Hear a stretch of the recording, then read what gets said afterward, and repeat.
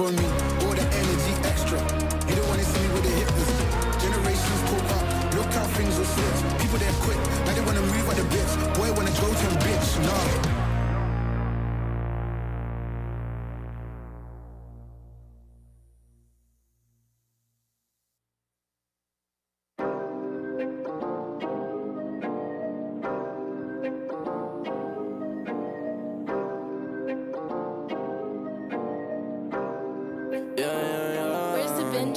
Working a 9 to 5, I had to go and feed the guys. Nobody did it right, I had to show them how to grind. I had to be the hard, this is the life I live for God. Taking a step at a time, we going up, we headed to Mars. Taking them chances, making decisions, you know I'm never gonna lie. Till you let go, I'm copying all of who you gon' be inside. I cannot fake it, I gotta face it, I gotta do the time. You gotta wait, make for a great pay, make sure you're doing your job. Gotta deal with the patience, 200 every occasion. Going to different locations, how they got when I need some direction. Me and Vinci go up every session. Cook it up, yeah, you know it's no pressure. Yeah, you know how we do it, we all in. We can slow up and you never catch us. Working a 9 to 5, I had to go and feed the guys. Nobody did it right, I had to show them how to grind. I had to be the hard, this is the life I live for God. Taking a step at a time, we going up, we headed to Mars. You know my slimes, they came from the bottom to top. They can define us, they tryna find us. Boy, I know you with the ops. We're not the same, no, you can't compare me. I don't belong in the box. Don't try to play me, no, I'm not friendly. This is everything I got. Ain't no playing around, this is no playground. It no matter, I do what I say now. I'ma go give them something to say now. Got them stuck on my back like a spray ground. CZs don't gotta complain. I'm a shooter, got eyes in my van. They said that I would never make it, they thought I was crazy. They said I'm insane. Working a 9 to 5, I had to go and feed the guys. Nobody did it right, I had to show them how to grind. I had to be the hard, this is the life I live for God. Taking a step at a time, we going up, we headed to Mars.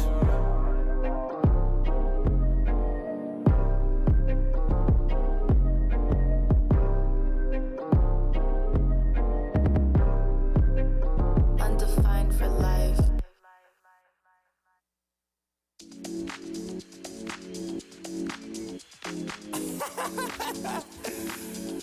Oh man, what you talking about, man? What? You so crazy, bruh. Wasn't too long before I realized a whole lot of truth just realized. Two groups faking the real guys, and both of them plotting on your meal size. Gotta be more, is this real life? Got a bad hand, but I still try. Try and knock me down and I still climb. I can see the promised land right over the hill line. And when I get there, yeah, we all gon' party. Learn how to surf cause the waves is gnarly. Gotta make the bread, gotta bake the barley. But it take a little time, be patient, darling. Working for the people, gotta rake them all in. But sometimes people make you hate your calling. Some people panic when the brakes is stalling. Me, I go to God when my faith is falling. Put it on the tattoos. A righteous man don't know bad news. Found forgiveness for my snafus. Nothing for the pretty girls trying to get a cashew. Bad dude. Sometimes life really suck like a vacuum. The devil I don't never turn my back to. I just want to shower love like a bathroom. And be a role model for the black youth.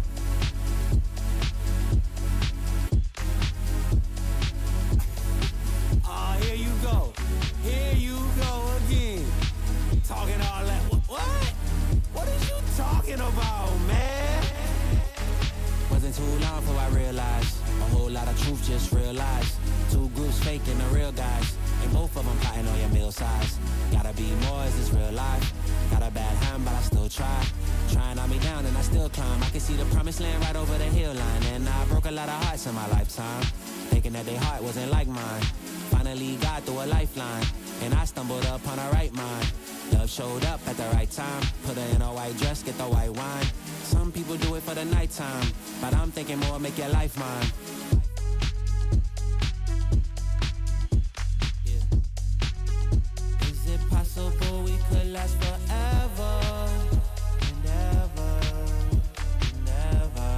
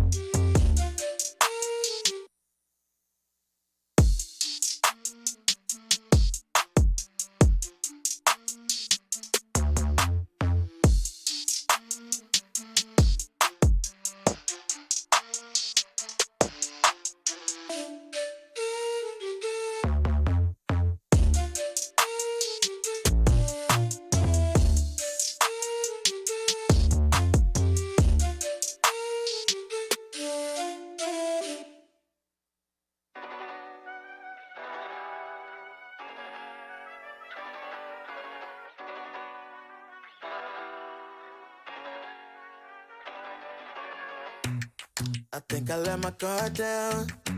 Certain things ain't the same now.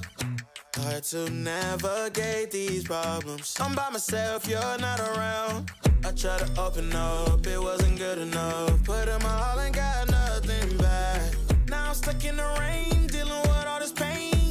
Why you gotta do me like that? Don't say you love me, then go and leave me. It can't get ugly, trust and believe me. Say it to myself, looks so deceiving. Trying to fight back, this far from easy. I've seen your hands. Delilah, don't you know I've seen your hands. Delilah, don't you know heart turned cold, lost control. Looking at this beautiful distraction. Fell in love with a fatal attraction. I really let my guard down, now relaxing. Why did I open up? She taking way too much. Put in my all and got nothing back.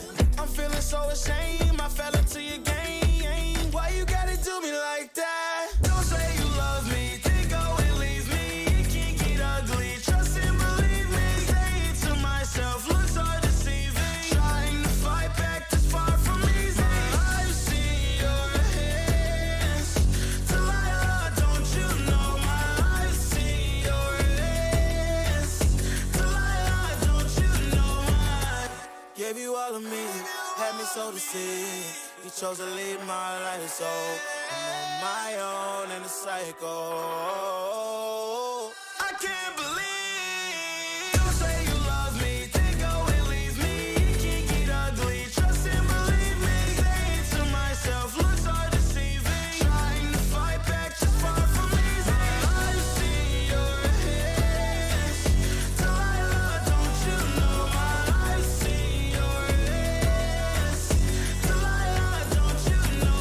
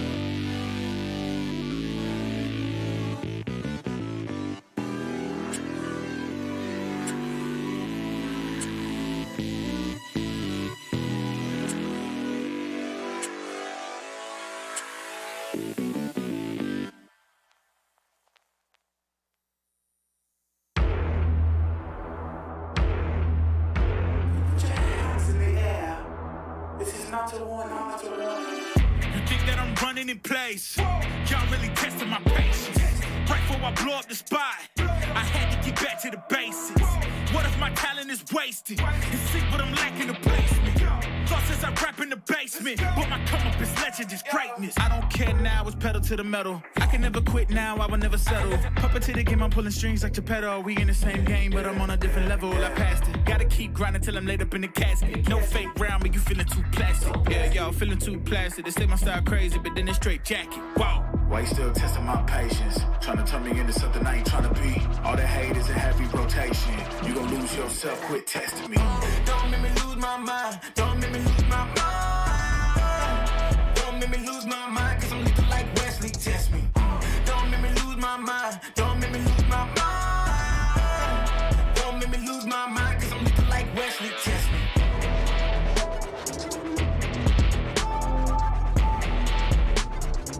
Cause I'm looking like Wesley, test me.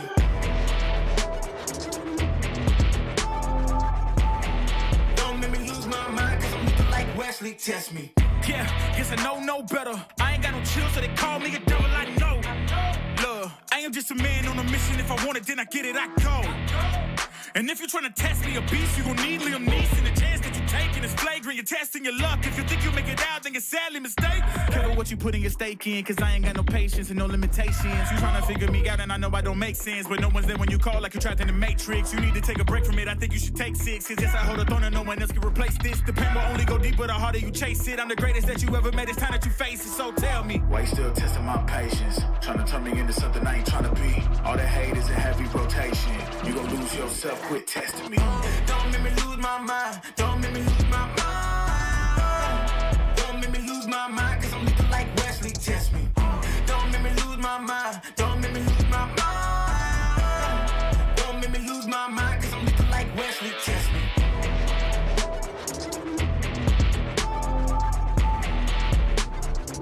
Cause I'm looking like Wesley, test me.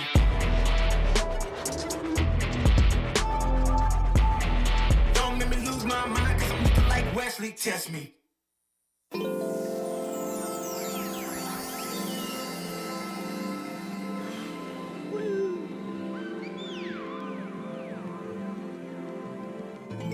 Yeah. Yeah. Yeah. Yeah.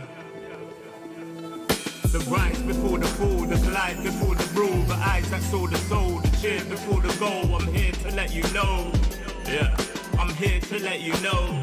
Yeah. I sky gaze over my taste. Like Peter, this is my space. I'm spacey.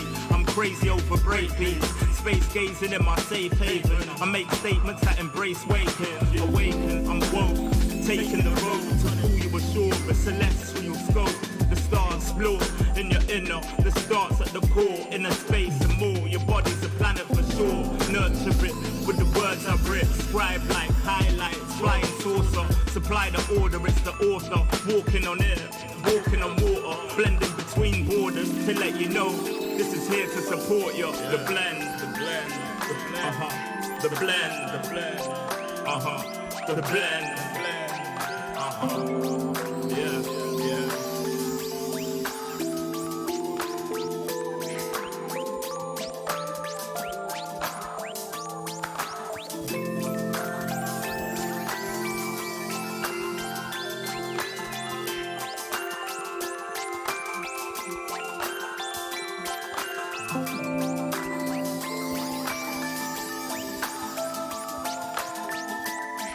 Yeah. Yeah. Yeah. Second verse after the first. Take control with words, roll reverse, the rebirth of verb from inside out, outside in. We control the hurt frequency. The heart of the world beats in me. It beats on beat as we breathe deep. Oxygen from trees feed. Gift in our gift. This right here, proof we exist. Mind state is gravity, the way you uplift. Across seas swift, water quench thirst. There's a shift. Set sail like shit to find other lands. Some other lands, sun is planned. With the words I'm writing, I'm fertilizing. The earth's a rising, realizing. Global warming and the sea is rising. Pollution the planet needs metabolizing. It's full of fire like a dragon fighting, creating hot springs when the pressure rising. It's ever rising, but I'm never frightened, cause the days will brighten. Yeah, the blend.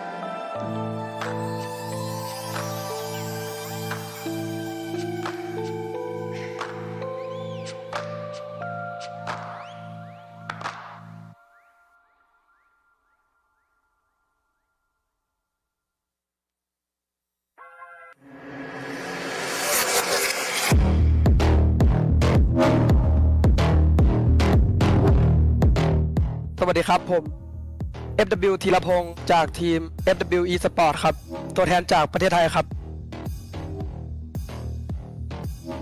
ความคาดหวังของผมคือเป็นที่หนึ่งของ APAC ครับและได้เข้าไปแข่งโวครับกับเพื่อนๆมีคู่แข่งคนสำคัญที่ผมจับตามองครับมีเซอร์เซียกับเปเปเล็กครับเพราะว่าเขาเล่นดีครับแบบแผนเขาเยอะมากครับพวกผมเอาชนะได้ยากครับที่ผมจับตามองอยู่คือสแกรี่ครับเขาเป็นตำแหน่งคอนโทรลเลอร์ที่เล่นดีมากๆครับวิธีที่จะเอาชนะได้คือการสื่อสารครับพวกผมคิดว่าการสื่อสารของพวกผมพัฒนาได้อีกครับการสื่อสารแล้วก็ทีมเวิร์กแล้วก็แบบแผนครับแล้วน่าจะเอาชนะได้ครับฝากขอบคุณแฟนๆที่ติดตามทีม FW Esports ด้วยนะครับพวกผมจะทำให้เต็มที่ใน APAC Playoff ครับ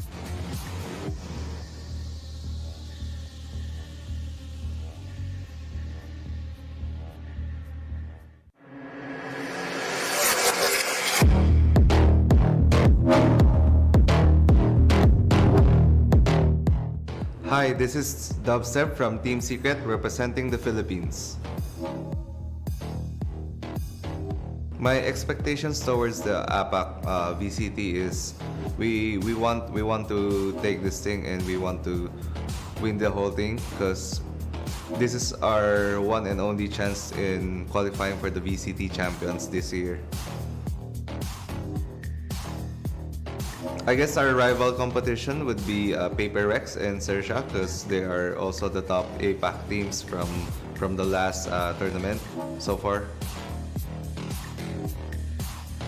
I think the player to look out for is Forsaken from Team Paper Rex.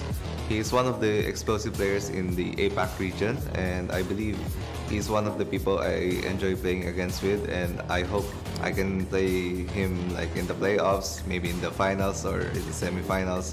He's one of the few players that makes me enjoy competing in this region. To overcome all the challenges, we will do our best and we will keep the pace and do what we excel the most. We train hard, we train harder. Even if we win, we train even harder. So we won't be backing down on any of these challenges on the upcoming APAC stage. Quick shout outs to all of the fans, the supporters that have been supporting us since day one, and I hope you guys can support us also on the upcoming VCT APAC playoffs stage 2, and see you guys there. Again, this is Dubstep from Team Secret representing the Philippines. Watch us on VCT APAC Challengers Playoff Stage 2 on PPGL. See you guys there.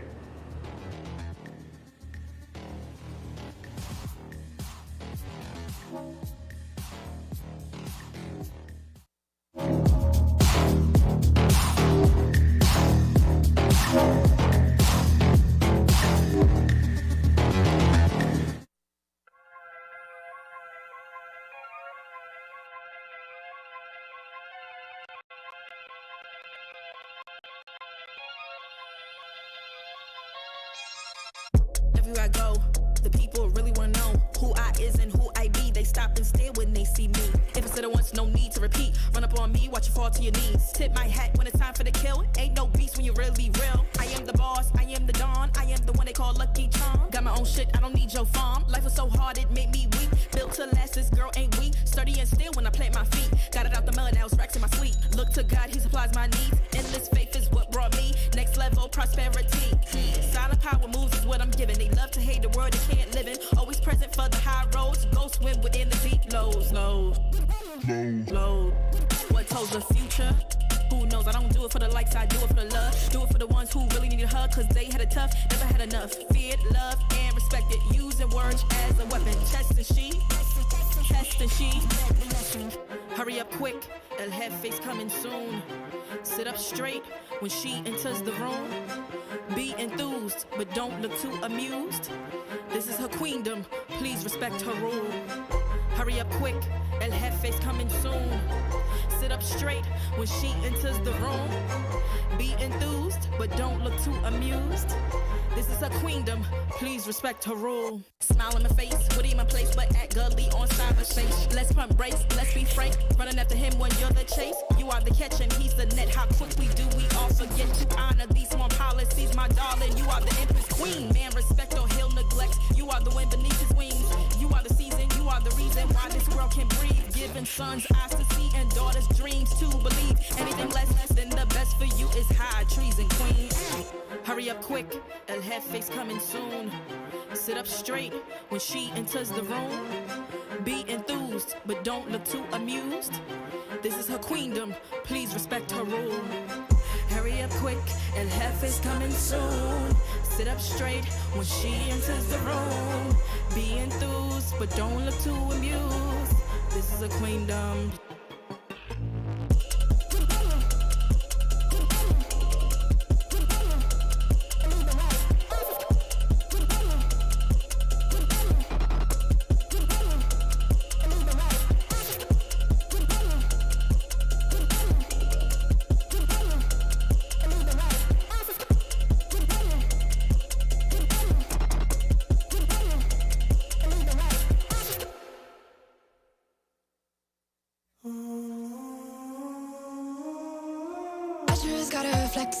Flex on the lean.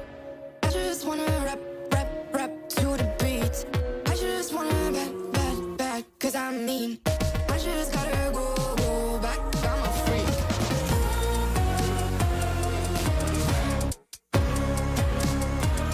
Gotta go. I just wanna rap to the beat. Move of emotion, they drunk at their problems. They always on road and they stuntin'. She noticed cause she's the same. She's trying to stop playing games. Move of emotion, they drunk at their problems. They always on road and they start. She noticed cause she's the same.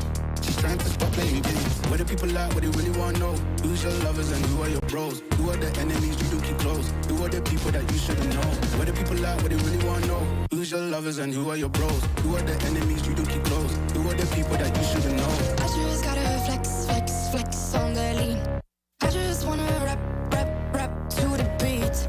I just wanna back, cause I'm mean.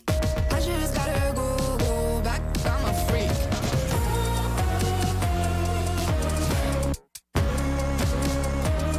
Gotta go. I just wanna rap to the beat. The chains, my vest, my watch, my belt, my cheese, my house, my sneakers, my blouse. I just party hard, topping the one in the chart. I've already won, babe, but then you start. Flexing on ya, flexing on me. Flexing on ya, flexing on me. I just gotta go, but I wanna hold on. I can't let you go, but I gotta stay strong. Unless you heard it from me, then you ain't heard it from me. Got it from me, all the energy extra. You don't wanna see me with the hitters. Generations caught up, look how things will switch. People they're quick, now they wanna move at the bits. Boy wanna go to bitch, now I'm moving. I gotta do what I do. I'm really here on my ones now instead of 4 3s or 2s. And now it's Effie from Paris. I could've been effing you in Paris. I don't wait for the drop, I just flow from the pot.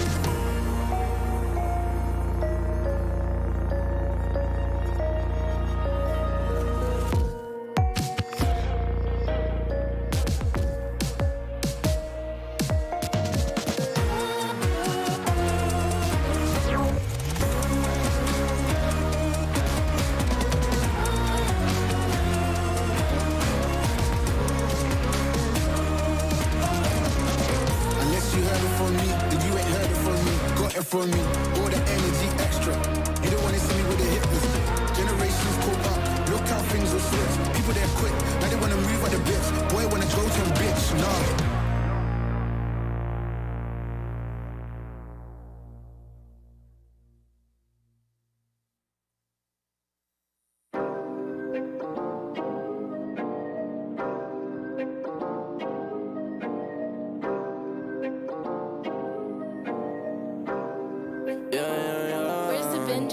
Working a 9 to 5, I had to go and feed the guys. Nobody did it right, I had to show them how to grind.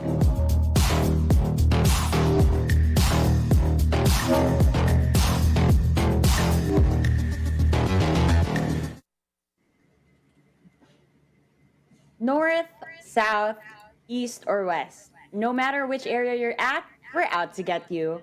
We're looking for the best of the best across Asia Pacific, so you better step up and bring your A game on. This is it, Challengers, the ultimate test. This is VCT Stage 2 Challengers Asia Pacific.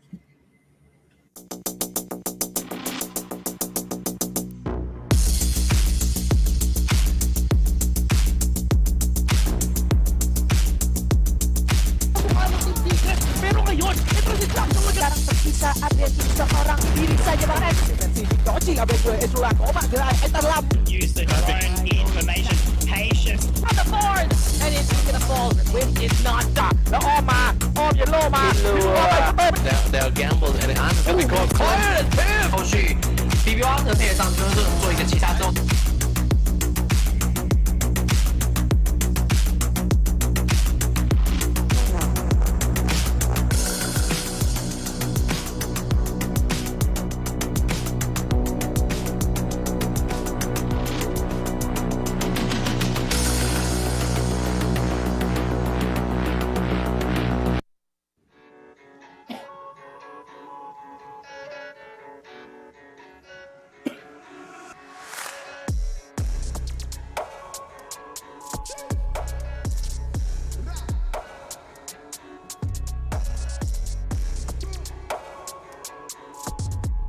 We welcome another day with a good dosage of Valorant. The atmosphere today is a little bit different compared to yesterday, probably because a little bit of the tension has been released. But before I explain further on this, allow me to introduce our panel. I'm Likeable, your host.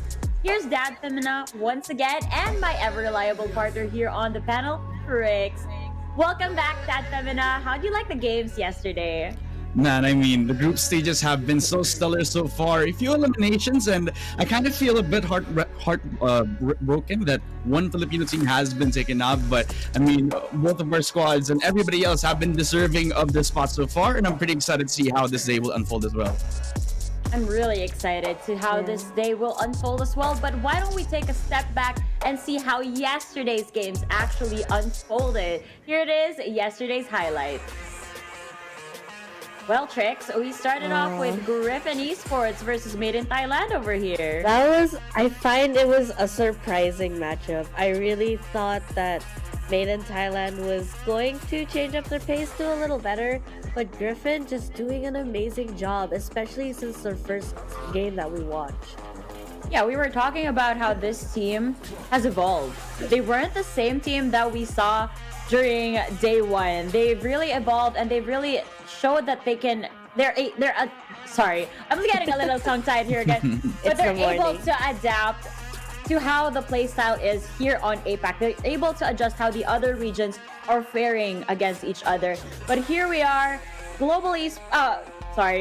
Rextricum Keon versus Global Esports, Dad Femina. Yeah, I mean, for Rextricum Keon, I mean, they were given the tempo that they wanted against Global Esports, who definitely put up a fight more than we definitely expected. But for talented players like SK Rossi, Lightning Fast, who opened up so much of the matches, or RQ just had the better tempo and had the better adaptations especially when they head into the decider maps. I mean, for our RQ, that was a really big test of their strength, and their momentum just rioted all throughout that match. As well as their mentality, going into it. It's a lot of pressure. Whoever loses is getting knocked out. You want to stay on your A game. It did look a little dicey near the end of Haven, but they were able to compose themselves, close it out, play a little more coordinated and collected. Yeah, it did feel like there was a bit of overheat towards the end, but I'm glad that they were able to pull it off in the end. But of course, the last series of the day, the heartbreaking series that Femina for us, Oasis Gaming losing to Boom Esports. I was watching this with my family at home, and we were really heartbroken. But then again, it was Boom Esports who definitely were at edge on every sort of situation. We saw that Oasis were pretty proactive, especially on the early game, but when it came into that mid-round adaptation, just Boom Esports able to get an edge every single time and just never given an opportunity for Oasis to get back up. And I really feel like it all comes down to that individual skill as well. And Tebatal and the rest of the squad from Boom Esports just able to capitalize on every sort of opportunity that Oasis was trying to build back up. Boom Esports really looking more on form than they did when these group stages actually started. So I'm glad to see that it looks like all the boys are waking up and coming online. Oh, I'm very happy to see that too. On the side of Oasis Gaming, I love that they tried to spice things up with that double controller, and I do think that they've had an improvement. I always joke about how they should ban bind, but yesterday they didn't and they actually got to play it. And I'm happy that we got to see the improvement. Unfortunately, BME was one step ahead of them and was able to get that win. And they will be the ones that will be continuing this journey.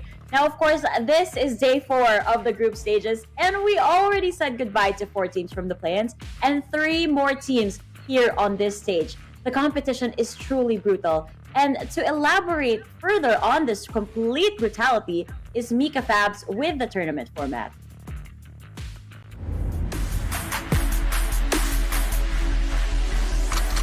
This is the VCT Challengers APAC Stage 2 playoffs. The climb to the next global stage begins for APAC as the top 20 teams from the region seek out to be feared by those at the top. The tournament begins with the play-ins, where 8 teams are split into 4-team double elimination brackets. The top 2 teams that claim victory in each bracket proceed to the group stage. In the group stage, we'll see the top-seeded squads from the different regions and our teams from play-ins go head-to-head in a 4-team double elimination bracket. The top 2 teams from each group then move on to the playoffs.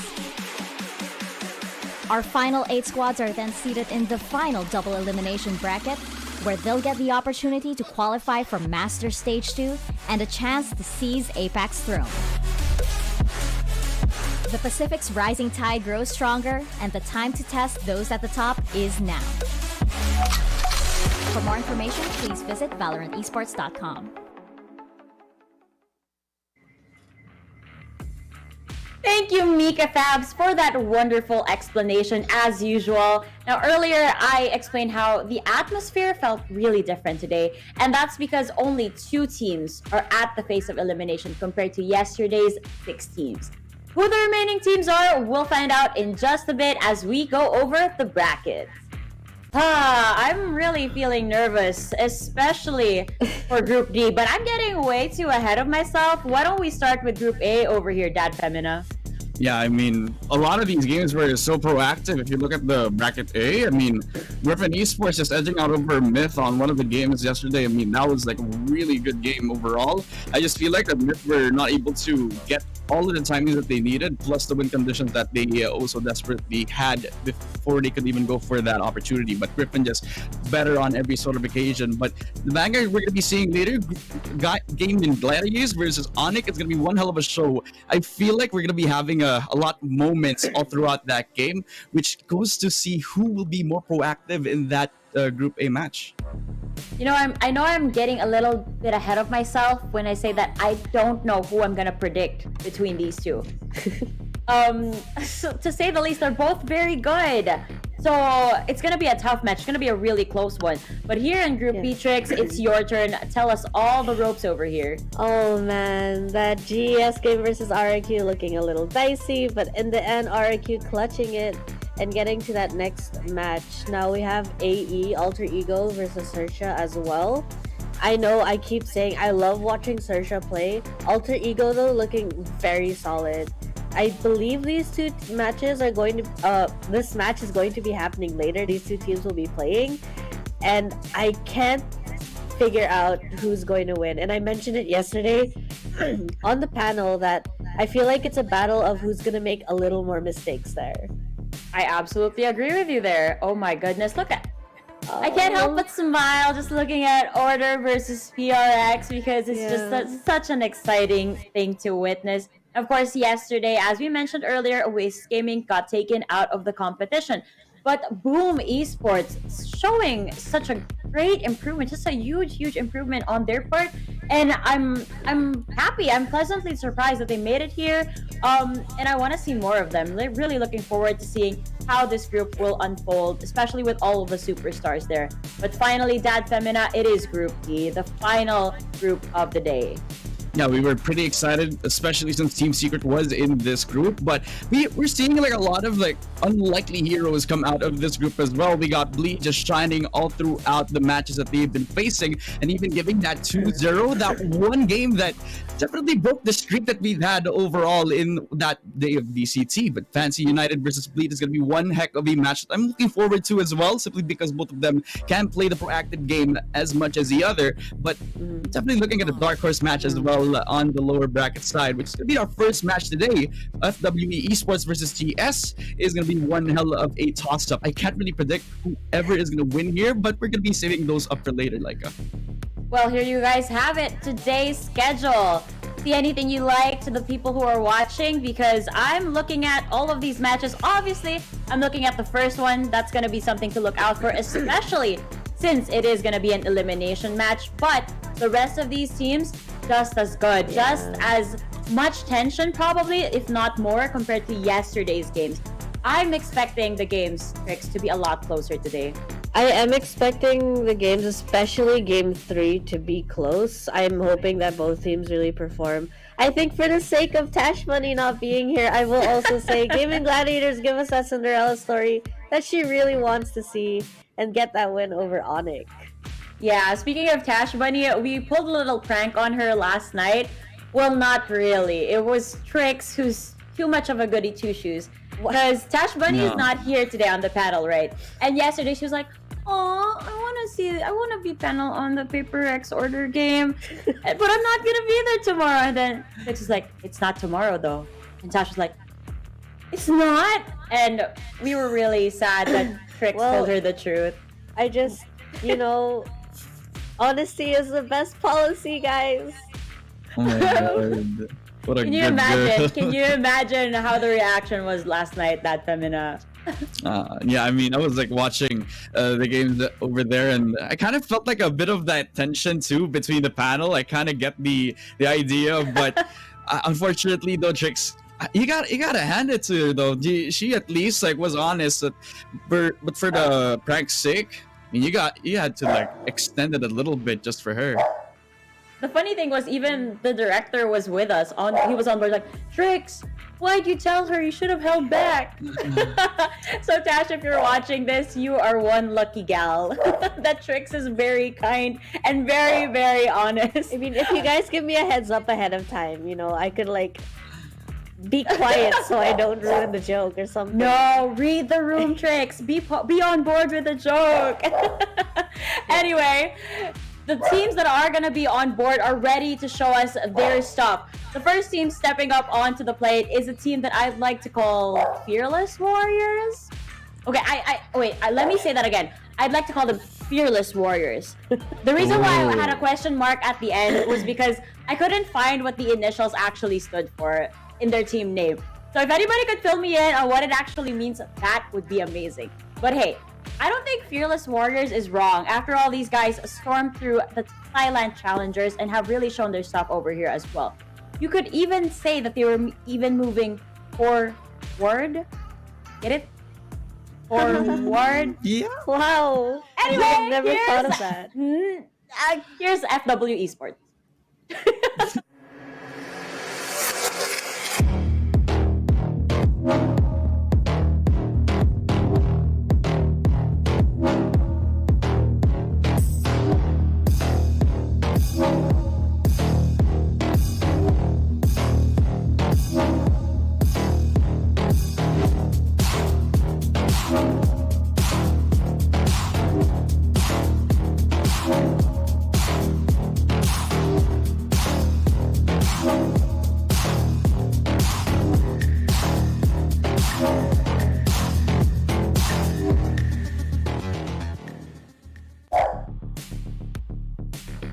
Dad Femina, the last time we introduced this team, I find not this team, the other team.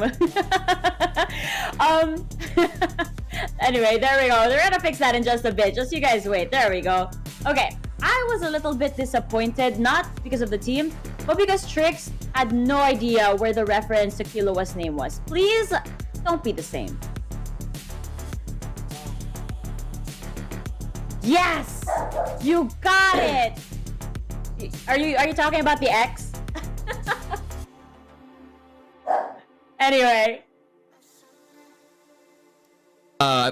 Going back to the team though, I do want to talk a little bit about FW Esports. They're a bit of a reactive team that makes set plays around enemies that are really proactive. They can't get lost when they lose a man through default, but since Glow is a pretty flexible player, that does make up for a bit of their miscoordination. He can be frontline, he can hold up a fight and can flank, plus catch off timings. They do like to play default every round, which means they like to set the tempo that they want, but that also is susceptible to teams that want to play proactive in the early game, especially for defensive squads like Xerxia, like RRQ, like Paper Rex and ONIC that we all see thriving in our group stages so far. They can make good interpretations off of info, and I saw that all throughout their last game between them and Fancy United, but they're gonna have to prove a lot more than that for them to be able to have a mark here in our group stages. I'm looking at their camera, kind of shaky over there. Hopefully that is not a foreshadowing that their gameplay today is gonna be shaky. Just hopeful for FW Esports. Now, of course, on the other end of this team is a team that's trying to prove that they are back. They made it to Champions 2021. Such an amazing feat at that, which led to the disbelief of their fans as they failed to qualify during APAC Challengers 1. This time around, they're giving it everything that they've got, even putting penguin plushies at risk. So here they are, Team Secret.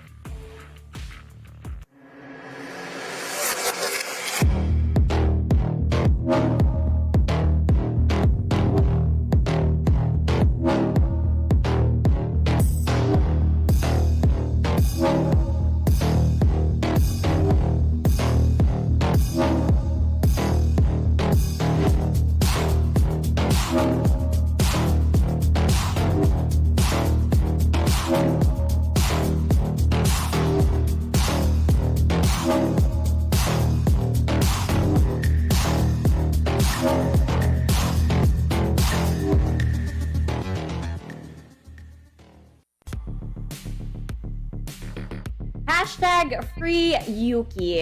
Coach Fade, if you are listening right now, please cut the penguin some slack. But Dad Femina is Trix rather, sorry. Is this gonna be a case of hashtag save Team Secret? I mean, I feel like their starting run, or at least their first series that they played on the APAC Group Stages, Stage 2, I find that maybe it is a free Team Secret. Maybe, you know, they're a little too worried about freeing Yuki themselves. I find that all of these players, however, are doing a fantastic job. And honestly, they have proven to be doing well. I know that the start of their 2022 run was a little dicey. I feel like their start in APAC Stage 2 as well, maybe they're still finding themselves, still realigning with each other. I know that Boom Esports also had this issue with their first group stage game, where they were they were requiring each other to get back on that form. You know, it's sometimes difficult for teams to hit the ground running, and I feel that Team Secret especially might have gotten those jitters, or might have been a little, you know, not on the same page. Yeah, I gotta give like the benefit of the doubt from that last performance we saw. Maybe they were trying out a new style of play, and Yoru with Breach plus Fade and Omen, they do look good on paper, but the execution wasn't there. I do kind of get the idea. It was pretty creative since the support staff have definite utility and crowd control that do cover up Yoru's weaknesses, but that just means you have to play aggressive, which doesn't really agree to the methodical style of control that TS is more comfortable on. So maybe they can go back to the same style later and maybe polish a bit of that same style, or they can go back to what they usually go on to and be more of a comfortable style that we all know TS love to do. Yes, speaking of style, here are players who have that style in them whenever they show up on the maps that we have here. On our head-to-head, we got Apinya and Borkum Tricks. I know that this was your idea. You love the Borkum time, but do you also love the Apinya time? I do. I think when Apinya pops off, he's really able to position himself for success. I always love seeing controllers kind of play the map, play the opponents, you know. They play those mind games, not really certain where they're going to be, trying to get that advantage.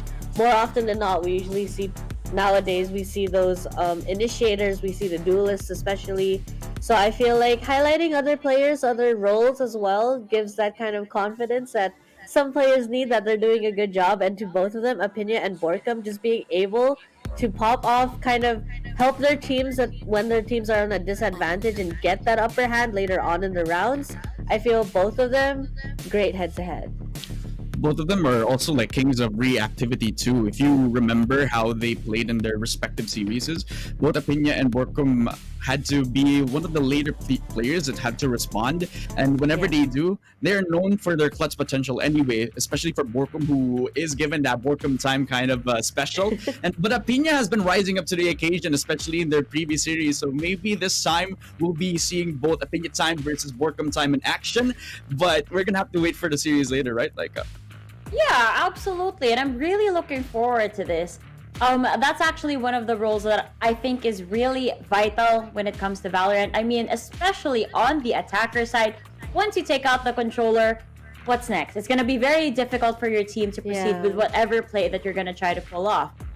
Okay, I think, I mean, I feel that, you know, one of the more difficult things in Valorant, at least what I find difficult in Valorant in order to practice it, is that you're not going to be ready for every single situation that arises.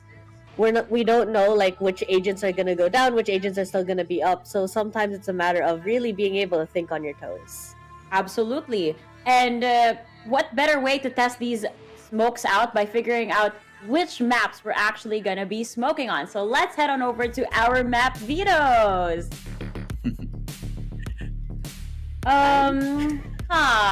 Fine question mark.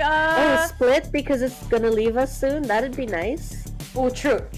We were talking about this yesterday. We want to see more split before it goes away. But for Team Secret, that's not gonna be the case. I mean that's fair. Team Secret throughout the whole 2022 hasn't exactly had the best time on split, although it also seems Icebox not doing too hot for them. And no bind either. I'm not even mad that Femina. I mean, Bind has been like a very stellar map for a lot of proactive teams anyway. I want to start off the action pretty early, and the Team Secret do want to do have like that proactivity to themselves sometimes.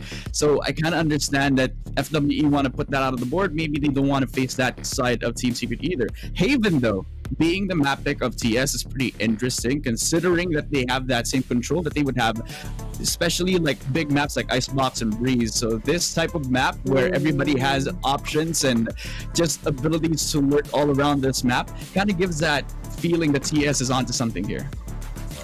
You know, with that Icebox pick as well, Team Secret really seeming to struggle on it during their first series. So I am not surprised by the pick. I am actually surprised that Team Secret decided to leave Icebox open. I'm hoping that maybe there's something there that they're planning now, something they might have fixed. And the decider map being that Breeze, which is also one of the large maps. I feel like teams like this tend to pick those, you know, the more open maps. Usually if they like Haven, somebody else picks Icebox. They always have that Breeze at the end or sometimes a Fracture mixed in. And it just kind of goes to show that these teams are a little more confident in their aim and hopefully will showcase their ability to control pivotal points on the maps. Yeah, I agree. Team Secret picking Haven, really good, especially since FW Esports has actually struggled here during their Thailand challengers. They lost against Xerxia, they lost against Made in Thailand, and they did win against Full Sense. So I just hope that they don't struggle as much and they show that proactivity or like that fire in them when it comes to Haven. It's a lot to take in. But moving over here to Icebox, gonna be tough for Team Secret. I wonder if they're gonna pull out that same composition that they pulled last time versus Bleed, or if they're gonna go with their usual composition, which is Dubstep on the Jet, Spencer on the Killjoy, Jesse Bash on the Sova, Wits on the Chamber, and Borcom, of course, on the Viper. I don't know how this is all gonna go, but Trix, looking at this right now, who are the maps favoring? I think the maps might be favoring Team Secret depending on how their form is today. I know that their Breeze has been pretty decent throughout 2022. I know that their Haven has also been quite good. So I think in general, with all of these map picks, with how the teams are performing, I'm hoping Team Secret wakes up a bit more and take the series.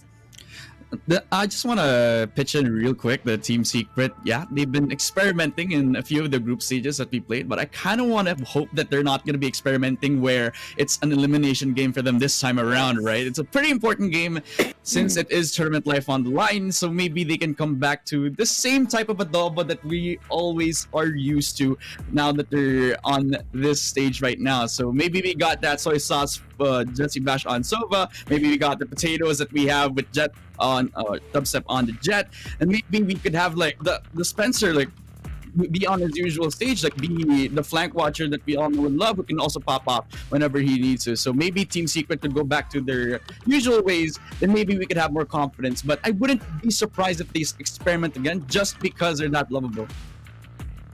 Why are we talking about food again? Tash did this yesterday and you're doing it too. You're so lucky that I already had my breakfast or else. No, I'm just kidding. But yeah, with that all said, let's do some predictions. I know you guys aren't too excited about this either. I'll just go first because obviously I talked about this. I have never predicted against a Filipino team so far, I think. Yeah, I don't think so. So I'm gonna go with Team Secret for my prediction here. But any of you guys want to go first? I think I want to pitch in that Team Secret, I feel like they have a better shot at taking this series than the last series that we had. Yeah, I was the one who was super confident saying 2-0, but I kind of had to bit my tongue last time. But this time, I'm not going to be backing down. This is Team Secret going to be taking this series against FW Esports. They could go back to that same proactivity that they usually do on their regional playoffs. Plus, they also have that style of them that they need to get that ball rolling. And they're also the ones who like to take their picks anyway, play a bit more slowly before they could execute on the site, which could become FW's downfall. So Team Secret here going to be taking the series for the first game of the day. You know, following on that, as a person who likes numbers, I think Team Secret has the numbers. But I have been proven wrong before, you know, with Myth and Griffin. But I am thinking Team Secret for this one. Not again! No. It's the same thing from last time. Knock on wood, guys. Don't jinx it. We're all Team Secret, dude. And last time that this happened, Bleed won. Are we cursing them again? Okay, wait. To be fair, you know, let's just like touch up on Bleed. Bleed performed exceptionally. All right, it's not like Bleed was the same Bleed that we saw in the play-ins that was kind of struggling, figuring themselves out. They played phenomenally. And, you know, I think Team Secret probably also didn't expect that kind of performance coming in from Bleed. So hopefully coming into this match, Team Secret's going to be more prepared and saying, okay, FW Esports is also going to be putting their all for this. They're going to be putting that effort and Team Secret needs to match it. Now I'm looking at these compositions. So far, nothing out of the ordinary. Oh, but we do have Dubstep once again on that KO, like we did see him during that Bleed game. Hopefully, though, he was able to make the adjustments. We talked about over and over here. We talked about how we want the initiator, specifically the KO, to really step up here. So, Trix, thoughts on this? I need to hear it. I think, you know, Team Secret need to take into consideration the kind of lineup that they have is very information heavy. While FW Esports is going into this lineup with that kind of execution heavy, it's a lot of flashing, it's a lot of controlling, it's a lot of just forcing people out. So Team Secret here need to get their advantage by getting the right kind of information to help them get that space. On the other hand, FW Esports needs to prioritize on that, setting themselves up for success by probably giving Team Secret that false information and then hitting a site together and overwhelming them, running them down. I feel if they go for the slow picks, it might not work to their favor, but Team Secret has had their holes in their defense, which might just be the edge that they need. I kind of feel like for FWE too, they kind of have a really good comp on the map of Haven though, because it opens up so much options for them, both on the attack and the defense, especially for retake when you need a lot of that util to support the Neon that's pushing in. And Team Secret, sometimes they aren't really a lot, like all 5 of them alive once they secure the site, right? So if in order for them to succeed here, they not only need to like get in fast, use that information given by Dubstep and Jessibash, they also need to make sure that they got the site locked down, because FW Esports, their win condition here is to just brute force every single time that they need to some sort of map control. And I feel like for them to maybe dodge away from the utility of Sky and Breach, they just have to prepare for it. They absolutely do. Oh my goodness, my heart is pounding right now. First game of the day is going to be held over at Haven. Remember, one of these teams could be eliminated. Do or die, make or break, now or never. For either Team Secret or FW Esports, this could be the beginning of the end of their APAC run. So pay close attention as the story unravels before your very eyes. Casters, it's all up to you now.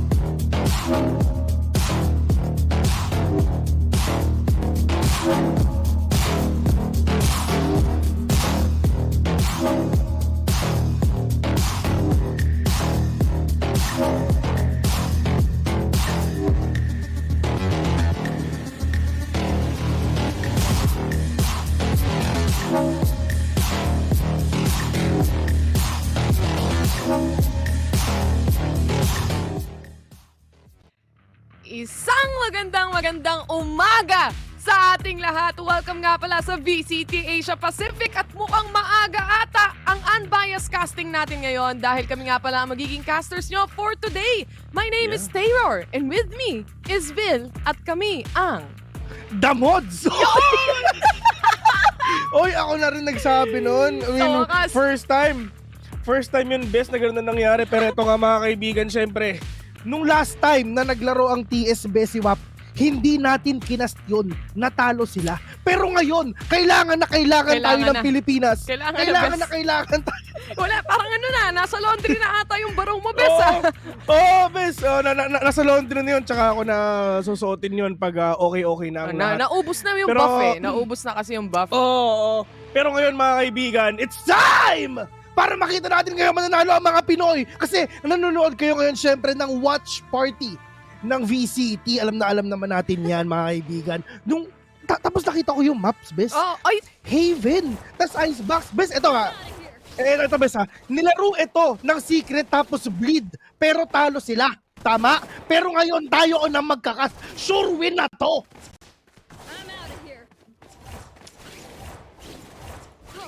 Oo nga, di ba? Patulugin nyo na!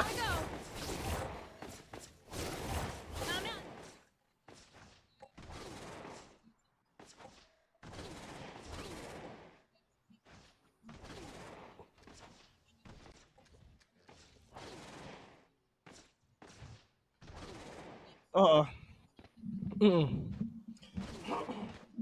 Yeah.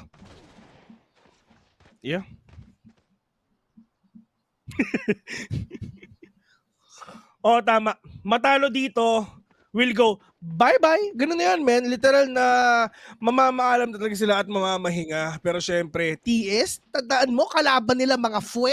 Kala mo naman talaga mananalo. TS versus fue. Literal na yan lang ang sasabihin ng Team Secret pagkatapos ng game na to. Kayo pala yung kalaban namin? Fue. Di pa nagsistart. Pinoy na Pinoy talaga. Ito, ano mo ba, Bes? Itong mga pangalan ng FE. Pag yung Kilua, pag meron ko nakalaban na Kilua, asahan mo na, na smurf yan. Oo. Pero, oo nga, tsaka sila Kurapika, Matic, ano na, One Piece na.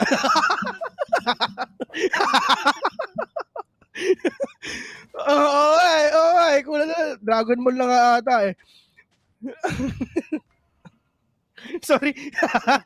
Sorry, iba ata yung napanood ko.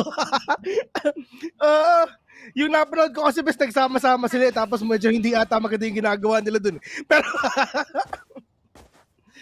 oo, yung Hunter X Hunter yan. Para ano, yun yung isang way para ma-trigger yung mga ano eh, yung mga anime lover eh, no. Basahin mo yung X. Oo. Oo.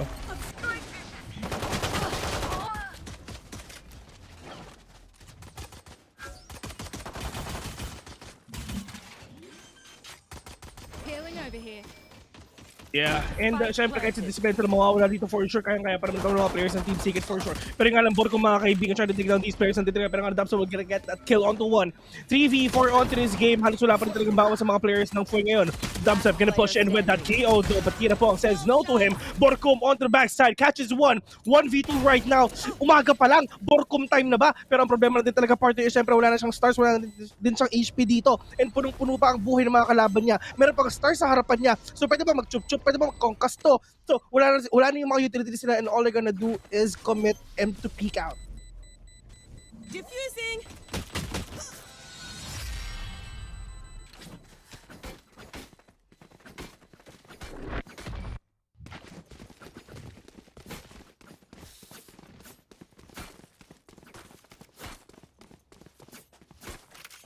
Napangitain to guys. Oo, 1-0 in favor of Team Secret. Oh, gano'n lang yan, man. Kasi ganito rin kasi guys, if ever sila natalo ang Team Secret sa pistol round, sure win na yun. Promise. Sure win yun.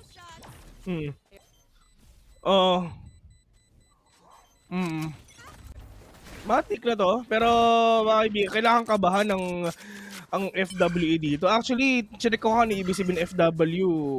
Wala daw ibig sabihin. Alam ko ang ibig sabihin ng FW Esports. Filipino win. Oh,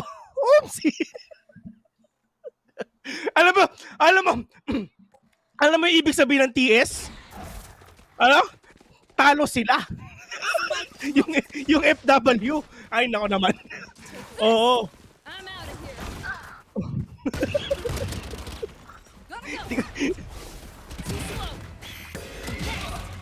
Uy! Jesse Batch! Lumiwanag yung buhay ni Jesse Batch. Kitang-kita naman natin. Pero this is gonna be dispenser. Let's see if ever mamatay si Kilua. Pero ang kulit-kulit mo, ha? Kiluha? Dire-diretso ka? Ano ka, jeep, ha? Pero ano to, bago to, na makikita natin si Neon dito sa Haven, ha? Iba to, ha? Pero feeling ko, partner, apparently, parang alam na rin talaga ng FWE na yung Team Secret na mga kalaban nila nung isang araw pa. And for sure, they did their homework kung paano ba nila mapipigilan din ang Team Secret dito sa mapa na to. Pero kahit anong mangyari, mapa pa rin talaga ng Pilipino to.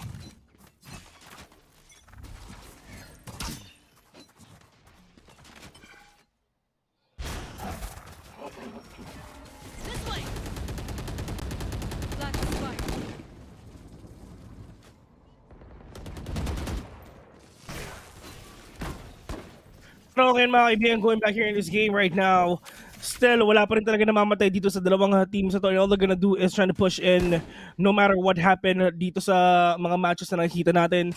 And paano ba makakapasok ang FWE dito? At the end of the day, Team Secret, sila pa rin talaga ang kings of retake dito sa mapa na to. We've seen them, we've known them dito sa Haven na ito ang pinaka-favorite nila. Even Gambit.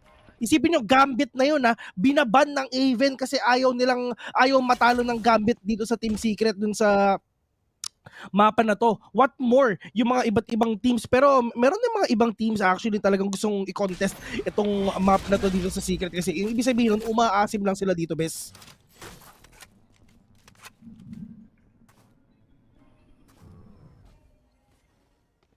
Seconds left. Here we go. One enemy remaining. Look. Makakuha ng mga kills. Hindi, ano yan, partner syempre, pinagbibigyan lang nila ang FWA dito, of course. Ganoon lang din naman talaga nangyayari dyan. And dito sa Team Secret, if ever lang din talaga na makapick off si Borkum dito, at least dalawa, merong kumulat dito sa FWE, siguro kaya na i-clutch, pero yun nga lang, wala na choice eh. All you're gonna do is trying to back away and save that gun, and probably do something nilang next round kasi sila naman yung ano, I mean kahit walang pera ang Team Secret, at least si Borkum meron pa naman siyang backup dito kahit paano. Faultline's not gonna connect though, pero yun nga lang, Majesty with that huge kill mga kaibigan, Team Secret completely wala silang pera ngayon. Babawi lang sila next round. Pero alam naman natin sila na talagang sobrang init nila pag thrifty. Halos doon pa sila nananalo pag thrifty. Kala tuloy ng viewers wala kang kausap, no? Sana ngayon meron ka ng kausap, bes, sa stream. Hindi ko alam kung naayos na nila, pero balita ko naayos na daw. But just a quick replay. Ito nga yung buy round officially ng Team Secret. Unfortunately, hindi pa rin nila nahanapan ng paraan paano i-shutdown tong mga players ng FWE, no? Even the entries that they did actually a while ago, hindi rin nila napatay yung nag-aabang na sa gilid. Sarili kong joke, ako yung sarili kong joke, ikaw na yung tumatawa, bes. Wala pa rin akong mic sa stream, Diyos ko. Ano kaya yung itsura nun eh, no? Yung tunog nun. Okay lang yun guys, pagpasensya na si Taylor, wala naman siyang ginagawa. Wala hindi ko alam eh. Wala, sabi okay naman daw. So, hindi ko alam kung naririnig nyo na ako sa stream, guys. Kung naririnig nyo ako, pag alamin nyo yung baso. Nantitrip ba sila? Hindi ko alam eh. Nantitrip, diba? Hindi ko rin alam eh. Pero dito ngayon, Kilua, gonna push it already, and that is Borkum. Gonna go down to the hands nitong Smurf na to. 4v5. Wits trying to play slow with that shorty, but Tirapong with a quick trade-off. Gonna take him down. Dispenser though, yes, he is low. They can actually do some rotations right now. Probably gonna go here in garages para lang syempre just to catch them off guard, and para syempre hindi malaman ng FWE kung saan pa talaga sila sisilip. Pero yun nga lang, Tirapong with that pop flash, pwede rin gamitin yan. He might actually get through here, which is yun nga talaga yung mangyayari ngayon. Pero pati si Tirapong na flash din eh, no? Hindi talaga alam kung saan siya titingin. Pero Dispenser and Dubsep, ito na ang DDS mga kaibigan, Dubsep Dispenser Supporters Club. But Majesty, biglang nawala, biglang natunaw. Natunaw din yung Team Secret. Sa Aftershock, and lahat sila natunaw, and halos wala pa rin talagang bawas ang fue dito. Fue! Ganun na lang talaga masasabi. Pero si Kilo 1, makikita mo naman, 9-2 ang kanyang score dito. The fragging potential of this guy is phenomenal. At the same time, yung mga entry niya, kaya nakaka-entry na maayos yung FWE rin dito eh.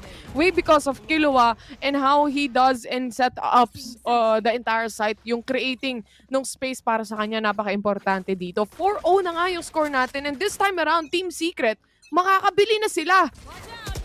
Yeah.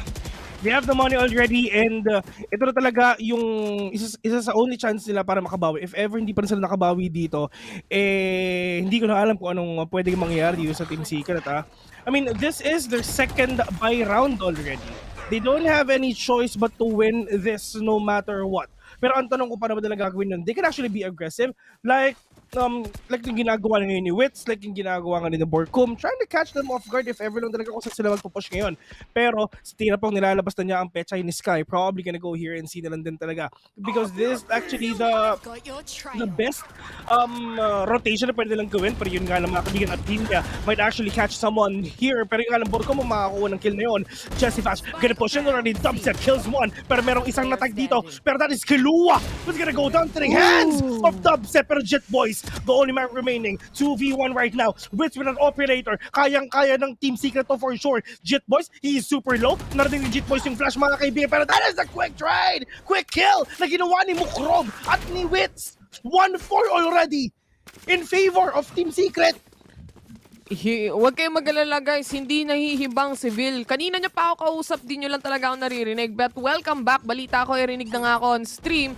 But just a quick replay, no? Ang ganda rin ng retake dito ng Team Secret. Kung kanina nilalabanan nila itong mga FWE pag pumapasok ng sites, hindi nag-workout. This time around, gumana na rin finally for them. And hindi na nga nakabuelo dito ang FWE. First score para sa ating first map na ito for Team Secret side. Pero ito na nga ata ang pagbangon ng api. Mabilis ang setup na naman ata dito for FWE. Pero malaki na ang bawas sa HP ni Killua. Meron namang heal na nagmumula from that sky. And pagkasilip mo, ito yung sinasabi kong entry. Vil, kaya-kaya yung makapag-entry. Kaso nasagot din siya ni Borcom. Borcom being flashed out on the back end here. Maraming na-detect sa site mismo. Si Sky sisilip na. But Terapong was able to get the kill instead. 3v3 situation right now. As Wits was able to take 1 kill and Jet. Yun ang sinasabi yung sige match! Tantarin mo kahit patay na! Yan ang gusto ko! Buwabawi! Pinagbigyan lang kayo! Gumusto pa eh, no? Pinaramdam lang kayo 4-1. Nakala mo naman talaga. Si Killua pa slide-slide pa. Kala mo naman talaga mananalo? Diyos ko. Pero kanina yung mga rounds, kaya lang naman kaya nakakapasok ng maayos at nakakabuelo talaga tong FWE dahil sa ganda din ng entry na dinadala ni Killua doon eh. Kaso Actually, this time, totoo isa lang yung napatay niya. Nasagot na siya. Iniwan siya. Tsaka at the end of the day, best, hindi naman nila makahabol si Neon eh. Oo, magaling nga siya mag-entry, pero matatrade off din talaga siya. Kasi nga, hindi nila makahabol kasi napakabilis na to, men. Mas mabilis pa sa tumatakbo sa Quiapo eh. Oo, alam mo yun, alam mo yung patok na jeep na napapuntang Kogyo? Ganun yun, men. Tapos malakas pa yung sounds. Oo, biyaheng Antipolo. Oo, mga biyaheng Antipolo, biyaheng Rizal. Pero ito na yung long ni Jersey Bash, mga kaibigan, sinampal sa mukha si Majesty. Patay eh. Patay, walang nagawa eh. Wala siyang nagawa eh. So wala nang pang-blind dito. Maliban na lang sa Sky. At marami pa rin namang utilities yung FWE. Yan din yung kailangan tapatan ng Team Secret sa defense. Kaya nahihirapan din sila ng mga una. Dahil nagbabasahan pa rin to. In the end, hindi pa rin sila nagkakatapat in a head-to-head. But Apinya. Napatay niya nga dito si Wits. Apinya. Grabe naman talaga. Grabe naman talaga yung pineapple juice ng Taiwan, mga kaibigan. Pero nga lang, Killua, saan ka pupunta? Takbo ka ng takbo! Yun pero nga, Apinya, with a trade-off right now, pero sa Apinya, he is low. Pwede siya mabawi ito, pero dubstep. Ang ganda ng pop flash, mga kaibigan! Catching down 2! We'll get 3! Dubstep popping off already! Sige, kaldagin mo isa-isa! Mga 2 pumps! Mga 2 pumps each! Pwede na! Tatlo pa yung choices niya doon eh, no? Triple kill eh. 2 pumps each! Ibigay mo na dubstep, best! Ang ganda nung Hunter's Fury, nag-connect talaga eh. Yun din talaga, best. Kasi napakaganda nung take ni Vash doon. Kasi sino ba ang the best na pwede niyang ipatayin dito? At saka si Breach. Kasi si Breach din naman talaga ang nagbibigay sa kanila ng mahirap na sitwasyon dito because of the fault line, aftershock, and syempre, yung flashes na literal na nadi-displace ka talaga. Which is, nag-iiba yung pwesto mo. Kaya nga displace eh, di ba? Magulat ka kung hindi. But I think for Killua, gagamitin niya ata yung ult niya dito. Makikipag-boost siya dito sa mga tropa natin sa Team Secret.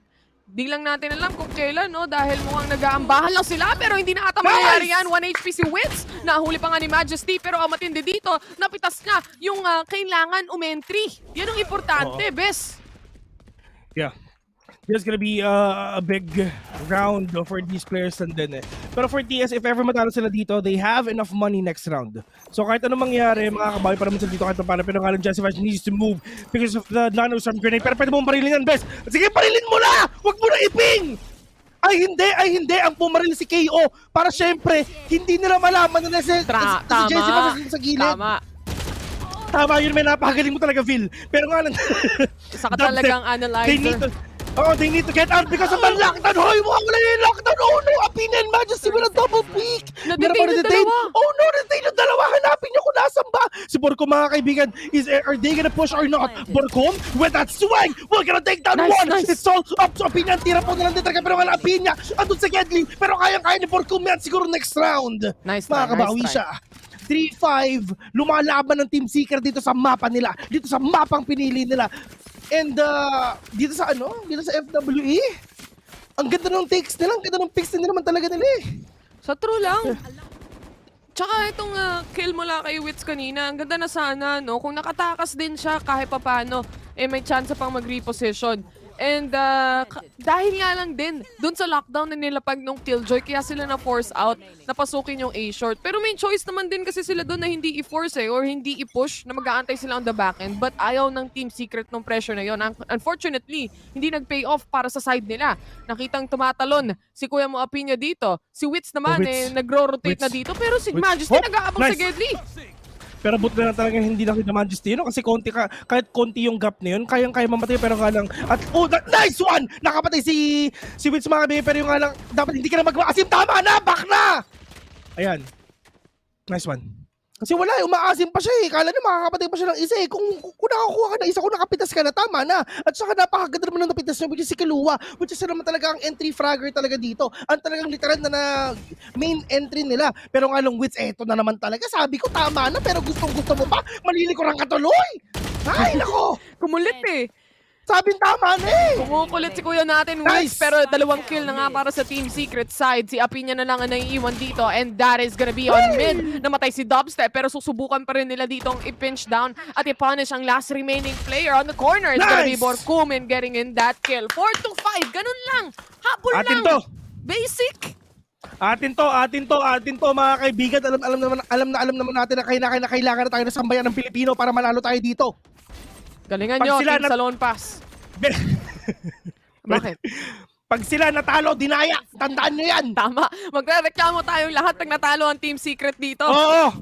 Men, kasi ang problema kasi, ang daming kalaban ng Team Secret eh. Oo, bakit palima yan? Yung FWE, tapos yung mga coach sa comment section. Yung mga coach sa comment section, kung wala naman kayo sasabihin maganda, manahimik na lang kayo. Yung mga nagagalit dyan, yung nawawalan ng mga pera. Pagtapos, talo na yun. Kala mo naman talaga. Pero ito na nga, Kilua with the best factor. Pero wala ata siya masaspatan dito right now on B side. Naghahanap siya ng pwedeng magitara. Pero si Tira Pong nakakakita, nakapatay. Apinio was able to take on the kill instead. Na-finger style na naman. Basta Jitboys with a swing and Jitboys with a kill. Kahit Spectre lang ang gamit niya. So makakakuha siya dito ng libreng barrels. Pero kay Wits, kung ako sa kanya, mag-out na lang siya. Wits, huwag ka nang lumaban. Wits, tama na. Huwag ka nang sumilip. Mag-save ka na lang. Pero medyo delikado ka because andyan lang din si Jitboys na narinig ka na for sure. Jitboys knows it already. Oh, hindi pa. Hindi pa naririnig. Pero yun nga lang, Wits. Mag-aantay lang siya. Oh no. Yeah, operator versus Apinio. Wits versus this player. Tama na, huwag ka na dumiretso dyan, Wits ha. Tama na. Ay, siya mo lang. Kumalma ka lang, Wits. Si Wits kasi excited pumasok. Alam mo yun, parang may date ata siya mamaya. Oh, ano kasi yan, Bes? Ang tawag dyan, high risk, high reward. Oh, ito na. Wits. Kaso nasalisihan, Bes! Sayang. Nice try. Sinadya yun, guys. Partida kasi yun para sa FWE. Basic. Ito, Bes, ganito lang to ha. Yung mga coach sa comment section, manahimik lang naman kayo. Hindi na kayo makaalis sa bronze. Ang dami-dami nyo pang sabi-sabi. May bagong rank ah. Ascendant. May bago na namang manggugulo. Oo nga, hindi na nga ako makaabot ang Diamond 3. Hindi na nga ako makaabot ng Diamond dahil sa dami ng Smurf. May Ascendant pang nalalaman. May Ascendant pa. Dami-daming alam na Riot. Pero okay lang yan, tropa natin yan. Mahal natin yan. Maraming salamat sa Riot. Maraming salamat sa lahat, Riot. Maraming salamat, boss. Pero ito naman si Dispenser! Pero na-flashan siya! Oh no! Sayang hindi, yun. may flash base. May flash. Ang kaso nga lang talaga si Dubstep, kinalampag ata dito ng mga players ng FWE. Kinaladag na nga ang A-side. Makakapasok sila dito. Jesse Bash on that corner. Hindi niya nasapatan. Pero si Wits ang makakapatay kay Kilua. Jetboys is still alive here. Apinio was able to get a kill and it's now Borkum time. He gets 169 HP ang meron tayo dito. May buff yan, sir. Nagtapat na nga dito with the Nano Swarm and Tira Pong to get the kill instead. 5-7 mga kaibigan yan. Ang puntos na hinahanap natin. Ganun lang yun. Ganito yan guys ha. If ever nanalo dito, ang Team Secret, meron pa silang isang match for them to qualify sa playoffs. Group stage pa lang to, men. Group stage pa lang to ha. Yun pa lang yun. Pero sana talaga makasilat sila ng isa dito para syempre sure win na sila next round. Kasi if ever, to be honest, if ever na I'm gonna pick, 100% mas mananalo ako sa FWE kasi sa Bleed sa totoo lang, bes. Ganda ng pitas ni Wits dito. At tama ka naman doon, partner din, no? And going back here sa match din natin, same pa rin naman yung antayan, yung pwestuhan dito ng Team Secret. Baka isa rin sa mga reasons na babasa ng FWE when it comes to the entries. But at the same time, Team Secret right now, kung dati laging retakings ang meron tayo, but this time around, nilalabanan talaga nila with the skirmish before they enter the site. There. Kailan mag-entry ang FWE dito, partner? They have all the flashes, they have all the smokes, they can actually go in, pero yung ngalan Jesse Bash, tamang Guardian lang daw sa Kalam, hindi sila makatama sa Vandal, hindi sila makatama sa Phantom, siguro sa Guardian tatamain nila. Grabe naman talaga lahat ng barrel tinatry na nila para manalo sila, pero that is Kelua! We're gonna take down one, pero tira pang mga kami mga kapatid dito si Robocop dito, pero Dispenser with a swing and he's got a kill. Kelua, super low on HP. Ito na si Kevin Te! Makakapatid pa ng isa! 5-7 just to end the first half of the game in favor of Team Secret. Si Dispenser na bahala dyan. Kita nyo naman score guys, 5-7 in favor of Team Secret. Lamang sila pagdating sa casters, huwag kayong magalala. At para sa ating lahat. But going back here sa ating first half na nakita, no, skirmishes on the site itself, sinusubukan pigilan niya pag-e-entry. Kung kanina, si Kilua, gana siya ng gana pagdating sa site, yung tinatakbuhan niya ng lahat ng mga players. But along the first half, during the latter part of the first half, hindi niya na magawa halos yun, Vil. Nakikita natin na yung skirmishes gumagana naman for the side of Team Secret. But currently, syempre they're lacking 2 points pa rin o 2 rounds para makahabol yung score dito ng FWE. Madali lang yan, pistol lang yan. Pistol lang yan, men. Pero kung napapansin nyo, talagang literal na grabe yung synergy nila. Ba't sila naman yung mga kills ni Dispenser, which tsaka ni Jesse Bash, parehong 5. Parang sardinas lang. Bye. That's my analysis for that, for that moment. Pero pero apparently, I mean, hopefully na we're actually waiting na si Wits mag-pop off. Medyo naka-caught off guard lang talaga siya dito. Kasi because of the timings lang din, partner. Kasi minsan natatimingan siya, minsan akala niya nandun, tas biglang pagsilip niya, wala pala, tapos pagbalik niya, andun na, alam mo yun, parang... nasasalisihan siya salisigang din talaga ang mga nangyayari galawang dito. Recto kasi itong FWE, guys Alam niyo yun, bigla na lang lumulutang bigla-bigla, tapos biglang tumatakbo si Kilua kung saan-saan. Kaya yung mga typical na placement nung, for example, yung typical na read mo na nakikita sa Haven, when you put a Neon into perspective and when you put a Neon onto an agent pick, mawawala yun kasi yung mga pro player, nasa mental na nila yan kung ano yung rotations ng kabilang team. Pag nakita nila sa minimap yan, naiintindihan na nila kung gaano kalayo yung kailangan nilang i-rotate papunta sa A-site kung nasa C-man sila and everything else. But if you add a Neon into that, nagbabago. Yeah. At saka ito rin kasi basta, if ever you have that Neon sa attacking, plus the breach and the sky, for sure na magiging aggressive talaga sila. For sure na magiging aggressive talaga sila. So yun yung ginagawa nila mga kaibigan. Pero ang tanong, kaya ba nilang talunin ang Team Secret sa sa pag-defending na sila? Ito si Breach, isa yan sa pinakamagandang agent. Attacking man o defending. Oo, kahit ano. Lalong-lalo na sa Haven. Palakay mo yun, may nasabi rin tayong tama at totoo. Saki-saki nga. Nandito na rin sa long C. Balik na tayo sa saki-saki. Dahil si Porcomo makakapatay. Dubstep sumagot naman. 3v3 ang meron tayo dito. Bawas yung mga HP ng tropa natin, Team Secret. Pero si Dubstep nakapitas na naman ang isa. Harap-harapan. Nakita nga dito si Jesse Bash. Is all up to Dubstep right now. He was able to take 1 kill pero na-flash out siya dito. Right on the corner. He sees Majesty. Kaso nga lang, na-flash out siya. Na-stuck siya sa Gedli. Medyo mahirap to, Bes. Medyo mahirap talaga to. Nice Kasi next map natin, yun yung mapang pinili ng mapang pinili ng FUE. Pero last map natin is actually Breeze. So talagang literal na sobrang laki ng mga mapang titignan talaga natin dito. And it's just napipick off lang din talaga ng ng FWE ang Team Secret no. Like what I've said a while ago, tulad ng pag-usapan natin kanina, Bes. Talagang nasasalisihan lang din talaga sila. Grabe naman. Itong FUE dapat salisigang ang pangalan nito no. Oo. Nakakainis. SG ang pangalan, ganun, salisigang. Salisigang dapat Kasi yung team sa Lone Pass nalilate sa pag-ikot-ikot ng ganun wala medyo may katandaan na rin kasi kaya ganun partner. Pero ito na si Jesse Bash, huwag na sa spike already. Pero kung napapansin mo yung mga players na talaga na Team Secret dito sa likod. Pero Kulo with a slide catching one, but coming another one right now. Pero kaya si Majesty medyo dekado din talaga siya. Pero that is Majesty, we're gonna take that one. 3v3 onto this game. At the end of the day, it's just that spike being banned already. Nice. Dubstep with the second P catches 1-2. Pero Jet Boys gonna push right now. Pero yung alam nagulat ngayon si Apina dahil doon pala si Jesse Vash. Pero merong tao doon sa gong at walang tumitingin sa gong, mga kaibigan. Sino anong ginagawa mo dyan? Ba't ka nag-yoga dyan? Ha? May session ka ba dyan? Pero 2v1 right now, it's all up to Jet Boys, and Jet Boys knows it already na merong tao dun sa gong. And napakahirap naman talaga, Kuya Eddie. Nanalo na kayo dito sa first half. Kala nyo, gusto nyo bang manalo dito? And win, sige, parilin mo! Sige, kaltagin mo, turbuhin mo! Pamoy mo ang tokleneng mo! Nice. Team Secret, nabawi nila yung round na nakuha dun sa pistol, and because of that, meron silang mga barel ngayon. At gano'n naman sa kabilang dulo, sa kabilang banda para sa FWE, mawawalan sila dito ng kanilang mga barel, no? At the same time, ang ganda nung plano ng Team Secret dito. Focus lang sa goal, mag-plant ka ng spike, tapos pwestuhan na natin na matindi. Tsaka nag-aantay si Dispenser sa base talaga kasi alam niya dun manggagaling yung rotations ng FWE kasi lamang sila sa baril. And ngayon, walang pera ang FUE. Wala kayong mga pera. Pero tayo makakabili ng Vandal, syempre makakabili tayo ng Spectre.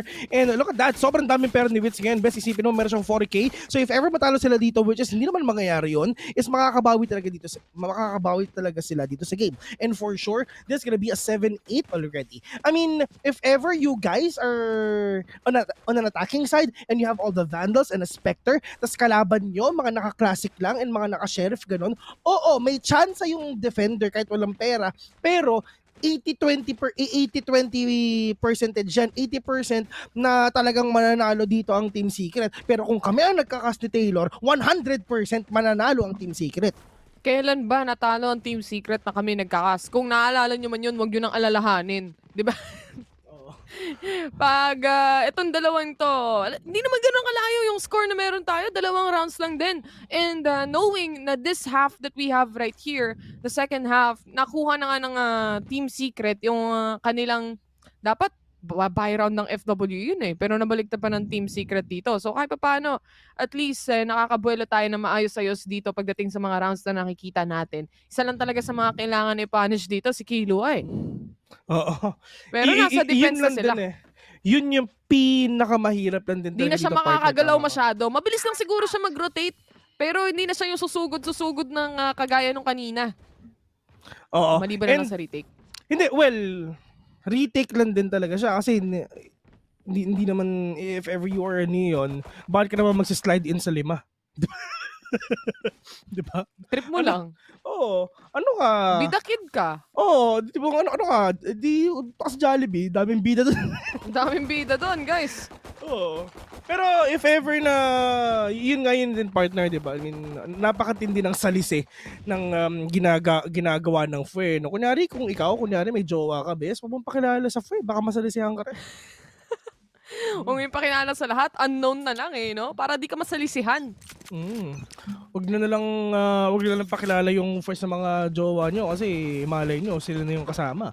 Pero that is Team Secret, ladies and gentlemen, trying to take down these players sa B. Pero kung napapansin mo, this is actually the full-on 5-man retake na ginagawa ngayon ng FWE papuntang A. Pero tulad na pag-usapan natin, mukhang si Kilua magiging mag-slide din ata sila. At yun nga talaga nangyari dito, Dispenser. Anong ginagawa mo dyan, Apinya? Saan ka papunta, step bro? Pero Wits, 66 HP. He is low. Wala silang dito, wala silang sustain, wala silang hila, pero Dubsep kinukulit lang na yung mga tao dito sa may city. Inaantay niya kung meron pa siya mamamatay dito. Dubsep, Charikacha at Kirapong as well, pero yun nga lang, oh my god, lahat sila na flash, and kahit namatay dito si Dubsep, okay lang kasi marami naman silang pera. Lahat nung players sa A-Link, pinigilan ni Dubstep doon. Kaya kahit namatay siya, yung impact ng ginawa niyang play doon para lang hindi makapasok ang FWE and to really give out the space towards the other members of the team is actually big. No? So malaki yung impact nung nangyari niyan. Lalo na when Dispenser was able to cut off the rotations as well o yung mga gustong pumasok on A main. Oo.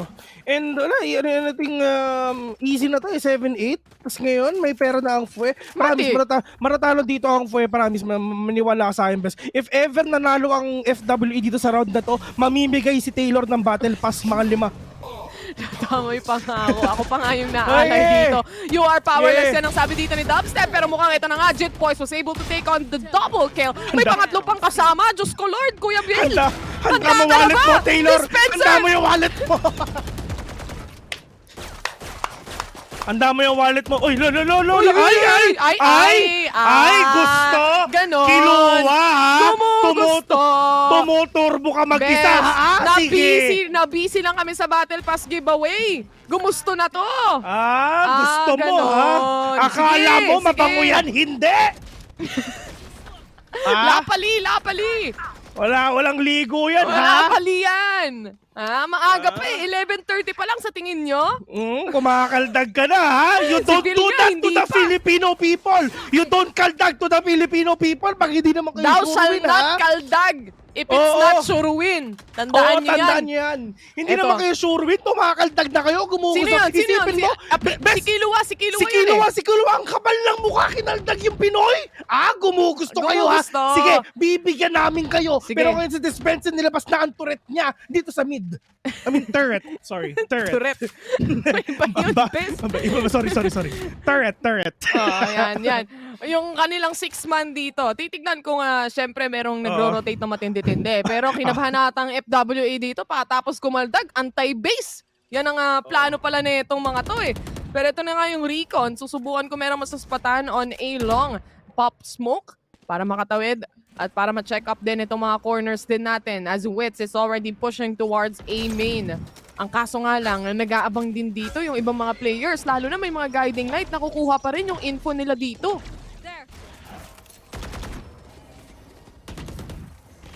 Kiluwa mga kaibigan, ha? Kumakaldag ka kanina, ha? Kala mo naman makakisa ka, ha? Pero dahil si Jessica we're gonna take down Kiluwa right now. Literal na kinrono ni Jessica si Kiluwa ngayon. Pero 4v1 right now, Jit Boys mag-isa. Kala mo mananalo ka?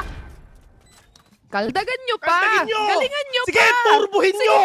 Ito! Turbuhin nyo! Butbutin nyo yung control! Ganyan! Tututin nyo yung ganyan! Oh, natagal yung kick-up si Bill. Wala, isa na lang eh. 1v4. Hindi na lalabas to si Jit Boys, sir. Mag-aantay na lang talaga yan at exit frags kung may maghahanap sa kanya. No? Wala nang gagawin. Mag-aantay na lang. Literal.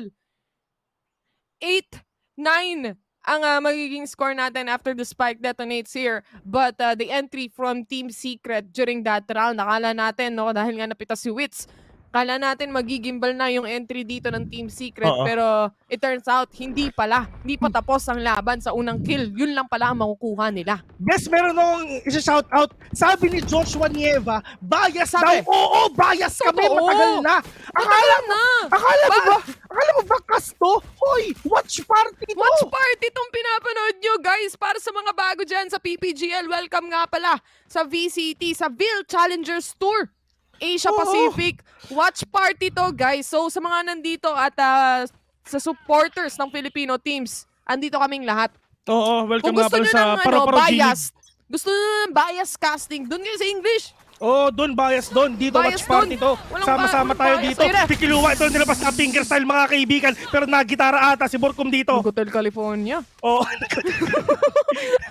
Namatay si Borkum. Napasabi na lang siya ng tinting. Nag-my way si Borkum. My way si Borkum eh. And I Nabaril. did it, my bam. Wala na. Wala nagawa. Pero si Apinya, pagkatapos itong game na to, matutulog na siya kasi handang-handa na ang kasama niya. And syempre, bago matulog si Apinya, iinom muna siya ng pineapple juice. Para healthy. Para healthy, di ba? Kasi syempre kailangan nyo kasi hindi naman siya mukhang healthy. Pero going back here, Majesty with a big pero hindi na alam pa rin, dalawa ang katapat mo dyan. Pero ito na ang fault times pero hindi mo na matatamaan si Wits dyan. Wits with a kill right now onto Majesty. Nice. Just flash with another one right now. 3v4 out of this game. Pero Apinya, umalis ka dyan! Nice. Ang kulit-kulit mo, ha? Pinalamang lang, gusto pang manalo, ha? Pero ito na si Jet Boy siya kasi Tirapong right now. Pero all the way from City, Chinese Sky, makikita yung isa pero wala namang gagawin yan. Pero the clock is ticking already. Pero nasa pa si Jet Boys, nasa pa si Tirapong. Andun lang sila dito sa Bay City pero wala naman talaga sila gagawin dito kasi mamamatay sila dito sa hands ng TS ngayon. Pero Jet Boys, natatamaan siya. Tirapong with a trade-off. Tirapong, 1v2 right now. Dubstep and Jesse Bash mga kaibigan. Tirapong, nilabas ngayon si Boss Dogs, naghahanap dito ng mga away. Pero nasa pa yung isa, Jesse Bash nagbabantay. Pero there's gonna be the players of Team Secret for sure. They're gonna win this round right now. The clock is ticking. Wala kang gagawin dyan kundi patayin mo lahat. Pero ano yung pinaparil mo, ha? Pero nga lang Dubstep, the sweetest right there. And Jesse Bash with a backstab right now. With the kill again. Dala-dala pa niya yung hammer ni Faceless Void mga kaibigan. Yan sinasabi ko sa inyo, kaldag pa more! Kiluwa, ano na? Gusto, wala eh. Kakaupo mo! Nag-Hotel California ka pa dyan, pero si Burkum lang naman pala ang makukuha mo, sir. Ganda rin ang entry dito ni Wits eh. Kung hindi niya napatay sa corner na yun, actually, mahirapan pumasok ang Team Secret dito. At yung post-plant positioning ni Jesse Vash, pati na rin ni Dubstep, saktong-sakto lang din, no? One on site and one on long to actually make a crossfire happen kung kinakailangan man. Kaldag pa more! Wala eh. 9-9! Nasabi na natin, you don't do that to the Filipino people, mga kaibigan. Thou shall not kaldag! Kasi pag tinurbo pag tinurbo niya yung Pinoy, literal na makagalit talaga yan. Pero Kiluwa, playing close, that is swing coming in from Dubstep right now. Catching one, pero si Tirapong, hoy! Tumingin ka sa likod mo! Hoy! Hoy! Nasa likod niyo! Ano ba yan, Dubstep? Ba't di ka tumitingin sa likod mo? Sabi Buti ka sorry na akin, pero Dubstep low on HP right now for V3. Pero meron pa dito aftershock, pero syempre talaga sinusup lang din talaga ni Borcom ngayon si Majesty. Pero hindi ko alam kung ba't nila ginagawa yun, pero siguro para syempre manalo sila.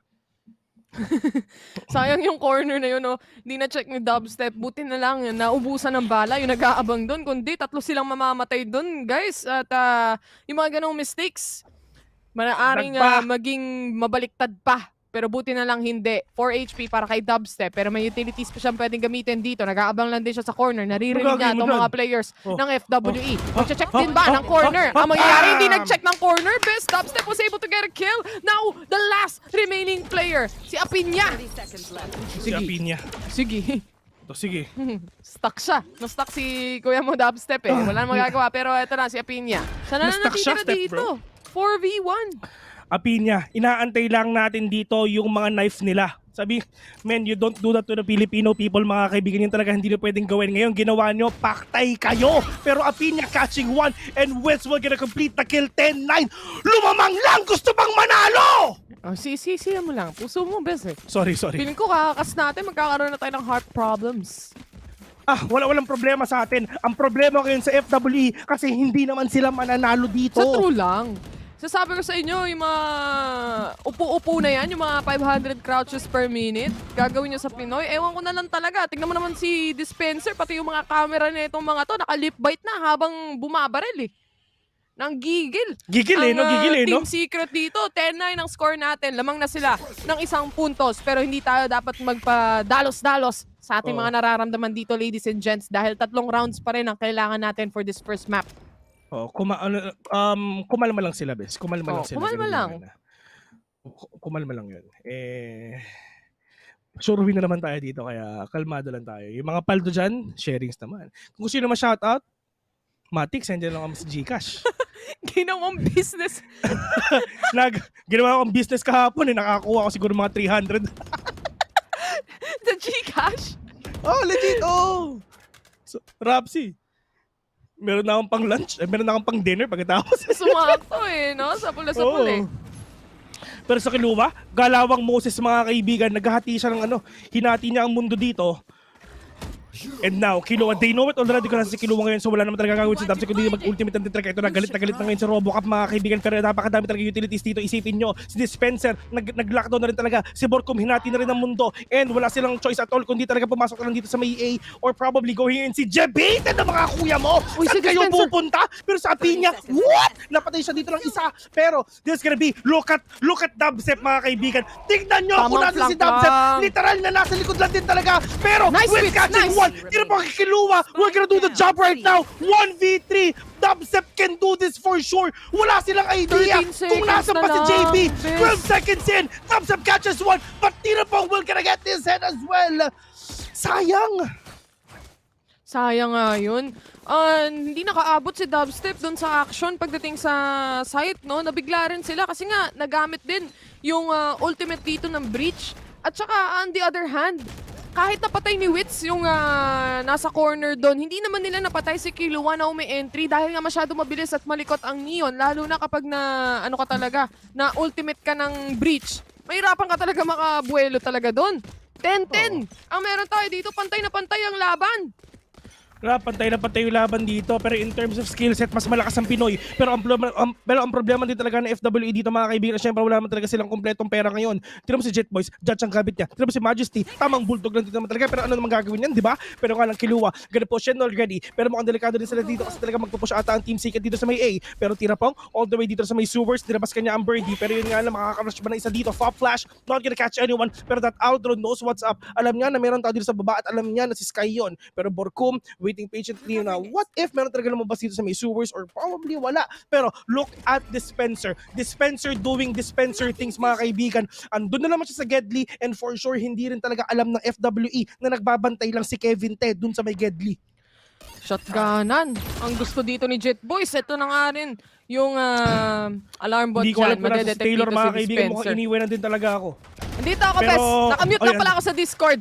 Sorry. Sorry akin. Seryoso?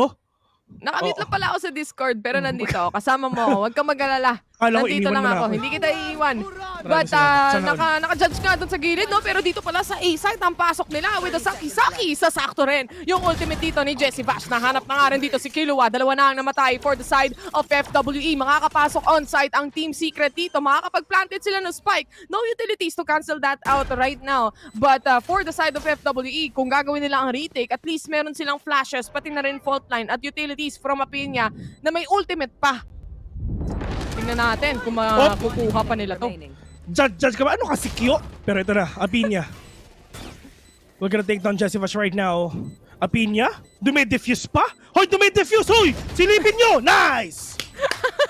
Dumidefuse pa nung na-realize mo na walang gumagalaw on-site no? Tinawag na eh. No? Hoy! Tinawag Ayan, na let's go!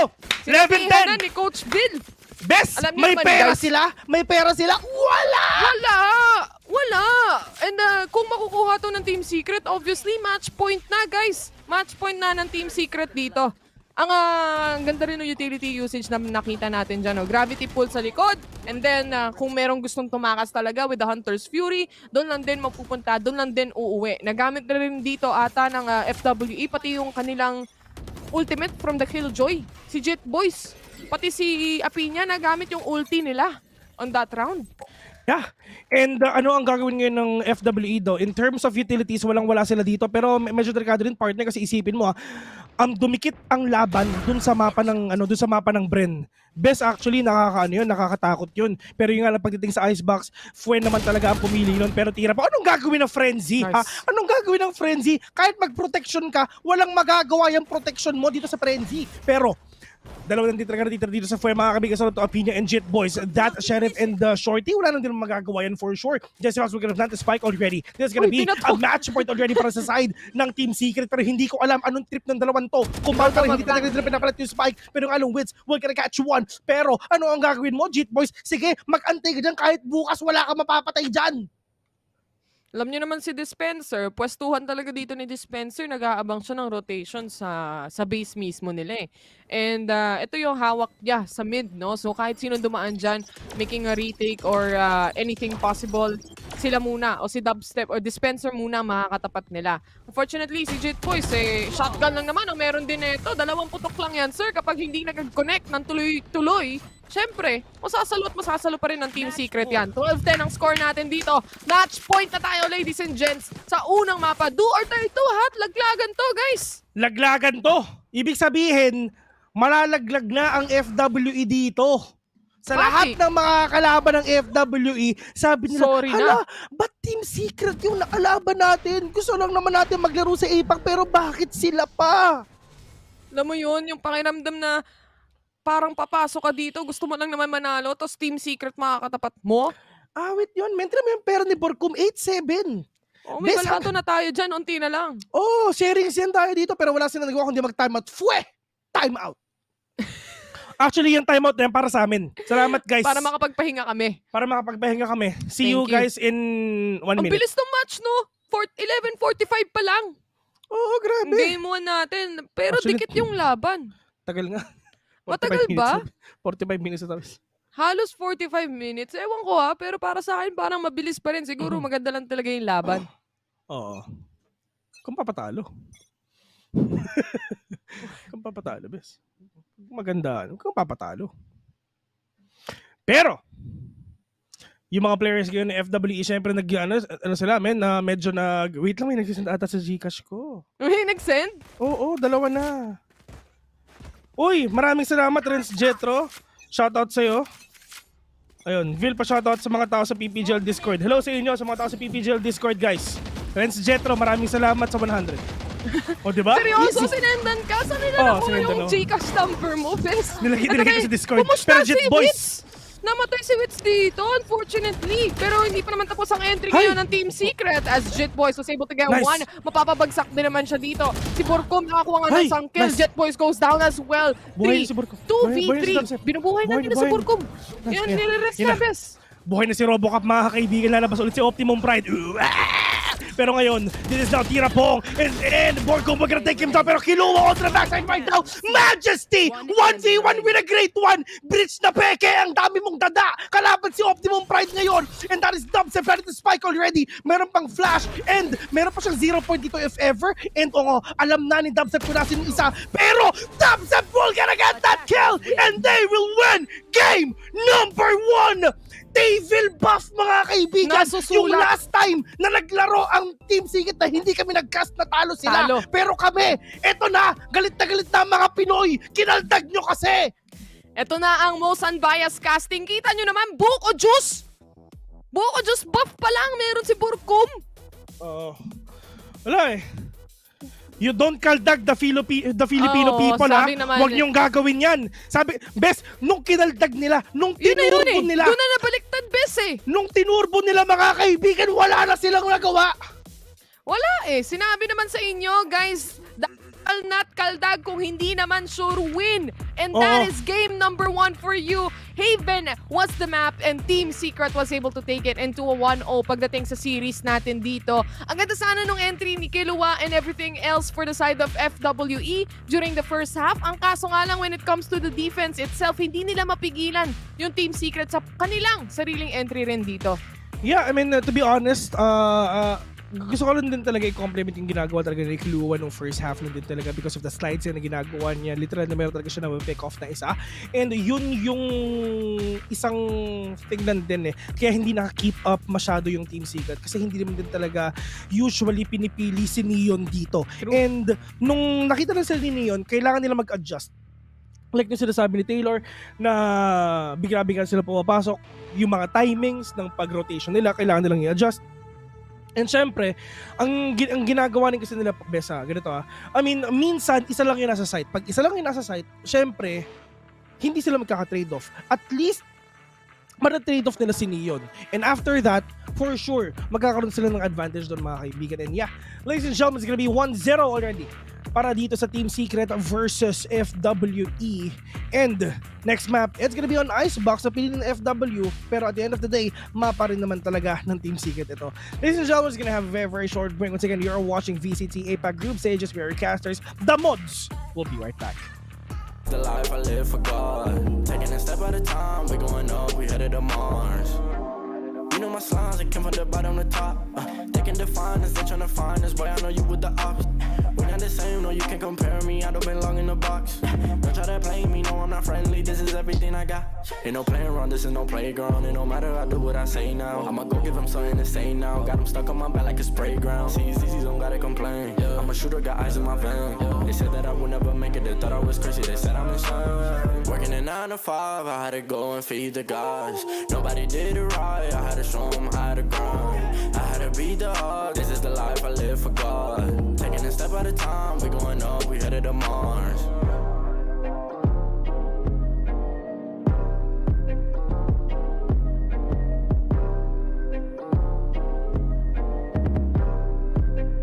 Undefined for life.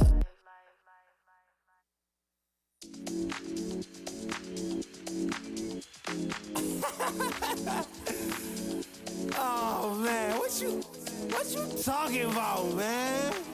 What? You're so crazy, bruh. Wasn't too long before I realized a whole lot of truth, just realized. Two groups faking the real guys, and both of them plotting on your meal size. Gotta be more, is this real life? Got a bad hand, but I still try. Try and knock me down and I still climb. I can see the promised land right over the hill line. And when I get there, yeah, we all gon' party. Learn how to surf cause the waves is gnarly. Gotta make the bread, gotta bake the barley. But it take a little time, be patient, darling. Working for the people, gotta rake them all in. But sometimes people make you hate your calling. Some people panic when the brakes is stalling. Me, I go to God when my faith is falling. Put it on the tattoos. A righteous man don't know bad news. Found forgiveness for my snafus. Nothing for the pretty girls trying to get a cashew. Bad dude. Sometimes life really suck like a vacuum. The devil I don't ever turn my back to. I just wanna shower love like a bathroom and be a role model for the black youth.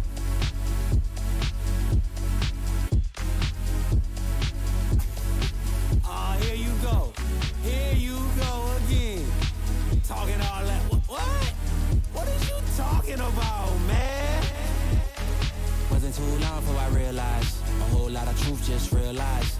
Two groups faking the real guys, and both of them plotting on your meal size. Gotta be more, is this real life? Got a bad hand, but I still try. Trying on me down and I still climb. I can see the promised land right over the hill line. And I broke a lot of hearts in my lifetime, thinking that their heart wasn't like mine. Finally got through a lifeline, and I stumbled upon a right mind. Love show.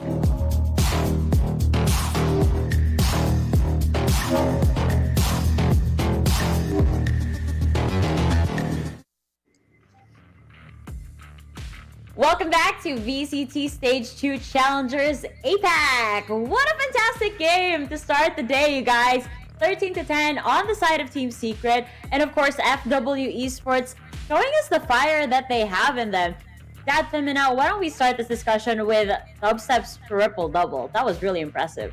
Yeah, I mean, this guy just had the perfect balance of being the playmaker for the team as well as being the one who actually carried that whole game. But in all honesty, Team Secret, they definitely played to their full potential that time. I mean, in that Haven map, they recognized that they can brute force every time that FW themselves try to brute force. It was pretty questionable sometimes. For me, I believe the team comp is more like strengthened around retakes. But then again, if Team Secret can take the fight over to FW and win it in a lot of the rounds that they did, especially in the second half, then that doubt definitely was misplaced on my part. For FW Esports though, from start to finish, we definitely saw the strength of their team comp, just giving a lot of leeway for the Breach to actually, or for the Neon actually, my excuses, to give a really safe entry, and that's all thanks to the Breach and the Sky combo. But what I really liked about Team Secret was they tried their damnedest to stop every sort of attempt for FWE to even get in. Yeah, I agree. And that's actually something that I noticed also, the way you mentioned it, is that both of these teams weren't really playing for retake as much as I'd like them to. We've seen especially during the early rounds wherein FWE would push in and they'd always get a pick. Like Kilua is something else. Whenever he pushes out a smoke, he always gets a pick. And I would have preferred for Team Secret to push a little bit behind. I know that we talk about being proactive and everything, but if it's not working in your favor right now, maybe you have to reevaluate how you're going to approach the rounds as a defender, right, Trick? That's exactly right. I love how both of you are bringing this up, because as I mentioned before the map started, when we got to the Agent Select, that we have Dubstep on that KO, we have Jesse Vash on the Sova, and on the flip side, Tirapong on Sky, Majesty on the Breach. You know that they're going to go aggressive, you know that they're going to concuss, maybe Aftershock, Sky flashes, Breach flashes, paired in with Opinions utilities on that Astra. So you want to play for information and take that and go for that retake, because you're going to have the advantage, especially if you have good suppress from the KO and get that value out of them. So I feel that Team Secret on the defender side really lacking in understanding their own composition on what the optimizing their lineup, their agent lineups, with getting that space from Wits, getting that information and retake potential from Dubstep and Jesse Vash, while baiting more utility from Dispenser. Too often they were picked off early, and when they switched to attacker side, I feel like they really switched on playing the way that they like, being a little more aggressive, being able to control the map. Maybe it was more comfortable for them. But what do you think, Dad Femina? You know that I really do think that they cleaned it up this time around. Thanks by the way. But It's the name. it's the name, definitely. I feel like I'm not gonna get used to that. But for FW at that point, I mean, they have been caught in a lot of the moments that Team Secret like to play a bit cheeky. We kind of got surprised about how they also decided to pull out these flanks. If you remember that double flank from Wits and Borkum, and plus like the Spencer even holding down the line around T-spawn while they knew the read was coming for FWE. 3 men flanking towards that side. Why don't we just try to sandwich them with dubstep even going onto the fold? That's just really creative from Team Secret, and I like that they pull it out in the most the moments where we never expect them to do so. This dubstep all around this Haven map so consistent, and I really like to see that all throughout the series so far, especially since their tournament life is on the line. But for Team Secret right now, in their first game point here in the series, putting them in a really good spot so far. Yeah, I absolutely agree. And I actually remember that specific round you were talking about. I think it was Team Secret on the attack this time around. It's around the second or the first round of that half. And we see Spencer just holding the flank, right? He sees 2 people walking outside of a lobby, and he immediately communicates this to the rest of his team. So he gets one, he gets traded off from the side of FW Esports. But then we have Borkum, we have Dubstep who backs him up. Like, you know what? We're gonna avenge the death of our comrade. We're gonna kill you guys too. And that's how they won that round, because of that little piece of information that they were able to get, and they were just so reactive towards it. I feel that kind of communication that they had on that attacker side is exactly the kind of communication and teamwork that they needed on the defender side, which could have helped them get that, at least even the score. But you know, on FW Esports side, I find that aggression that they played was fantastic. Even on the defender side, we could tell that when the Neon pushed up, when they got that early information, early control, they were really thriving. So I was hoping to see a little more creativity in their defender aggression, in the proactiveness, because they had that lineup that was made for proactive plays rather than reactive ones. Now, for Team Secret side though, yeah, I mean, they were pretty impressive so far in their showing in Haven, but there's still that doubt because of how they played in this Haven map, right? A bit disjointed, as on the panel we've been talking about that, right? And yeah, they've been pulling out really creative stuff, but then again, like, if they weren't pulling out that creativity, then they're not going to be able to win in the strength of their team comp, right? I feel like for Team Secret, they need to at least reconsider about how they play their team comp strength so far, because I feel like it would have been a lot cleaner on Team Secret side if they played that double initiator comp into brute forcing that retake scenario. Plus also, like, on the attacking side, it showed like a lot more potential since they were able to get that map control in favor just because of Desi Bash and the support staff just letting Dubstep and Wits go all throughout. But now that we're heading into that second game, that would be the window that Team Secret could have, right, Laika? Yeah, I agree to that, obviously, but I do want to point this out. I know that Dad Femina was really impressed with the way Dubstep was playing on the KO, but I want to know what Trix's thoughts are over here, because I did see, again, in some of the rounds wherein the KO flashes were being played a little bit too selfishly. Sometimes it does work in his favor, wherein he throws in a flash, he gets 3k, that's awesome. But again, this is the team play, and I want to know what kind of role Dubstep was actually going in here. Trix, was it more of a supportive role, or was it meant to be a little bit more of the duelist side? I feel like it's more likely, based on the way I'm watching it, that it started off being that second entry, because you know how at least in FPS, whether it's Valorant or other titles, you always have that one person that's creating that space, and usually you have another person behind them that's going to be the refrag, or the one that's going to trade them if they get killed. So it seemed that maybe when they started with this lineup, Dubstep was essentially that second entry to support Wits, and later on it became this whole, okay, he has to take a more supportive role now. He has to start doing those flash peaks. So I feel like that's maybe where they struggled on the defender side. We saw that the utility timing and the utility juggle wasn't exactly optimal on the side of Team Secret, in terms of, for example, that Femina pointed out, with the Killjoy ultimate, you can destroy it with the fragment nade, but that's not what they were exactly doing. So they definitely showed signs of dubstep, really stepping into that support role on the attacker side. I feel that they still need to polish that defender side on the KO. Yeah, I definitely agree. And that's a good adjustment on their part. I'm not sure if they were able to figure that out mid-game, or it was just, when we're attacking, we do this, but when we're defending, it's just a whole other story for them. But I do want to point out that I'm sure that you enjoyed Hirapong because you are a Sky biased person. Let's be honest over here, you really enjoy the Sky plays. But I always see what you're talking about over there, especially with him setting up for Killua's Neon all the time. Always the good pushes over here because of that. But hey, that Femina, we were talking about all of these initiators over here. Is there anyone else that really caught your attention? Or perhaps were you really impressed with Hirapong's trigger discipline? I feel like Tirapong was just one part of it, but I kind of want to give a shout out to the Breach as well, simply because he was a huge part as well to giving that leeway over to the Neon. And Killua was so enabled in his aggressive entries, not only on C site, but you'd also see his decisive pushes just because he was given that confidence from the support of Breach there.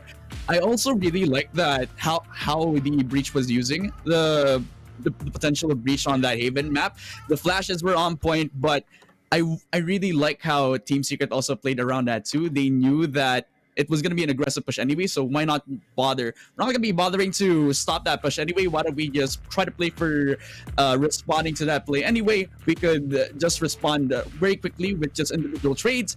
And honestly, I really like how that turned out for Team Secret. But again, for FWE, decisive calls all around, which made their attacking rounds a bit more scary than it should be.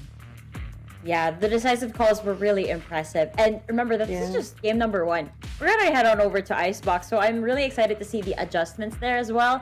But before we head on over there, there is this one round that I found really interesting, and I kind of want to talk about it right now. So this was a really good play on the side of Team Secret. We see the Cosmic Divide being laid down over at A side. You remember this trick, right? And you remember this is with Dad Femina. So they put the Cosmic Divide, Dubstep pushed in, but Borkum was actually lurking on C side. And so Borkum was able to give the call that, hey, they're starting to rotate to A already. Do you guys want to go here? And then they all start rotating towards C side. But here's the thing. That play did not work out. And you know why? Because Dispenser was actually caught on B window. And that right there was the catalyst for the whole round flipping over. Because now the enemy team, FW Esports, had information that, hey, Dispenser is on window. I think they're moving towards B. Let's go there already. And especially with the Neon in your team, which was super fast lightning speed, right? They were able to take C site immediately and caught Team Secret completely by surprise because they had a lot more time. They thought they did that, Femina. They had more time.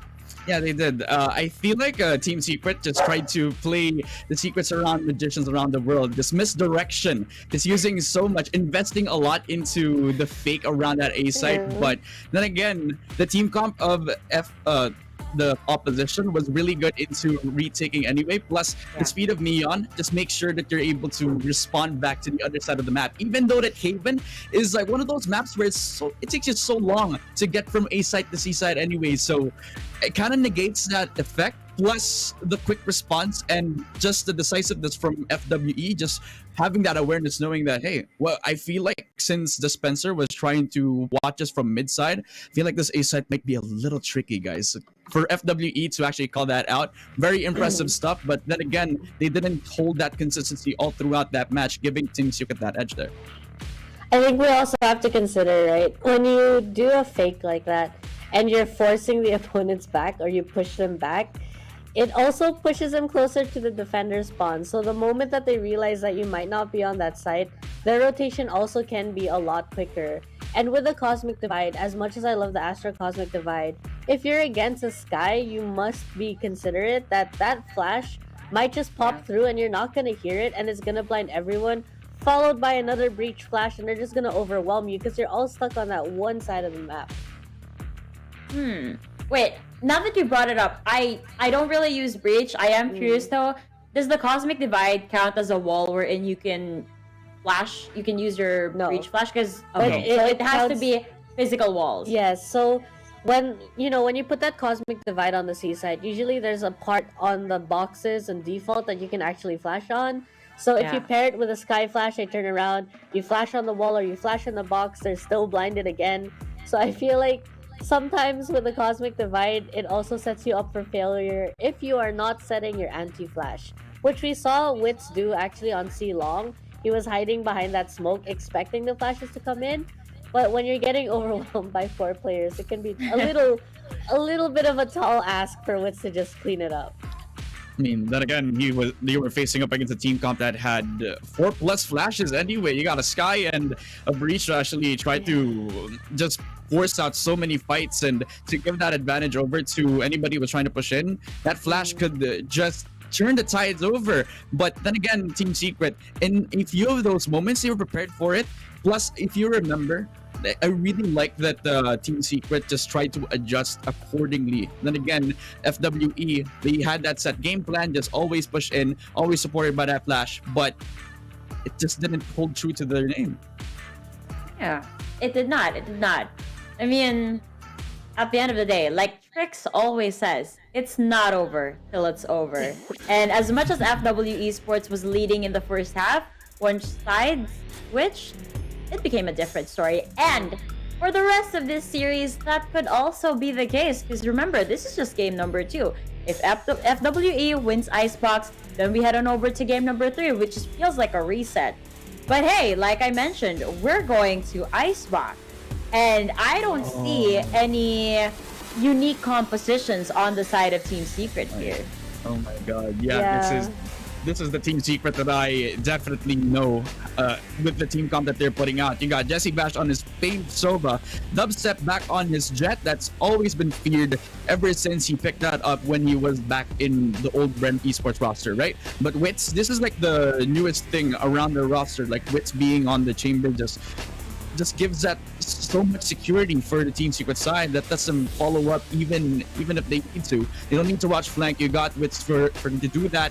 Plus, you got that operator potential that could be supported all throughout that match. But again, Team Secret back on their form, possibly, especially after that first game win. That's good hope.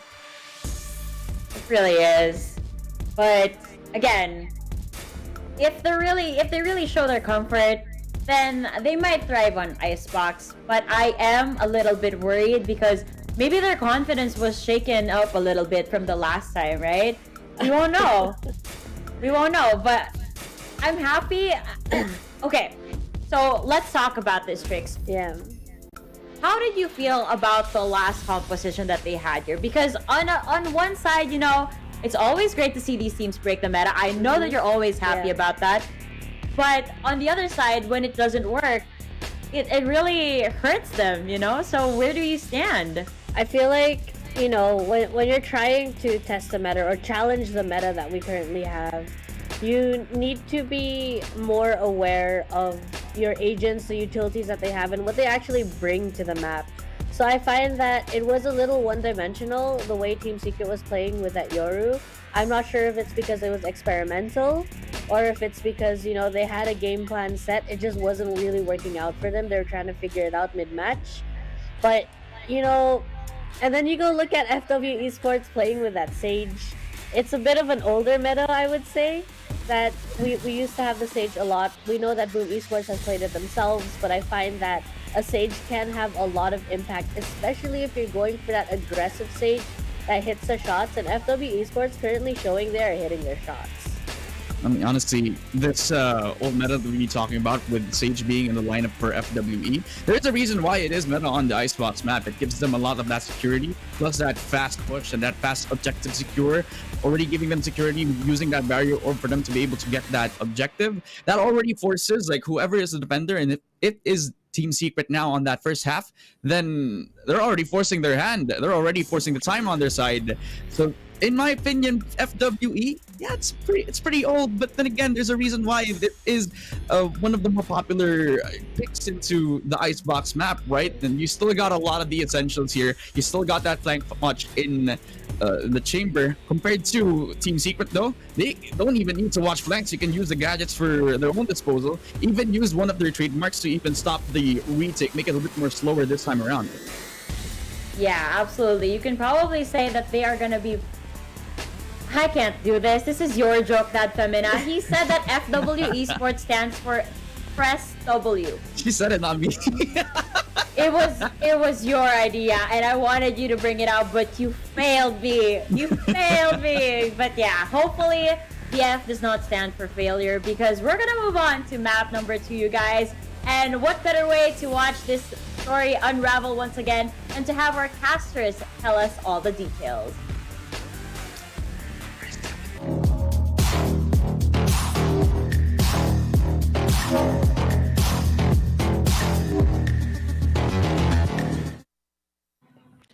Welcome back sa VCT APAC. Nandito pa rin tayo. Siyempre, the mods pa rin ang magkasama para sa pagkakas netong series natin between Team Secret versus Fresh W Esports FWE, ladies and gents. Fresh W. Uy, alam nila eh. Oh, Fresh W tsaka Fresh Control. Sabi ni Laika eh. Yeah. Naka-ready ka pala. Paano yung itsura pag tumuturbo, bes? Ganun yung mga itsura natin. Ganun na ganun, men eh. May lip bite na kasama eh. Pero dito sa Icebox, ito yung mapa na makikita natin. Mukhang hindi na nag-Yoro. Sikuha natin dubstep. Last time na nakita natin ang Team Secret dito, eh nag-Yoro pick sila. Jet na. Oo, tinagal na. Best nilabas nila dito, yung lineup na nila nung Stage 1 2022. Ito yun. Ang nakalaban nila doon, siguro, nakalaban nila doon is Oasis Gaming. Yeah, tama. Oasis Gaming nakalaban nila doon. Ito yung pinakauna, Stage 1 to Tapos, ayun, panalo ang Oasis Gaming doon. Hindi, panalo pa lang Secret doon. Ito yung, ano nila. Ang gulo ko, di ba? Pero sure win sila dito. Guys. Oh, yun lang yun. Nakita ko yung BJ. Yung BJ ni yung buko juice. Oh, grabe. Grabe yung pag-inom ni Borkom. Ramdam na ramdam ko. Miski ako, nauhaw eh. Pati yung iba napatanong na lang, ano ba yung recommendation ni Kuya Borkom pagdating sa buko juice dito dahil may brand din nata siya. Pero eto si Wits naapitos na nga siya ng isa dito using the headhunter a while ago. Pero dadalawa pa siya as Killua is going down already. Si Dispenser makakapatay din nata dito pero tamang ambahan lang naman. But it seems like Tirapong was able to get one out. That is gonna be Wits kasi silip ng silip. Alam mo naman, pag humugusto, binibigyan matik partner. Pero nga lang, Jet Boys, mga kaibigan, super low right now. And if ever lang talaga sumilip yung mga players ng FW dito, talagang kabahan sila dito sa pwedeng gawin ngayon ng FW. Pero yun nga lang, that is actually an alarm bot being spotting out si Majesty. Pero sa Dubstep, at least nilabas na niya yung kanyang dash. Pero yun nga lang, ang tanong kung nasa mo talaga. Pero meron pa silang chance dito, meron pa silang time. Yes, they have already. Pero nga lang, Dubstep, we gotta get dito sa isa, mga kaibigan, wala na silang smoke at all. It's all up to the 2 Sentinels ngayon ng FWE though. With that Sage, with that chamber as well. Pero Tirapong, we're gonna go down to the hands of Dubstep. Pero Jet Boys catches one, but Borkom with a trade. 1-0 already. And your champion! Wala pa. Sorry, best. Na-excite lang. Alam niyo naman guys sure win na eh. So alam niyo to, 1-0 na commercial lang to. Feeling ko tama na, di ba? Oo, 2-0 na, okay na. Tigil niyo na yan. Kasi, parang pangitain na yan eh. Ganun na naman kasi yun, di ba? Isipin mo 1-0 na para hindi kayo masaktan. Tama na. Mamayang after 5 rounds, mag-FF na kayo. Tuturuan ko kayo mamaya kung paano mag-FF after 5 rounds. Napakadali lang, best. Ilang clicks lang ba yan? 3 pindot lang yan, di ba? Escape. Press escape. But escape? Surrender. O kaya i-type mo na lang. Meron ba surrender pag in-escape mo? Oo, ano ka ba? Ganun kami mag-FF eh. Best mo ako ng Diamond, hindi ko man lang alam yun. Best may surrender.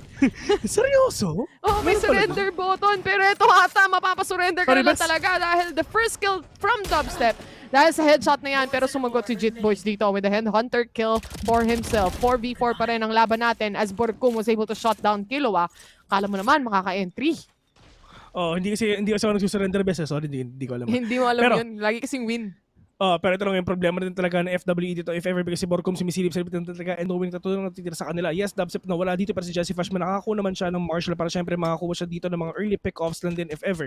Pero Jesse Fash got an idea na meron pang tao doon sa may belt. Pero syempre hindi dapat sila mag-overcommit, hindi dapat sila mag-overextend dito and over-rotate kasi what if meron pala talagang tao dito sa may B, which is yun nga nakita ngayon ni Wits mga kaibigan. He sees one already and Wits and Dispenser with their kills and Jet Boys the only man remaining dun sa may city. Isipin mo, bes, wala nang nagawa si Jet Boys. Literal na inunahan na lang niya yung mga kakampi niya mag-spawn. Tamang abang na lang talaga. Wala na siya magagawa. 4v1. And kung by some kind of miracle, mapatay niya tong 4 na players ng Team Secret na halos imposible naman na dahil alam na rin ng info dito kung nasan pa siya nagtatago at napapalibutan na siya ng Team Secret. Hindi na kaya. 2-0 ang meron tayo dito. At syempre for Team Secret side on the defense itself, yung back to OG composition, feeling ko itong comfort picks nila malaking tulong din for the rest of the team eh. And ito naman ngayon, pero nga ng Borcom, at least talaga nakukuha talaga nila yung mga really important kills right now. And si Jet Boys really tried na mag-clutch dito pero he knows it already na alam naman ito na free rounds. Ito ng Team Secret. So, dito dapat sila kabahan. Pero syempre, di naman sila kakabahan dito kasi syempre, matik, easy win na to. And dito naman ngayon sa Team FWE, can they beat Secret dun sa mapa nila? Best, ito yung huling nilaro nila, kalaban nila ang Bleed. Pero ngayon, Fue naman ang gumugusto. Alam naman natin, pag gumugusto, best, binibigyan. Matik yan. O, diba? Alam ko na rin yung susunod mong sasabihin. Sobrang memorize eh. Kilala mo na ako, best. Kung ano yung susunod na sasabihin dito. Pero mukhang dito na rin, nanonood na rin si ate mo in. May in-buff na tayo dito kaso nasaktuhan si Wits ang unang namatay. Para sa'yo daw yan, sir. 5v4 ang meron tayo dito. Ibig sabihin yan. Buy round. Ibig sabihin, I'll die for you. I'll die for you. Ganyan yan. Tinatry natin i-analyze yung mga galawan ni Wits dito. Alam naman tayo, lover boy yan si kaibigang Wits eh. Si Mr. Riley Go. Na pag tumigil ng Valorant, Riley Stop na ang pangalan niya. Riley Stop. Pero apin niya. Riley post talaga. Papatigil dito ang Team Secret eh. Kasi yung rotation sa antayin na lang nila. And this is a buy round for FWE. For Team Secret side, kahit pa paano and making sure that there are much casualties as they can get. Kahit pa paano mapunish nila yung economy dito on the side of FWE. Okay na rin yan. And Dubstep getting a kill on that one. Kahit pa paano, makakuha pa siya ng pangalawa. Nakakuha pa siya ng pangalawa bago mamatay at least. 3 naging casualties dito. Muntik na. Akala ni Jet Boys makakatakas siya. Pero Diyos ko, yung bala sumunod sa sa fifth dimension. Biglang nahuli na. Ginagawa mo sana. Sumama eh. Sumama yung bala eh. Kumapit yung bala sa rendezvous ni dito. Wow. Sayang, no? Ganun talaga. Pero, Team Secret, kahit pa paano nga, gaya ng sabi ko, nakakuha sila ng 3 casualties dito. And yun ang importante para sa kanila. Punish the economy. Kaya kung makikita natin, wala rin namang binili na dito si Jet Boys. Take pause. Take pause. Mukhang take pause ata ang hindi. Sino ba hindi gumagalaw? TS. May tech po sa mga tropa natin sa TS. Mukhang hindi ata gumagalaw si Borcom dito. Umiinom ng buko juice mga kaibigan. Pakipost nga dyan. Nauuhaw ako eh. Best ano yan, tech pos uhaw. Ganun yan. Tech pos uhaw yan. Teka lang guys. Kasi guys, napadami ang inom ng buko juice. Sa jingle muna siya. Kasi totoo naman talaga 'yun kasi ang buko juice kasi mga kaibigan, pag ininom niyo 'yun, literal na nagpapaka sobrang hydrate kasi siya ng sobra. So if ever na marami kayong iniinom na BJ, literal na talagang malilinis yung katawan nyo. Men, ako isang linggo ako uminom ng BJ, pati kaluluwa ko nalinis eh. Talaga? Ganun pala 'yun. Yung pala ang sagot, no?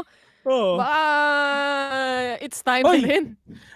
Meron palang meron palang nag-chat si Honey ko. Ayan, sabi niya, Honey ko yung pangalan tropa ni Hayden ko.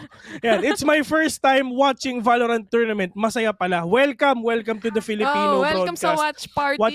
Watch party. Hindi tournament to, guys. Intercolor lang to. Actually, inter-barangay competition lang to. Inter-barangay to, men. So, tamang basketball lang, side step. Mga ganon. Sana guys, maniwala pa rin kayo sa amin yung mga sumusunod. Alam ko na medyo hindi nakapaniwala yung mga sinasabi namin. Pero patagal, alam mo yon, lalong sumasama eh. Imbis na sumasarap, Imbis na sumasama. sumasarap eh. Patagal ng patagal, lalong sumasama. Kumbaga, expired na. Yung ibang wine kapag lalong tumatagal, lalong sumasarap. Ito na expire eh. So, hindi ko natin alam kung hanggang kailan na lang Tito ni Vil. Pero ang importante na hatid pa rin namin sa inyo kung ano meron ngayon. Si Wits, may operator na. Ito na yung operation ni Wits, mga kaibigan. Tama-tama. Ano yan? Ion operator yan. Yan ang pinakamagandang operator sa balat ng Valorant, mga kaibigan. Tandaan nyo. Pero mukhang may bagong skin. Best, diba? Balita ko, bibili daw kita nun eh. Oo, ililibre. Balita ko, ililibre mo ako nun, best eh. Pagtapos mong sabihin, mamimigay ako ng battle pass. Oo. Hindi, legit. Ako na bahala sa skin mo. What is money? Paper only. Wow, paldo-paldo tayo. Hindi naman kailangan. So, bilhin ko na yung Valorant. Gawin kong Valorant eh. The first kill is there.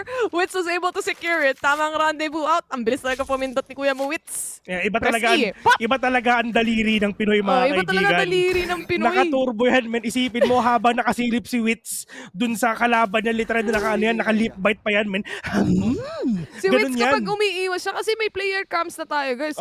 Pag si Wits na lang naiiwan, pansinin mo, best yung buong katawan niya, umiiwas din. Men. Sumisilip din. Tsaka kunyari sila Dabsep, if ever may flash, pumipikit sila. Pumipikit sila. Ay, pumipikit Actually, sila, kung hindi nyo napapansin, pinapatay nila yung monitor. Tapos binubuksan lang ulit nila. Kanina. Sila. Ganun sila kalakas. Nung first half, nakapatay yung monitor nila. Kaya nakalamang yung FWE. Ganun lang yun, man. Pero yun nga na mga kaibigan, there's gonna be a really bad thing na ginagawa rin talaga ng TS kasi talaga literal na iniisa-isahan nila ang FWE ngayon. Pero Wits, mga kaibigan, we get that 3 already. Ito to Majesty and Tirapong. 4v2 right now. Spike is planted. Pero kung napapansin mo, si Majesty at si Tirapong literal nasama-sama lang talaga sila dyan, mga kaibigan. Ano kaya ang gagawin nila? Dubstep, win a swing, and double offset ang ginagawa nila ngayon. Si Wits, may operator. Si Dubstep, may operator. So, Wits, ito na ba ang ace mo? Meron ka na bang hashtag mood challenge, mga kaibigan? Let's see, pero hindi tumama. Diyos ko, anong ginagawa mo? Sobrang asim mo. Pero yung alas si Jesse will get that kill on 2-1 and 3-1 already in favor of Team Secret. Baka naman. Icebox to, sir. Ang tagal-tagal na nilaro ng Team Secret ng Icebox at itong composition na to, OG composition na meron din sila, no? Dubstep still has the operator on his hands.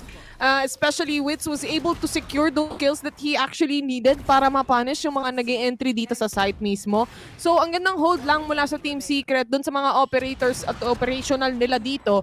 And just the fact na naahawakan ng Team Secret ang site, already good enough for the next following rounds, lalo na kung magsaswap din tayo ng sides. So, as much as points as you can get, why not? Kung sinabi ni Taylor, facts lang, di ba? Siyempre, what we see is what you say. Facts lang talaga ang tinasabi namin, mga fact boys. Pero, Kilua, ganun po siya, minsan talaga konti na mawawala na ako dito sa PPGL. No, hindi na ako makugulot if ever nangyari yun kasi. Konti na lang talaga, may isang masabi lang talaga ako na hindi pwede. Goodbye na ako sa PPGL eh. Pero at least tira pa, anong ginagawa mo sa mapupunta? May snake bite na, meron pang wall pa, pero anong thumbs up, mga kaibigan, nakapatay na isa with a Blazer right now. Dispenser with a swing, Weezy, gonna catch one, pero may binubuhay! Hoy, pupunta ko rin sa hukay! Pero muntik na, 3v4 order this game. Jet Force with that operator, someone pinging Jesse Pass, napakagandang headshot, literal, na minagnet yung ulo ngayon ni Jet Boys. 2v2, pero ano pa nangyayari dito? Kasi naghang na yung feed ko. Si Borcom nag-aabang lang dito sa gilid habang nasa taas naman si Jess. As Borcom was able to secure that final kill and the retake happened. 4-1. Team Secret was able to secure it again. FWE ang kakapal ng mukha. Isipin mo, Icebox pa talaga ang pinili nila. Mapa ng Secret, gumugusto pa. Papalitan na tong pangalan na to. FFE. Ano yun? FFE Sports. Tama. FF ka na lang, bis! /FF Esports dapat ang pangalan nyo. Pero, tinan mo naman talaga, di ba? Talagang isipin mo, sa lahat ng mapang pipiliin nyo, bakit Icebox ba? Ang dami-daming mapa dyan. Pwede namang Fracture, pwede namang Prince, pero hindi ko alam ba't ito yung pinili nila. Kahit The Dust, panalo pa rin ng Team Secret dyan. Kahit Land of Dawn, Team Secret pa rin ang mananalo dyan. Tama ka dyan, Bes. Ito na nga rin yung mga Rico, no? Naspata na si Killua. Alam nilang lumilipad dito yung isang langaw sa Gedli. Pero naspata na naman siya. Nasa mid ka na naman dyan, sir. Kumukulit ka pa, ha? Hindi nag-connect yung knives. Pero yung ibang mga players dito nakakapag-push na. Nasa kabilang gilid lang din ang mga players. But this Spencer with a big triple kill to secure their kills. Jet Boys na lang ang natitira. Jet Boys pero letter I. O, diba? Bro, Biatachi. i-spell mo na nga lang yung Jet. Mali-mali pa!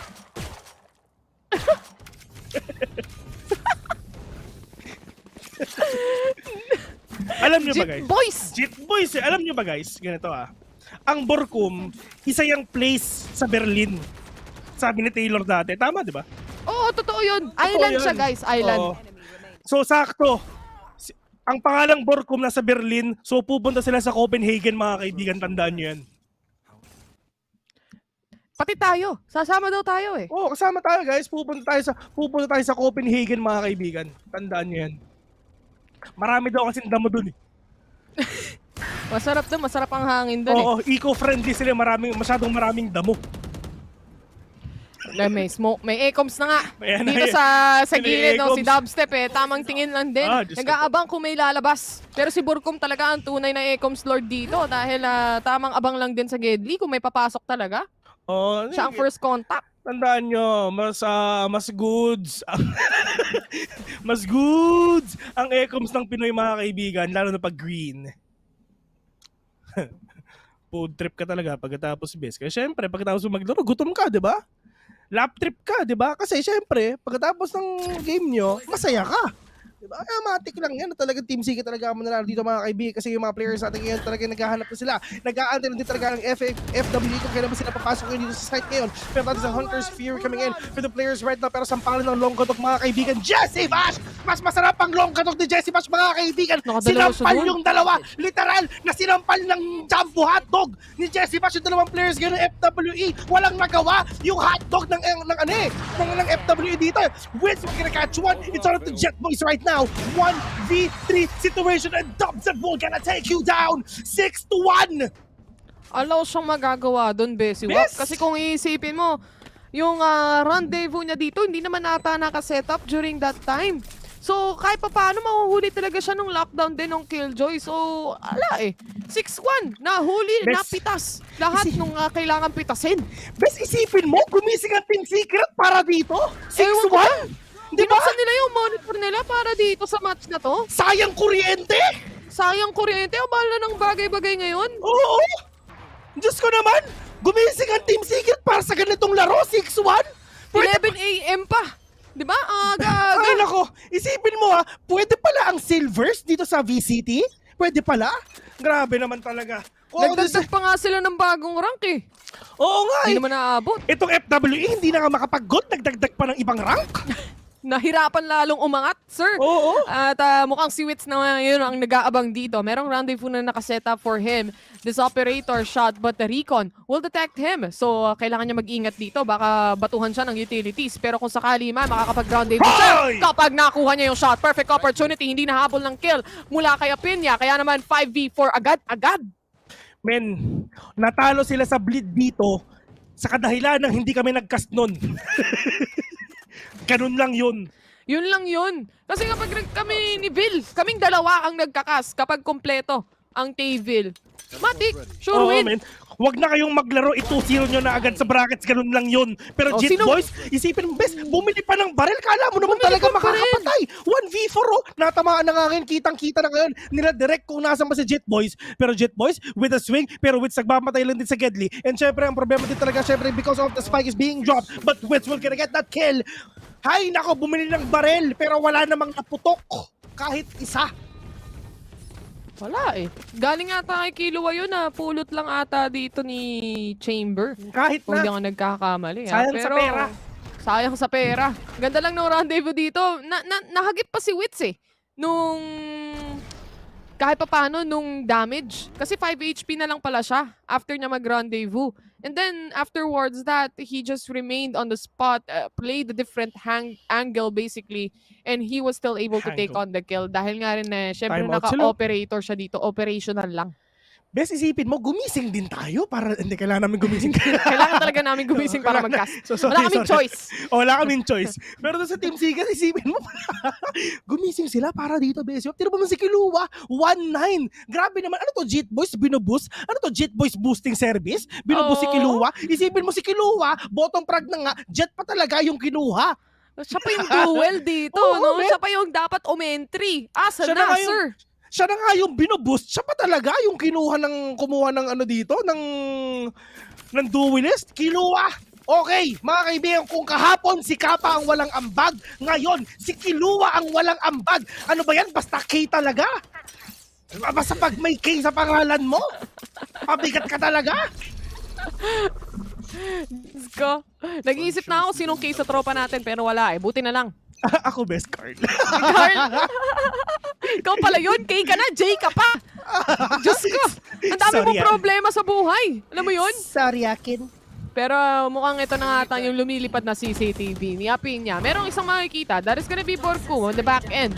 Pero hindi nila mapapatay dito si Borkum. Pero mukhang ito na nga ang katapusan. Nice! Kiluan na naman. 1-10 nga ang score na ang alala pa natin lahat. Viper split ginamit. Jet Boys was able to take one kill out. Pero masasalo din agad ni Wits. Tirapong to get another double kill para sa kanya. It's still a 2v2. Pero ni Res. Pinaya pa na. Wits was able to secure the kill. And this will go down. And the win goes to Team Secret yet again into an 8-1 score. Sinabi namin kanina, 1-0 na! Kung ako sa inyo, FF na! FF na! /FF. Oo, press F5. Oh, men, ganun lang yun. Tuturuan natin sila, Taylor, ha? Turo mo. First step. Enter, press enter. Tapos forward slash, FF, das enter. Oh, tapos, syempre lalabas na. Surrender.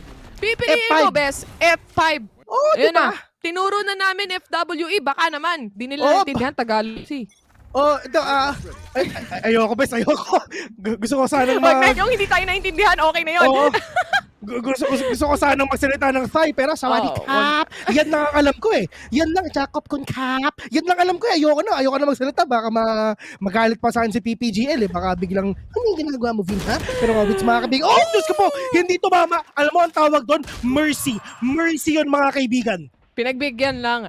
At ito si Borkum, at least napatay niya yung isang player dito. Jet Boys ata yung namatay yun, napitas niya. And aside from that, hawak niya rin yung spike, no? So, Team Secret, they're very well aware kung asan ba yung spike dito. And they are swarming it actually, right? Oh! Si Kilua. PV2. Kilua. Wala nang ambag, sumisilip pa. 45 HP. Mamaya, 0 na yan, kapatid. O, padash-dash pa. Kilua, sumisilip din dito sa gilid. Pero nga, merong recon bot dyan. Ngayon, malalaman na ako nasa ka ba. Pero oh my God, Diyos ko. Isi-isi nyo lang. Okay na yan, okay na yan. Pinalaro sa kuya. Ganun lang. Kuya, palaro naman ang game ko. Papuhat naman yung mga kakampi ko. Pero nga, what?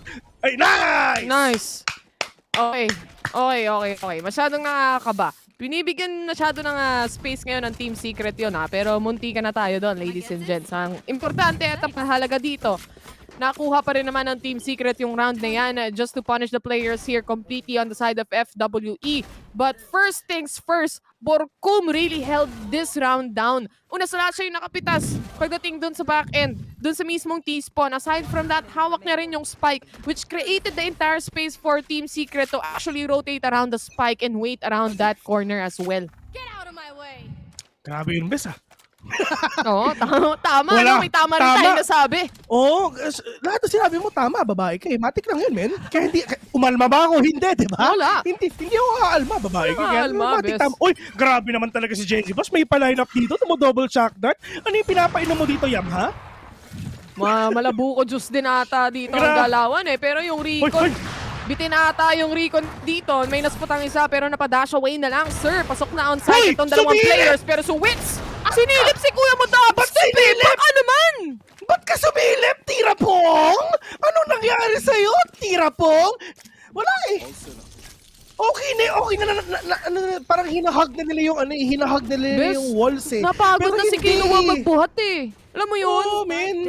Kanina pa sila pinupus nito eh. Si Jet Boys siya na lang sabi niya, ako na lang magpupus sa inyo, best. Nice! Pero hindi pa rin talaga enough. And 1! Close fight! Best, close fight? Diyos ko. Ano ba naman yan? Nahihirap ang Team Secret sa nangyayari, Bes. Oo nga, parang sila nasa-stress, alam mo yun. Anong gagawin ng Team Secret dito, 10-1? Oh my God!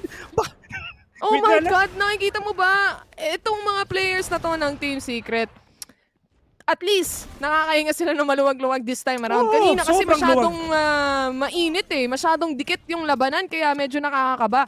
Pero, to be fair, if the swap, if we have a swap happening here really soon, syempre, sila yung magiging attacker. So, importante ma-spotan pa rin natin yung attacker side natin dito. Pero, magandang pangitain to, Bes. Bes, ano ba yung ginagawa ko? Ano? Ine-edit ko na eh. Ay, ni-edit mo na. Post mo na. Yung 2-0 mo. Oo. Tapos na kasi to, guys. Replay na lang talaga to actually. Hindi ko na antayin matapos to. Ipapost ko na yung Team Secret 2-0. Oo. Isipin mo nga, 11 rounds pa lang yun na nakikita natin dito. Pero si Killua ata, 14 deaths na. Mga tipong ganun yung galawan dito. Nires ka na. Lahat-lahat. Wala pa din. Man, isipin mo. Sapat. Mas madami pa yung deaths mo kaysa sa buong round. Mas madami pa yung deaths mo kaysa sa buong round. Men! Ay, nako. Ewan ko ba sa'yo? Wala eh. I mean, pumayag si Riot na may maglaro na silver dito eh. Ayan, ganun talaga. Ganun talaga, guys. Siyempre, alam mo naman sa Riot, di ba? Kailangan inclusive ka. So, mula silver, gold, ayan, tanggap yan dito hanggang VCT, guys. Kita nyo naman yung FWE. Nakapag-qualify sila, no? So, 10-1 ang score natin ngayon, Team Secret side. Si Wits ang nag-aabang dito, nakakita siya ng isa. Tamang game sense lang din, baka sakaling tumama yung mga pre-fires na yan. But the wall has been placed here by the Sage itself. Meron ding lockdown na kasama dyan from the defender side, kaya kailangan umatras dito ng FWE. Mahuhuli ata yung isa. Nahuli yung Viper. Mukhang huli-huli na rin talaga mga nice. Now, we're gonna take down one. Apinya. Ito na. All the way here, the clock is ticking already para magiging the best. Alam mo ang gagawin ng Team Secret? Hala, T-Vil pala yung nagkakas. Gawin kaya nating 2-10 to. Oo nga, kasi alam ko na yung mga ganyan eh. Pero si Wits hindi ata papatalo dito. Ayaw ata niyang pumayag. Operator shot, connecting once, but Dubstep was able to secure one. Itong retake, gumagana for the side of Team Secret.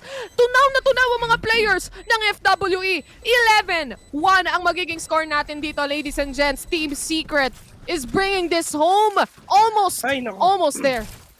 Bakit tayo magtututin? Pwede naman mag-11-1 na. Best pinapost ko na. Ine-edit ko na eh. Ine-edit ko na. Actually, post mo na eh. Oo, post ko na, no? Wait lang guys ha. Huwag ka na mahiya.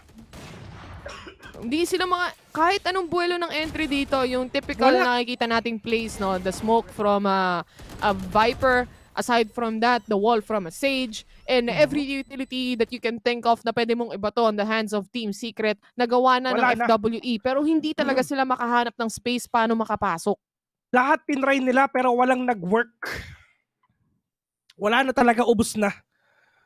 Sinabihan na namin kayo kanina, round number 1 pa lang mga kaibigan. Nung nanalo ang Team Secret, tama na kasi ang sakit-sakit na. Pero bakit pa kayo gumusto? Nasabihan na nga kayo, ayaw nyo pa rin matuto.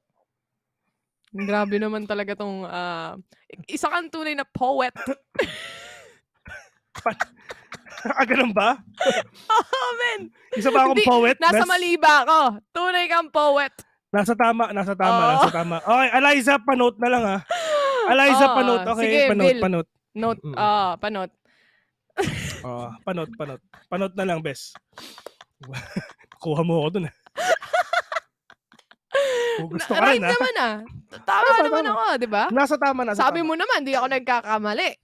Wala, di ba? Ay, wait lang. If ever manalo ang Team Secret dito, bes, ang kalaban nila, ang susunod, ano? Bleed or Fancy United. Kayang-kaya. Easy. Kayang-kaya. Yun na yun. Yun na yun. Kahit itapat mo pa yung reset na nag-champion. Oo. Walang mangyayari dyan basta Team Secret. Kahit si Lebron pa. Kahit si Lebron pa, ilagay mo dito. Kahit kakampi nyo na lahat ng superstar. Hindi nyo matatapatan ng Team Secret. Oo. Ganun lang kadali yun. Kami ang number 1 fans talaga dito eh. Tayong May dalawa no? Nagtanong si Miss Zerina Carl Santos, ba't ang bias daw natin? Watch party kasi to. Watch party to. Saan ka nakakita na watch party na chinicheer namin yung kalaban? Wala, hindi mangyayari yun. Alam mo, nasa Pilipinas tayo. Nasa Filipino stream tayo. Isipin nyo naman yung itsura natin kung nag-cheer kami sa FWE. Oh, di ba? Ang pangit naman nun. Diba? Kaya dito tayo sa local. Support lang tayo, guys. Team Secret all the way. May English stream tayo, by the way, para sa mga naghahanap ng bias casting dun sa English. Oo, man.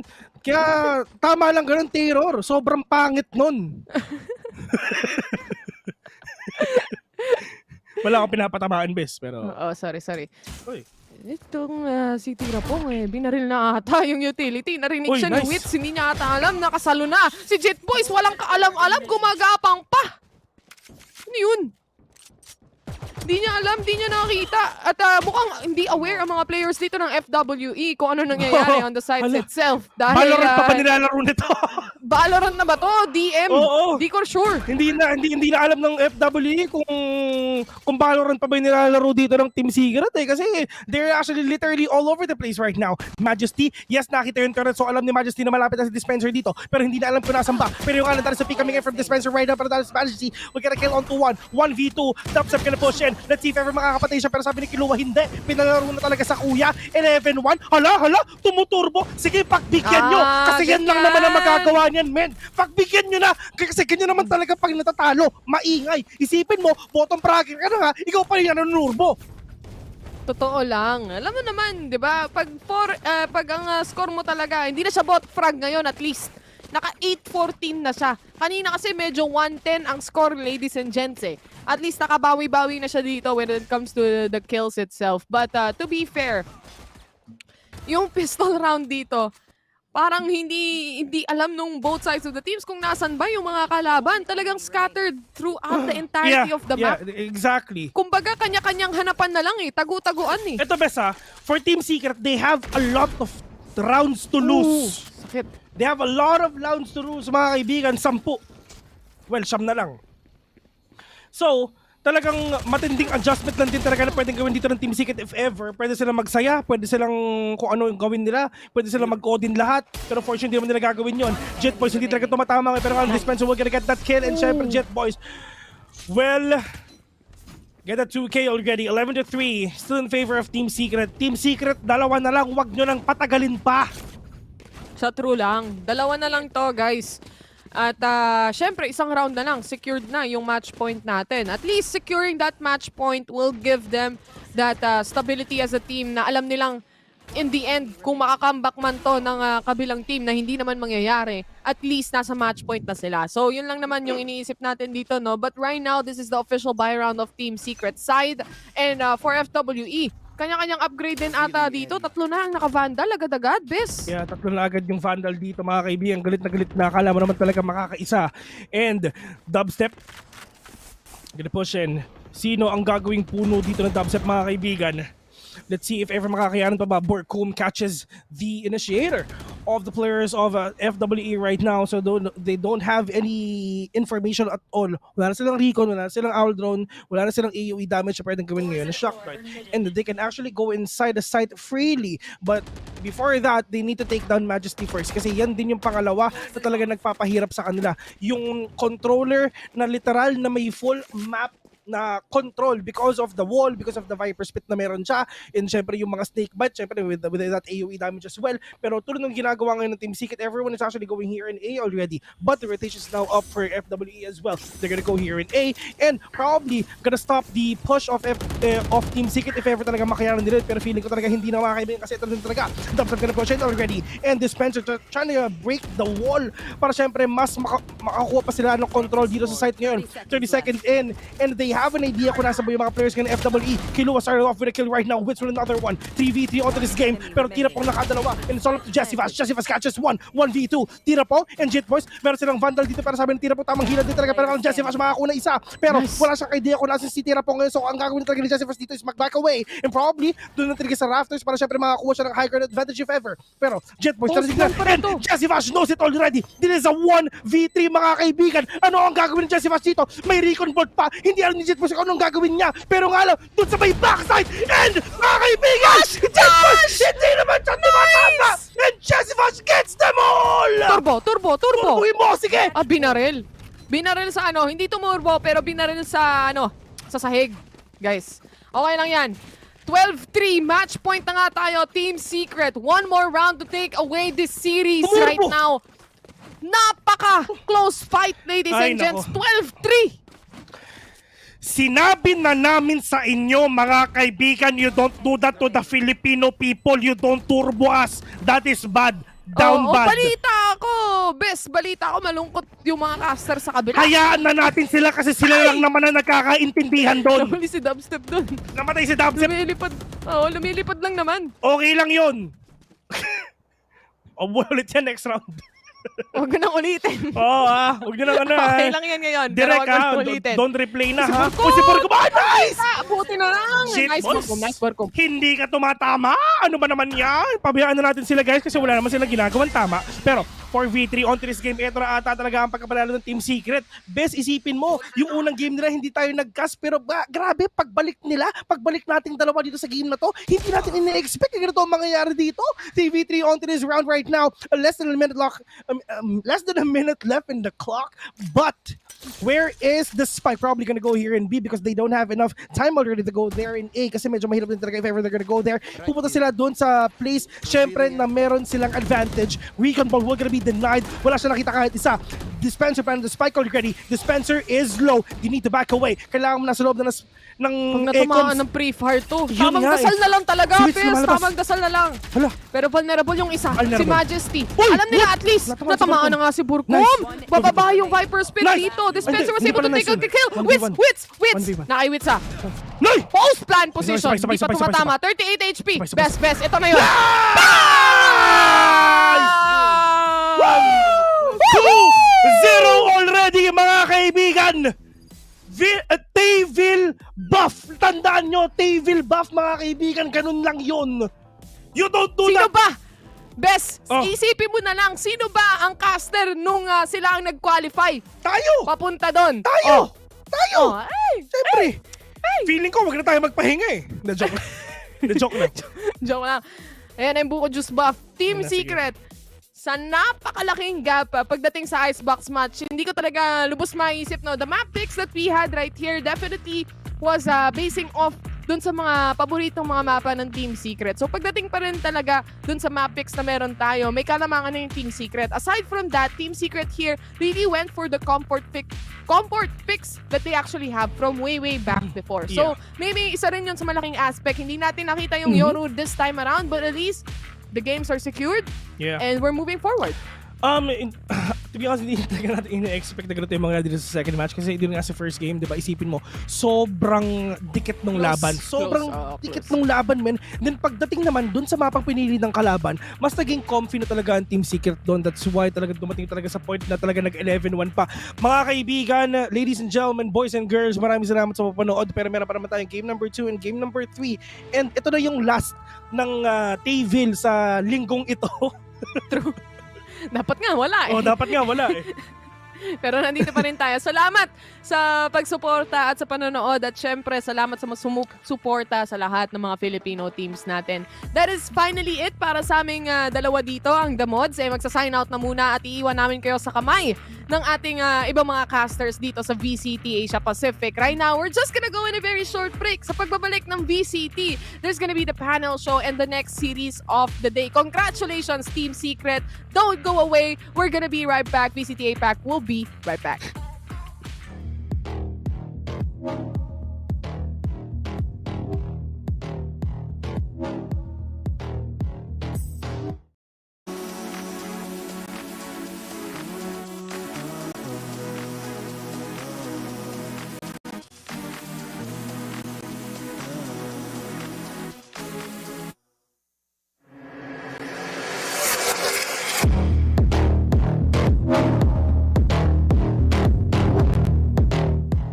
Hi, I'm DZ from Gaimin Gladiators, and we are from the MYSG region. Coming into APAC Challenger Stage 2 as one of the newer teams, we are hoping to make a statement during this tournament and show what the team is able to accomplish within the APAC scene. The team will be going one step at a time, and we will try our best to gun for a playoff spot, since we have already secured a spot in the group stages. Rex. They are undoubtedly the strongest team in APAC right now, and we are looking forward to see what new things they will offer throughout the competition. Jin. He's the star player of Paper X, which elevated them after the addition of him. Practice, eat, and sleep. Thank you to Gaimin Gladiators, fans, and all supporters throughout VCT MYSG. We hope that you guys can continue to support us under the Gaimin Gladiators banner throughout our APAC run.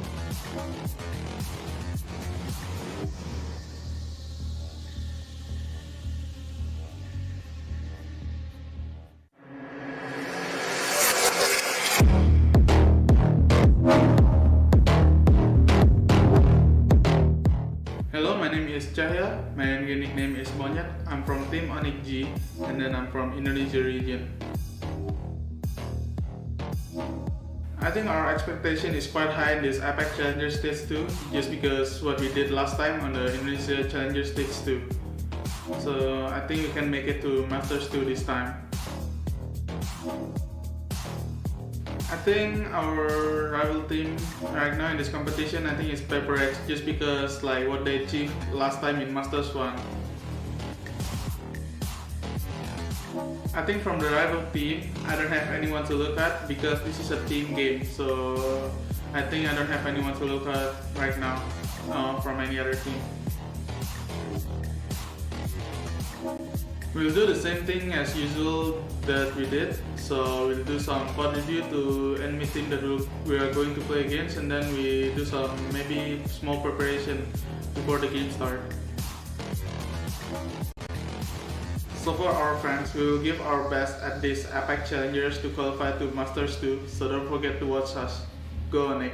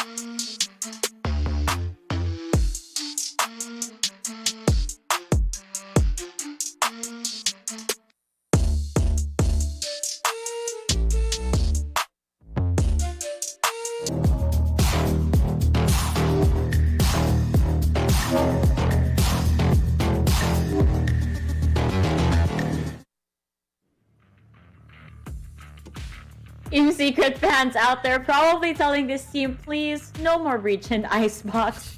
By the way, this is VCT APAC Stage 2 Challengers, and we just witnessed a stellar performance from Team Secret, closing the series 2-0 against in Icebox against FW Esports.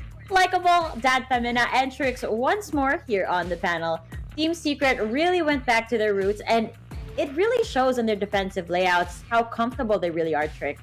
It does. I find that they were more themselves. They seem to be more comfortable rather than when we've seen them in their last series on Icebox playing on the Yoru and the Fade and Breach. I think that this Team Secret right now just seemed to be a lot smoother, a lot more team plays, and we could see that, you know, both Wits and Dubstep were picking up that operator and just dominating that control on the long-range duels. I gotta double down on that on Team Secret going back to their usual comps, because that definitely helped them out. Early on, Team Secret were recognizing key locations that would have helped FWE secure the side as a whole. You remember what's on the chamber early secure of that yellow side, just completely denying them of taking space over that B side early on. And then to follow up, Dubstep, even on the Marshall, just demonstrating the power of that long range gun, just denying them of even taking space from that belt side. And from then on, the members of FWE just hesitated to even make a move, which kind of was uncharacteristic on their part, since they're the ones who are always taking that aggressive map control early on. But then again, since they weren't playing as fast as they usually do, it's because TS did a really good job of conditioning them to play slow. That's exactly what I was gonna say, that Femina. It was all about the conditioning. We all, like you said, we always see FWE being the aggressive playstyle that we've come to know and love them for, but with Team Secret being the more aggressive defender, which we were hoping to see earlier on Haven. Sorry, I'm getting a little bit stutterish over here. But we were hoping to see them kind of do this over at Haven, where they were being aggressive, but at the same time winning the duels. But this time, they applied it on Icebox, which is why it took FWE aback a little bit, Tricks. I think that's what's happening. It also seemed that Team Secret wasn't overextending as they were on Haven. They weren't exactly in positions where they couldn't run away, or they didn't have a teammate that was watching the cross. You could see during that Haven match that there was always somebody supporting another. Yes, there were some occasions, but they were a lot more rare on the Icebox match than on Haven, where some Team Secret players would turn a corner without the right utility or without waiting for that recon dart to start pinging. So I think in general, it was a good effort from FW Esports. I find that I still think that they should have been a little more cautious in their aggression, because I felt that them in particular were getting picked off on those angles. You should expect that the long range duels are going to be fought for, especially with a chamber there, especially with a jet there. So you want to try and take those closer angles or force them on those closer angles. Gotta give a little bit of a mention to FWE though, especially when they were on their defensive rounds. They put up a better fight than they did on their first half. But since TS were playing a bit more slowly, a bit more slow, but that point, it's like TS made it no secret that they were already far ahead against FWE in the Icebox map. So at that point on, FWE were just grasping on straws, all of their options, just getting limited as the rounds progressed. At that point, TS was able to get that, I wouldn't say easy victory, especially how we saw that Haven map, but now that I'm looking at this Icebox, this definitely was a breeze for them, definitely. Well, not to put Breeze into the picture here, but again, you're right. It was just different on the side of Team Secret. And I do want to point out, this is something that Asterai noticed, that FW on the defense did not have the best of map control. They were really reliant on winning those duels, which they did at certain rounds. But overall, it just wasn't painting the best picture for them. Who is on the best picture over here is our series MVP, which is, I would say, no surprise to that, Femina. It's Dubstep. Yeah, I mean, even though he had like a really tight game over at the last series against Bleed, this guy was also the consistent force of Team Secret. And this time, he popped off. No secret about that head on. I mean, in that Haven game, we had a bit of doubts about how he would perform that KO, but he picked out the most balanced way to play that KO map.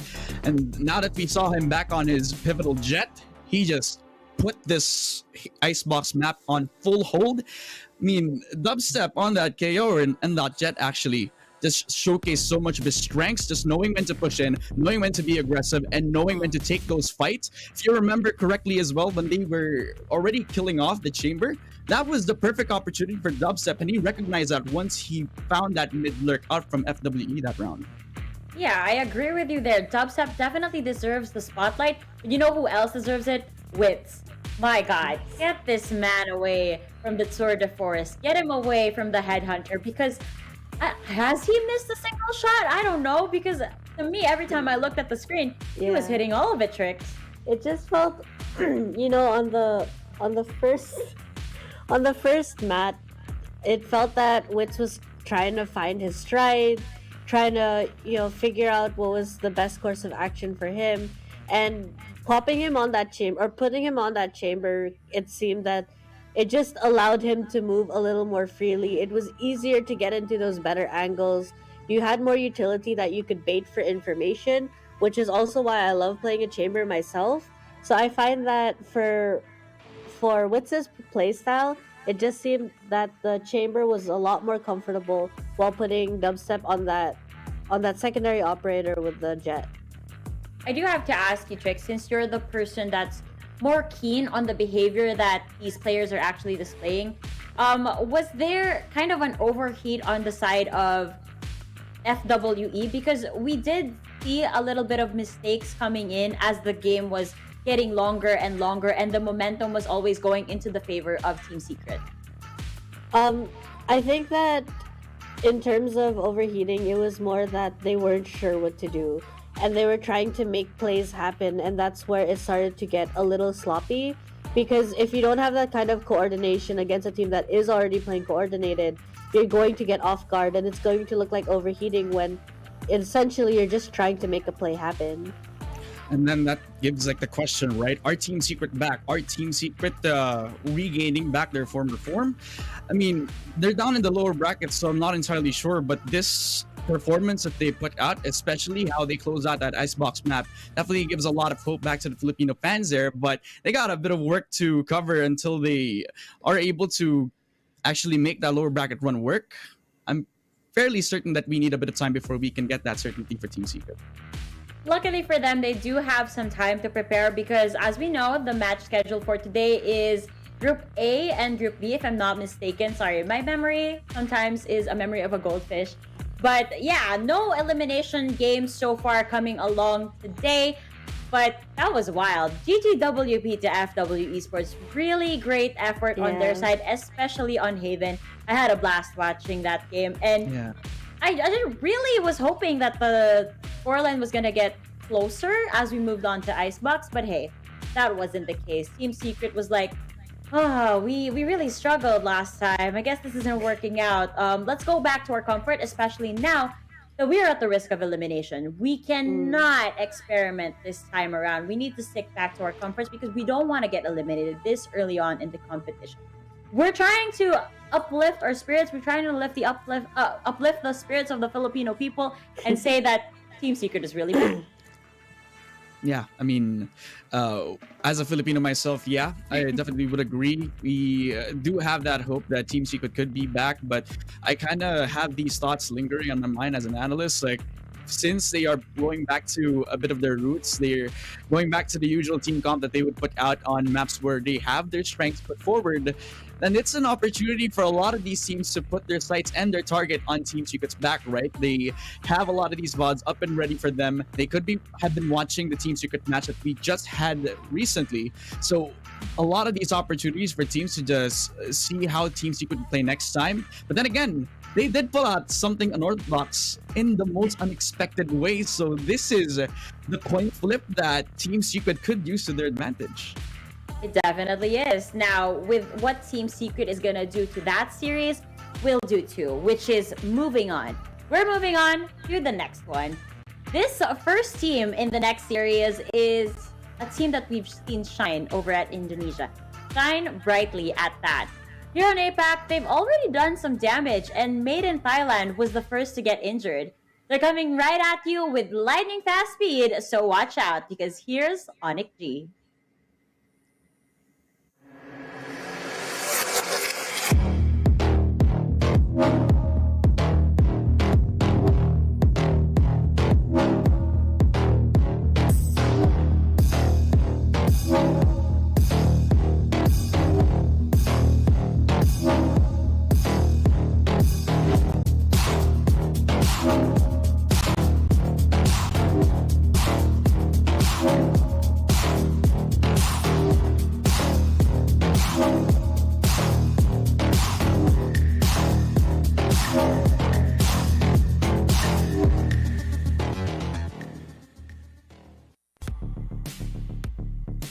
So, when I said before that ONIC the Hedgehog in the form of Monyet as Neon, I was right because it seems to me that Trix, their mascot or their symbol is actually a hedgehog. Yeah.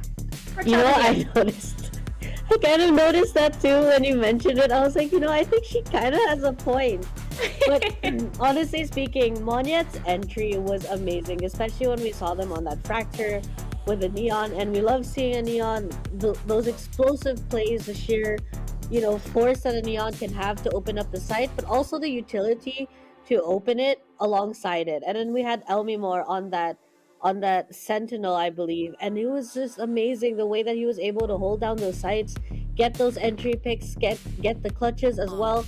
Everybody on ONIC G honestly performing just so well. I'm a little concerned for their opponents on how they're going to do. What do you think, Dad Femina?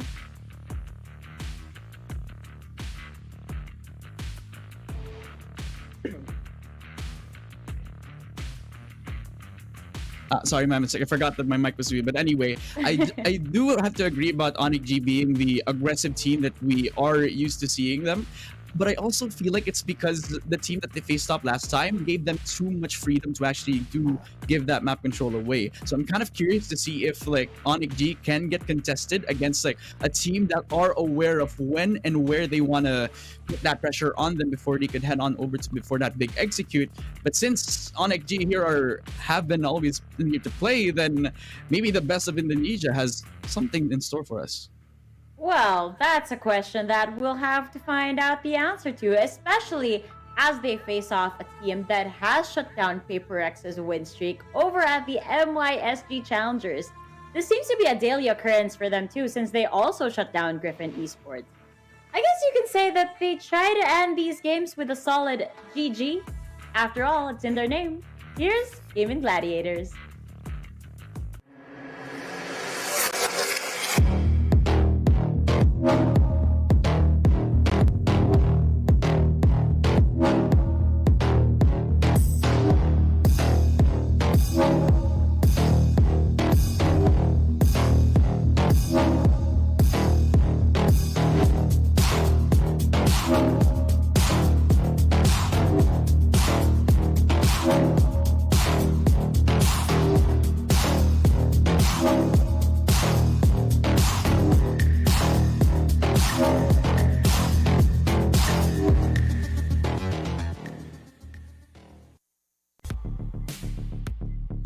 What a feat by Gaimin Gladiators. Imagine being the team, Dad Femina, that shuts down Paper Rex's win streak. Amazing performance from these guys so far.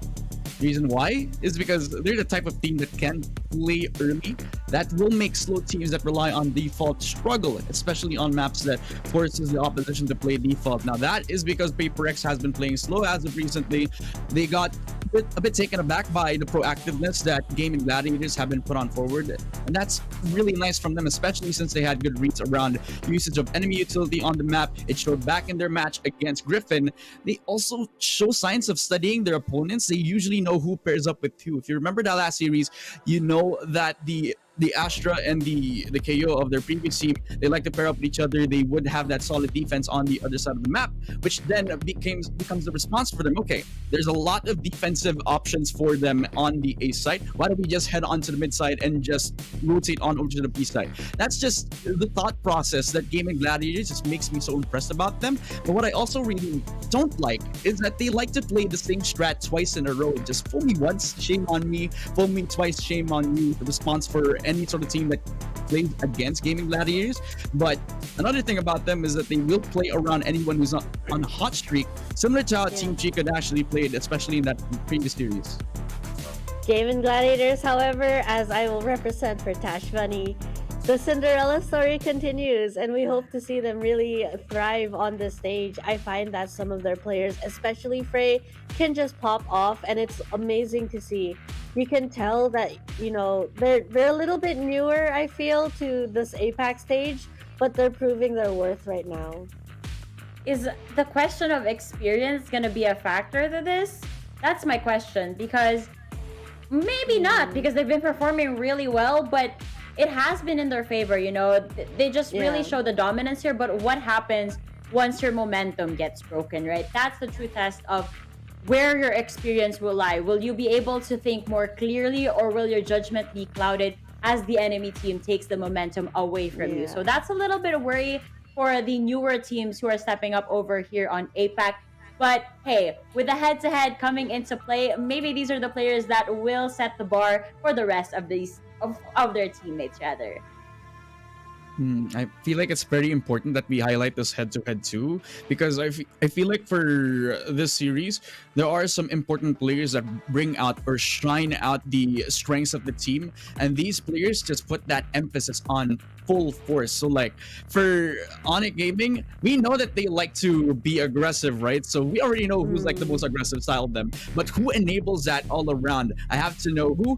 For the same time, for Gaming Gladiators, who is the one, the stable force for them? It has always been Frey for the members of Gaming Gladiators, and Elmi Moore, just a flexible player who can be the stable force in Gaming, or sorry, ONIC G, that always has been the consistent force for them, which also becomes like one of the more important factors into why they have their success right now in Indonesia. You know, I'm starting to wonder, a lot of times when we pull up like head-to-heads and player highlights, Chamber pops up a lot. I'm starting to feel like he's kind of replacing that duelist role, where What do you they're just mean? able to shine with the headhunter. Chamber is a duelist. What do you mean? You know what? That's right. I might have read That's it true. wrong on the game. But yes, I find that, you know, Elmi Moore and Frey, both fantastic players. The way that they're able to anchor and really help their teammates, it's that kind of level of trust that you need on your back line in order to be able to have that successful entry.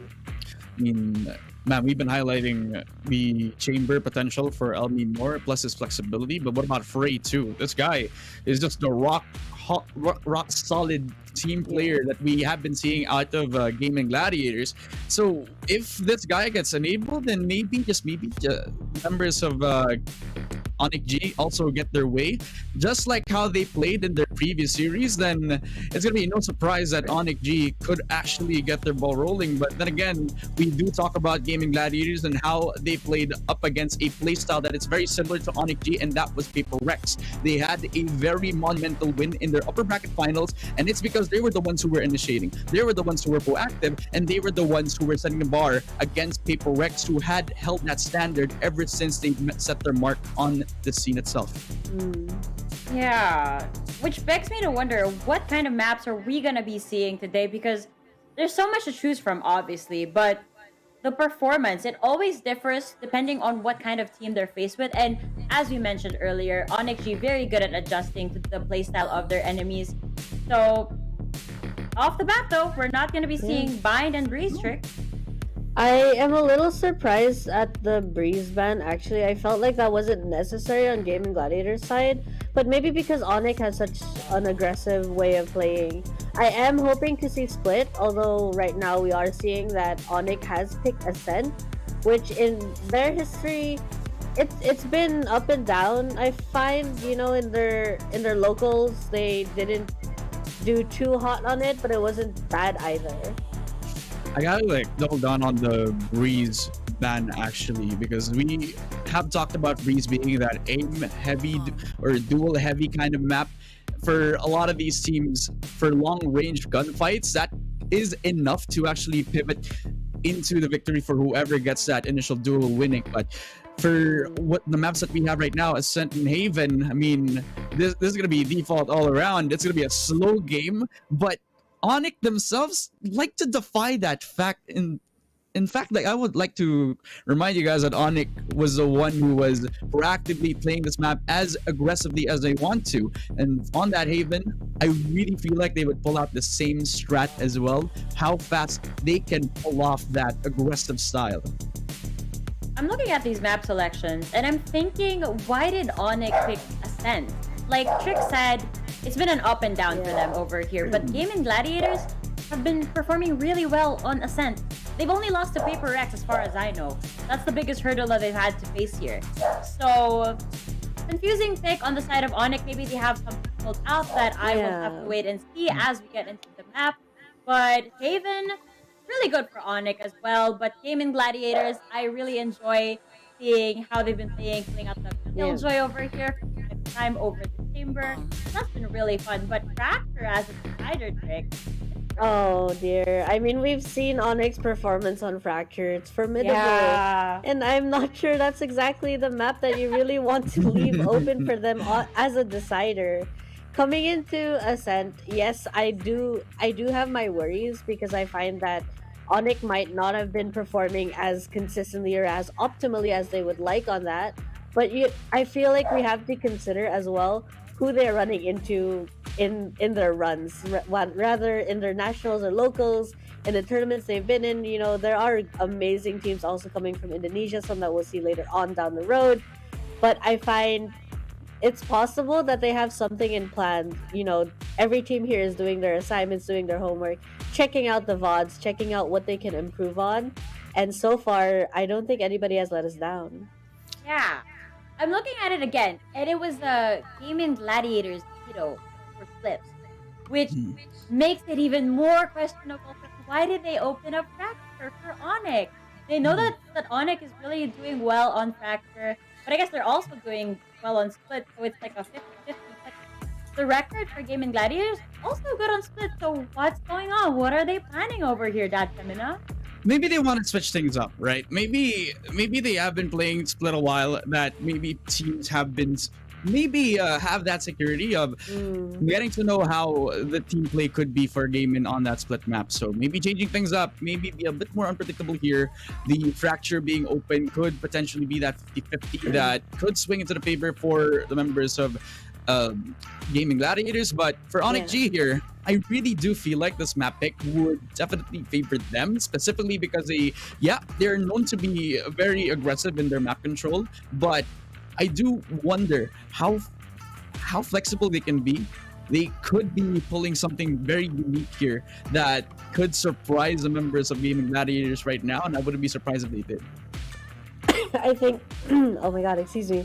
I think also in a map like Fracture, you know, they're going into it, there's VODs prepared. So it's possible Gaimin Gladiators will continue their Cinderella story, as Tash would like to put it, and take that map away from ONIC if it gets to that decider map. But I know that Laika usually does the honors, but I think I might start with the predictions. I am thinking, especially based on these map picks, it's leaning towards the side of ONIC G. Just comfortable map picks, maps they've proven to do very well on. And it's not looking too hot, in my opinion, for Gaimin Gladiators. I love that you've taken the initiative, Trick, because I always hate introing this part, because I know it brings all of us so much pain over here. But hey, just based off of the map, especially with Fracture as the decider, I'd have to agree with you. After all, this is the only map wherein Gaimin Gladiators have switched up the roles from time to time instead of having like easy on the duelist role. It's next, I think, based off the record on the Neon. And it just changes their whole dynamic, which I'm not so sure if it's actually going to work out for them. So for this one, I'm going to go with ONIC. Man, I mean, since both of you guys are going ONIC, I have to consider, right? Like, Gaimin Gladiators, they do take that initiative very far, and it has shown to have results. They did beat out Paper X, who are the kings of being that proactive, right? But since like ONIC G have shown consistent results all across with their map draft right now, and how they've been playing all throughout this entire upper bracket, I mean, I gotta give them the edge too. Unfortunately for Gaimin Gladiators, they are going to be coming up against one of the more aggressive teams that we are going to be seeing here in this group, and possibly the entire tournament right now. So I'm kind of hoping that they could stop the road or put out a really huge roadblock against this team. But ONIC G, Gina G, this is just the prediction that I'm going to be locking in. Wait, so we all have the same prediction then? Yeah. Yes. Here we go again.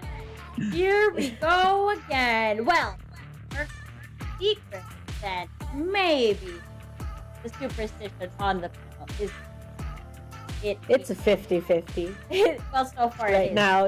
But it was on a 50-52 on the side of Team Secret all the way. Although yesterday when we did have Tash, I believe we all voted for RRQ. Am I remembering it correctly, Trick? Yes, you are remembering it correctly. See, so it is 66-33. Okay. It's math. You guys love numbers. That's why we're in the panel. That's why we're at the panel, because you guys love the numbers. And for now, we're going to be scooching over to our agent selection as we head on over to Ascent. Ascent.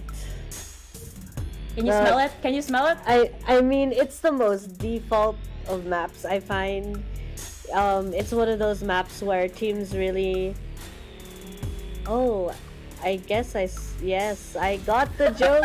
I'm a little late. There was a joke. I just realized I it. don't know. Yeah, It's a okay. scent, right?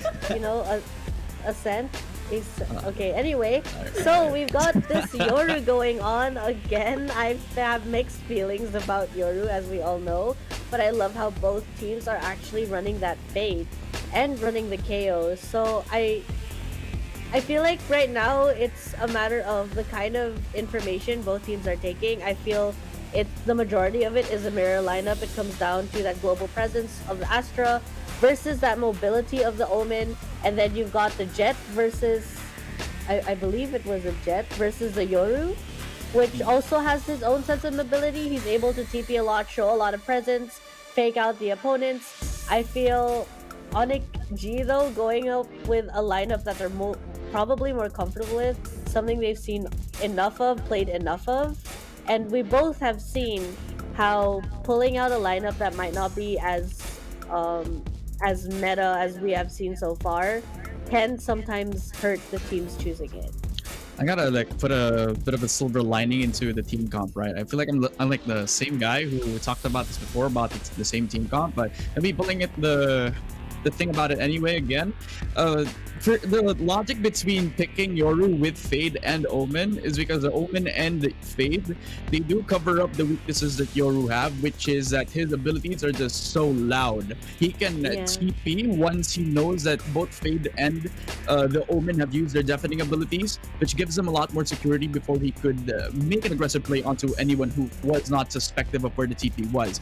And just to complement that with the chamber, it also adds up to a lot more to shoot. You have to shoot the trademark, you have to shoot so many of the prowlers being fallen back on you, and if you know where the TP is, then you gotta spend as much bullets as you're there too. But by that time, you're gonna have to be prepared about a barrage of bullets and a barrage of enemies just running at you, plus the TP behind you.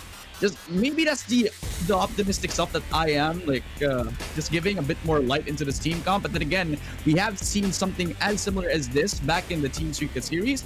We might not see the same success, but I want to see the execution this time around. Well, with the amount of bullets that they're apparently going to be needing, I do hope that we don't see some Odins being pulled out. I'm not a huge fan of that machine gun. But again, this is ONIC G versus Gaimin Gladiators coming up in a bit. I hope you guys have fully settled down, especially since we'll be having Ascent for the first map. That's all for now here on the panel now. Casters, take it away.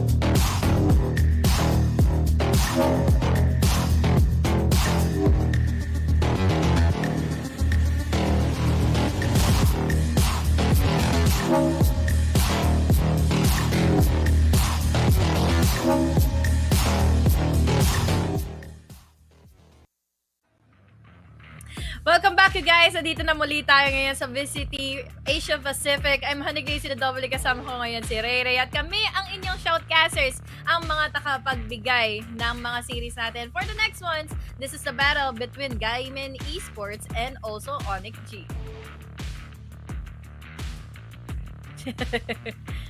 Yung panel natin, diba? 3-0 yung prediction nila. Yun. So, nakita natin kanina kung gaano nakakapagbigay ng mga exciting parts dito ang players natin from Team Secret. It was a clean 2-0, pero ito naman ngayon, ONIC and also have your Gaimin Gladiators pala ang maglalaban. So, shoutout sa lahat ng mga nanonood dyan. This is going to be a hell of a banger match. Syempre, between our following regions na mula sa Indonesia and also have here from Singapore. Okay guys, so nandito na ulit ako. At yung meron sa Gaimin, sa mga hindi nakakaalam, Actually, this team defeated Paper Rex sa upper bracket. Yun yung meron about this Laking team. factor, no? Yeah. Diba? Napakalaking factor talaga ang meron sa Tiga to. Every time na we're into MYSG, it's Paper X and Bleed, 'di ba? Tapos, ang katulad ng Gaimin, para silang mga no-namers nung last time. Ano sila, team na matagal naman na nasa scene, pero talagang parating underdog. Pero si Monyet to, press W! Oh my God. Monyet and friends na naman pang highlight sa BPH. Pero there's the trade lang coming from NC Slasher. Nice one, BB. At tatlo na lang Gaimin. Pero Lemmy mo gets 2 taps! Oh my goodness! More and more and more and more. Sabi ko kay Honey Grace, chill lang yung cast natin tapos na yung main event. Wala nakaka-enjoy lang din talaga yung mga naging pagpasok nila sa B kanina. Kasi nga, pinanimulan ka agad ni Monyet na pag-dash in niya, nabulaga dito si Styron. Although, nice try, Styron. Kaya mo yan. Next rounds na lang natin ibawi ito. Lalo na't ngayon magiging problema lang ang mga Spectres na binili na ngayon ng ONIC G. Classics lang ang kayang hawakan nila dito, Ray. Mga ONIC. Alam mo, yung map Vito, tinitignan ko pa lang. I gotta agree na sobrang ONIC-sided nung Vito. And even if you have Gaimin na matagal na sila sa scene itself, let's not deny the experience that ONIC has. Yun naman ang meron sila eh. And most probably, talagang, kung sino man nanalo dito, diba? Pasok na. Papuntang playoffs. So, last day na to ng ONIC. Sige, audition lang. Sino pa? Sino pa pupunta kay Lemmy Moore? Next one. Through the smoke, si NC Slasher gets a kill. Spray na lang, tsaka si Styropor. At, apat pa. Pero yung time, wala, di na makakapag-retake to. Nice one, Trey. Okay, pogi ka naman eh. Okay na yon. And that's it. 2-0 in favor of ONIC. Kasi guys, ganito, habang kasi yung Gaimin, ngayon ko lang sila kinast. Tapos kanina, tinitignan namin gino-judge namin ni Honey Grace. Sabi ko kasi, si NC Slasher ang pogi dito sa taga ONIC. Tapos yung nagpakita yung mga taga Gaimin, Gladiators, sabi ko, hala, sabi ni, sino yung type mo dito? Yung parang nagugapon? Si Styron. Tapos sabi ko, huwag mo naman kaming i-booking ng ganyan. Sabi ko, happy lang tayo, guys. Tapos na Team Secret eh. Tapos na yung main inciting part. Nagkwentuhan na lang. Podcast watch party na lang talaga tong cast namin ni Honey Grace. Pero on the other side, Monyet, press W lang. Sige lang, go. Tatandaan nyo may pick pala na Yoru ngayon. Okay. Sige, nice one. Talo yan. Panalo na ONIC, sabi ko eh. Pero Lemmy Moore always check corners at alam pa kagad nila na may nag-iisa si Nef. Parang si Neferpito and NC Slasher gets one. ONIC is on a spree, 3-0. Sabi ko sa inyo, banyo kagad yung ascent kapag ONIC ang pinag-uusapan. Pero big shoutouts nga pala kay Sean Ezekiel Abela. At sabi niya dito, wala kang audio. Oo, bes. Tapos kanina wala. Ngayon meron na. Okay na ngayon. Yan. Okay na guys. At yun nga pinag-uusapan namin ngayon. Kalungkutan casting pala ngayon. Hindi naman ako malungkot, guys. Saya-saya ko nga. Na-discover ko na marami palang gwapo sa Singapore. Pupunta ka na Singapore next month. Kita-kits na. Na-booking na tayo lahat-lahat dito sa comment section sa live natin. Syempre, enjoy na lang natin ngayon, guys. Dahil ngayon, talagang minamadali ng ONIC G. Lahat ng mga pangyayari, sinaglit na nga lang dito yung Yoru pick. Although, ito yung isa sa mga exciting part sanang pinili ng Gladiators. Ang naging problema lang is paano nila i-execute ng tama. They don't have any kind of immediate entries. Hindi katulad na ito ng Jet na meron si Monyet.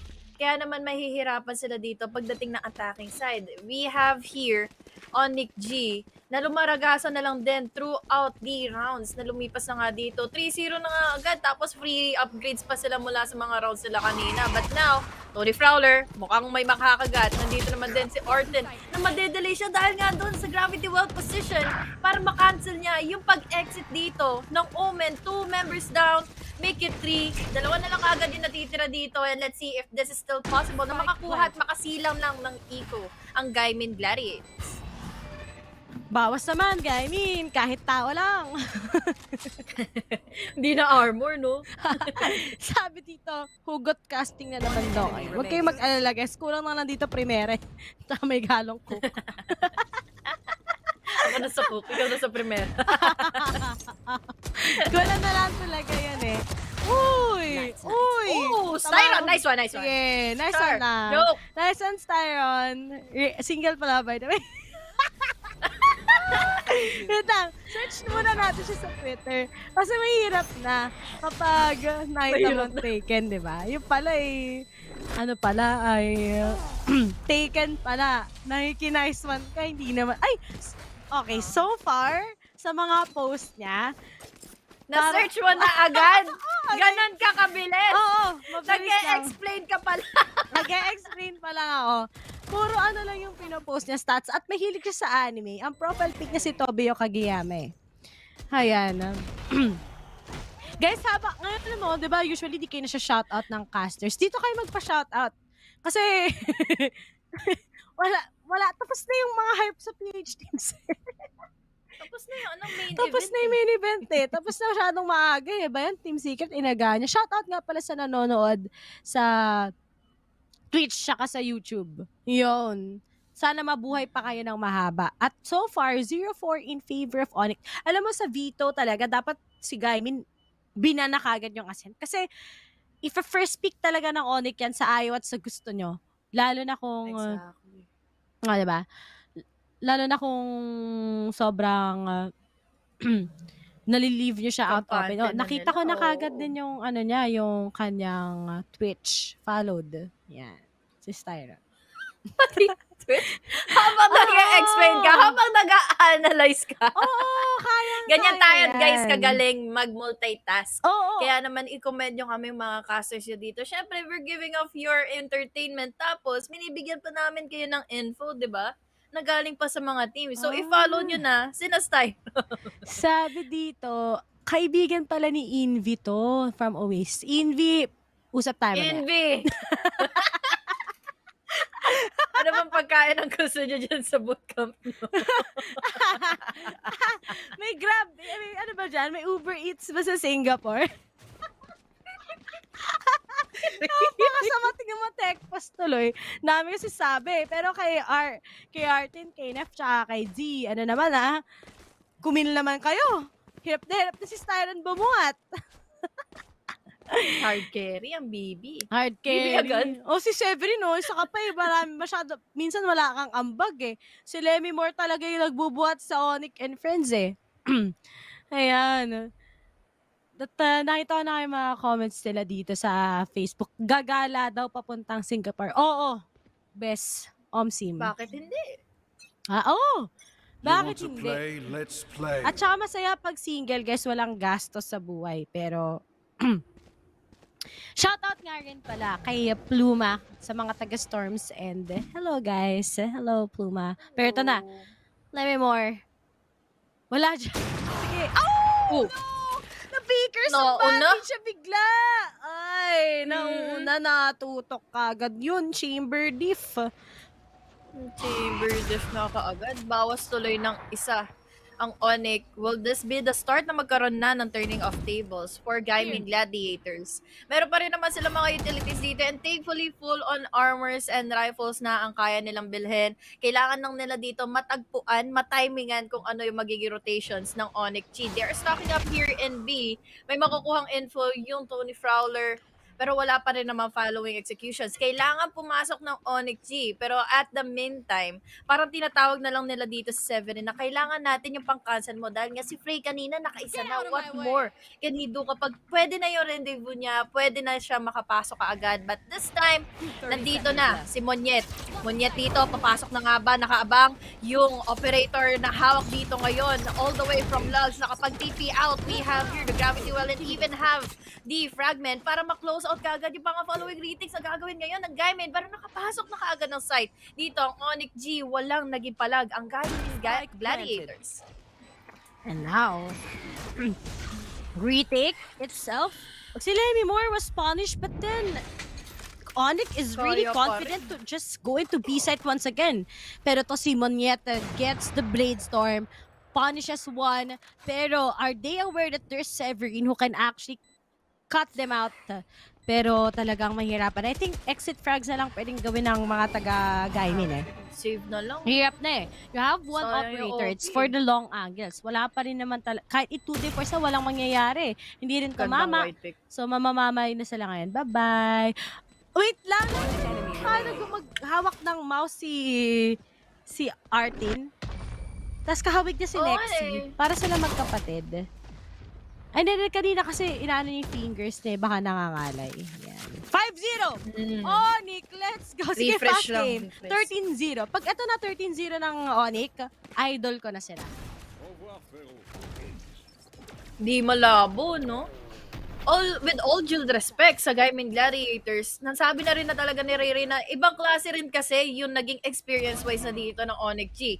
Tingnan mo naman yung panimula nila, yung commanding lead nila dito na 0-5 against Gaimin Gladiators. Kahit na sobrang laking impact na nakapatay or nakakuha sila ng win against Paper Rex. This is another reason and another storyline to see and think about. Unfortunately dito kay Frey, hindi na siya nakapag-react. Papasok na kagad dito si Neomore. There's also one already waiting in, a nice one tap to the head. Ang problema nga lang dito is the pop flash coming to you by Severin. Meron yan dito Nightfall, pero wala silang magagawang iba para makancel out na nga dito. Members na pumasok na kaagad inside the sites. There's DP, there's lead blind, pero wala na rin naman nang magagawa pa dito. Let's hope for the best for them, pero kasi tatlo pa rin naman ang titira dito for ONIC G. There's no info yet, pero tingnan natin kung may gagawin pa nga ba sila dahil the time is already ticking at hindi nag-pick out dito. ONIC goes in for the wide swing. Shiro clean things out with a 2K. 6-0 na ngayon, Ray. Sige lang, ONIC. Fast games lang, okay lang. Fast game na fast game. Pero tatandaan na natin mapick kasi ito ng ONIC. So, they're really strong here. Even if you can see na kanilang meta is still just the same as stage 1. Diba? Well, they have that fade, pero still parang double initiator lang din talaga yung nilabas ngayon ng ng ONIC. Wala namang sobrang grabing pinagbago. Pero shout out nga pala kay Joshua Bernardino Boldo, kay John Kirby Sevilla, kay RG, kay RG_GMAG, kay Jamie Ju, at kay Meralco, at kay Jury, na napakalakas ng kanyang confident, na mas pogi daw siya kaysa sa mga taga-Gaimin. At kay Rainer, guys, mabilis talaga ako mang-stalk. Itatype ko lang naman sa Twitter, lalabas naman din, di ba? Siyempre, sikat yung mga yan. So, taga-type lang ako. Basta ako, finalo ako ni Crisania, finalo back ko lang siya. Ako lang to. Kaya naman si Crisania dating lead, di ba? Hi, Crisania. I'm Ray. Pero ito na, Artin, Pinasyan, walang nakita, abot langit ang ngiti. Pero nga lang, at the same time, after that Z, parang si Z yung Zai. Di ba? Zai. Dai. Hindi Z. Zai. At after that ult, mapapa-push out nga ang mga taga-ONIC. Pero nag-hit lang sila actually. Pumalik. Nang bait lang. Parang pang silver 30 seconds left. Pero wala naman nagpa-bait out. Walang naging patola for Gaimin Gladiators. Nandito na yung Nightfall. Magiging problema lang dito ni Artin kung paano sila i-cancel out. Nandito naman na din yung mga crossfires na nangyayari. Monyet is already low in HP. Nakayuko na nga dito si DZ, but it's already 30 seconds remaining. Wide swing for Artin. Ito na yung pagka-comeback nila. 3K for this guy who is already popping off. It's all up to Limbor. All the way from Cubby, all the way from 3, but there is no possibility madadampot niya pa yung spike dito dahil crossfires na. Dito sa loob ng Valorant mismo, nakasarado pa yung gate, hindi tuloy siya makakuha ng advance to clutch things out with a 1v4. Alam mo kung ako yung ONIC, nag-rotate na lang din talaga ako Hindi na ako nag-commit pa, papuntang, di na lang ako nag-commit ulit sa A site. Kasi sobrang heavy stack na ng mga member ng Gaimin. And napakadali lang mag-rotate for them. But it is what it is. Na-stack lang sila dahil sa sa ultimate ni Z, and that's what happened on that round itself. Pero ngayon, sila naman na nakapag-give ng kanilang ultimate, and now Monyet gets the entry. Makakabawas nga ba muli siya? Always check corners. Ayun, hindi ka nag-check ng corners, but there's the trade coming in from Shiro. Pero dalawa pa ang nasa boathouse ngayon. But Severin gets one, gets the second together with NC Stage. Free na lang together with Zico. Ako, nag-trade na lang ako. Pero my Severin gosh. shuts him down. And ONIC still gets this round against Gaimin. Ang bilis! Ang paka-perfect ng Bilis ng execution round. nila sa B-side. Hindi mo sila ma-punish, hindi mo mag-gets kung bakit. Although, multiple times na nila itong ginagawa na magka-cloudburst, si Monyet, papasok, the dash, hindi pa rin ito napuputol ng Gaimin Gladiators. Why? Dahil na-overwhelm sila kaagad sa execution na ginawa dito ni Monyet. And the follow-ups pa dito nila NC Slasher para hindi makapag-hold yung mga nasa loob ng boathouse. And very unfortunate yun dahil dalawa na sila, na-concuss sila, nakakuha ng kill kaagad dito yung dalawa. So now, by all means, A naman ang ibibigay ngayon ng Gaimin Gladiators. Retake na lang ang gagawin nila dahil they are in a deficit of an eco. Wala silang full-on buy. 3 or 4 lang ang meron. But unfortunately naman dito kay Monyet, medyo kumukulit na. Nabaluhan tuloy ni Nef. The TP, the Great Crasher is already there. Nightfall para makakuha ng info. Blind all the way from hell. Pero nandito naman din yung mga blinds calling pa ng main. Nandito yung mga decoy na may bibigay nga ng Yoro. But will it be enough? Parang hindi pa rin nata kaya. Talagang kontrahin dito si NC Slasher all the way from hell. 2v3 situation. They can either defuse the spike or they can also be countered out by Lemor all the way from Combi and did not expect anything to happen next dahil nga nakontrol na nila yung site, nakapasok na sila for the retake pero hindi pa rin nila nakita kung saan manggagaling yung Lemor. Paano si Lemor? Bakit ganun? The hold itself, it's really perfect. Pero alam mo, last time, nung stage 1, throwback lang tayo sa ONIC performance Ang reckless ni Monyet maglaro. So, ang mga teams na nakakalaban ng ONIC, they finally figure out who's going to be the biggest problem of ONIC. And that's Monyet. He's the key, but he's also the team's kryptonite. So, nangyayari, dahil wala nga ganong disiplina ang katulad ni Monyet last stage, shutdown lang siya. Siya lang. And talo na kagad ang ONIC. Wala na kagad si NC Slasher, Shiro, Severin, and Lemimore. Pero ngayong stage, sobrang ganda ng play nila. Sobrang compact itself to the point na Monyet has that discipline already. He has so much discipline. He knows how to not make it a pog style na siya lang ang bida, kundi lahat sila. And you can also see the improvement coming in from his teammates. Lemimore, Shiro, nakita mo na kung gaano mag-improve yung teammates niya compared before. So that's how ONIC actually made their way into being the best team so far sa Indo. At ngayon, mukhang against Gaimin, mahirapan talaga ang Gaimin against them. Exactly. Sa mga nasabi mo kanina, I think na calculate na natin kung paano nila na-enable kaagad yung win conditions once na hinayaan nyo si Monyet pero there's supposed to be the following executions pa para makuha nyo yung ganong klaseng domination sa pagpasok na nga ng mga sites, sa pagpasok nila dito to get in info, to get insight at makapag-plant ng spike. With that being said, mukhang B na naman yata ang atakihin ngayon ng ONIC G. But the problem is, naka-stock up kasi dito. Players from Gaimin, they are lacking when it terms to gunpower. Shorty lang ang hawak dito ni Frey. Pero nakaisa na kaagad dito. Lemor, laban dito ka na Nef. Tony Flower won't be speaking lang ng end-to-one. Pero nandito naman si Monyet to go in for the wide swing. Quick pick lang muna para makuha niya kung sino ba yung nandito sa corner. At ang lakas ng pakiramdam niya dahil nauluhan niya kaagad si Frey. 3 members na lang ang natitira dito. And ONIC has the availability and the composure, opportunity pang pumalik at mag-rotate going into A. Isa lang naman ang nakita nila na matatagpuan na nga dito na CCTV camera, but now they are already inside the site. Matatagpuan pa nga yata nila dito si Arten at kawawa ka naman sir nandito kasi yung vulnerability na may ibibigay na gravity well. They are already in. They can plant in the spike and now it's already down to 2 members Gaimin Gladiators, kailangan lang nila dito makakuha ng mga guns or destroy in at least their ego. Pero kasi ang problema nito, Ray, umabot na tayo sa 8-1 scoreline. Make it a 9-1 scoreline. ONIC G really is a commanding lead and a dominating half para sa kanila. Tapusin niyo na ONIC, kaya naman. Ginawang ginawang easy trip to the qualifiers, na, no? Ito. Parang Ibang klase si Monye. Parang yung playoffs nila, ay yung group stage nila, press W lang.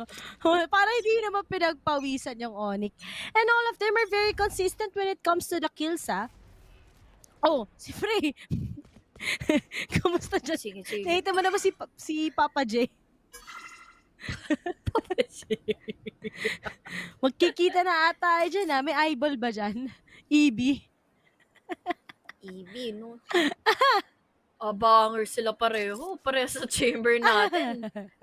Kung sino yung mas malawak yung pasensya, siya talaga mananalo dito. Nag-aabang lang sa kanila dito ng mga mag-pick, kukuha ng info. Pero ONIC G, talaga mapaglaro ng puso't damdamin isipan dito na Gaimin Gladiators. Hindi sila kumikibo dito in garage, wala rin nagkikibuan dito in A-main. So ano ang pwede nilang gawin? Talagang mag-aabangan o mag-aantayan lang ba tayo dito? Or talagang raragasan na naman ng ONIC G dito going to be? Kasi tatlo ang nakaabang sa kanila. Yung TP, yung gate crush pa dito ni Nef. Hinandaan niya na all the way from city. Pero ano ba yung possibilities na magagawa pa niyan? Sa mga nagtatanong yung Gaimin, ito yung Liz. Oo nga pala, ito yung Liz. Kaya pala kanina sabi ko, Gaimin, sino ulit ito? Tapos bakit? Paano yung pangalan ito yung mga taga-Liz? Okay, ito pala. Sorry akin. Ito yung mga Liz. Lazy dogs. Charot. What a bait. Pero, grabe mang bait. Ayun lang. Mali, hindi na nakita si Yorme. Pero, 2v1. Touchdown 1. It's all up to Lemmy Moore. Hoy! Bes, ang layo! Hala, layo mo, Bes! Wala na, talo na! Layo mo! Kanina ka pa! Akala ko panalo na tayo, hindi pa, na-clutch pa kayo! Ano ba naman yan? Ayusin nyo! Tulit na ako! May pera pala sila, sorry akin. Nagpabili na lang to si... Hindi ka lang magpapabili, sorry. Pabay. Oo, agad na sana eh. Pero to, ingat ka naman, Monyet. Isa ka pa eh, ang kulit mo eh. Di ba Sa nila smoke siya mismo na-realize? nag-activate ng Blade Storm eh. Delicates yun. Ang gulo, antok pa ba kayo? Hindi naman. 9-2 na yung score eh. Parang, they have rounds to lose naman. So, Gucci Waps for ONIC G. But this time, it's a take. The smokes is already in, pero Monyet dito para talagang hindi mapakalik kapag hindi pa siya nakakapasok ng site. Nightfall, not spotting in anyone. Nandito naman din yung mga decoy. Makukuha sila all the way from the heavens above. Nef dito, madadali na nga kaagad. He needs to reposition immediately, pero they can already planted the spike. Prey dito, sneaky killing in Limor.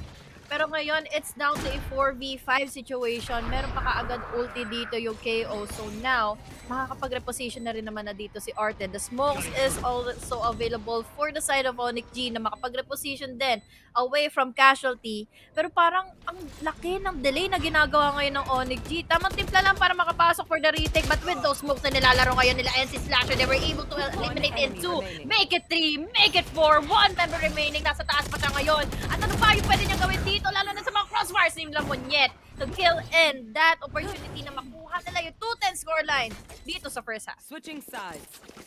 Nice score! 2-10! Idol ko talaga tong ONIC. Nagmamadali. May date pa ata to eh.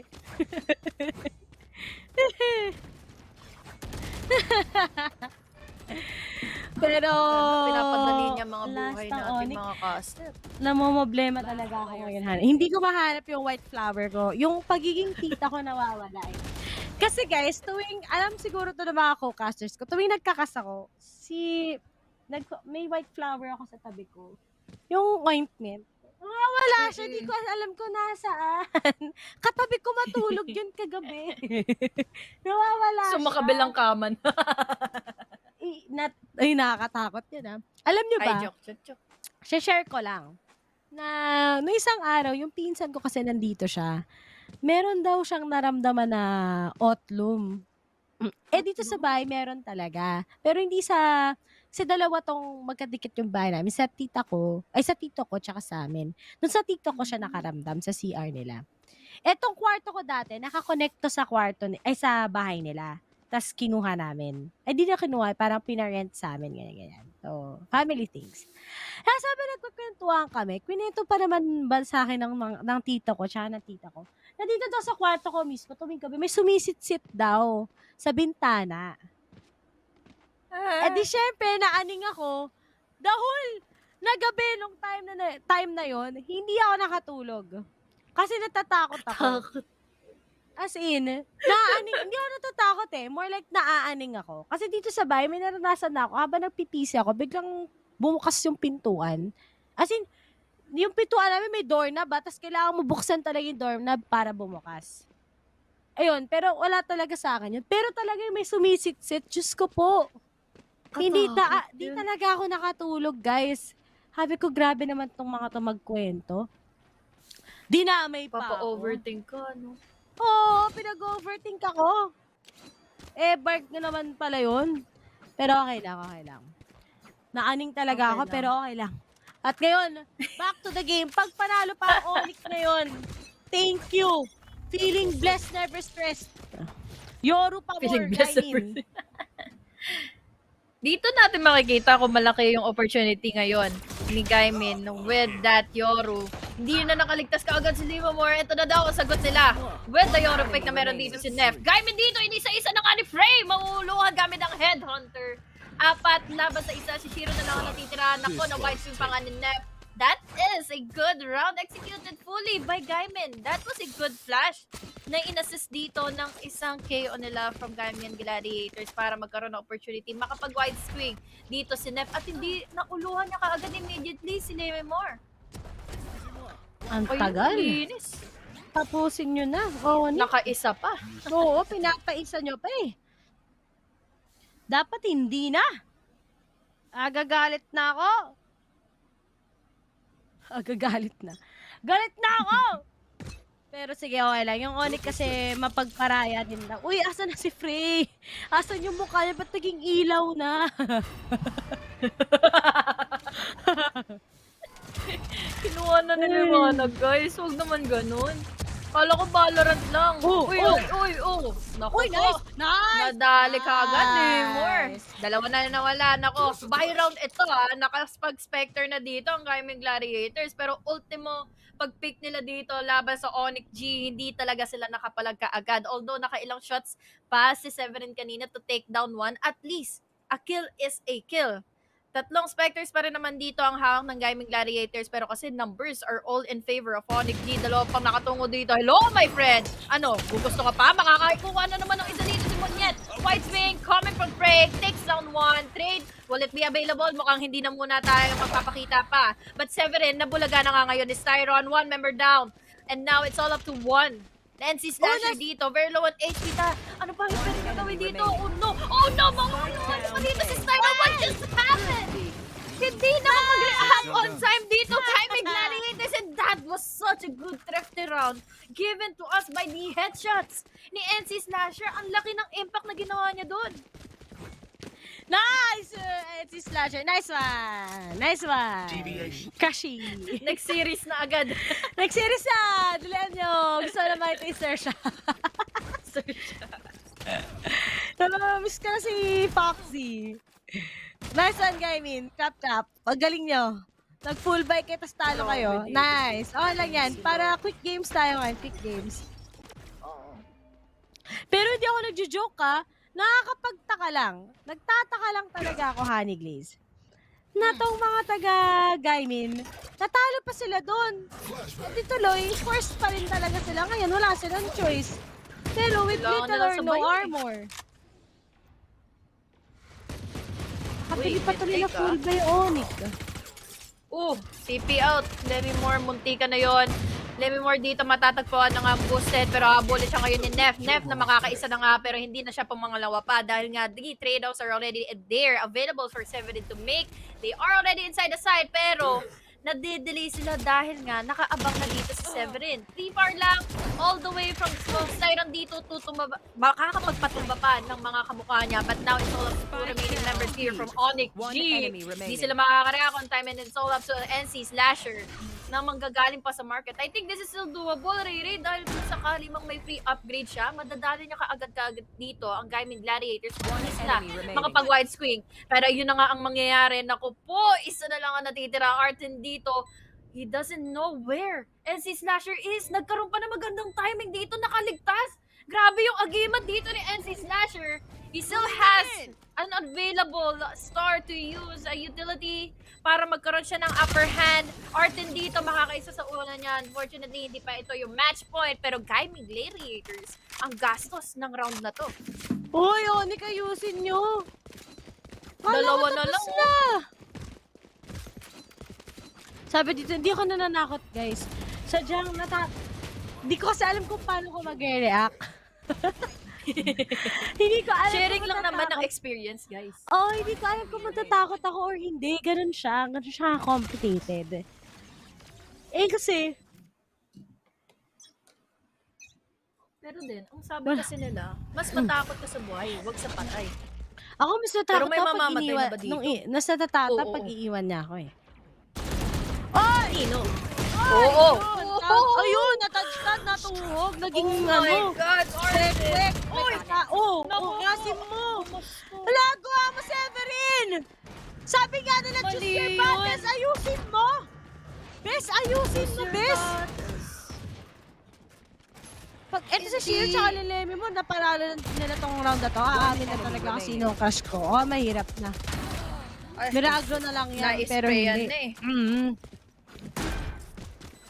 5 to 11. Nakakaisa na naman ito. Pangalawa na pala ito ng Gaimin Gladiators. In this half, mukhang nakakahabol na sila pagdating sa Eagle pero mas lamang pa rin dito ang ONIC G. 11-5. Again, as we mentioned earlier, may rounds to lose naman ang ONIC G pero kasi momentum ang pinangahawakan natin dito. Tingnan nyo, nagiging overconfident na yung players ng ONIC G. So, parang nakikita ko dito is Gladiators, alam nila kung paano parusahan yung mga ganong galawan from ONIC. Now we have only here the Tour de Force na pwedeng gawin at pwedeng gamitin dito ni Frey. Early Trawler para makakuha ng info pero no follow-up naman dito kung sakali man na makakuha sila ng isa dahil yung stars ay nakaabang na nga. Dito for ONIC G, 3 ang nakaabang ngayon sa A. Makakapasok pa kaya sila? Talagang malaking katanungan yan. Pero gusto na talagang maging aggressive ng ONIC pero sinabayan ng emo na Rolling Thunder pero alam na nga nila saan manggagaling ang mga miyembro ng ONIC kaya wala silang choice kundi mag-push out. Maganda yung timing ng ultimate wala sa KO ng ONIC which is going to be si Severin and the pull and the stars coming from NC Slasher but as the paranoia kicks in si Lemimore mapapunish ba nila? Yep, wow, reveal po natin sila Lemimore natin at matatapos to be out of it. Hindi pa siya naalis na agad. Tyron na lang siya kanem. Galingan niya naman, Gaimin. Blaze. And now, siya. Ang ganda ng ginawa doon. Oh my gosh. Pinaglaruan, ginawang mga atabs. Ang Gaimin. Nahuhog sila. Isa-isa. Nag-quotation sila. Hindi may more got talent ang nangyari doon sa Speedway. It was a flawless round and I think talagang ang nakita ko dito is expected na yung gagawin dito ng Gaimin Gladiators na ginamit nila yung 9-ball pero wala naman na sila naging following execution. Ang bagal nilang pumasok sa B. Kung siguro sinabayan nila yung Nightfall at nagsabay kaagad sila ng bato ng utilities in B na ma-confuse nila further yung ONIC G. Mahihirapan yung ONIC G for that retake pero yung hold lang talaga ni Lemimore ang naging tinik sa mga lalamunan ngayon ng Gaimin Gladiators. They had a hard time.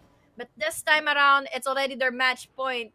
7 pa ang kailangang habulin dito ng Gaimin Gladiators. So what are they going to do next? Lalo na medyo hati-hati yung mga naging buys nila ngayon. Naka-abound si Lemimore with the tour de force. Mukhang madadali kaagad dito si Lep. Sana, pero unfortunately, nagpakita so kaagad sa cheeky angle ni Lemimore. Make it down to 1. Mukhang madadali naman siya dito the fray. That was a good trade. But this is a 4v4 setup. Still doable for Gaimin Gladiators. Oh. Si Lemimore okay sana kaso minsan nagiging aga lang. But I think sa ONIC this time, they can just take their time to actually go for the retake na lang. Kasi most probably itong Gaimin magkocommit na sa B to eh. Although, once the Z will be able to plant ang spike, what can happen right now is he can pull off that he can actually pull off that ultimate pero si Severin na take off na din kagad. It's up to si Shiro and si Slasher and Monyet to do the things. Pero Blade Storm might be activated for Monyet to use in this round. But then magagaling sila sa B main so expected na din talaga ang mga taga-ONIC Honey Glaze. Si Monyet dito ang yung isang nagpaparinig lang. So, maybe bibigay totally dito yung tunog na kayang ibigay ni Monyet, yung info na kaya niyang ibigay. Pero unfortunately, we have here the ulti. Sobrang kailangan na kaagad ito ng Gaimin Gladiators to use. Dahil nga, dalawa pa tong natitira. They still have the utilities. At with that, wala tuloy sila makukuhang info. Hindi lang mga gagagamit yung Hunt to get an info against ONIC G or against Gaimin Gladiators. But this time, the Hunt is already destroyed. No time intended for them to defuse the spike. Pero ang gusto gawin dito ng ONIC G is just to get in at 6 frags. Pero hindi ito naging sapat pa. Isa lang naman na ang nakakuha sa kanila ng pick of Styron dito for that finisher. 6-12. Still doable for Gaimin Gladiators pero kasi confidence na is the key. Momentum na is the key for ONIC G. Nakaisa lang naman ang Gaimin. Talagang atong mga taga okay na sana ginawa ni Lemimore. Dapat di na lang siya naagri kasi makakapitas pa naman siya ng isa pa na papunta ang Gardens eh. So sino na nanalo sa Team Secret match? Team Secret 2-0. Pinauwi ang mga taga-FW. Sabi nila sa FW, fwe. I'll find you. Papasok na naman sila dito recklessly against Lemimore. And Lemimore magpapakuha pa agad ng isa. Hindi na nakabuelo pa nga dito. Players from the side of ONIC G. Pero crispy of the headshot na ginawa dito the fray. 4v4 kaagad na magiging laban natin para makakapasok na sila ngayon ng side. Retake na lang i-execute dito ng ONIC and we've seen earlier how flawless their retakes are.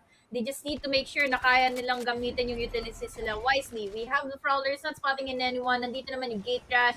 And speaking of, we might have here the possible duels na pwede nga dito i-execute once na maibigay na nila yung opportunity for Monyet na makapasok. Bladestorm for this guy. Makakakuha pa nga ba siya ng mga pick-off dito dash. And that was a good utility use. Oh my gosh, right in from Monyet. Cleaning things out. Arkin dito trying to survive but the TP won't be enough to execute and the escape na kailangan niya dito against these shots from Severin. That was such a good round for the retake dito ng ONIC G.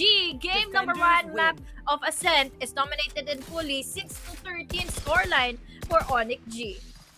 Monyet! Sabi sa inyo alam ko lang ganito mangyayari. Mababawasan sila but the fact that he still has his Blade Storm, nakangiti na lang siya ngayon. Sabi na, medyo easy lang to Medyo madali-dali lang to. Pero gusto ko lang tanungin, skincare ni NC Slasher.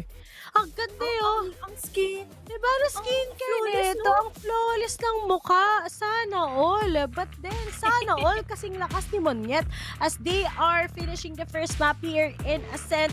Huwag kayo mag-alala guys dahil meron pa naman tayong next map para maging pag-asa ng kanilang kalaban. But all in all, ONIC has just been really popping off. They're dominating. You just need to ban that Ascent when you go up against ONIC. They're really powerful here. And let's see if what's gonna happen sa next map.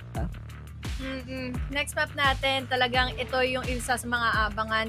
Gaimin Gladiators, I really do hope na magkaroon sila ng magandang execution for the next ones. Dahil kanina, medyo nagkakaroon na sila ng edge. Ang naging problema lang talaga dito is first half, it was fully dominated kasi 2-10 for ONIC G.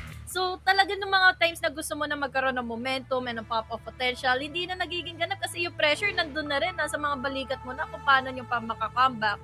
So very unfortunate pero good try for Gaimin Gladiators. I think most probably in the next map, kaya-kaya na nila makakuha ng magandang synergy. But speaking of, magbabalik tayo in the next map pagdating ng after ng break na ito. I'm Honey Gracie the Double, kasama ko ngayon si Ray Ray. Huwag kayong mawawala, tatapusin ng ONIC dito agad-agad once magkakaroon sila ng magandang momentum. Let's go into a break. See you later.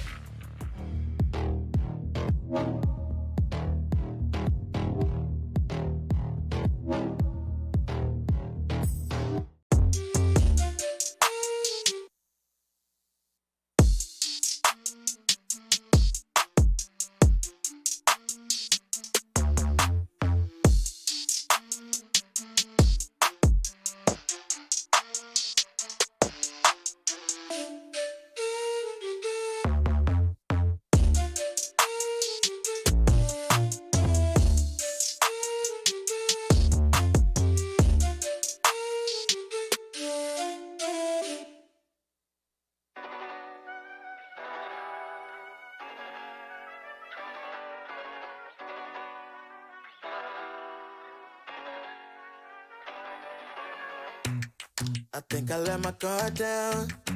Certain things ain't the same now.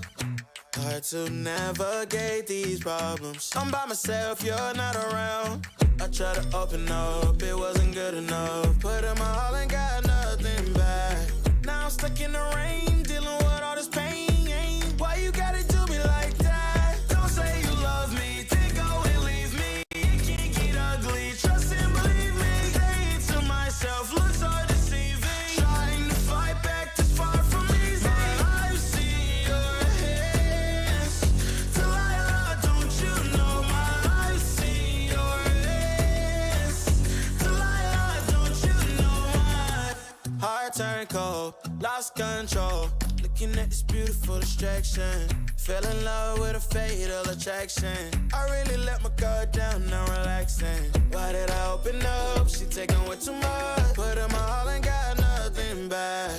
I'm feeling so ashamed, I fell into your game. Why you gotta do me like that? Don't say you love me, then go and leave me. It can't get ugly, trust and believe me. Saying to myself, looks so deceiving. Trying to fight back, this far from easy. I've seen your hands. Delilah, don't you know I've seen your hands. Delilah, don't you know gave you all of me, had me so deceived. You chose to leave my life, so I'm on my own in the cycle. I can't believe. Don't say you love me, then go and leave me. It can't get ugly, trust and believe me. Saying to myself, looks so deceiving. Trying to fight back, just far from easy. I've seen your hands. Delilah, don't you know I've seen your hands. Delilah, don't you know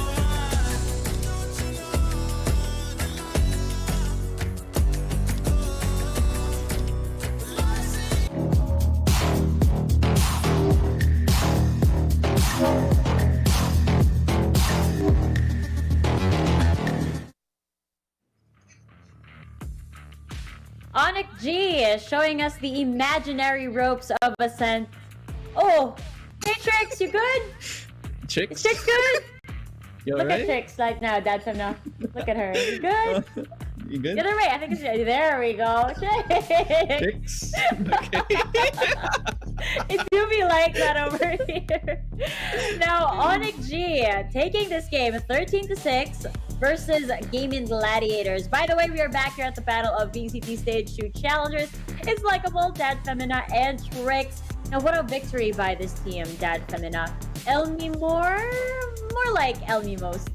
LB, most indeed. I mean, I gotta be honest though, for ONIC, it feels like I'm watching the same series against, or the same game against Made in Thailand in their first Ascent game. The first game of, I believe one of the days of these group stages, right? And majority of their attack, they were given free real estate, and the only times they lost in the first half was when they tried to maybe switched up the pace, right? They kind of slowed down. They decided to go for that very clever bait and switch, but it didn't really deter the opposition that time. Gaming Gladiators, though, they put up a bit of a fight when they went into the attacking rounds. I feel like it's because it was thanks to the KO setup that really helped a bit for Yoru to go for the TP anyway. So Nef being able to TP without any sort of caution or any sort of like warning whatsoever from the others on the opposition was pretty much key to how they were able to make sure that mid was always secure. And once they had that mid secure, it was always an important contention, right? That mid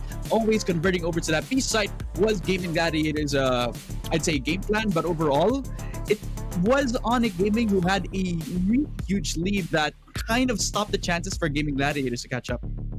Yeah, I like how you touched up on their strategies over here, because I did notice in the rotations, they were very different in terms of attacking. So we would always see ONIC G trying to fish out information from either A or B, not necessarily pushing down mid, but it's the opposite for Gaming Gladiators, right, Chicks? It was the opposite for them. You'd always see the Yoru just teleport onto mid, and then that's kind of where the whole play starts. Yeah, I feel like Gaimin Gladiators definitely going into that just being more aggressive on their attacker side. They were willing to take the duels, they wanted to take those picks. It's not like they were doing it alone either. You had support coming in left and right. Nef could also flash for himself. I just feel like when you look at ONIC's attacker side, and what I loved about it was how in sync it was. Ah, what's happening over here? Look at that. Wow. Oh my god. Okay, I'm looking at these highlights that we have over here, and I am just reminded, Dad Femina, of how nasty Frey is with that headhunter. I mean, it's not just the headhunter, man. It was just ONIC as a whole just taking that control of the map secures. I mean, really quick and easy, and it's just characteristic of their style. They always like to prioritize getting that map control very fast and easy, but it's also because they were given the leeway to do so. Yet again, it's the second time that they're letting them get away with this. Like, I feel like ONIC, they should just be given pressure early. I feel like that's enough to slow them down just a tiny bit for the opposition to get a bit of a, I guess, momentum shift. But then again, ONIC definitely have built up so much very late into the game that there was just no way for Gaming Gladiators to catch up. Yeah, they were definitely not giving any rounds away. And I would like to touch up on this a little bit. You already kind of gave a glimpse of it in your initial explanation. But these teams, as defenders, they don't rotate too quickly. Regardless of the switch and bait that was bait and switch rather that was happening, it just doesn't work. Like, okay, go ahead, throw your Nightfall into the site. As long as my teammates do not know that do not see you physically inside the site, I'm not gonna rotate. That was the play for both of these teams. They would not budge. That's what happened over here, Dad Femina. Yeah, I mean, you just gotta have that pure commitment and trust that you're at the right place at the right time. If you were on the defense for Gaming Gladiators, right?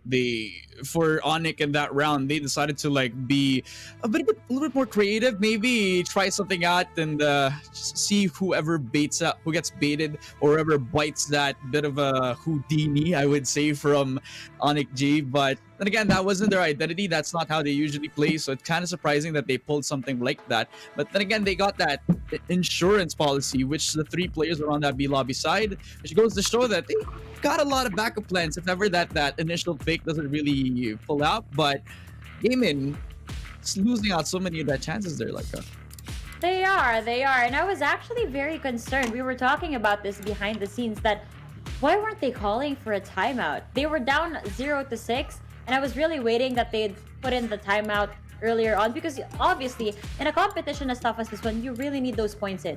You cannot be complacent and believe like, no, we didn't get this round, we'll get the next round once we get our bye round in.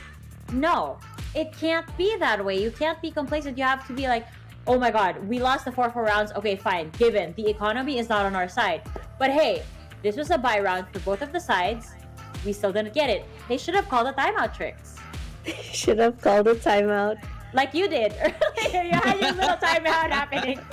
I don't know what's happening, but yes, in terms of taking control, it's fantastic, but Gaimin Gladiators should have realized when they needed to take that pause, take a breather. Yeah, they really should have. How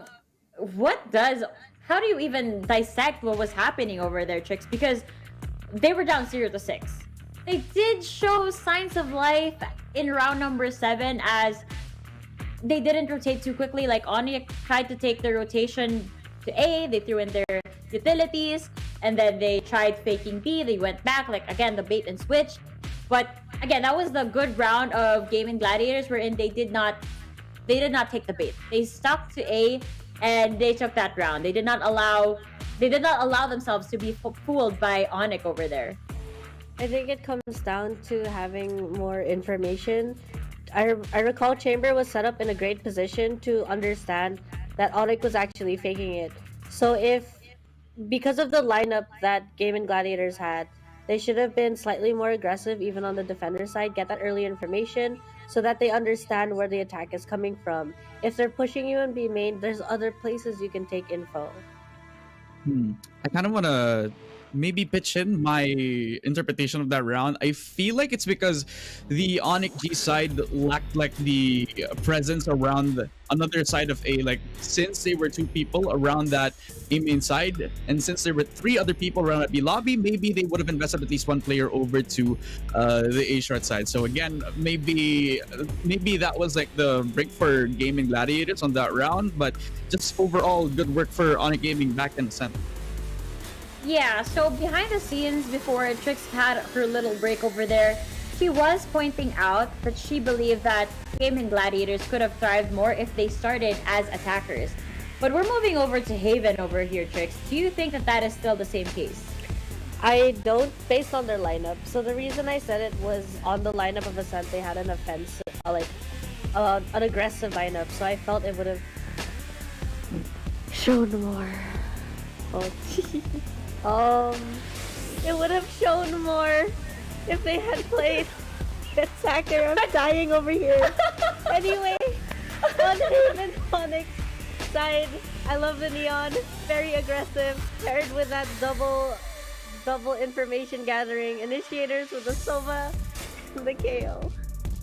Wait, for those who are watching, I apologize for the laughter, but if you guys don't know what's going down, you know how from time to time the players have their own tech difficulties. Well, sometimes us panelists, we have no escape from that too. It really does happen, and when it does, we just try to make the best out of it. Am I right? I don't know if I should. Sorry. Yeah. Should I even pass the question to you, Trix? Now, am I right? Are you okay? I'm okay. My internet is a little, it's wonky. throwing a tantrum at me. I think that's all it is. But I'm looking forward to the Haven map. I think it's all about control this time. Hopefully, Gaimin Gladiators stepping up their proactive plays, getting that early information. I absolutely agree. Well, with the early information that we already gathered over here, I think we're just about ready to get started with the games. It is going to be ONIC G versus Gaimin Gladiators coming up in a bit. Guys, come on. This is it. Map number 2. Make sure that you're ready for this. Keep your eyes peeled because this is going to be a fantastic game ahead. So there you have it, guys. I'm passing you guys over to our caster so Trix can have a breather. It's okay.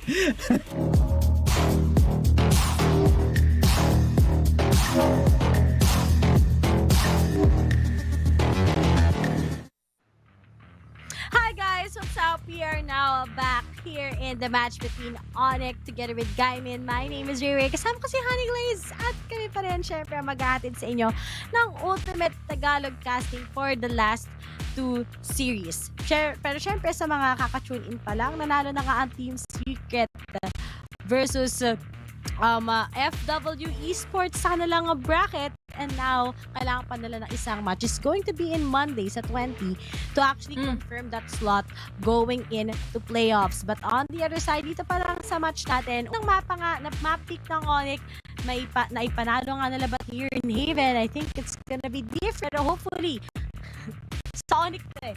Gwapo yung Gaimin, pero gusto namin sa ONIC para fast game. Bakit binubuking mo tayo ng ganyan, Ate Rhea? Okay lang.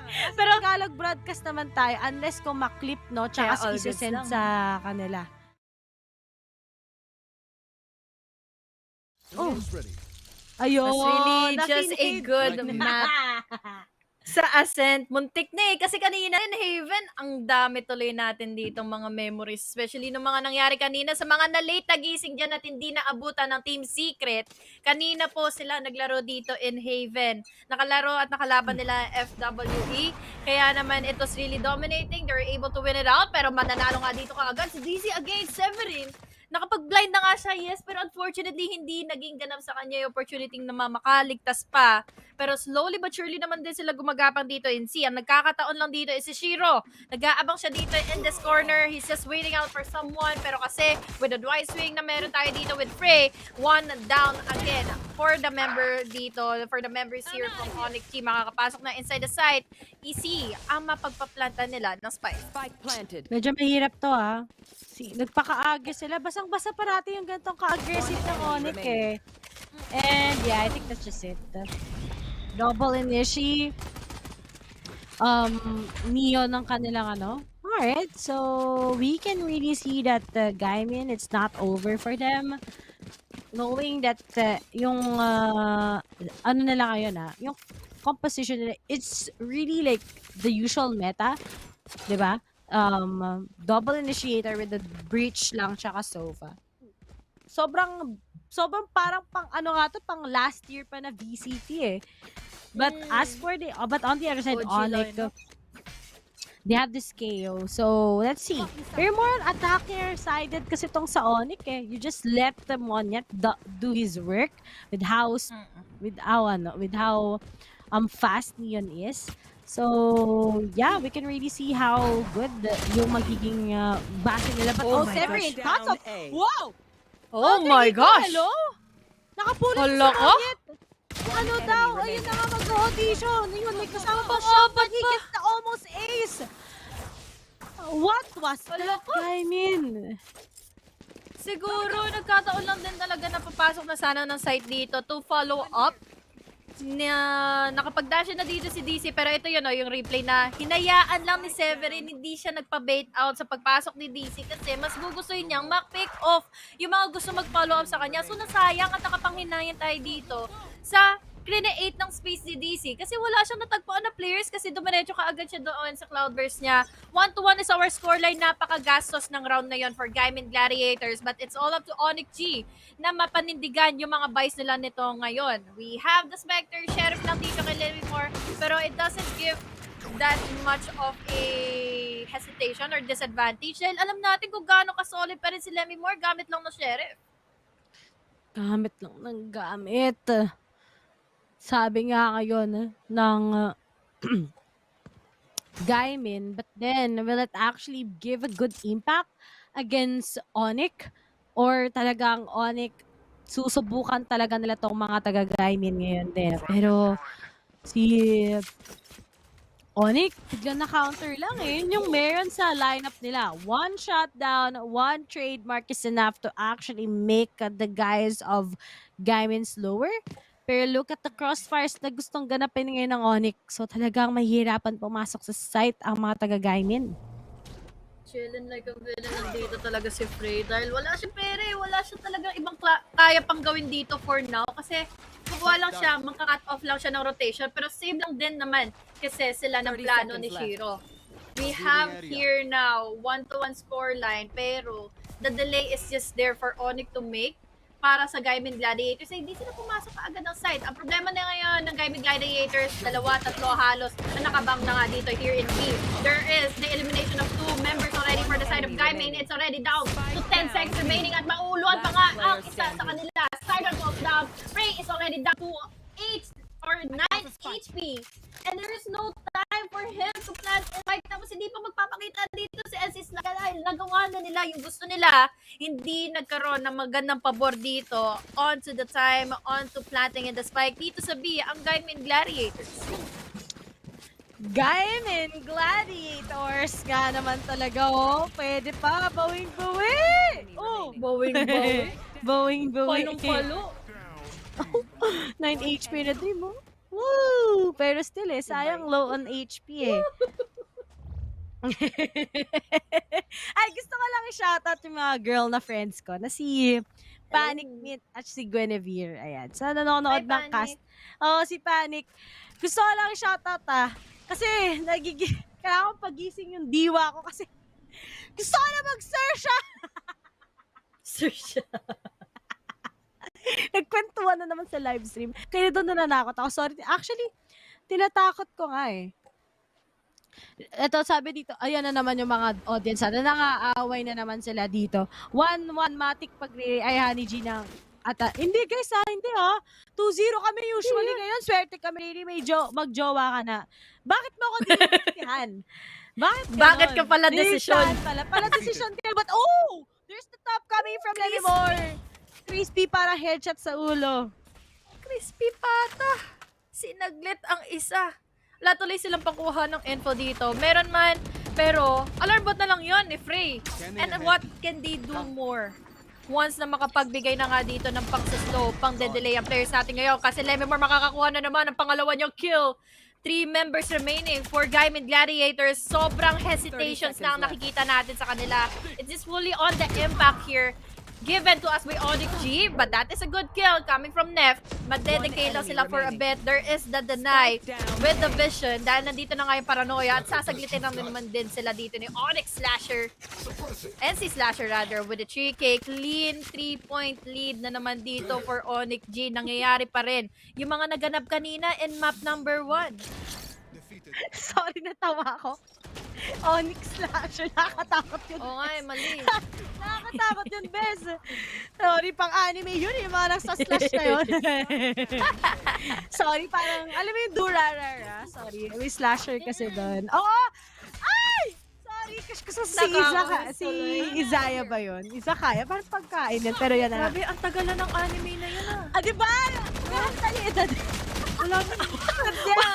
Going at it, Z gets down naman yet. And full buy pa rin yung Gaimin. Sige lang, PSW.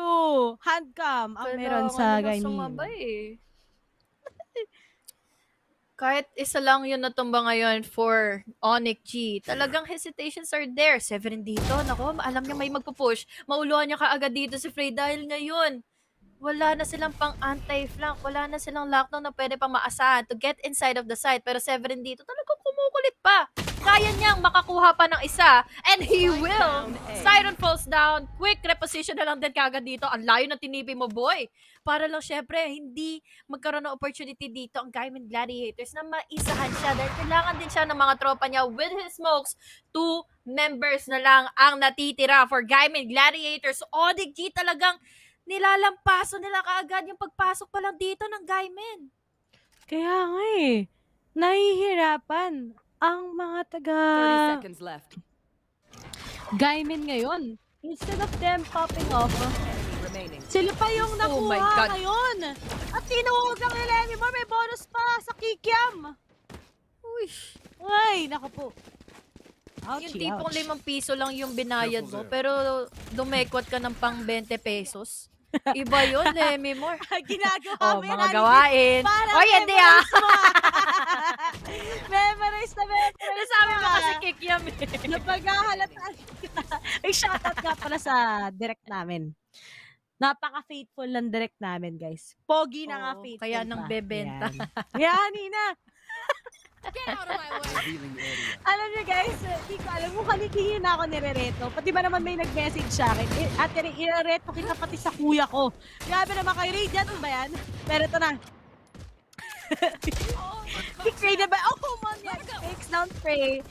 3 of 4 guys left sa side ng Gaimin. Mukhang mati ka nang di maging one-sided to Paano pa si... Uy, G! Paano na? Face reveal. Pero nga lang, G gets the good lane start up ahead and gets the second one. But then Shiro together with NC Slasher was able to capture si Arden together with Z. At Styro na lang together with Nef ang natitira. Bilis sa mga naging counter out dito ng mga eksena ng ONIC G. Down to 2. V3. Operator ang hawak ngayon ni Shiro. Magpi-fake out. Magkukulit pa talaga ang kaso. Hindi tumama. Nag-whip siya. Another info. Magagather dito ni Styron. But unfortunately, mauuluhan na kaagad si NC Slicer. Shiro dito. Sasaglitin lang din naman yung mga dalawa pang members dito for Gaimin Gladiators. Defuse ng spike. 5-1. Scoreline OMG. Gaimin Gladiators, ano na?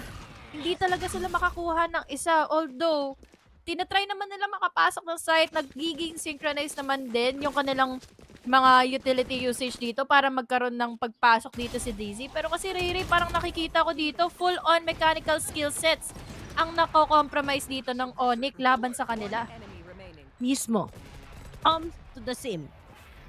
Ang nako-compromise ng Gaimin dito against ONIC. But you know, I really find this weird kasi kahit sabihin mo na they have the killjoy and they have the bridge, yet they're just punished ng ONIC all this time. But oy, tingin mo pinaglalaroan na lang sila ngayon ng mga taga-ONIC. They're weeping.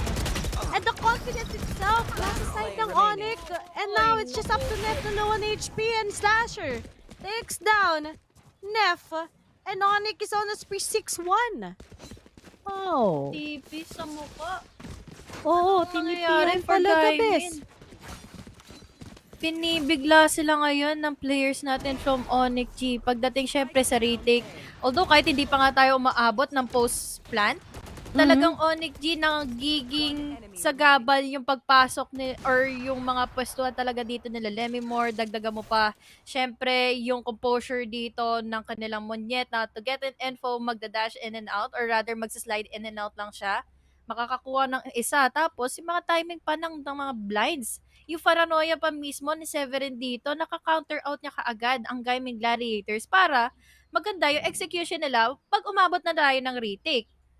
Now, call for a timeout ang Gaimin Gladiators. Ito ang kailangan nila. Thankfully, kasi kanina hindi yata sila nag-call ng timeout Na-mention ito ng panelist natin, napansin ito ng panelist natin. Kaya naman ngayon, buti na lang, nakinig na ang Gaimin Gladiators. Dahil, syempre, they need to replenish muna kung ano ba yung mga nabibigay ditong pang-counter ng ONIC G. Mismo. Sobrang hirap i-counter tong ONIC so far, and this has been the biggest problem that Gaimin has to face. Hindi din nakita na, di pa rin maka-pop off si Z Yun yung nagiging problema pag may KO yung kalaban nyo. Kasi, yung jet nyo usually magiging useless pag perfect yung timing. Eh, sino ba si NC Slasher? We all know how good it is when it comes to that second duelist sometimes or when it comes to that initiator, that Sky or that KO itself. Sobrang ganda na performance si NC Slasher. Pero ngayon, trap na naman kagad yung mga taga-Gaimin at nakita rin kagad kung saan sila manggagaling. Butit, nakaligtas pa. Shiri dito was able to survive. It's still complete numbers for the side of Gaimin Gladiators. Pero kasi kahit na mag-isa lang dito si Severin, we all know how big of an impact it is para mag-stay at mag-hold lang siya sa site. We have all of the ultimates dito given na makakuha sila ng space inside of C. Dahil meron silang Rolling Thunder, meron pang dagdag po pa dito is yung Hunter's Fury. They were able to kill onto one, pero nandito naman si Monyet para sa trade-off. Hunter's Fury para maka-eliminate kagad ng pang-hold into the side, pero exit na lang muna ang gagawin ngayon ng ONIC G.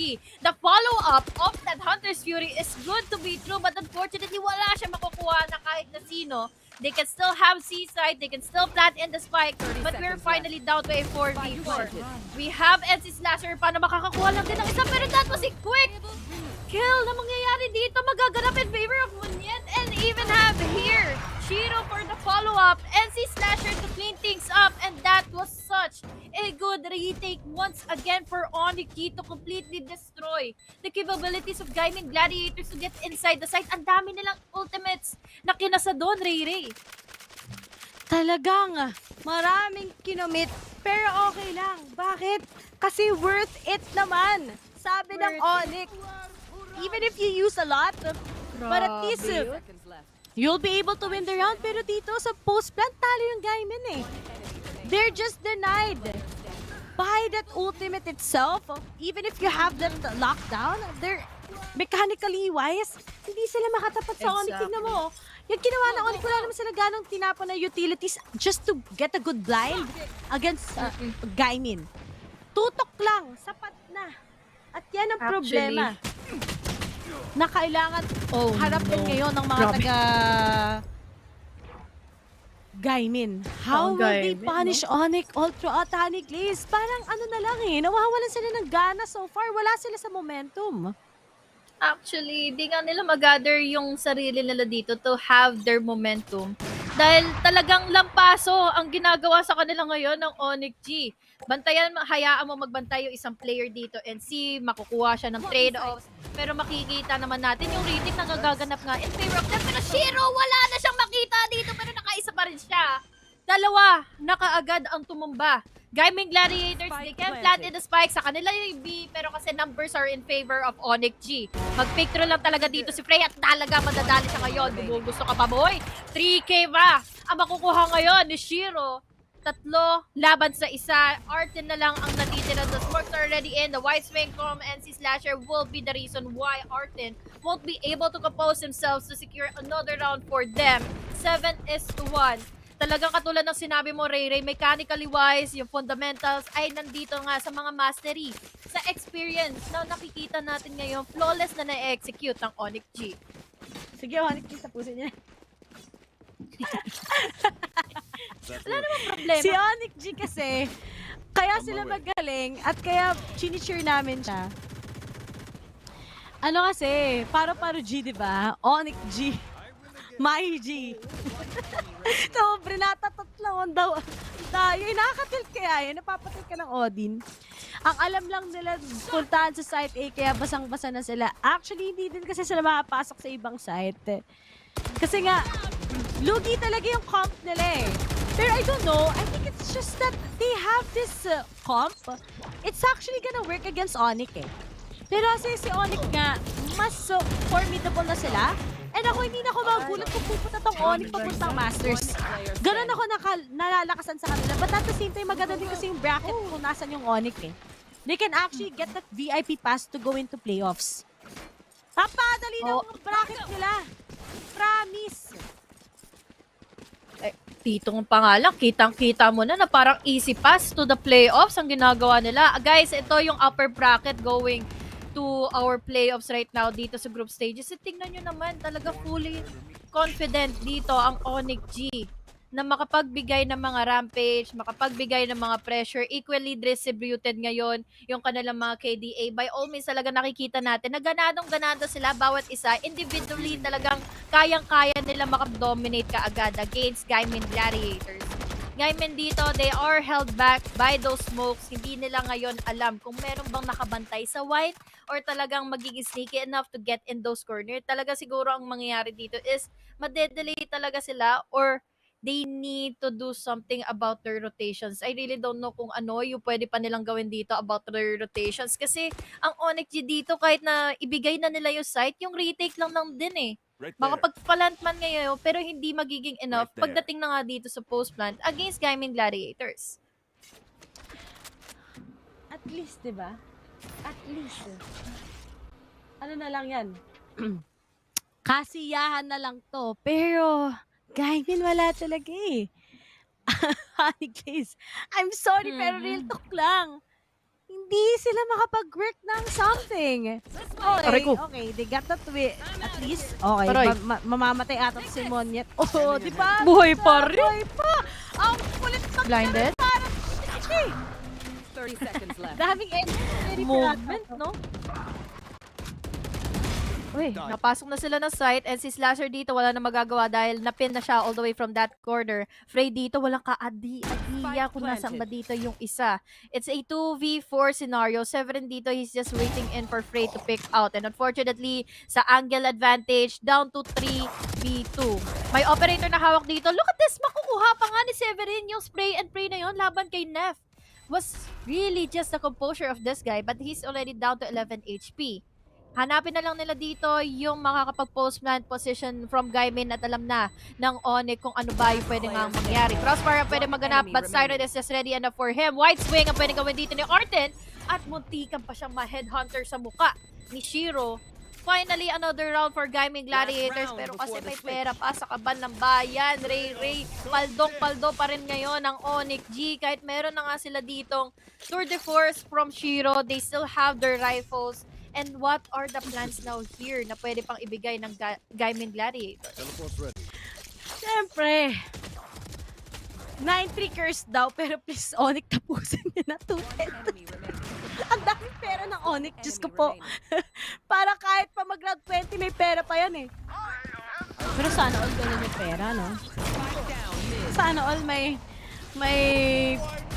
magkano yan? 3-6, abot pa sila. Pero para sa round to, naubos na sila, but Severin does the work. Alam mo ba, sobrang mas maganda rin to sa side ng ONIC if they also have that Astra. Pero I think nga eh, diba, yung mga loss kasi ng may conquest naman kasi mula kay Monyet, tapos meron naman na fragment mula sa KO. So, hindi naman siya ganun kasakit kahit wala kang Astra. Pero kung may Astra din yung ONIC, pinalit nila kay Severin, siguro okay din talaga siyang sobra mag-pop off. But Severin kasi can also play with the TPs that he has, and we've seen how it gives a lot of impact pagdating sa side ng ONIC ngayon. And now it's up to Artin together with C. Pero sa little angle na yan, may kita ni Lemmy Moore. Kasama ng shock dart. Boom! Shock dart. Aray!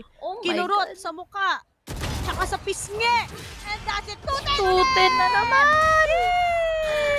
What a game! Oh my God. Ito kasi yung mga OG maps talagang gamit na. Kahit nakaraan pang mga laro dito in VCT ng ONIC G. So alam na nila kung paano yung mga galawan na kailangan dito to dominate a site, to have those counter plays.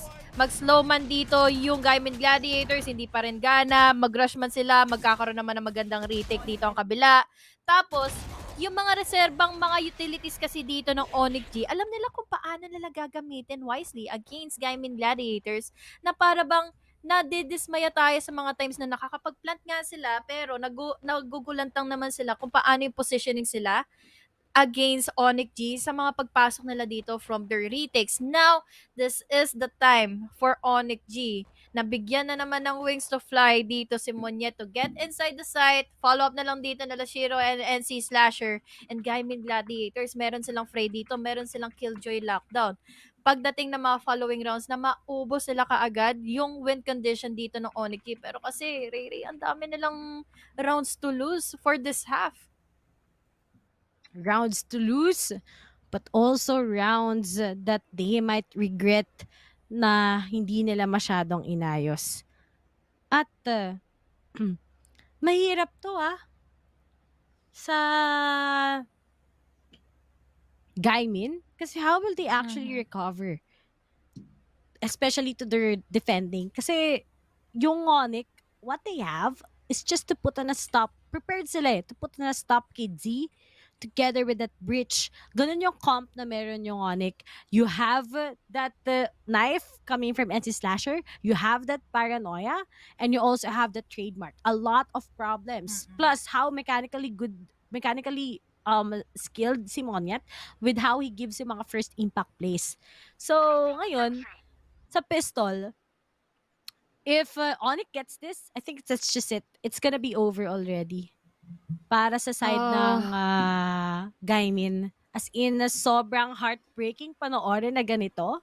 But then, ONIC has just been so clean. I've never seen a map where ONIC has been really struggling. That's it. Wala talaga. Ito lang din talaga ang hawak na pride kasi ng Indo, especially with ONIC na kaya nila dito mang bulldozer na mga players natin ngayon from Gaimin. Even though na sila ngayon yung defending dito, Gaimin Gladiators, I think they have a lot of hesitations. They are mechanically skilled. We have so much runs dito for Gaimin Gladiators na ang ganda ng mga pick-offs sila, ang ganda ng mga runs sila throughout their previous series. Pero anong nangyayari ngayon? Nakahanap sila ng katapat. ONIC G 2-10 ang scoreline. Tapos ngayon, magbibigay pa ng distraction si Severin all the way from B. The smoke are already in para lang makuha niya yung attention dito for Gaimin Gladiators. Jabait ang ginagawa nila ngayon, guys, mga tropa, mga pare-chong. So let's see and hope for the best na makaligtas dito si DZ dahil naririnig na natin yung smokes na lumalapag na here in A. I-check agad nila yung sewers pero DZ dito makakakuha ng isa. Trainer off naman kaagad need 0. So nawala ng visa yung pag-hold niya into sewers. Styro naman dito for the follow-up but unfortunately it's all up to Nep and Styro to clean things out. Anong hindi sila makakakuha na ngayon ng Spitzel round? This is just the overwhelming factor na kaya pa rin nila makakuha ng isa. But this time, it's all up to Shiro who is already down to 75 HP at wala pang nagpapakita ngayon for Gaimin. Cheeky and steadily naman silang nagbibigay lang ng opportunity. Pero Shiro with a wide swing, with a wide 3! Nev naman dito to clean things up. Laban kay Shiro, 3-10 ang naging scoreline. They double lang daw, Ray mula doon sa map number 1 natin. Tapos na-counter eco, no? Okay lang. Uy, wait lang. Yun yung nangyari kanina eh. Yung 4K din ni Shiro, guys. 16-4. Ano na? Alam mo, may kamukha siyang pro player. Sa ibang game. As in, kamukha ni Shiro. Tapos, Malaysian din ibang siya. bangbang. Ibang bangbang. Oh, yun! Hinedshot sa ulo God. si Shiro. Oh my goodness. Pero di yata nila maka-counter. Kasi compared sa asset, madali mag-counter eco doon eh. Basta maka-pick off ka kagad sa mid eh. Unlike dito, hindi naman nagbi-mid usually yung kalaban mo. But yeah, it's all up to NC Slasher as Artin gets 4. At ako nababatid pa ako sa inyo, Onika.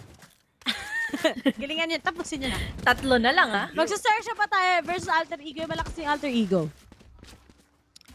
Ayan. Oo, yun. Close match yun kung sakali man. Dito talagang wise hold lang ang ginawa ni Artin. Composure is the key. Di bali ng laglag sila dito sa 7 or 6 rounds na naipanalo ng ONIC G. But this time, they have what it takes to control in this half. Kailangan na lang nila dito makuha yung tamang timpla. Paano makakukuha yung pang-holds, yung pang-counter na pagpasok. Pagraragasan ng ONIC G going inside the site. Unfortunately, walang katao-tao dito sa site. Paranoia ay ginamit pero walang matatamaan, walang magkoconnect. We have now here fully domination ng players natin ngayon from ONIC to get inside of C, makapag-plant in the spike. But unfortunately for Monyet, masyado ka kumukulit sir, kaya nabiluhan tuloy ni Nep. One member just waiting onto the flanks. Shiro makakakuha ng isa, denying in the counters or denying in the flanks from Gaimin Gladiators. Gaimin, they're down to a 4v4. Let's see now here kung ano yung pwede pa nilang gamitin dito dahil nga full buy sa ito ng ONIC G. And oh my gosh, hindi napansin ni Severin na may nasa uluhan niya na pala. Timing lang din kaya si Slasher na hawak-hawak lang din yung fragment niya. What are you doing? We have your 2 members na lang na natitira pa dito for the side of ONIC G. And very unfortunate lang din dito for Lemimore na nakuha siya agad ng aftershock. Shiro na lang ang natitira. Mukhang save na lang ang gagawin niya. Na-jinx ko yata. 10-5 ba? Na-jinx ko yata. Ako din eh. Galit tuloy sila sa akin. Nag-chat kasi ako sa GC namin guys, sa Talents GC. Sabi ko, fast game. Nag-reply, at direct namin, jinxing it. Sabi sa ni Dax, shut up. Tapos si Laika, nagsabi ng mukhang may vomit. Tech pause.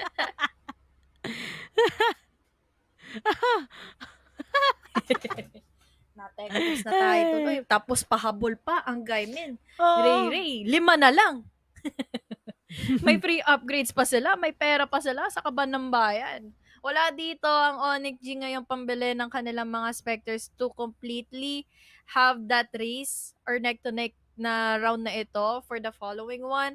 Pero tech pause lang muna tayo guys. Shoutout sa inyo. Thank you for dropping by dito sa live stream natin. Welcome to the podcast ngayon ng ating game. Dahil syempre, chill lang muna tayo kasi tech pause na.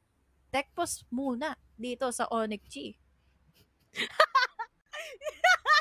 Sorry, tawang-tawa ako sa GC namin. Nagagalit na sila sa akin.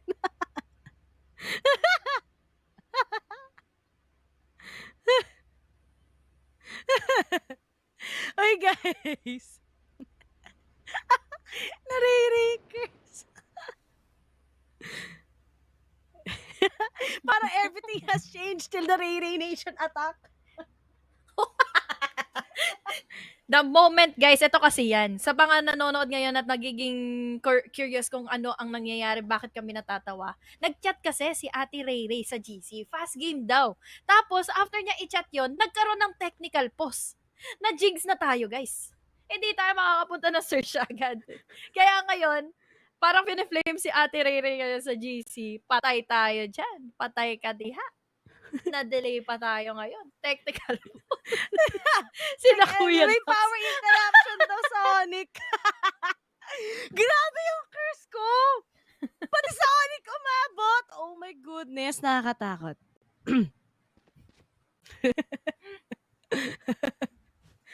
Pero standby lang. Standby lang. Babalik rin naman yung mga players natin ng ONIC. All Ano goods yung tayo pinotes dyan. mo? Sabi dito, ano tong kinain mong sandwich? Bakit maraming gulay? Ano to? Salad na may tinapay. Big Mac to! Nagulat din ako, Terere. Swear. Puro gulay. Healthy living daw, sabi nila. Puro ka daw si burger. Tsaka fries. Tinapunan ng gulay. Parang naging burger toge itong Big Mac ko. Nagulat din ako. Hindi ko pa nga naubos. The quick game is denied. Tech pause. Sorry akin.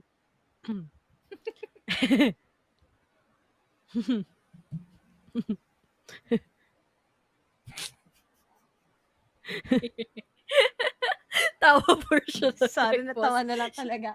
So, sobrang Shoutout wala sa na ako mga masabi. viewers natin. Oh, shoutout sa mga viewers natin na solid. Alam mo, to. Honey Glaze. So far, except sa mga page teams, kasi malakas na yung mga page teams eh. Di na natin kailangan mamblema. Pero sa tingin mo, sino ang pinakamalakas na player sa'yo outside PH? Yan. Outside PH, I'm still looking forward kasi talaga kina Paperize, kina Forsaken, talagang ever since napanood ko sila last year, sila na yung tumatak eh. Pero syempre, N4 naman sila dito against Team Secret. Iba pa rin kasi talaga na habang nanonood kami, habang nagkakaroon kami ng watch party last year, talagang sabi namin, sa Paperex lang talaga kami kabado kapag nakatapat nila ang Team Secret. Pero good chiwaws pa rin, di ba? Nakapasok pa rin Team Secret all the way to Masters. Favorite kong individual player. Real talk. Uwe. Hindi dahil crush ko. Si Scary talaga. Si Scary from Xerxia. Magaling talaga siya. Pero si Sushi Boys hanggang ngayon, totropahin pa rin. Gets mo na kung bakit ko totropahin si Sushi Boys. Gets mo na? Hindi. Search mo si Ayan. Sushi Boys. Sushi Boys? Ah, Twitter ba yan? Twitter? From, sa internet. Tignan mo yung images. Bakit mo inaaway si Sushi Hindi Boy? ko siya inaaway. Sinasabi ko, totropahin ko lang. Siyempre, Sushi Boy. matropa ako eh. Alam ka sa akin, totropahin ko yan si Sushi Boy. Totropahin ko yan. Tawa na naman daw si Ray Ray, sabi ni Manny. Palong Guys, ito na talaga ang trabaho natin kapag walang main game or walang main show, syempre. Kanino kaya kinikilig si Ray Ray? Wala Guys, nga ito eh. na. Alam nyo, gusto ko ding maramdaman niyang kilig na yan eh. Ay, pero ito. Sabihin ko na, total masaya tayo lahat ito. Diba sabi ko, sana may mag-email sa akin na nag-ask for a samgyup date. Meron nag-email sa akin. Hindi ko na sabihin ko sino kasi pag sinabi ko, kilala nyo lahat eh. As in, ganun. Kilala nyo. Ayan. Wala nga akong kinakakiligan. Bigyan nyo nga ako. Basta dapat radiant na pogi. Anong height requirement? Ha? Ano? Anong height height requirement? Gano'ng katangkad? Tumangkad ako eh. 5'6 na ata ako or 5'5. Something like that. 5'5 or 5'6. So, okay na ako sa 5'8. Ganon. Or 5'9. Sabi sa English Twitch, Sabi? cancel Ray daw. Bumisita ka pa talaga sa si English, Dax ha? ba? Si Dax ba? Si Dax yan.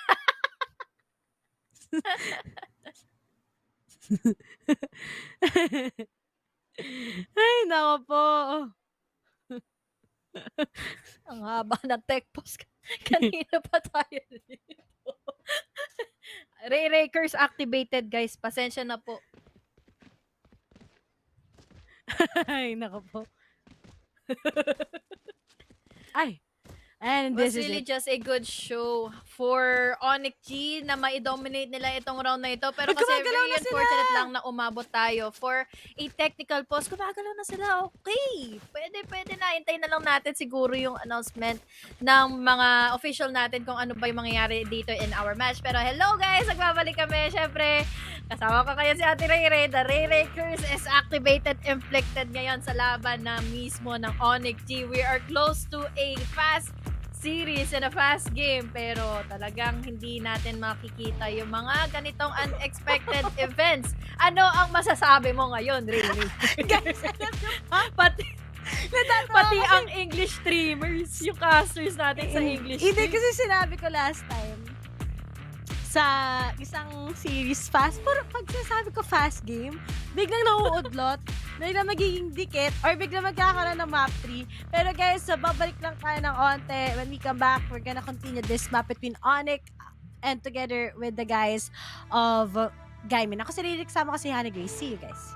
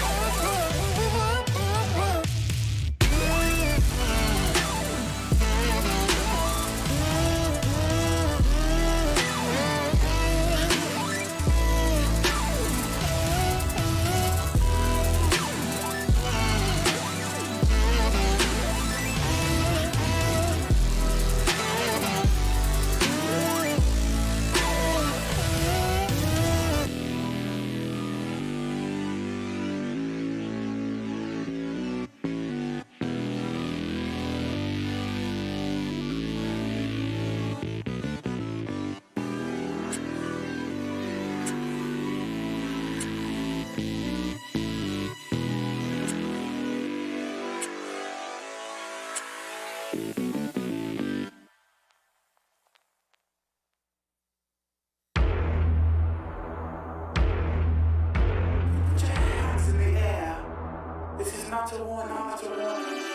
think that I'm running in place? Y'all really testing my patience. Right before I blow up the spot, I had to get back to the basics. What if my talent is wasted? You see what I'm lacking the placement. Thought since I rap in the basement, but my come up is legend, is greatness. I don't care now, it's pedal to the metal. I can never quit now, I will never settle. Puppet to the game, I'm pulling strings like Geppetto. We in the same game, but I'm on a different level. I passed it. Gotta keep grinding till I'm laid up in the casket. No fake round, but you feeling too plastic. Yeah, y'all feeling too plastic. They say my style crazy, but then it's straight jacket. Wow. Why you still testing my patience? Trying to turn me into something I ain't trying to be. All the hate is a heavy rotation. You gon' lose yourself, quit testing me. Don't make me lose my mind. Don't make me lose my mind. Don't make me lose my mind, cause I'm looking like Wesley, test me. Don't make me lose my mind. Don't make me lose my mind. Don't make me lose my mind, cause I'm looking like Wesley, test me.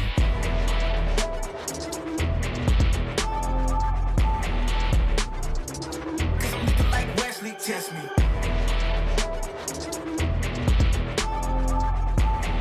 Don't make me lose my mind, cause I'm looking like Wesley, test me. Yeah, guess I know no better. I ain't got no chill, so they call me a devil, I know. Look, I am just a man on a mission. If I want it, then I get it, I go. And if you're trying to test me a beast, you gon' need Liam Neeson. The chance that you're taking is flagrant. You're testing your luck. If you think you make it out, then you're sadly mistaken. Careful what you putting your stake in, cause I ain't got no patience and no limitations. You trying to figure me out, and I know I don't make sense. But no one's there when you call like you're trapped in the Matrix. You need to take a break from it. I think you should take 6. Cause yes, I hold a throne and no one else can replace this. The pain will only go deeper the harder you chase it. I'm the greatest that you ever met. It's time that you face it. So tell me, Why you still testing my patience? Trying to turn me into something I ain't trying to be. All the hate is a heavy rotation. You gon' lose yourself, quit testing me. Don't make me lose my mind. Don't make me lose my mind. Don't make me lose my mind, cause I'm looking like Wesley, test me. Don't make me lose my mind. Don't make me lose my mind. Don't make me lose my mind, cause I'm looking like Wesley, test me.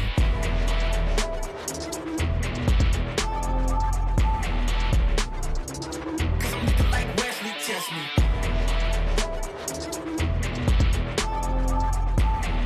Don't make me lose my mind, cause I'm looking like Wesley, test me.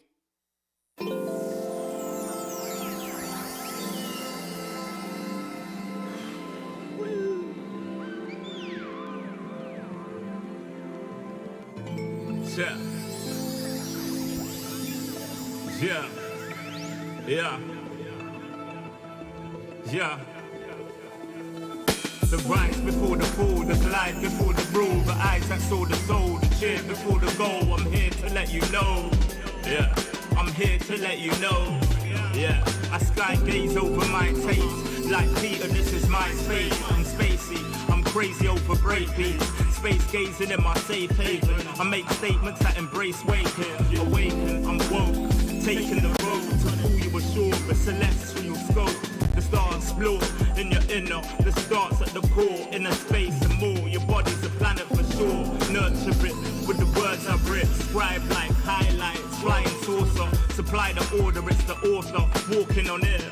Walking on water. Blending between borders to let you know. This is here to support you. The blend. The blend. The blend. The blend. The blend. The blend.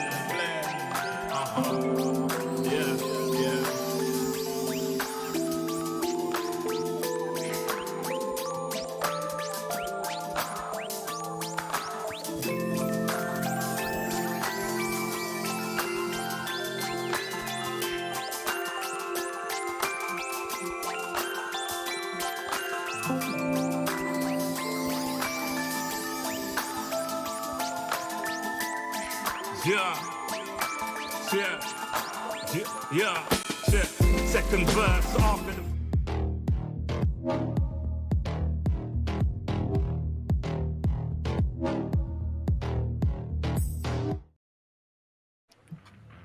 Hi guys, we are now back here in the match between ONIC and Gaimin sa second map. O, diba My name is natatawa siya, Xerxia. At kasama ko ngayon si Honey Glaze at nakita nyo naman yung mga tweets ng mga casters natin, especially si Dax na #BlameNating. Hindi ko rin alam guys, pagkasabi ko ng fast last game, biglang nawalan ng kuryente.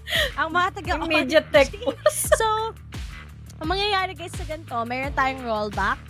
So, babalik sa isang round before na-DC yung mga taga-ONIC kasi na-DC nga sila, halata naman.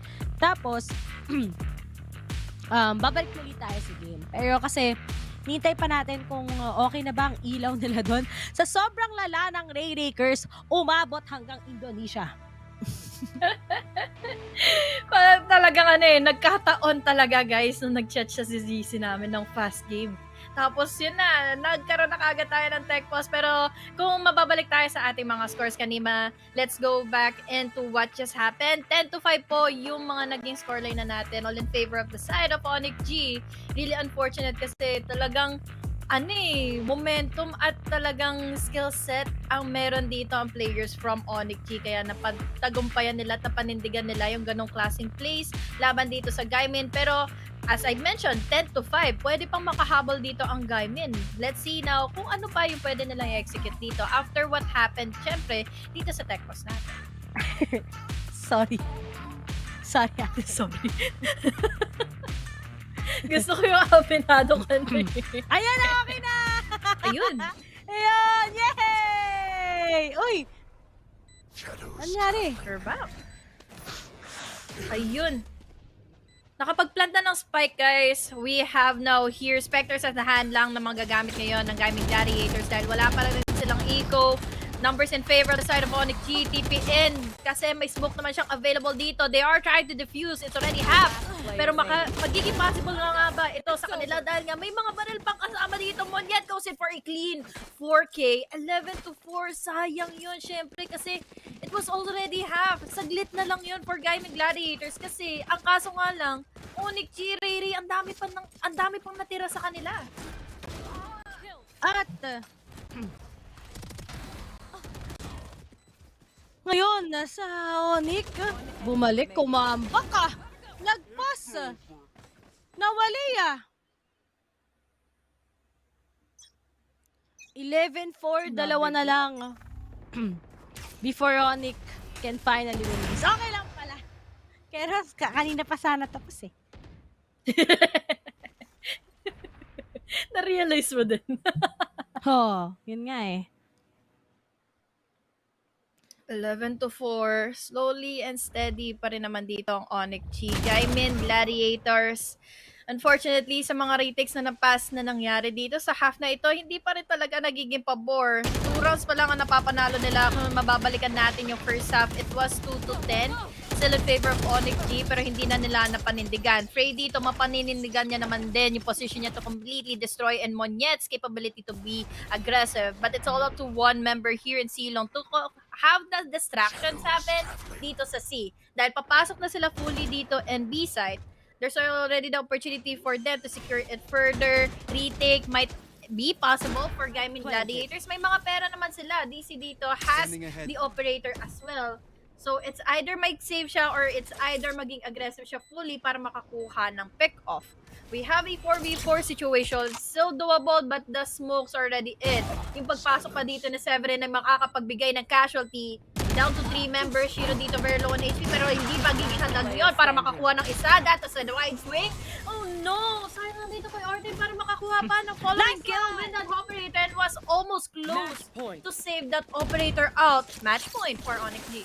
That works. Nice one, ONIC. Tapusin na. Makabawi man lang sa curse kanina. Mismo. Pampabawi lang. And this is it. Tapusin niya na. Parang nakapag-reset pa yung ONIC Teleport's ready. At ngayon, isa na lang before ONIC can finally get this. Pero parang maligalig na muli sila maglaro. It is. Dahil may mobility sila, may availability pa. Composure for Shiro to win out that duel. Akala ko meron ng availability dito for Shiro to make it happen or kay Free to make it happen na mabawasan sila dito ng flanker. But now, Oh no, tatlo na lang silang natitira. May Blazer naman dito si Dizzy, but will it be enough? 5v3. Numbers all in favor of ONIC G, and they have already committed into the site. Walang ultimate dito si Nef. He needs to get in 2 kills pa. Pero, isa pa, ang pwede niyang makuha dito para makakuha ng advantage na makuha at masecure nila yung Rolling Thunder for that retake. Paranoia to make them denied. Makakapag-TP out 7 dito makakaligtas. Smoke na naman to make a reposition happen. And now, there's already no time for them intended na makapag-defuse pa ng spike. There's already a lot of utilities already raiding all the way from the spike, all the way from Silong, down to 3v2. They still have time. Makakapag-defuse ng kalahati. Pero nandito na yung zip ni Monyet. 7 to clean things out. Another 3k for this guy. Multi-kill and 13-4. Ito na ang panapos sa serye na ito. Finally, 2-0 for ONIC G. Sila really dominating game, dominating series sa past 2 matches laban sa side na nga ngayon ng Gaimin Gladiators. Parang di naman pinagpawisan kahit nag-brown out. Parang goods na goods pa rin sa kanila na nandun na yung Gaimin nandun na sila sa peak na na momentum but yeah, at least 2-0. Pag eto nag-mapping, dun pa ako maiinis pero at least we kind of save it. GG Sonic and mamamaalam na nga ang mga hindi pa pala. Oo, hindi pa upper bracket pa sila. Lower bracket may chance pa pala. May chance pa. May chance pa itong mga taga Gaimin Gladiators. Gaimin to actually get it from the MYSG scene. But overall, guys, GG Sonic, we all know why they improved in that amount of time after that great loss last time sa Stage 1. And now they're finally on that peak form na inabangan natin ang Blaze. Really is just the commendable flights na ginawa dito ng mga players natin ngayon for ONIC G. They completely enabled Monyet para maging aggressive. Yung mga following utilities sila dito gave a lot of space, a lot of time for them to secure in fully a site. Dagdagan mo pa nung talagang mention namin dito kanina na mastery on the fundamentals. Kaya nahirapan dito ang Gaimin Gladiators to have a comeback. It was close, pero syempre without further ado, talagang tatapusin na nila yung serye na ito with a 2-0. I'm manigay si Dodobly, kasama ko ngayon si Ray Ray. We're going into a break bago natin ma-witness lahat pare-pareho yung last and final series of this day.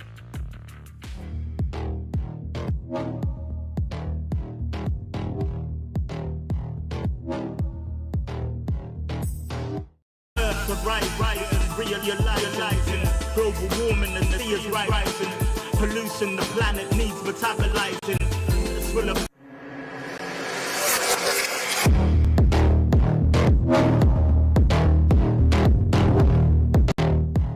Hi, my name is Enable and I'm from Alter Ego Esports and we are from Indonesian region.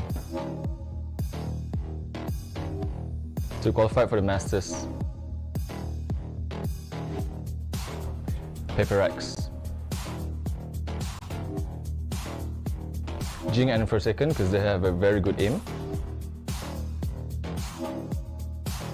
We will do our best to beat the rival team. For the fans out there, please pray for us and wish us the best of luck, and we will do our best.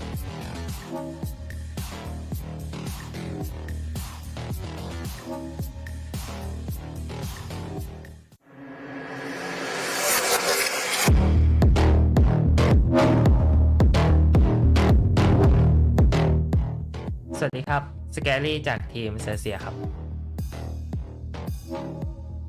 ความคาดหวังก็หวังว่าเราจะได้เข้ารอบไปแข่งที่ประเทศเดนมาร์กครับ ก็มีทีมเปเปอร์เล็กครับ เพราะว่าคะแนนเขานำเราอยู่ครับ เราต้องทำคะแนนตามเขาไม่มีจับตามองใครเป็นพิเศษครับ จับตามองทั้งทีมเลยครับ ก็ไม่มีอะไรมากครับ ลงไปเล่นให้เต็มที่ เล่นให้สนุกครับ ฝากถึงแฟนๆฝากแฟนๆเชียร์เซอร์เซียในรอบนี้ด้วยนะครับ รอบ APAC Challenger ละก็พวกผมจะทำให้เต็มที่ครับ ปีที่แล้วพวกผมพลาดสเตจ 2 ไป ปีนี้ก็หวังว่าพวกเราจะทำได้ครับ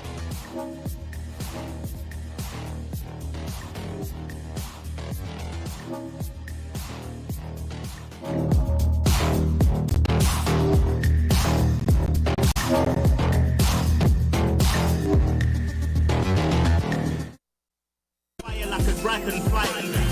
hot springs when the pressure rising. It's ever rising, but I'm never frightened.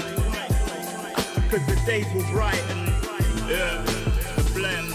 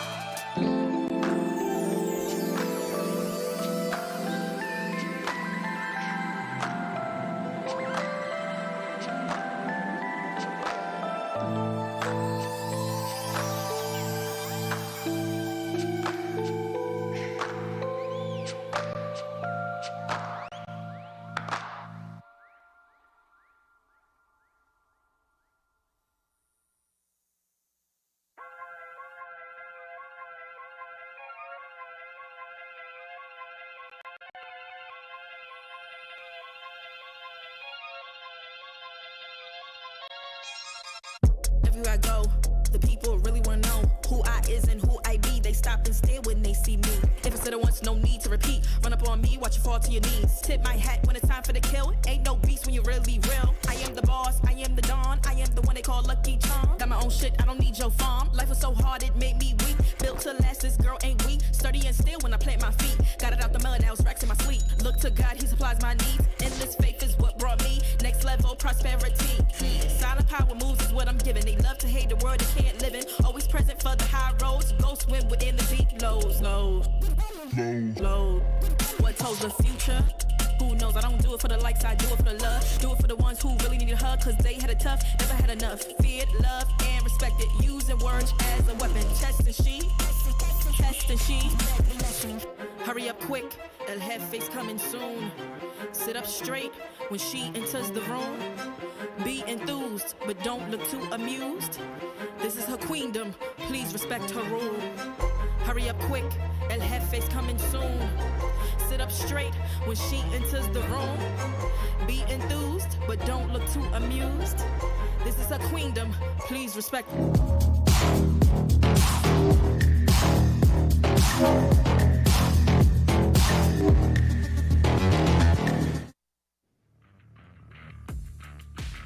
Looks like today it's a GG, followed by Go Next for the side of Gaimin Gladiators. ONIC G was just the better team today. Back here on the panel of VCT APAC Stage 2 challengers, it's the likable Tad Femina and Trix. And that was, as Ray would say it, a fast game. A fast game, according to Ray. Tad Femina, what a play by ONIC G. This is what I love seeing. Not having that player that really stood out too much, because it's just evidence that this is how they are. They're good at team play. Yeah, I mean, they are the kind of team that want to make that aggressive fight, right? And aggressive map control all around. But how do you get that aggressive map control if it's just one player standing out, right? I really like what I like about like ONIC, that everybody has like a clear-cut plan on what they want to do, and they definitely demonstrated that all throughout that Ascent map, especially since that is one of their, I'd say, more pivotal picks in the map pool, in my opinion. But when we went onto that Haven map, that's where there was a bit of a, I'd say, a fighting chance for Gaimin Gladiators, if there was one. But again, ONIC just proving to everybody on APAC that their team play is not only, I'd say, relatively unmatched, but their way of understanding timings as a team is definitely giving them an edge over this competition. Yes, and I believe watching ONIC throughout this series so far has been, they're the kind of team that, yes, they have those aggressive plays, they have those proactive plays, especially on their defender side, but they also showed that they're not afraid to do the retake. They're okay giving up the space, they're okay playing for each other, they know how to hold the angles to make sure that they don't get picked off, and then they're just waiting for one another to start coming into place, and then they're going to start hitting their execution together for the retake. So I find that ONIC really they had a wider repertoire than they showed us before in their previous series prior to Gaimin Gladiators. So I was happy to watch them as always, and I'm really happy to see how they've done. Gaimin Gladiators, on the other hand, it just felt that there could have been better executions on their attacker side. It seemed that sometimes when they were executing the site, they didn't have all of the utilities. They weren't really waiting for everything to line up for a good execution. You really utilized that breach stun with the breach flashes. So I felt that's where they were falling a bit short. Not necessarily that, ONIC was just... I mean, ONIC is very good. They were performing so well. But I just found that Gaimin Gladiators also could have set themselves up for a little more success than they found. I'm really convinced that game 1 and game 2 kind of felt like pretty much the same story, but different maps as a whole. Like, again, playing for the second half where their team comp kind of feels like it could shine more for Gaimin Gladiators, but ONIC just able to step up every step of the way, just knowing perfect timings, just knowing when Gaimin Gladiators could make a move. And once Shiro got a hold of that operator, that just becomes the final nail in the coffin for Gaimin Gladiators right there. Yeah, I agree with you there. It did feel like kind of a repeat of what was happening over at Ascent. I guess the only difference here is that ONIC started as defenders, or I could be wrong. I could be a little bit confused over here. But yeah, I was looking at this and I absolutely love seeing Elmimore once again. Insane with the shock darts, just any angle on repeat probably on his Sova over there. And also, of course, the aggressiveness that ONIC showed altogether. One thing that I noticed is that they're very good at reading the situation, especially the economy of the enemy. You'll notice that their layout is usually like this. Like, they'll stack up A, and they'll have one person in garage, one person in C, and there's always the chamber trap over at mid.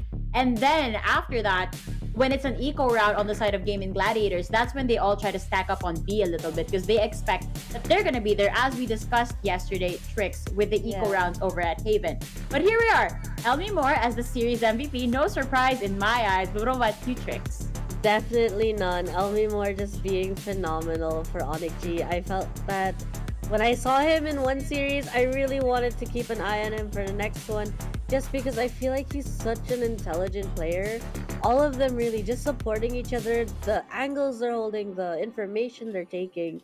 It's just phenomenal to see. And I hope other players, maybe some of the teams that got knocked out, see this and see how they can also be that good support for the team to enable everyone to get that space that they need so much. Elmimore just stood out all throughout the series, man, for ONIC G, but he's just one of the bigger foundations for the success that ONIC G had, not just in the series, but being the best team in Indonesia as a whole. Like, he plays a really big role into the aggressiveness that comes out when you're up against ONIC G, but now in the APAC stage, we're getting a bigger scope of what they're more capable of. Like, nobody has been stopping them. Nobody has been giving them a lot of pressure whenever they would get the opportunity to get the secure over the important parts of the map. And I kind of feel like that would have been the opening for a lot of teams here. But since they do know that they like to go in, maybe they just didn't want to get the brunt of that, you know? Yeah, I absolutely agree. And I do want to pick up after what Trick said earlier about how smart Elmimore is. In general, I think that Sova players are really smart. And Trix being a Sova player or a former Sova player is proof of that. One of the biggest brains we've had here on the panel as well. And of course, Dad Femina, no difference over here. But yes, just the executions of ONIC, just so good. I am afraid of seeing Monyet. I already mentioned this back in their game when they were in Fracture, that I was afraid of coming across Monyet, especially when he's on that Neon. Yes. But I caught a glimpse of that again today, and it's just so terrifying. One could even say electrifying. Ooh, I would say that, actually. It's always exciting to watch Monyet on that Neon, so I can't wait to see more of their matches and hopefully get to see a Fracture earlier on. Yeah, but for now, we're not going to be seeing more of Monyet. We are going to be seeing the next series come to life. And this is actually the final series of the day, so you guys better keep your eyes peeled. I know that there are a lot of fans for both of these teams staying tuned right now on our broadcast. So allow me to introduce the first team for this final series of the day. They are no stranger to APAC, but above that, they are no stranger to beating the competition here. They made it to Masters last stage, and they want to surpass that version of them and take it further down the line. Full speed ahead, and they don't plan on stopping. Here's Xerxia Esports.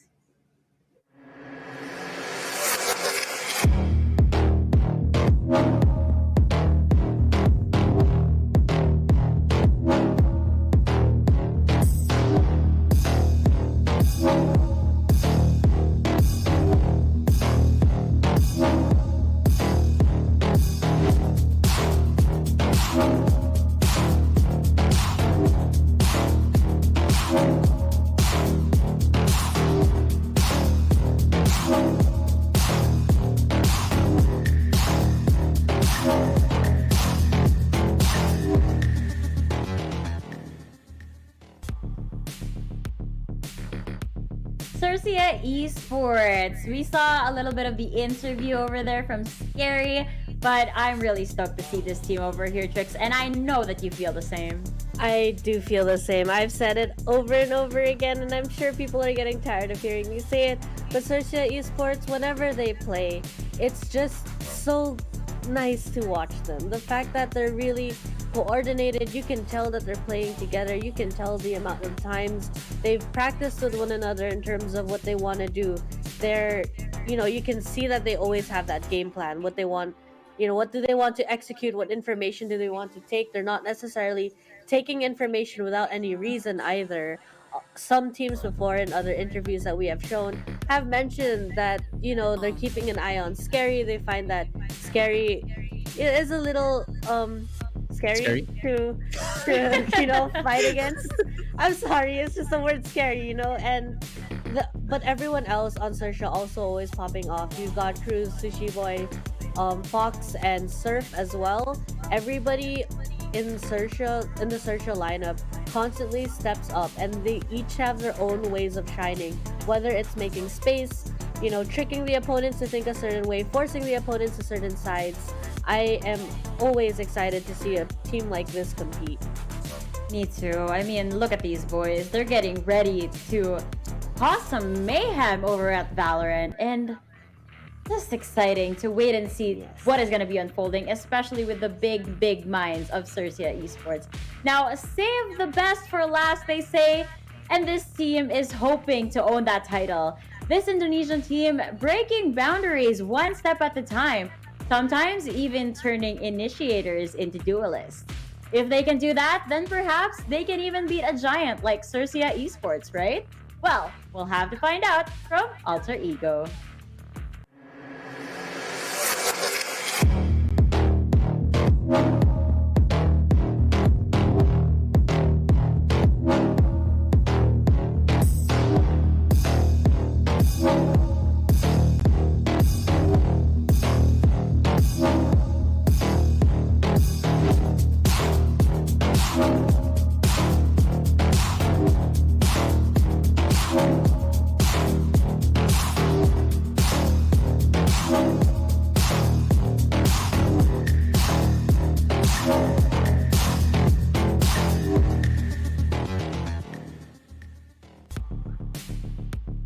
That Femina, with a team as great as Alter Ego, you could probably say that I am Alter Eager. Oh, I definitely would agree with you. I mean, much like the Golden. I mean, I'm pretty eager to see them pull out all of the stops right now against Xerxia. Much like the Golden State, though, their strength is definitely in numbers, willing to give up sight to play trades despite losing early map control on defense. But with that said, enemies can just trade back eventually, right? Since they play together, there will be at least one open space. Usually it would be on A short on bind or B main on ascent, but the strength of this team is that they definitely love to double or triple peak since they like to play together. It amplifies their eco game too. When their entries just use frenzies, it just saves them a lot of money and a lot of space as well. The best opening for an enemy to capitalize on them is if they play slow against an operator team, but a slow game, it kind of makes it an opportunity for a proactive defense to capitalize too. And for Alter Ego, they just have to fix a lot of those holes. And again, it is like Alter Ego, right? Yeah, maybe that's one side of them that they want to show us because that's that version of their alter ego. But maybe they're gonna be bringing something different today. Maybe it's the best self, the even better than the best self that they had before that they're gonna be bringing here. Am I making sense here? I think You I am. are. Thank you. You know, it's just a matter of both of these teams being, they're experienced teams. It's not like we haven't heard of Xerxia or we haven't heard of Alter Ego. And it's one of the matches, if not the match I was looking forward to the most today, because I felt like these are teams that are well practiced and they know themselves in terms of having an identity as a team. So when they're facing each other, it's now going to be a matter of how are they going to capitalize on the mistakes the opponents make, and how have they worked on the strengths that they have individually as a team. That is perfectly valid. Both of those points really good. Sorry, I got a little bit sidetracked because I was thinking that we're gonna be seeing our head-to-head already, and I was thinking of something to make it a little bit catchy with the word alter ego, but it's not working out. So let's go to the head-to-head. Oh my god, our director is already telling me to please stop. I'm alter triggered right now. No. But hey, that Femina, these boys better not be triggered as they move on into this match. I feel like both of these squads, I mean, for Xerxia Esports and Alter Ego side, I mean, they use their duelists like really effectively, especially for Xerxia side. I feel like Surf has been like really consistent all throughout, and they even find value in every single round that they have played in. I saw that in a lot of the previous games that they played up, and I'm definitely going to be sure that they're going to be having no exceptions here. But for Alter Ego side, this guy has always been leading the charge as well, and you can see him like frag out every so often as well. But all of that is on the back of the support given by a lot of his teammates. So the standout performance, definitely something that we're going to be looking out for.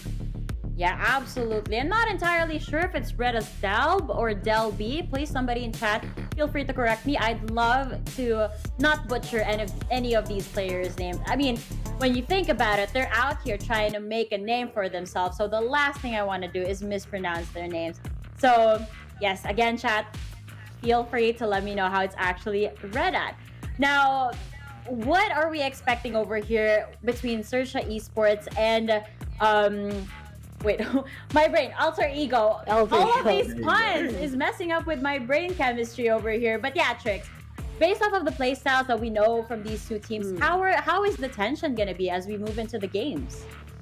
I feel Xerxia might be a little more confident in terms of who they are, where they've been, but also have that pressure that a lot of pro teams have, in the sense that they need to prove themselves. They need to retake the slot that they've been given before and prove that they're improving as time has gone. They can't be stagnant. They need to be innovative. Alter Ego, on the other hand, having a little more time to prepare themselves, to work on themselves, find their identity, refine it as well. I'm thinking that coming into these matches, we're going to see that shuffle between the aggressive plays and the more passive plays with retakes, or how they're going to take space on the attacker side.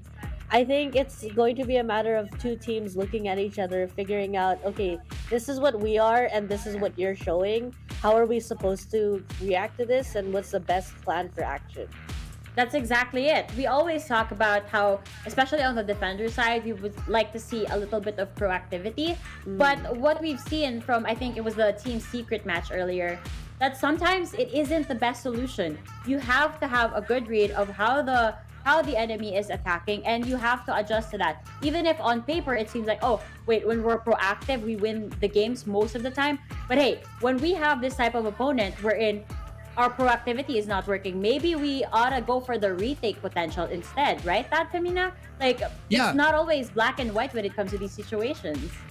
Yeah, it's always going to be depending on a lot of different factors, right? You got to take into account what your team comp strengths are, and you got to figure out what your team identity is going to be, right? For the games that we have been seeing, sometimes we don't see the team strengths come out, but maybe we'll get that same like same thing maybe here in the series right now. I am pretty sure that both of these teams know what they're going to be coming up against, and I'm pretty sure that they have had a lot of time to prepare to know what type of beast they're going to be up against right now. I do want to put a little bit of emphasis on Alter Ego themselves. I feel like it's a case of being I wouldn't say underdog, since they are a pretty remarkable team, but coming up against Xerxia was the top one of Indonesia, I believe. No, Thailand, actually. Thailand, my excuses. They're gonna have to use a bit of time to know how they're gonna be playing up against a very active team, and one that is also patient in knowing how to read the situation. Yeah, so off the bat, Breeze is gonna get banned. Good ban on the side of Alter Ego. Generally, Xerxia has a really good attack over here. And with a map as big as this one, we've mentioned before that if you don't get that mid control, and if you have like super aggressive attackers, then it's gonna cause you some trouble. But over here, Trix, Ascent again is gonna be the first map like in the previous series. Yes, Ascent, like always, is one of those default maps.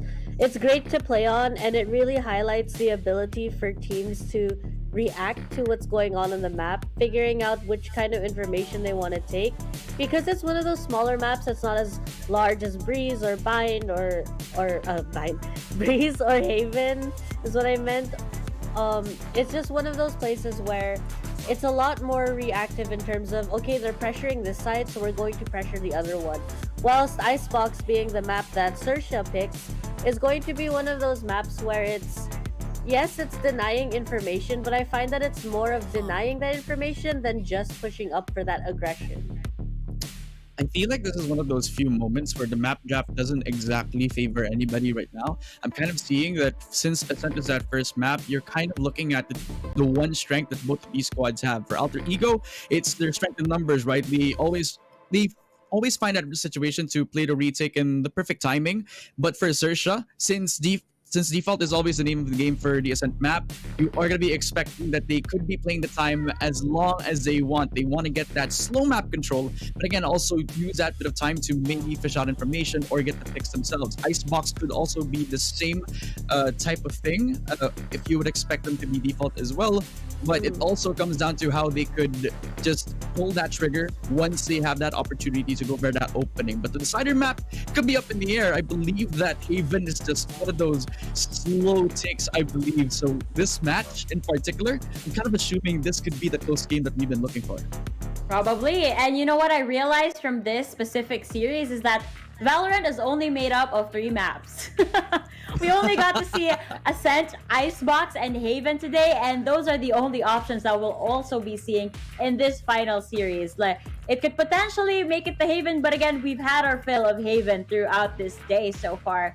But as you were mentioning earlier about Icebox, I do think that Icebox is a map that really rewards aggression. So if you're on the defensive side, you have to cover all of your bases. Your defensive layout has to be solid. Otherwise, you have to have a really good retake in mind, because the aggressors, they have this down. There's a lot of verticality on this map. So I think that because of that, it favors the attackers, because if they're able to get access to the site, it's going to have a little bit more difficulty in the retake, unless, of course, the composition that these players will be having is in favor with that. But before we head on over to the agent compositions, which we'll be touching in just a bit, I want to know what your predictions are already. Let's get down right into business. Dad Femina, you go first. Okay, well, I do have to say that since Xerxia has been like pretty strong all throughout this tournament, and now that we come up into the upper bracket matches, it is pretty interesting to see the story of Alter Ego and their development, though. We've been seeing that they've been maturing from the regional play-ins as well as the playoffs, actually, my excuses, and how they played in the games that we've been seeing so far. They have taken up this helm that, yeah, their name is Alter Ego, but their identity is just family itself. They just hold hands all throughout, and I just feel like that's just going to be the strength that they could have coming into the series against Xerxia, who just has that patience to maybe contend against them right now. So if they could be able to fall back in their strength, which is how they play together, then they could definitely put a number on Xerxia right now. So my bets are going to be on Alter Ego on this one. Okay, now that you mentioned it about the identity and the family, I'm thinking of The Incredibles. something like that maybe. They're all holding hands as a family. They have their hero persona versus their actual persona. Maybe it's something like that for them. But what about you, Trix? What is your prediction? I like to go by my numbers. I think Xerxia has been performing. Based on map picks, I think Xerxia might have the edge, at least on their previous performances. So, Xerxia for the series. I am going to be agreeing with you that one, Trix. I also am looking forward to seeing Xerxia over here win this series. After all, it's the track record. They have already been to Masters, right? So that's already saying a lot of what they're able to achieve. Now, what I noticed though is this is the first time today that the panel did not have all of the same predictions. So at the end of the day, there will be somebody, at least one person or maybe two, that get a 3-0 for the predictions today. And I'm hoping that it's me and Trix. No offense, that's Femina, but hey, it's our predictions. And speaking of predictions, we may have predicted who we think is going to win this series, but who do you think are the agents that we'll be seeing over here, Trix? I don't think Xerxia will be pulling out that fade as they're picking that. Oh wow, I am wrong off the bat. This is a great start, guys. It's like when someone's in fast game. Oh no, more fast games, please. I actually haven't seen Xerxia bring this up, and please, anybody correct me if I am wrong. Based on the history that they've played so far on Ascent, I haven't seen them run the fade with the KO and the Sova, so we got that triple initiator again. On the flip side, we've got that Sage on Alter Ego with a double initiator, which gives you a lot of intel. But I think on Xerxia's side, you've got that triple initiator, you have the chamber, you have the Astra. There's a lot of presence throughout the map that can be placed. Yes, so I was actually looking at the record like you were asking me. Yeah, I don't think they pulled this. In fact, I would have expected a Yoru instead, honestly, instead of this composition. No, because they pulled it out in the past. That's what I'm basing it off of. But they don't have a duelist this time, so I don't exactly know that, Femina, how that's gonna work out on Ascent. I mean, triple initiator, it's gonna be kind of like the same story that we saw on the last time we saw this on Breeze, but this time it's gonna be supporting the push without really having the necessary space taking, except if you count the Prowlers for that job to be taken. Like, Faith definitely has been like a pretty good pick overall ever since her resurgence into, or more like her being implemented into the patches, right? So her being one of the enablers for anybody who's aggressive or anybody who just wants to have a cleaner entry, is a safer one at that. It's kind of like a mini, I'd say, how do you call that? The Seekers from the sky. So like, and easier to maneuver, then you wouldn't need a duelist. In fact, you still have that mobility from the chamber anyway. Plus, if it is Xerxia who's playing that comp, then they know how to play the time. They don't need to rush anything. So why don't we take the comp that has so much utility to help us push on forward without having to risk up a duelist in that regard, right? Fair enough, but you know, as we have said before, sometimes a chamber can be kind of like a makeshift duelist with just the sheer amount of space they can make, and everybody has proven us that they always make. They always do. I'm a little bit worried because it's not the usual composition that we've seen here. Yes. There have been some times wherein these players try to pull out something new and bring them to the table. Sometimes it works, sometimes it doesn't. For their sake though, I really hope it does. So there you have it, folks. This has been the panel for this final series of the day. We're passing you guys over to our casters so we can begin with the games. Let's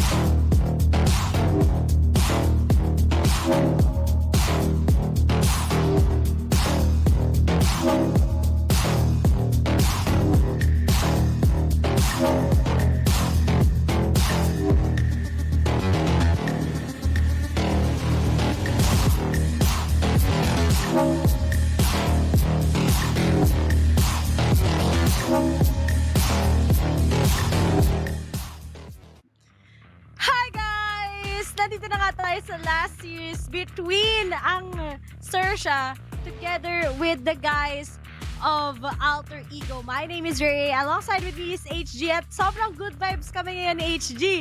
Dahil masaya talaga ngayon ang mga pangyayari. Pero all in all, makita na nga natin kung sino ba ang mananalo dito sa Ascent. Na-trauma na kami sa Ascent. Oo nga. Buti ka na hindi nakakasawa mag-Ascent ngayon ha. Puro Ascent na lang talaga. Pero I think, pagdating sa Xerxia, I think this is going to be a 2-0 maybe against Alter Ego. Ikaw, HG.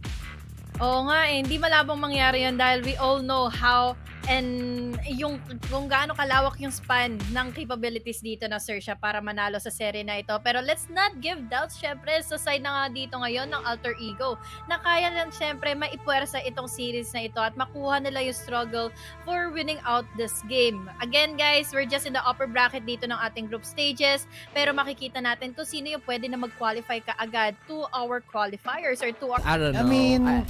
I don't know, man. We didn't enjoy. Uy. Uy. Kapag naririnig Mamaya muna, kami muna. Kami muna! Bida-bida naman Kami yung muna, English guys. casting eh. Masyadong mang bibide. Ayan, magpapapal sila kay Crush. Kunyari, like ko yung tweet. Ay! Baka i-follow back ako. Ay! Ang ganda-ganda ng buhay.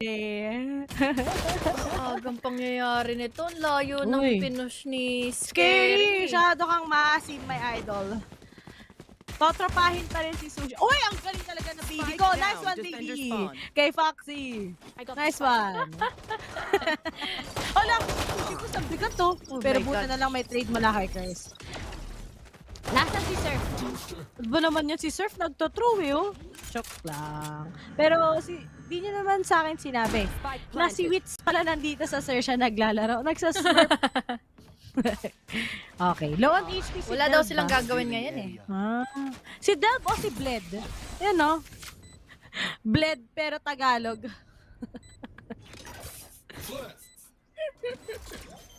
Uy, Smoke, ang laking advantage ito para magiligtas pa rin sila. Pero kasi wala na. AD King dito, very low on HP pero nakakuha pa rin naman na ng isa. Nakatago na nga siya dito on the way from Jenny. Pero mukhang ika-clutch nga ba ito? But that is really just a question since close na rin naman na si Delp dito, aka Bled.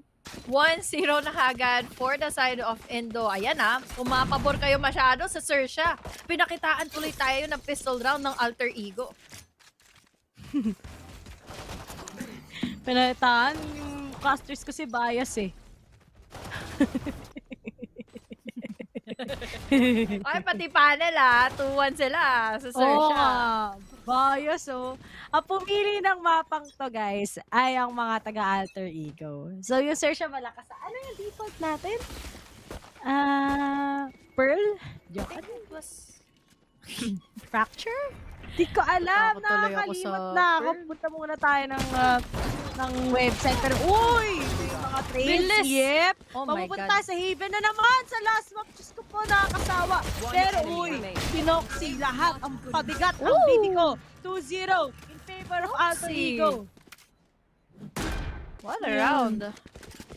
Grabe yung naging execution dito ng Alter Ego ngayon para mabigla ka agad nila yung opportunity ng Xerxia na makancel agad yung kanilang aggression, yung kanilang pagdodominate pagpasok ng site. Tingnan mo naman, walang pag-aanilangan.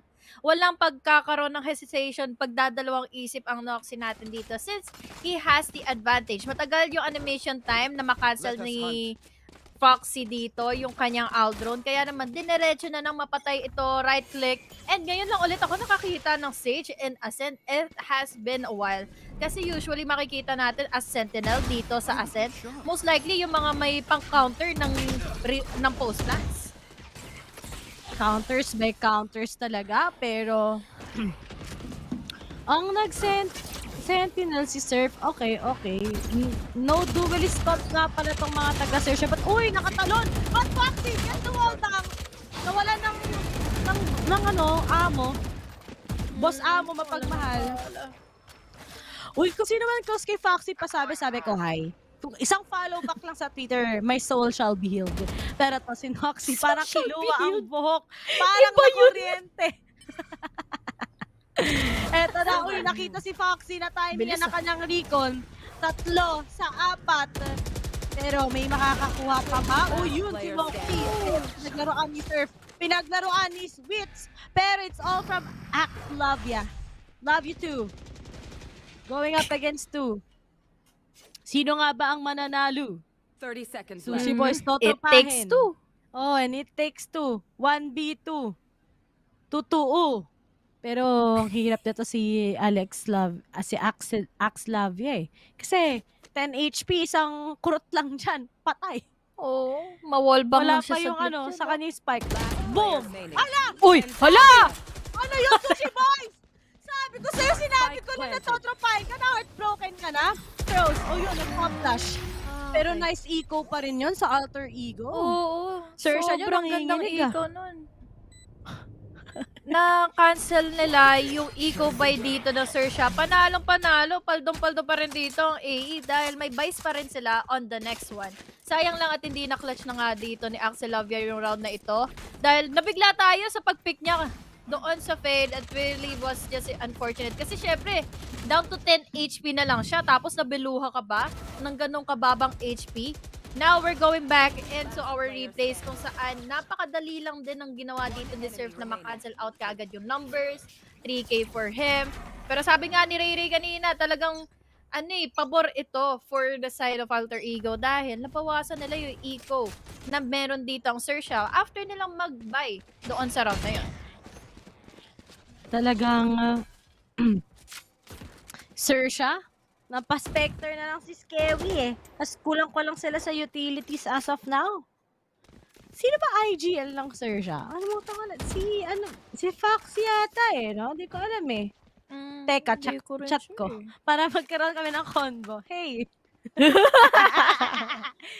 Syempre, dapat Ganun may mga pagkakataon kasi Riri na dapat ikaw yung unang ikaw muna yung unang gagawa ng paraan, di ba? Paraan. First move kumbaga. Ako di ako ganun eh. Ako pinipm. Char! Ito na nga. Ayun, ano? And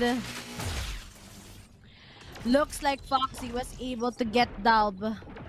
And now, 3 guys left mula sa side ng Alter Ego. Pero uy, ingat lang. Baka Uy! Hindi ba natupa? Wala ka.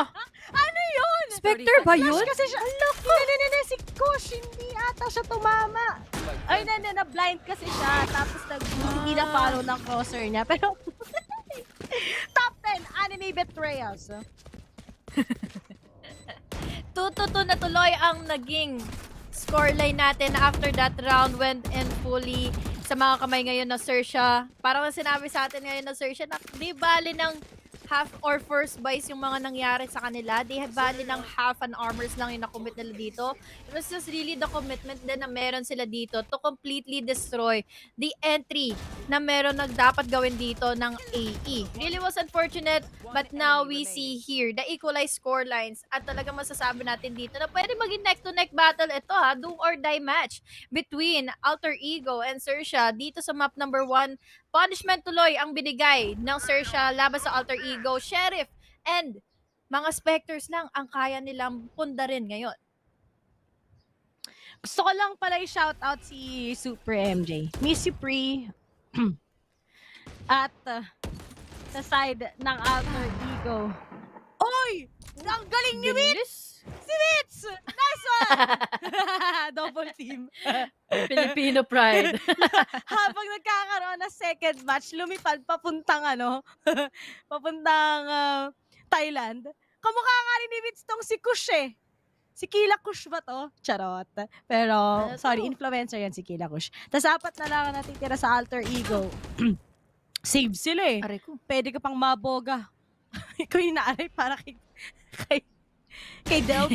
Ito si Scary, Ramdam si ko eh. Rosie. Aray! Si Rosie yan eh. Kamukha niya sa Blackpink, di ba? Kamukha niya kaya. Pero ito na nga, para pa ni Surf lahat pumupunta nag-audition pero okay lang yun. Scary na nakot. Sabi niya, bulaga! And Xerxia finally takes the lead against Alter Ego. Asa ko Parang di in-expect ko kanina ng Xerxia eh. Ay, ayaw. Ayaw? Wait ka lang. Huwag ka mag-alala. Uy, check mo Twitter mo. Check ko Twitter ko. Hindi, siya. Uy, okay. crush check mo naman yung Twitter mo. Dapat daw English para ano, para in case na ma-clip, marinig niya, malaman niya kaagad. Ang daming ultimate pala dito available ngayon for Alter Ego So, they have enough firepower, they have the Vandals, rifles, makakapasok na sila ng site fully once na maging successful sila at mabaluhan nila ng tama dito ang Xerxia dahil walang katao-tao in A. So, kung sakali man na alam nila ang mga nangyayari, pwede na kaagad silang pumasok dito. Walang info silang makukuha dito in A dahil nga walang tao. Stock up fully dito ang Xerxia inside of B. There's still a lot to think about dito sa players natin ngayon in AE. Pero ngayon kasi, it's still the Cubby. 3 pa rin naman ang kukuhanin nila ngayon. Dahan-dahan na sila kasi syempre baka sakaling madali na naman sila dito ng hold ni Scary kanina. The Paranoia is already in. Dagdagan mo pa kaagad ngayon ng Aldron. Yung TPN naman nila dito para lahat naman sila ay magkaroon ng position inside of the site and plant in the spike successfully inside of A. Wait lang. Shout out kay Bill. Nanonood si Bill. Sabi ni may tweet si Bill. Napakasama mong tao, Bill. Oh my God! Check yung tweet ni Bill, guys. At Bill Sanity. Pero ito na, may retweet na nga na mula sa Xerxia. At may trade off na pero gagasolinahan pa nila. May cosmic. By the way, patayin niya naman. Pero Sushi Boy goes for your defuse. Ang mag-isa na lang si Noxy. Ayusin mo! Nice And try! the top. Kaya gusto ko yan si Sushi Boy sen. Totropahin! 4-2 in favor of Xerxia. Well. Hiniling mo din daw kasi napansinin niya naman din yung tweet, yung Twitter niya, 'di ba? 4-2 pagbibigyan ka tuloy ni Tito Bill.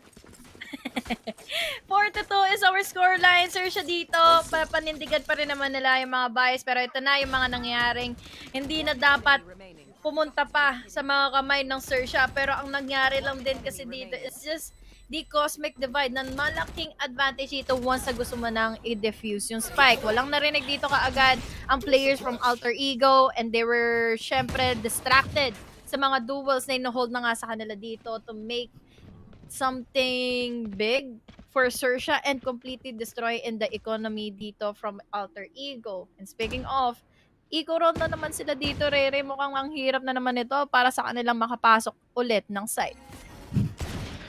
At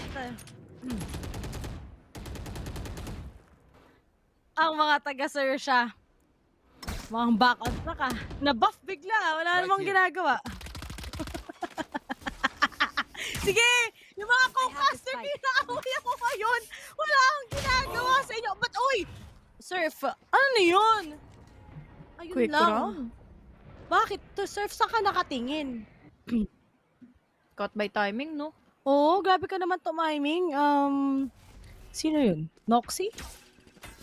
Pero to, sinabayan na nga kagad ngayon ang mga top. Whoa! Pero Foxy lumaban. Nice mga boy. Pero to, on the other side, 360 degrees. Pero nga lang hindi nag-work. Mati 350 ata na Alter Ego yung Xerxia. Ang aasim kasi mga beshi wap. Napaka-asim nyo. At ngayon, si Scary na lang, si Rosie, si Blackpink, going up against Alter Ego. What a drifted round for Alter Ego. Nadali nila siguro sa confusion kung ano ba talaga yung pupestuhan nila, kung ano na ba yung na crawl nila dito, nagagapang nila. Crawl no? Nagagapang nila dito sa mid. Ito yung replay kung saan nabebeluhan nila kasi dito with one taps. Gamit lang ng Sheriff. At may free gun upgrade tuloy dito ang Alter Ego to make sure na masesecure nila yung site, to win out those duels, and tama lang din that they have already called in for the timeout para hindi pa magkaroon ng magandang execution dito ang Xerxia on what can happen next laban dito sa Alter Ego. It's really good pa rin naman na umabot tayo ng 4-3 pero nangamba tayo saglit doon na dahil almost a close or almost a dominated match itong half na ito for Xerxia to have that 4-2 scoreline. 4-3 scoreline, pero still, after taking that win, I think magandang time to para sa side ng Ego to actually shut down the momentum that Xerxia has. And that's a good way, to be honest. Honey Glaze. Kasi after winning that 50, somehow mag-aalboroto pa rin yung Xerxia eh. And now, they are finally cutting off yung momentum sana na gustong gawin. Feeling ko ipa-follow, baka na wag ka magsalita na ganyan dan hanggang ngayon hindi pa rin. Baka ma-jinx. Baka ma-jinx. Pag ako finalo, back talaga ni Foxy. Ewan ko na lang. Pero daw sa viewers syempre, natin. ayoko namang nanghihimasok. Pangunahan. Oo. Pero, wala naman akong ina-expect. Gusto ko na i-follow back ako. Follow back lang eh. Hindi naman masama, nakagawin di ba? eh. Follow back lang. Oo, di mo naman nakagawin. Uy! Ito na. Wala matatamaan dun, sir. Walang nakadungaw eh. Walang nakadungaw eh. Sorry, ang cute kasi ng term. Dungaw! Dungaw! Kanta yun, diba? Ni Aldi. Here. Ha? Aldi. Uy, may Hindi ko kantang gana na alam. dungaw. Sorry, hindi ko alam. Ang pinapakinggan ko kasi yung kay Sleaze eh. Oh, sige lang. Oh, sige pa. Oh. Yung maliit yung boses. Oh, sige pa. Oh, sige pa. Oh, sige pa. Hindi maliit yung boses yun, Rico. Ay, pero uy! Wall pang si Sushi Boys. Wala na naman sa sarili si Sushi Boys. At! Oh, no. Uy, nice follow up ng blind. Sayang yun. Na-blind niya dito si Noxy, pero nakapag-react on time. Was able to diminish the factor na makakapag-wide swing siya at nagantihan niya rin naman na ito. Dalawa na lang ang natitira. Mukhang kailangan na lang din dito mag-save siguro ni Surf. Pero kasi si Xerxia is already on the hunt. Alam niya kung saan manggagaling dito yung dalawa. Kaya naman ngayon, maiisahan niya. Nakatalikod pa kayo. Now, Xerxia, may free upgrades na sila. 4-4 na ang our scoreline ngayon. Hindi nila dinampot yung operator, but still a good run for the side of Alter Ego. Dahil, nabaluhan nila, equalize na ngayon ang scoreline. Kabahan na ang Xerxia. Sorry, ang dami sinabi ni Aso. Pag ako finalo back talaga yan, guys. Mamimigay ako isang battle pass. Sige, okay lang. Total restart naman ng ano eh, ng act. Act ba? Oh, episode. Ay, Oo nga eh. Kaya Episode. pala may nagtanong sa akin kung pwede na daw ba mag-compe. Dapat guys eh. I think Dapat. pwede na eh. Sabihin ko Wala kapag pwede na. Sabihan ko si Balman. Wait, 5 minutes. After nito, no? Busy Busy pa eh. Sorry guys, busy kami. Sorry, ito lang kami. Shoutout nga pala sa mga nanonood sa amin. Kahit sino naman matalo dyan, kaya ng RRQ yan. Oh! Syempre! May momentum na yung RRQ eh. Ako alam mo guys, gusto ko na lang manalo yung Xerxia eh. Kasi, para alter ego kalaban ng RQ. Pero kaya naman ng ano, mas pogi pa naman si Nexy kesa kay Foxy. Syempre. Oh. Nexy over Nexy the sexy. everybody. Oh, palm skirt. buhat na mga tropa ko yung ano, ito. Pero, here it is. What is happening to Xerxia? Shutdown sila ng ano eh. Ng Sage talaga. I think it's just Noxy getting after that slows. He will be able to shut down kagad eh. And I think they already predicting din kung nasan si Surf. Sige! Mag-asim kayo, Xerxia! I-pick nyo! Gawin nyong attacker! Sided! Nagagalit talagang na gugusto si pa Oh. siya. Riri. Gusto pa, Riri. Oo, Pipik pa gusto na mo. yan. Dali. Dalawa na tuloy ang nawala ngayon for Alter Ego. Free sight siguro in case na mapatay makuha nila kaagad dito si Crows. The wall is already engaged. Dagdagan mo pa ng smokes. Foxy dito. Patas na Foxy. Kundi Nexy is already dead. We have here a 3v4 scenario. Nakakapag-plant na sila ng spike pero the delay is already there. The burst and the poke para makapunta ng sa retake dito. Players mula sa kabila. Xerxia dito mababawasan na kaagad ng isa dahil si Dev dito nakagapang pa nga. We have one remaining member for the side of Xerxia. Meron siyang vandal dito pero magiging enough na nga ba ito dahil crossfire is indeed may happen. Pero matatagin pa kaagad siya dito ng Recon or ng Aldron. That is a big possibility na madelay pa siya further from trying to defuse in the spike. The smoke is already available for Delv to use. para makapag-reposition. Pero wala nang time dito si Foxy. Once na mag-double pick dito yung dalawa, patay ka diha. 5-4 is our scoreline. Alter Ego, may lead pa nga. Laban dito sa Xerxia. Does anyone have funds? Loko-loko kayo!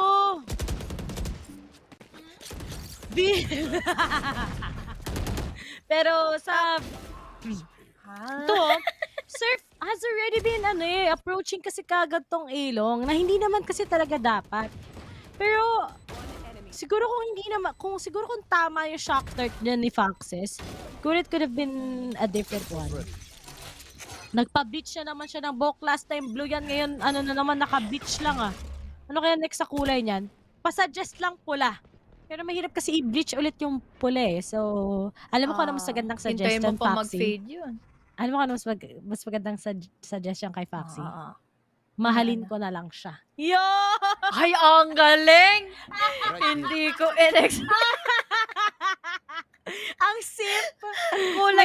Kulay lang ng buhok ang pinag-uusapan.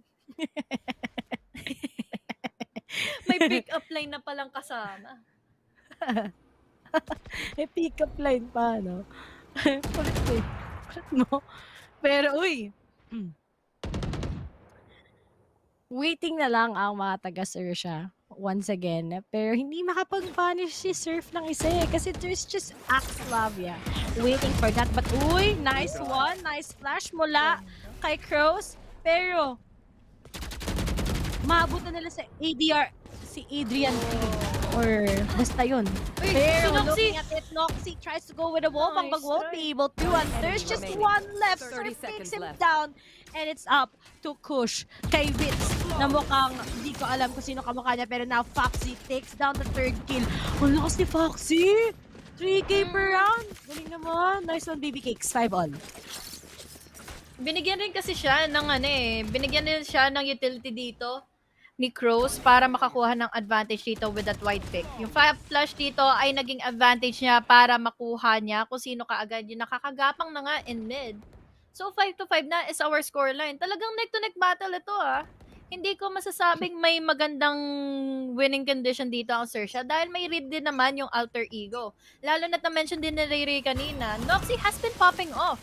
Lalo na't yung mga timing niya ng mga smokes, to delay those aggressive pushes dahil expect it to happen for Xerxia na mag-a-aggressive sila para makakuha ng info or kuha man lang ng pick off. But this time, mukhang wala muna dahil delay ang ginagawa nila ngayon. Kailangan nila mag-ingat dahil especially na baka ito na yung huling eco nila for this hack.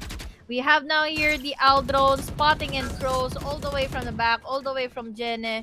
Hinintay nila dito mawala yung ultimate ngayon ni Crows para safe to go inside. Dito ang Alter Ego. Wala, para may magamit silang utility once na gusto nilang makommit further laban sa Xerxia. Sorry. Kung kanina ako nila, nagigigil na ako. Ito si Scary. Tinek na ni Noxy at ni Adrian King. At tatlo na lang kagad ang natitira sa side ng Xerxia. But as Kush goes for your plant, he takes... Retake is up for Xerxia, pero si Foxy sinamahan pa nga kagad ang walang marinig kapag narinig mo ito nasa kabilang mata na lang! Wow, Foxy! Takes the third kill! And si Foxy! Make it more! Highlight! Inagaw ni Sushi Boys yung ace ni Foxy! Alam mo, sabi niya dito, Ray. Wala sabi kasi ni Ray. Trotropa. Kay Sushi Boys, trotropahin lang. Kaya inagaw yung ace. Yung pang-highlight na sana, pang-balo PH. Hindi lang wala balo PH, balo tay. Dito, balo tay. For Xerxia. 4K for Foxy. Para ma-clean things out nila itong round na ito. Kasi sabi nga natin kanina, kung hindi nila may panalo tong round na ito, huli na ang lahat para makapag-save up pa. Pero... ang linis lang ng round na yun, especially dito kay Xerxia. Ay. Dito, mapapagod ako, kakatawa eh. Ano ba sabi siguro mga nanonood? Ano ba naman itong mga caster na to? Puro kantuan, Puro tawa. na yung alam mo. Pero uy, alam mo, paulit-ulit kasi ginagawa ni Scary tsaka ni Surf. Nababad trip na ako sa A. Promise, kanina pa yan. Kala nyo, tatawa-tawa lang kami, pero naiinis na ako. Kanina pa talaga. Kundi si Scary, si Surf, Letter S talaga yung mga pangalan. Red Sun yan pero uy! Slinopic lang. Naabutan na din sa wakas. Basic. Sinaglit ng isang player ng Alter Ego. They have the guns, yes. 4v4.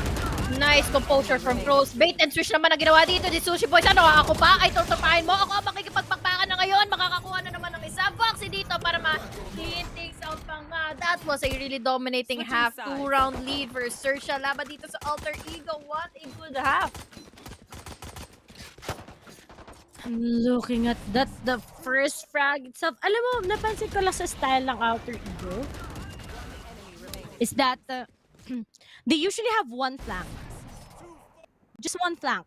The rest is gonna commit into a side. So, may pagka-predictable sila in a way. But then, at least successful siya sa ibang rounds. And it's not bad for the first half against Xerxia. Grabe, oh. Hard carry si Foxy. Bebe mo Foxy. Ray, 20 kills.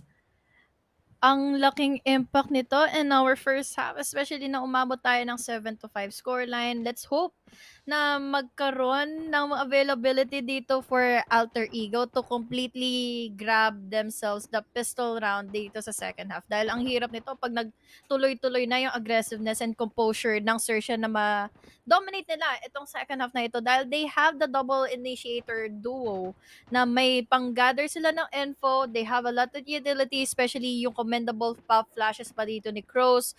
That is one of the scary parts. And syempre, mention na rin natin si Scary dito na ang laki ng utility usage niya, universal, and dagdagan mo pa ng pang-clear out ng corners gamit lang ng concuss and ng gravity well. At si Bill. Si Bill kasi kanina pumasok dito. Ano bang hanap nyo dyan? Ewan ko dyan. Ano? Naghanap namin candy. Naghanap namin candy, guys. Pero, yeah, guys, last match na nga to between, last series for today. And now,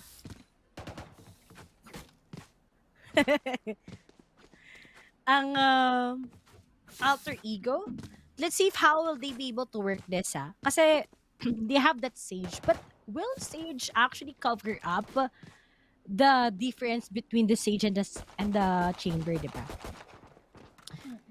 Unlike kasi sa Xerxia, nung sa defending nila, they have that semi-sentinel that's gonna be the controller eh. Yung chain. Unlike dito, si Sage, dalawang slow orb, that's it. Speaking of orbs, they will be grabbing themselves an A site, free for them to take. Meron mga matatag in dito ng Recon. There's also the Fallout Xerxia completely controlling in the site. 2 members na lang ang natitira dito for Alter Ego. What are they going to do now all the way from heavens above? Dahil nga matatagpuan sila kaagad dito, the Scary na. Hindi natin inakalang siya ang magiging lurker all the way from the side of Xerxia. And now it's all up to one remaining member who is already down to 60 HP and a dream. They have already now here B. Tapos yung isa pa dito, di ba? Si Surf, na very low on HP, at least he can cut off rotations once na makita niya man lang dito si Xerxia mula dito sa Alter Ego. Pero nasa kabilang side siya ng mapa ngayon. The problem is that dalawa kasi Ray yung natira inside of the site. This is a really big problem dahil wala siyang paranoia na kasama. Sino to? Bill, nakakainis ka na dyan. Kung nanonood. Kung nanonood ka man, Bill, nakakainis ka. Pero finally, Xerxia takes down Alter Ego. And man, akala ko mananalo na Alter Ego dun. Bigla silang nawala sa sarili. Nawala sa sarili. Close na nga eh. Diba? Sayang lang din talaga kasi Xerxia dito, pumasok ng A para mag-rotate to B. O, diba? Ang layo ng nilakbay nila para ma-confuse nila dito yung Alter Ego kung ano ba yung dedefensahan nila. Kung magpe-play ba sila for retake or kung talagang ikakontrol nila yung mga pagpasok nga dito ng Xerxia. Pero hindi eh. nag-rotate ang Xerxia. Inawiwasan nila yung mga magiging casualties. So now, we have here the buys from Xerxia and the following pressure pa na Ray aabot na tayo ngayon ng 3 rounds lead for Xerxia against Alter Ego. Uy, scary. Yun! Scary, nanakot, naging sadako. Oh, no, you actually got the task.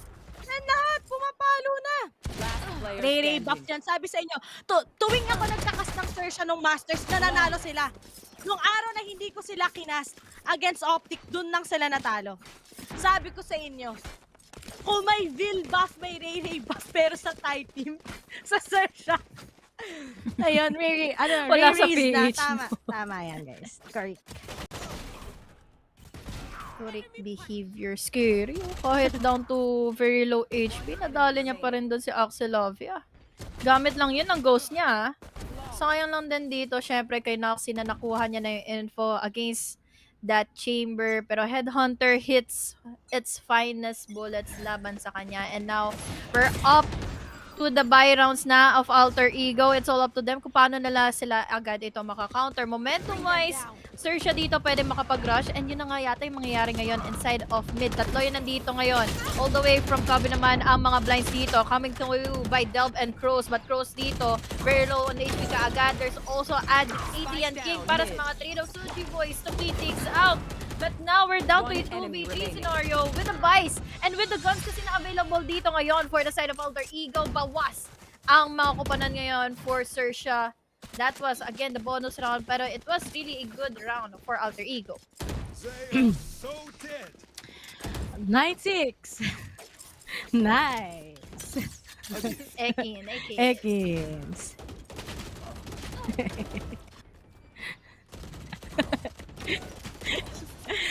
Norem dyan pero all in all, the advantage lang ng baril. Hindi tumatama Spectre sa malayo. Mahirap talaga yung patamain. Mahirap. Let's play. And right now, nilabas na nga ang 2v4s pero saan ka nakatingin, Cross? Nag-slow pick lang si Delb. Si Bled. At meron na siya na pick off, hindi na naman tumatama. Pero at least si Foxes was able to get one and there's a follow-up. Pero Surf! True, the Smokey gets one. Noxy pinakitaan ng aim labs kagad si Scary. 3v3 to the moon.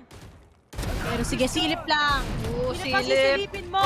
Hindi na pa. Audition pa, pero na-wallbang pa. Na yun. Ano nangyayari sa iyo, Surf? Ang asim mo. Noxy na lang together with Axlavia. Ang ganda ng buhok talaga ni Noxy. Nakakatakot, para na kuryente. Pero ngayon, go Foxy, Ray buff. 100% prefer. May reason ka, Bibi, gamitin mo. Ang kalat, ayoko na. Ito na, pag namatay si Foxy, debuff talaga. Uy, timing. Ay, naku, pabigat talaga ni Sushi Boys. Ala ko ba, kaya pa, if Foxy gets that clutch, hindi nila kuha na debuff. Kasalanan ka na si Sushi Boys. Ay, ni Scary pala. Ay, naku po, 9-7, humabol pa Alter Ego. Hindi, kasi, maglakas talaga Alter Ego din sa Ascent. Tsaka sila din pumili na to. Yun din talaga eh. First game, especially dito sa momentum na nabuo pa nga nung first half, ay nagiging pabor lang din sa Xerxia na pagpapatuloy lang nila yung consistency of their aim, their duels, pero this is really just good for Alter Ego para magkaroon ng bawi. Unti-unti na silang napapanigan ng mga odds dito dahil na-eco round na nila, na-punish na nila ngayon ang Xerxia. They're down to just the ecos, to just the sheriffs. Meron pa nga shorty dito for Surf in case na maging alanganin siya in close range fights. 3 members holding into A right now, pero ang gapang ngayon ng Xerxia is just here in mid. So what are they going to do? What are they planning? Dahil ang Cubby dito is just ready for Adrian King to make things happen for them. And let's not forget the capabilities of Adrian King to diminish the players from Xerxia. Back away na lang muna dahil may fragment na kasama, mahapdi-haptido. Sir, what? Sinaglit this. Oh my God, what just happened? Love. Uy, ano yun? Glob, glob, glob, glob, glob. Blub, blub, blub, blub. Blub, blub, blub. Water gun Pero to, di ba sila, sila SpongeBob tsaka si Patrick, nakatira sila sa underwater. So, under the water sila, no?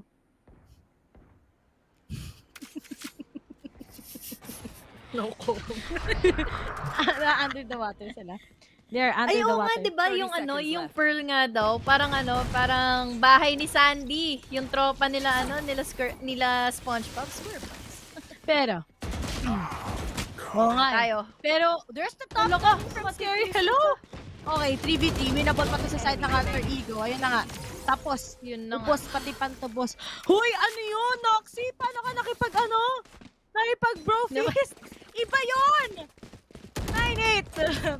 Xerxia. 9-8. Uy, binati ko. game na to, Kasi si Vil kung ano pinagtatatag kasi sa Twitter eh. Kaya Wala na ganun eh. distractor lang yung Foxy. Sim. Kaya pala na Distract nahabol yung baby cakes eh. Ayan na guys, ito na naman tayo sa isa na namang Ray Rakers. Pero kay Foxy na pupunta. Sabi dito kamukha daw ni Surf si Beats. Di parang Axie din na galit. Hindi. Ito yung Axie na maamo. Yun ang pagkakaiba nila ni Beats.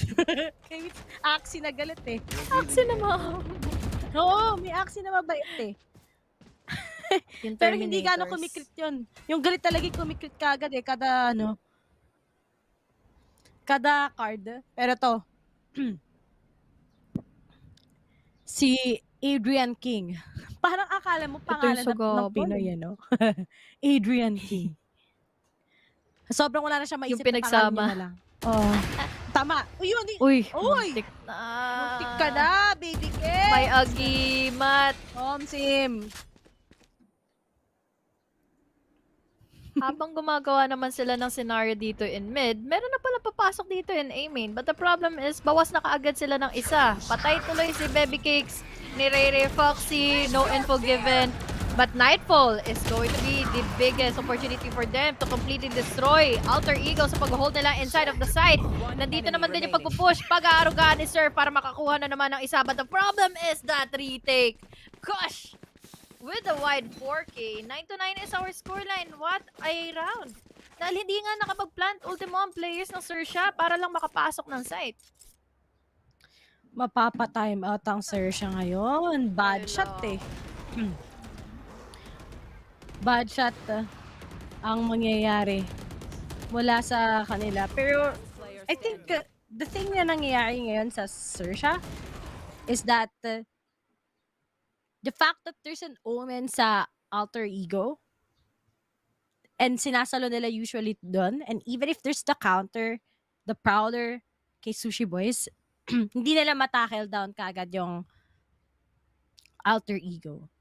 And that's something na nagmamanifest. Remember this lineup ng Alter Ego? It's almost similar to APH na roster nila, double sentinel. Pero kasi dito ang pinagkaiba, may slow orb ka na nga, may fragment ka pa that can actually shut down yung pagpasok ng Xerxia on how aggressive they are.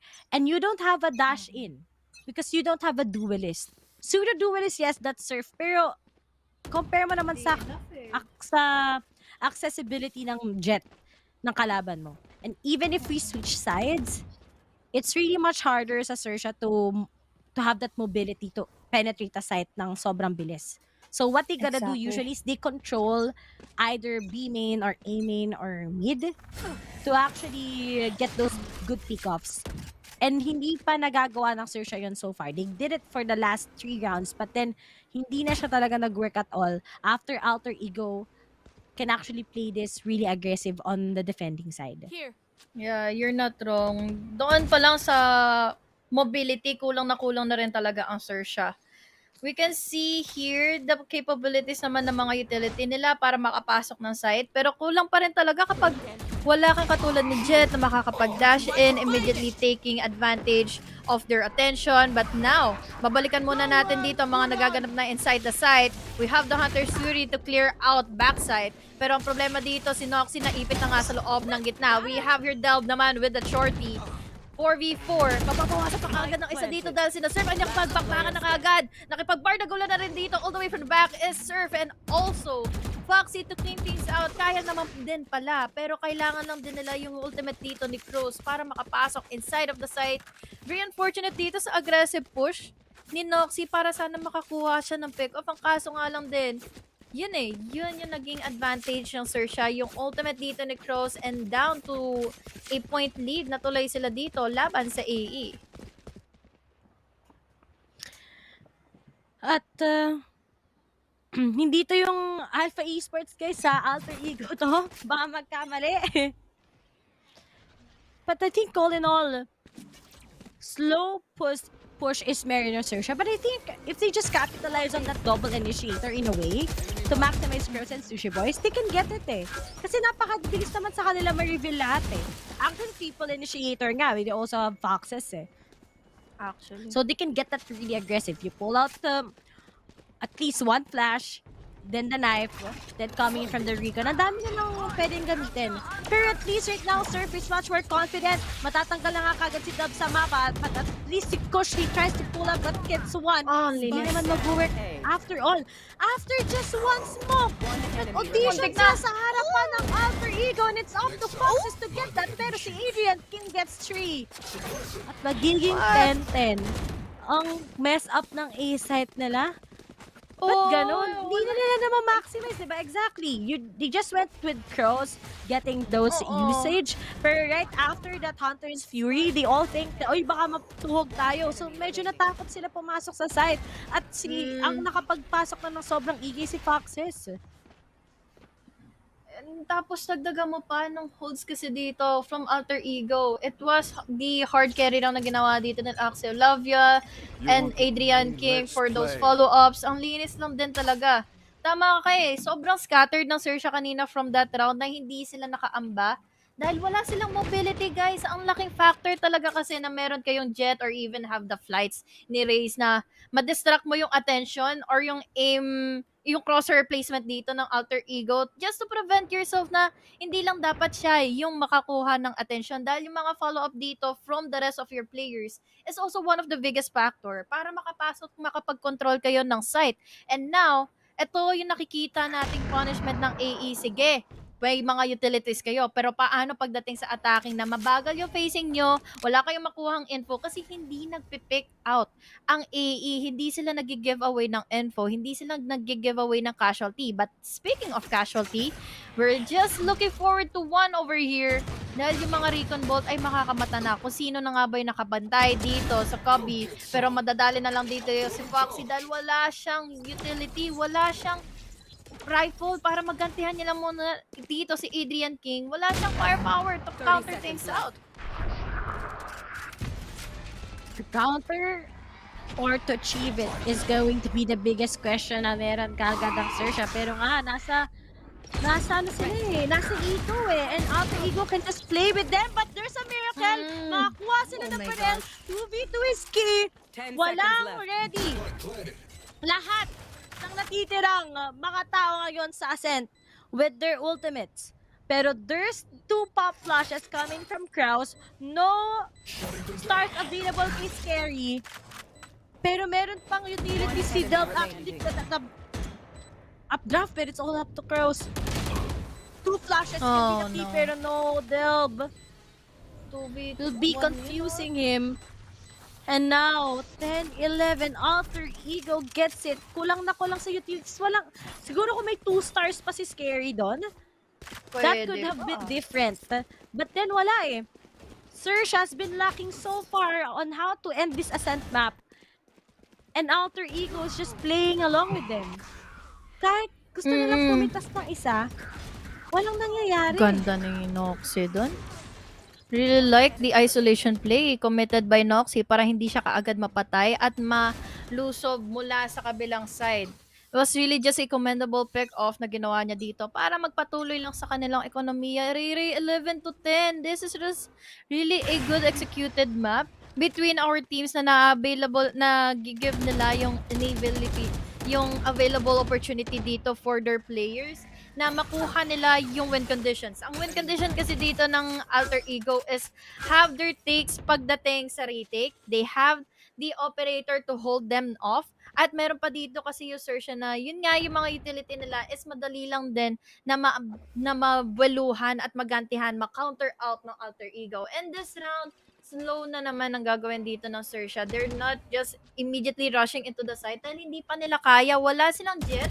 Pero by all means, pwede naman sila makakuha din ng maagang pick-off. With that smoke, makakaligtas patuloy dito ang kinukuha nilang info against Kush. We have here the ultimate from Adrian King, or for Crows rather. He can immediately go inside the site, pero nakikita natin dito kasi is the attention already gathered inside of A.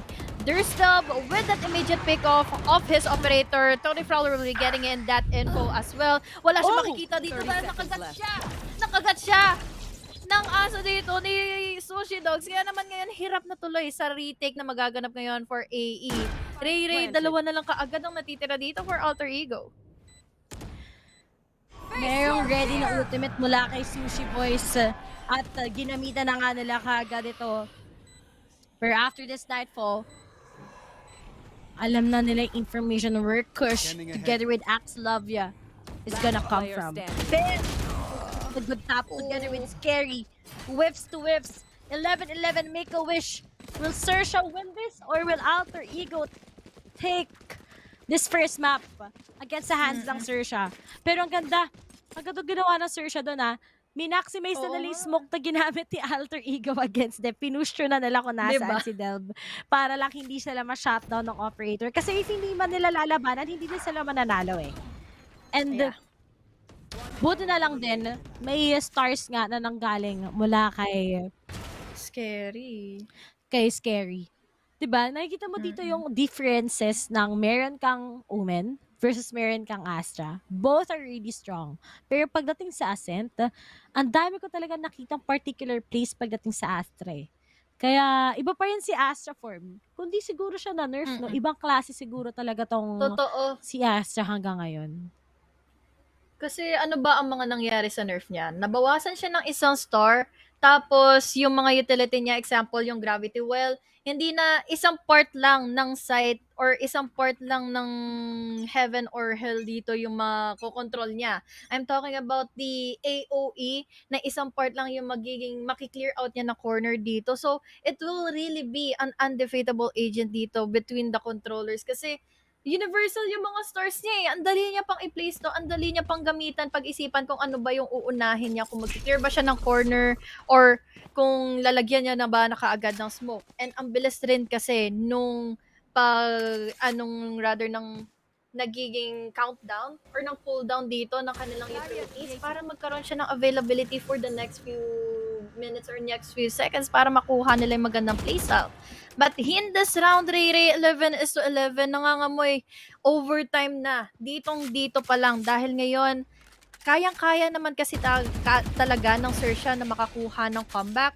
Just the showing of Alter Ego na compose nila yung sarili nila dito, makuha nila yung tamang impact kills against Xerxia, dagdagan mo pa ng mga skill sets sila dito na makapag-counter out lang din ng pagpasok nila ng site. Pagpasok sa site, pag-manage na executions, nilabas na nga nila kagad from Kraus ang kanyang ultimate. Pero sino kaya ang mangunguna ngayon after those counter flashes kicking in? Adrian King gets one, pero Scary together with Surf does the work. Low on HP na nga kagad si Kush at isa-isa na lang na siya shutdown. Pero oh no! Nagka-advantage pa nga bigla! Hindi nila check kung saan magagaling yung nasa doors! And Kraus is gonna go down! A wasted round sa side ng Xerxia! And match point na kagad ang Alter Ego. Hello! Denying all the odds, Ray! We didn't expect this to happen since we all know how and what is the span of the capabilities dito ng Xerxia. Ang laking bagay nito for Alter Ego, lalo na't na-diminish nila, na-counter nila yung post-plant dito agad ng Alter Ego. I'm talking about the synergy ng pagpasok nila dito para makuha nila yung retake. May mga pumasok all the way from heaven, hindi nila hinayaan na yung heaven lang yung makakakuha ng atensyon. May pumasok na rin all the way from Kobe, kaya naman distracted tuloy yung Xerxia kung ano yung uunahin. Ang daming umuulan ng mga blinds, ang daming umuulan ng mga utilities, and that was the biggest factor here for Alter Ego to win out that round. But this time, we have a different story dahil meron na tayong Cosmic Divide. Matatagpuan pa kaagad ng hunt dito si Kush. These shocks are already raining. Default lang muna magpa-plant dito si Cross. Pero at the very least, they have already completely dominated in the site. Pero ang magiging tanong na lang dito is, will they survive the retake that may possibly happen in favor of Alter Ego? Hello? Tumama yung wall banks. But, oh no, buti na lang may pang-post plant pa. Ang dami na lang nilabas ngayon sa side ng Xerxia. But then, Dove is still alive. Going up against 2. Winnable pa rin sa side ng Alter Ego. But then, looking at it, it's gonna be a 2v1. Merong post plant. Nag-defuse na kagad, pero hindi niya binibitawat na Xerxia. Paping naman pre-paping. Pero nga lang, Surf takes down si Del. And, Rakers, total. Switching sides. Overtime.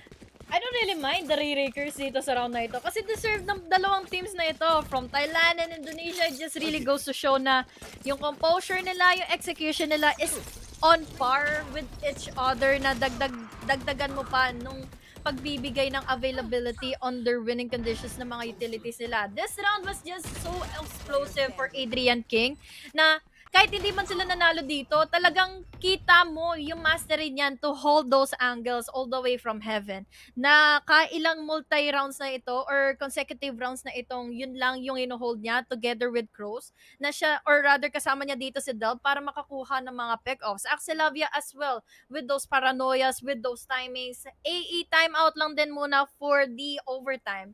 Dahil konti na lang na nare-reverse nila yung mga tides all in favor of them. But Xerxia, they still have what it takes to counter out this overtime dahil nasa defending side na sila. Malaking advantage ba ito, Ray?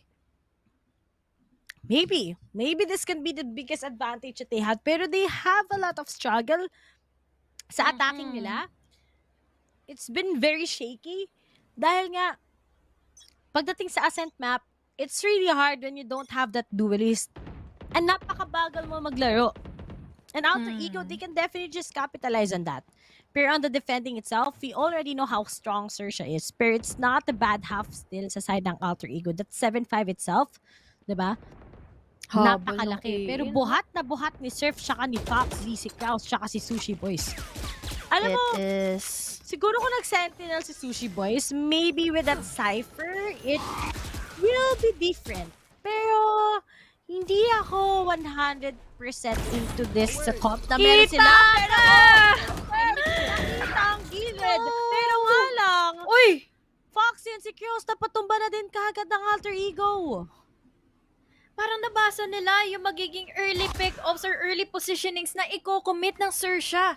Dalawa kaagad nang nawala. So let's see if this is still doable for Xerxia to make things happen for them na syempre masasayangan tayo dito sa mga naging early game aggression nila.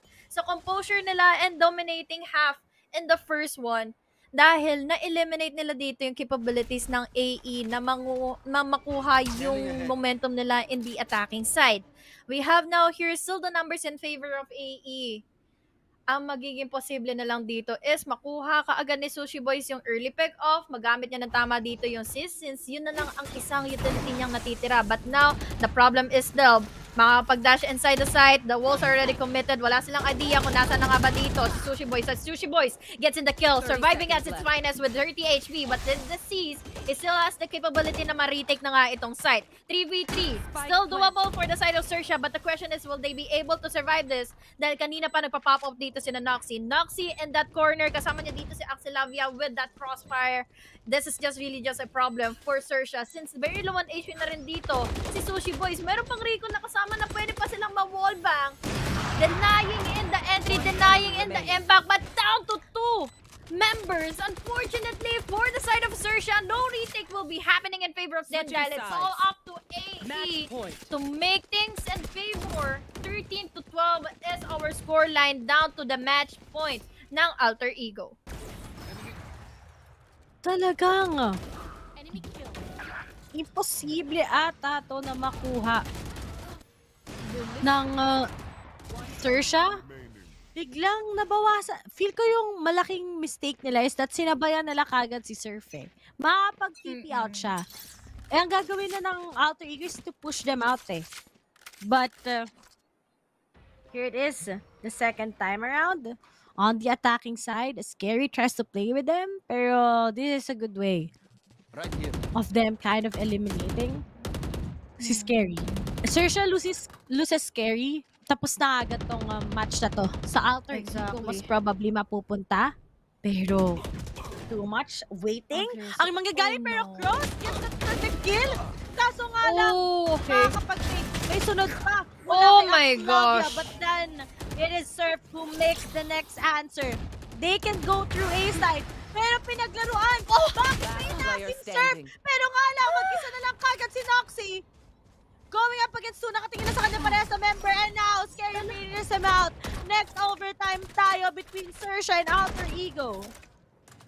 I don't know what just happened, Riri. It's just the early pick-ups na nagmula dito sa Xerxia. Nag-aggressive push sila sa parang yung ginawa na lang din kanina ng Alter Ego laban sa kanila. We have your Alter Ego just really committing further or overcommitment nga ito eh. Hindi nga sila naging wagi sa mga naging duels dito na nag-hold lang dito. Xerxia, nantay na lang yung pag-pick out ng Alter Ego dito. Wala silang napala from those early pick-outs dahil na-quickly traded off naman sila dito na Xerxia. And now Xerxia, they are the ones again attacking in this half, in this overtime. This is a really big question dahil ang ganda ng defending nila kanina pero mas gumaganda yung attacking nila.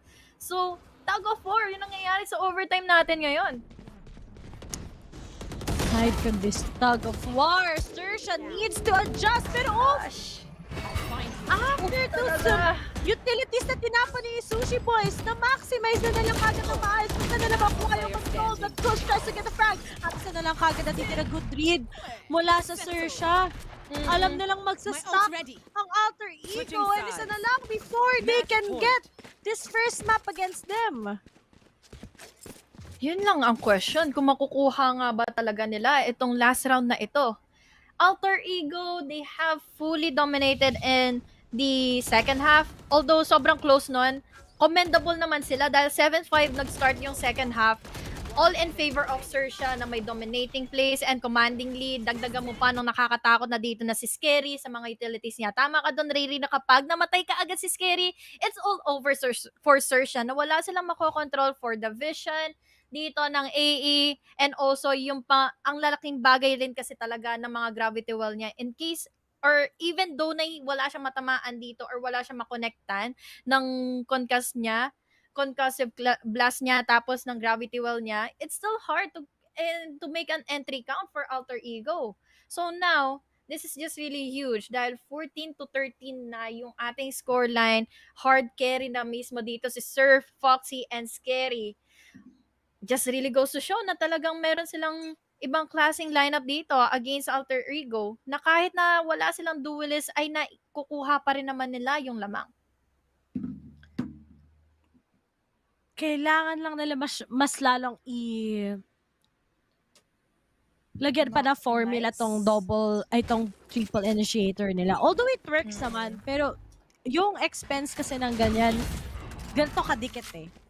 We all know naman how Xerxia has that leverage against Alter Ego, but just because of this comp that they have, that they did then with their Breeze comp, dikit talaga yung magiging laban. Kaya naging dikit din yung laban nila against RRQ eh.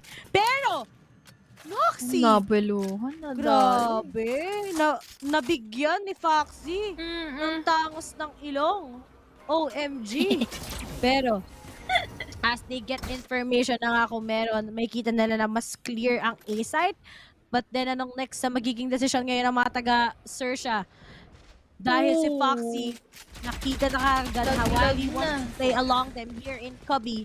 But as the knife goes in, and also, para makakita sila ng mga tao, sino nga bang maiisahan? Pero si Del, muna, Del. Pero hindi siya makakakantak.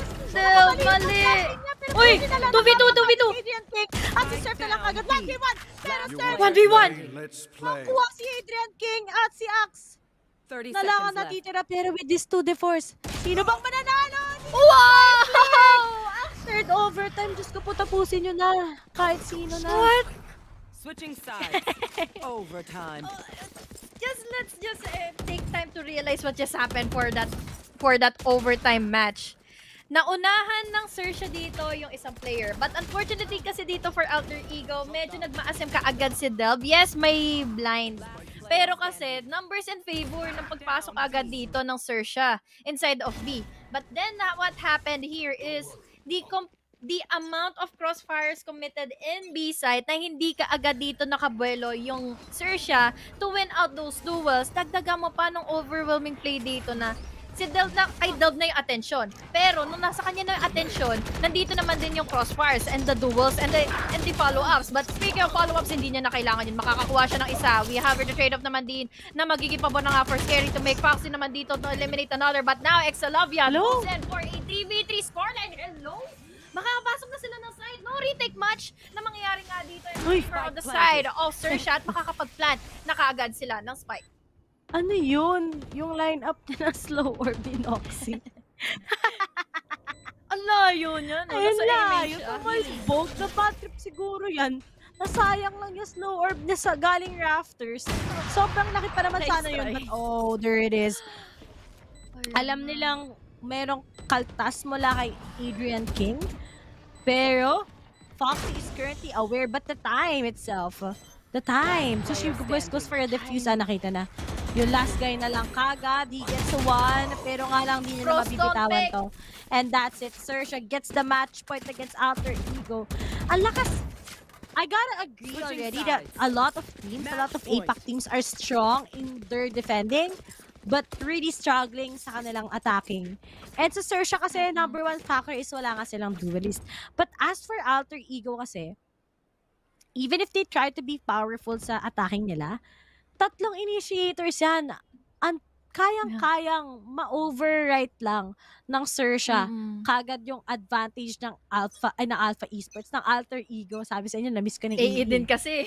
Oo. Wala ano pa nito, ang daming utility na kailangang abalahin ngayon ng AE. Ibabato mo yung recon, kailangan mong tanggalin kaagad yun, kailangan mong baril kaagad yun. Tapos follow up naman dito nung fragment.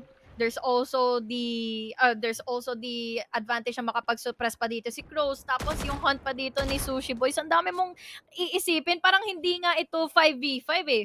5v8 to dahil lang sa mga utilities na meron dito ang Xerxia para ma-disrupt nila yung nagiging crossfire placements dito ng Alter Ego. 15-14 is our scoreline match point for Xerxia. They have what it takes para ma-completely dominate nila yung site, pero they need to immediately pick onto one member, kung hindi kasi mahihirapan sila sa retake. Ganado kasi ang Alter Ego pagdating sa retake, at itong defending side na ito is pabor sa kanila, if I may say, dahil nire-reserve pa ni Xerxia dito yung karanyang paranoia pagdating sa mga pagkakataon na papasok na ng site dito at post-plant na ng Xerxia. 30 seconds left. Oh no, Surf spots out si Noxy. Big yun. Wala na sentinel, wala na magsa-slow orb. At may stars pa kagad na pwedeng iset up mula kay Scary. And that's it. That's the last thing. That's the best part. The side part na pwede mong makita. But Kush takes down Sushi Boys. Nilabas ang paranoia. Na-plant na kagad ang spike. Pero alam na nga kagad. After the recon bolt, agad na recon bolt. Yung Foxes, na-reveal kagad kung nasaan ang mga taga Alter Ego.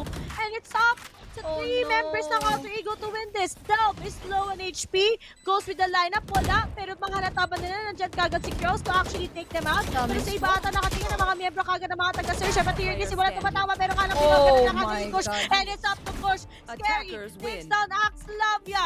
And Xerxia after 3 overtimes takes this ascent map pick by Alter Ego with no duelist at all. Grabe yung laban nila. Ang talino.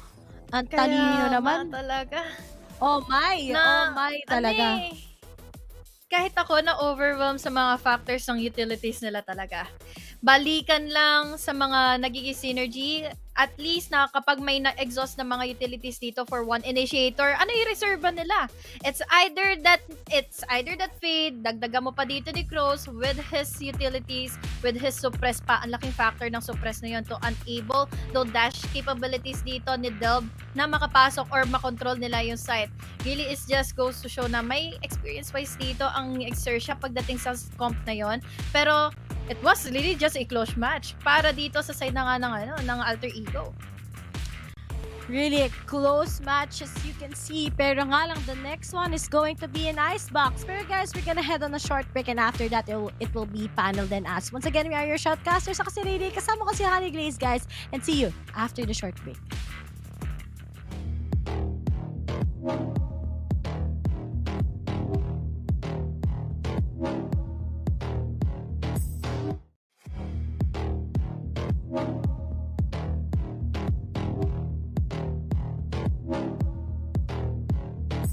Hurry up quick, El Jefe's coming soon.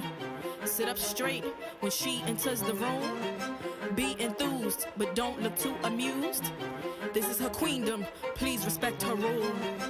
Hurry up quick, El Jefe's coming soon. Sit up straight when she enters the room. Be enthused, but don't look too amused. This is her queendom.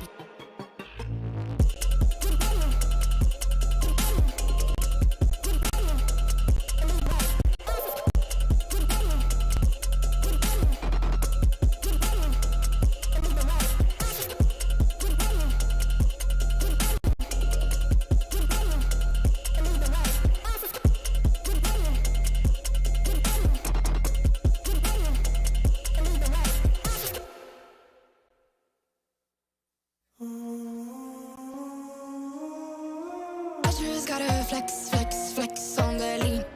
I just wanna rap, rap, rap to the beat. I just wanna back, back, back, cause I'm mean. I just gotta go, go back, I'm a freak.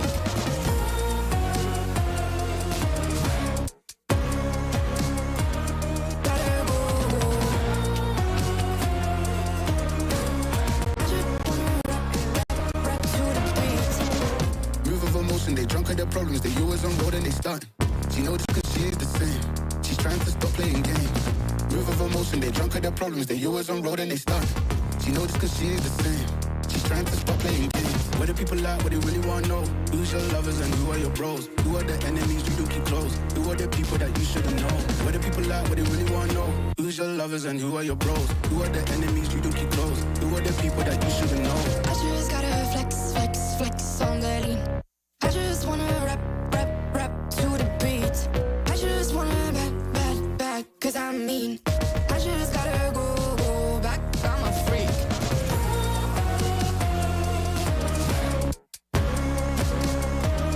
Gotta go, go. I just wanna rap, rap, rap to the beat. The chains, my vest, my watch, my belt, my cheese, my house, my sneakers, my blouse. I just party hard, topping the one in the chart. I've already won, babe, but then you start. Flexing on ya, flexing on me, flexing on ya, flexing on me. I just gotta go, but I wanna hold on.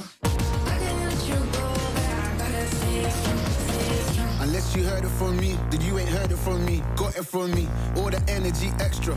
You don't wanna see me with the hitters. Generations caught up, look how things will switch. People they're quick, now they want.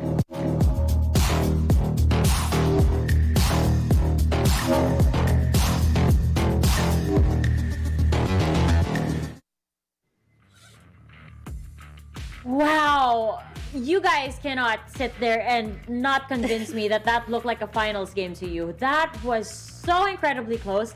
Tug of war, back and forth.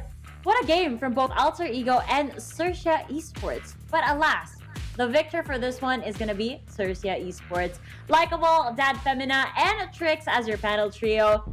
My goodness, I was just on the edge of my seat every single round. I could not tell what direction this game was going, but Trix, I have to ask you, with the game being so close and just being so back and forth, what made the difference for Xerxia Esports? First of all, I just want to say that game was so good. I was so excited throughout the entire thing. So what really made a difference for Xerxia at that end, which I loved seeing, was that they understood that AE was playing for that information with that KO knife, with that Silver drone, exactly what you want to be doing on those initiators. So what ended up happening, they canceled out the information they were giving. They also gave false information, false sense of security to the opponent. We saw that Sage wall coming in from AE on that main side, and then they would break it, then they would quiet down again. So they wouldn't make information, they wouldn't give any information. They broke the Silver drone, smoked mid, they can't see where mid is crossing. They had control still of the A main push, so they knew that nobody on AE was pushing A main. And AE didn't know where Xerxia's position was actually gonna be. After that, they started to regroup and hit that B site, and that was fantastic. I loved seeing it. They were so good, guys. Oh my god, I can feel the enthusiasm in your voice, and honestly, I was screaming over here at my house too. It was just so good, and I mean, kudos of course to Alter Ego. These guys played amazingly. You know, I do believe that, Femina, that this was not a case wherein one player or a bunch of players were not performing. I do think that they were all performing. It was just that they were so evenly matched. The strength of the other team complemented the strength of the other team, which is why it took so long for us to get to this point. Yeah, I gotta agree with you there. I mean, Alter Ego definitely had so much game plans coming into the series right here. They showed that they made their due diligence into this game in particular, knowing that since Xerxia like to play the patience game, they want to play that same tempo that Xerxia like to play themselves. So they themselves, since they started on the attack, they wanted to make that slow tempo place game that could have played into their advantage. But since Xerxia knows that better than anybody, they decided to play that game against Alter Ego right there. But since Alter Ego themselves needed to adapt to that itself, they decided to go for that proactive play. And just wondering how it all went down, it all just started with how Surf just picked up this triple kill, man. I mean, his headhunter was on point. The eco rounds wasn't so sure, even though that the one team who had the better guns really went into their absolute favor. But since like Xerxia themselves just read every situation perfectly, especially in those overtimes, they knew the tendencies that Noxy had. That wall was important because the first time that he picked that up, Xerxia never expected that at all. But when they knew that he was going to be putting down that wall in the most important moments actually, that was when Surf popped off. That operator just changed the landscape of that entire overtime, just stopping the momentum trying to be built back up by Alter Ego, which also became not just the operator itself being the spotlight, but also when everything was so quiet, he was the first one who sounded off that resounding shot that cracked the skull of Noxy, who was, as pointed out by Asarai, the one who was hitting the nuttiest shots all throughout that game. But that doesn't mean that Alter Ego themselves were selling each other short. They were definitely contributing into this game. I wish I was as nutty as the players on the server right now. I just want to say it was amazing to watch. But on the flip side, watching Xerxia, and I'm sure some people might be wondering this, like maybe they felt Xerxia was a little underperforming in the defender side, except for maybe Foxy, because he was just like amazing. 20 kills in the first half, by the way. Yes.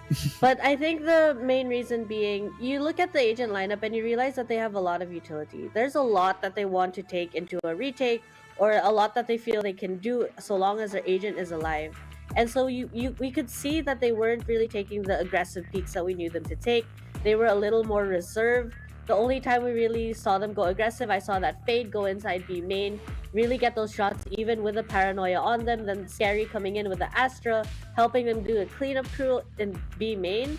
So I found that was successful for them, and the more that they play this kind of lineup, the more they get used to their limitations of what their agents can do, which agents really need for the retakes, and how to set up for that retake. Xerxia can really pop off with that triple initiator.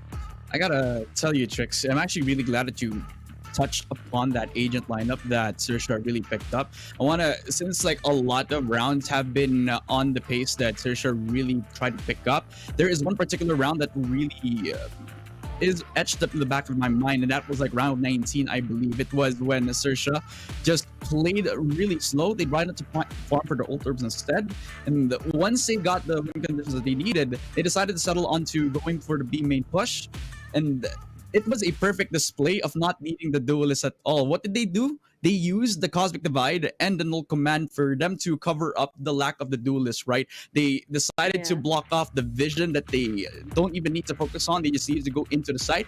Plus, the entry factor, that was something that they were lacking about. You could just use the Null Command from crews that definitely is something that they can use to like trade out of, which then becomes like a really easy like a walk for Xerxia for themselves to insert themselves on towards that B site, which then becomes like one of the perfect examples why Xerxia knows how to read the situation perfectly. I would love to get you guys to keep on talking about how amazing that game is. I really would. But unfortunately, we have an audience, or well, fortunately, we have an audience that is waiting for the next game to happen. Now, we are going to be headed over to Icebox. Guys, breathe in a little bit, and then let's discuss with the agent selection over here. Icebox, you've got that KO going in again on Adrian King.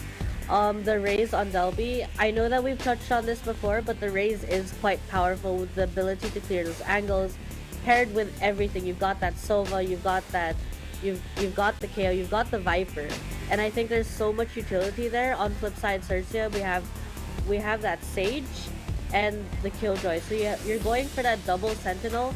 Maybe they're trying to decide that they want to win more rounds on that defender side, and then going in for a reserved approach towards their attacker. I'm not so sure, but with the way that they're playing, it seems that they don't want to lose any rounds.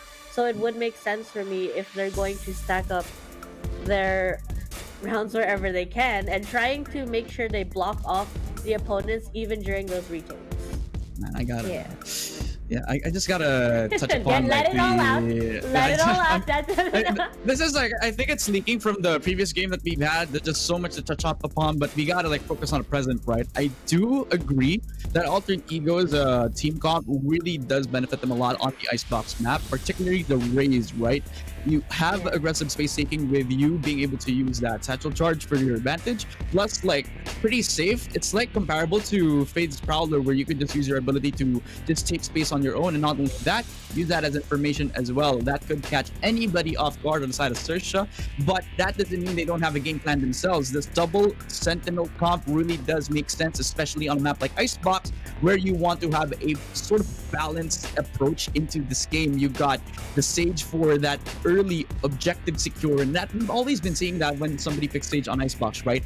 And overall, Xerxia just has a very balanced approach into this Icebox map that definitely complements how they played in that Ascent game.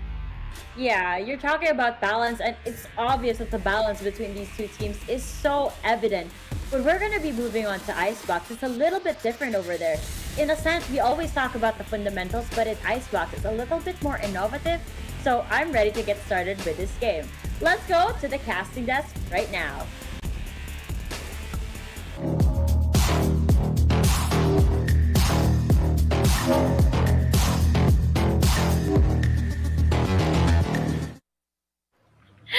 Ito na muli ang ating pagbabalik dito sa VCT Asia Pacific. I am Haniglay, si Double E. Kasama ko ngayon si Ray Ray. Ito na ba ang panapos ng Xerxia in this series with a 2-0 or makakabawi na ngayon ng Alter Ego?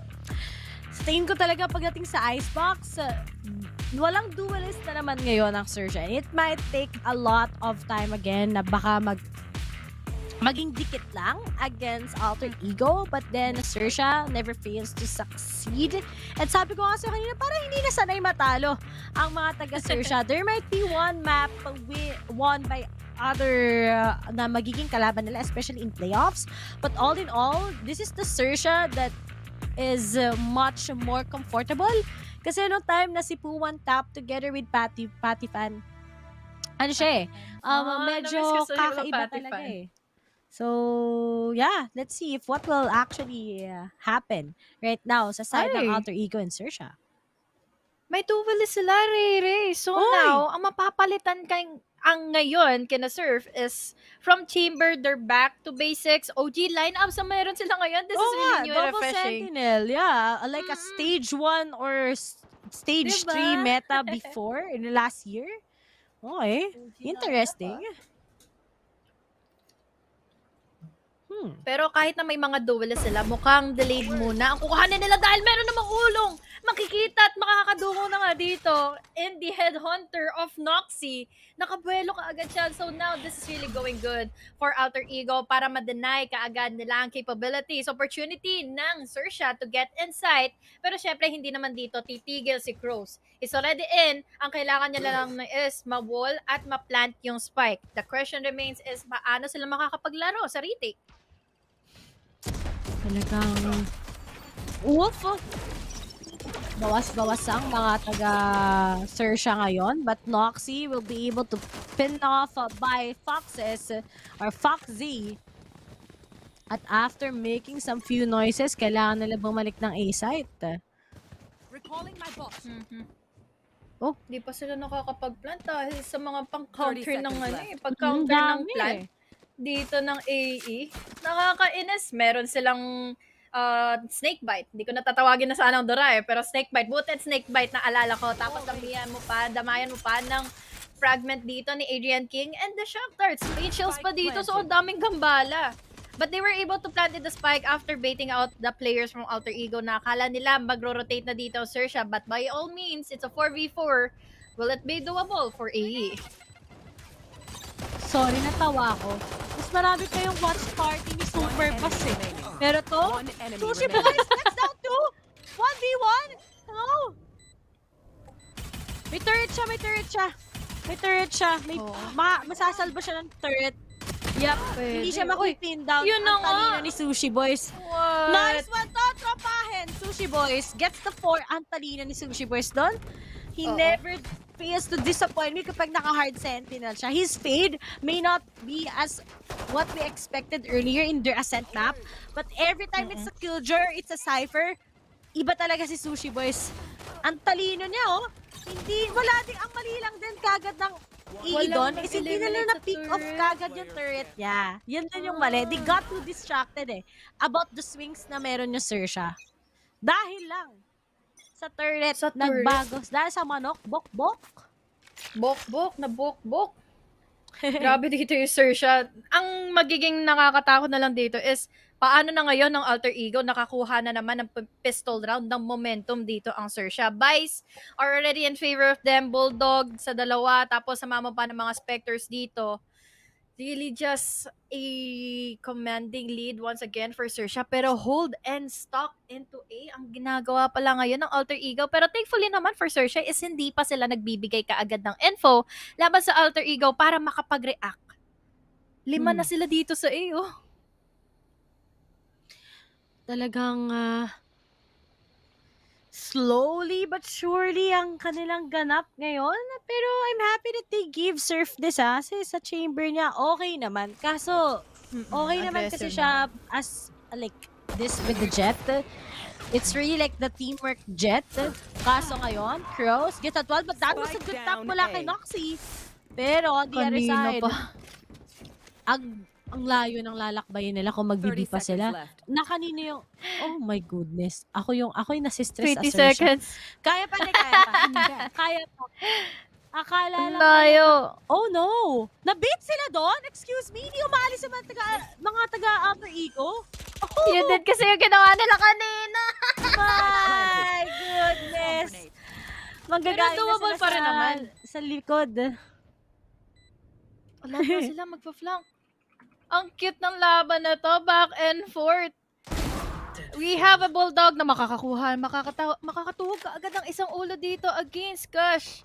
It's a 3v4 at the very moment. Close ranges lang muna ang kayang i-execute dito ng Xerxia, but they have, or one member has, the free upgrade.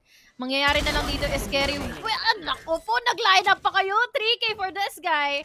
Buti na lang nakapag-trade naman dito si Xerxia. Maririnig na lang din na nagpalit siya ng gun dito. Was able to compose himself to win out the duel laban kay Sushi Boys down to 1 remaining member for Alter Ego. Pero syempre, He needs to die on the spike para magkaroon siya ng following eco on the next one. 2-0 for Xerxia. Iba ka talaga sa side ng Xerxia taking down 2-0. Ang galing nila mag-fake, no? After making few noises, ganito din yung ginawa ni Scary. Was really something. Oh, boom, natuhog. Nabratatat ng isang shot lang wala sa kanyang bulldog. But still, full buy na rin. Sinabayan na ng Xerxia. Tingnan mo, nag-full buy na rin sila. It's now or never. They win this 3-0. That's gonna be the biggest advantage kasi malaking posibilidad na 4-0 pa. Oo. Kasi kapag natalo nila ang Alter Ego dito in this round, kailangan mag-save ng Alter Ego. And Alter Ego, throughout what happened in the past map kanina, parang hindi sila halos nagwawagi pagdating sa mga thrifties. And now, Xerxia dito, makakakuha pa ng dalawa. What a reaction time for Sushi Boys to flick immediately kay Kosh. And now we're finally down to a 3v5 scenario. This is really just unfortunate for Alter Ego. Down to 2. Meron pa rin naman silang mga Vandals, pero oh no, 5 pa sila kasi dito for Xerxia and Sushi Boys. Talagang nagpa-pop off na. Went in for 1, he went in for 2, and now the third one was cancelled out by Xerxia, who is the only man remaining, pero hindi niya in-expect kung saan magagaling dito si Foxy. Kahit ako, hinanap ko pa sa minimap kung saan siya nanggaling, kung saan nanggaling yung bullet niya. One tap yun eh. Talaga nga naman ang crispy. Ang crispy na ng Xerxia ngayon. So, they're so confident in their icebox. I think the fact na ganito yung map dito natin, it's very Xerxia-sided. First 2 maps pa lang, alam mo, nadikit yung... Yes, nagiging dikit yung first map. Pero yung second and third map, yung third map pwede pang Alter Ego eh. Pero I think it's really hard to punish a team such as Xerxia. And mapapa-force talaga ang Alter Ego to just get with the timeout kagad. Ngayon pa lang, they need to do this. With that raise, yes, meron siyang meron siyang agre utilities. Pero nga lang, may pang-shutdown din naman kagad ang Xerxia dyan eh. And that's gonna be the slow orb. Nakakatuwa, no? It's just really finally one of those opportunities na finally, OG picks na naman ang nagbabalik dito in our VCT APAC. Dahil nakakamiss din dito yung composure na may Sova, they have their Jet, Sage, especially the Sage and Icebox. Kasi usually na dito pang anti-flank yung kinukuha na lang dito ng mga teams natin in Icebox. But this time around, they have what it takes para makuha nila yung advantage once again dito laban sa AE. Alter Ego loses in another more and this is going to be hard for them to have the comeback. Pero kanina naman hindi naging imposible yon and it resulted to a close fight. But unfortunately, makakabuelo na naman dito si Scary ng isa. Inintahin niya talagang lumabas sa mga lungga dito ang players from the defending team. Another molly will be the reason why they are delayed from attacking in the side. Pero si Noxy dito kailangan niya na mag-ingat. Aldrone will be spotting him down para makapag-rendezvous out. There's also the toxic screens and they have already completely destroyed Xerxia. There's no more availability for those smokes. But now, kahit na magkakapagbigay sila ng pambomba dito, kina Noxy, kina Cross, this is just really unfortunate dahil nakapag-plant in na sila na spike. Cross naman dito for another one to lean. Clean off a shot and a duel. Sayang lang din dito, syempre kay Arian King na nakita niya na, alam niya na kung saan magagaling dito si Sushi Boys and now it's just all up to him. Lason siya, really lason na nanggaling siya sa mid, galing siya sa A na hindi in-expect ng Alter Ego. Remember, attacking tong Xerxia at wala silang flash ha. No flash plays sila. But Sushi Boys, I gotta agree that he's really one of the best sentinels sa larangan ng Valorant sa APAC. As in, sobrang galing ang mag-lurk. You won't expect his timing. And if you don't actually study his timing, it's gonna be over for your team. And Alter Ego has to face that. And Xerxia, right here. This time around, never sila usually nagkakamali dito sa Icebox. Kaya mga teams usually binaban sa kanila this one eh. Kasi yung kanina wala lang silang duelist, but I think it's not much of the problem that they have to face. Pero ngayon, agre lang kagad makakapag-burst strike ko sila because of that lockdown. At sinabahan pa nga ngayon ng welcome to my world. And looking at that, Surf takes down push. Trade comes off from Sushi Boys. At ngayon, 3v2. Pero Crow still gets the last shot, gets the heal. At si Xerxia na lang kagad ang natitira ngayon. Nagkakape yata si Noxy kanina. Nagulat siya nung nasa tapat niya dito si Xerxia, pero binabaril niya yung tropa niya. Akala niya siguro yung Viper naman din. Xerxia really was just an overwhelming round, pero ito na yung naging replay natin dito. Nakuha kasi ni Surf kaagad yung opportunity na mag-gather niya or makakuha siya ng pick-off agad for that round. Na bawasan tuloy ng pang-retake capability dito ang Alter Ego. So, unfortunate events to, Riri. Dahil Alter Ego, we're finally down to no eco round once again. Save na muna sila dito. They have their buys, yes. They need to make sure na meron sila makukuha kahit isa. But now, Adrian King is just really unfortunate sa mga magiging aggressiveness niya dahil nabaluan kaagad siya with the ball bang of Foxy. 4v5 down sa ating round na ito. 4v5 down. At ngayon, Xerxia nga ay nakakatakot. There's the trade-off. Scary comes from mid. Lahat ata ng miyembro kagad ng Xerxia naglalurk na eh. Oh. And wow, this is really no words with how Xerxia gets this one by one, and it's up to Noxy to get it ready. And now, as Crows goes for a plant. Ano ang magiging sagot ng Alter Ego? 6-0 na to ha. Hindi to yung katulad sa Ascent map na somehow dikit na dikit, pero dito, oh no.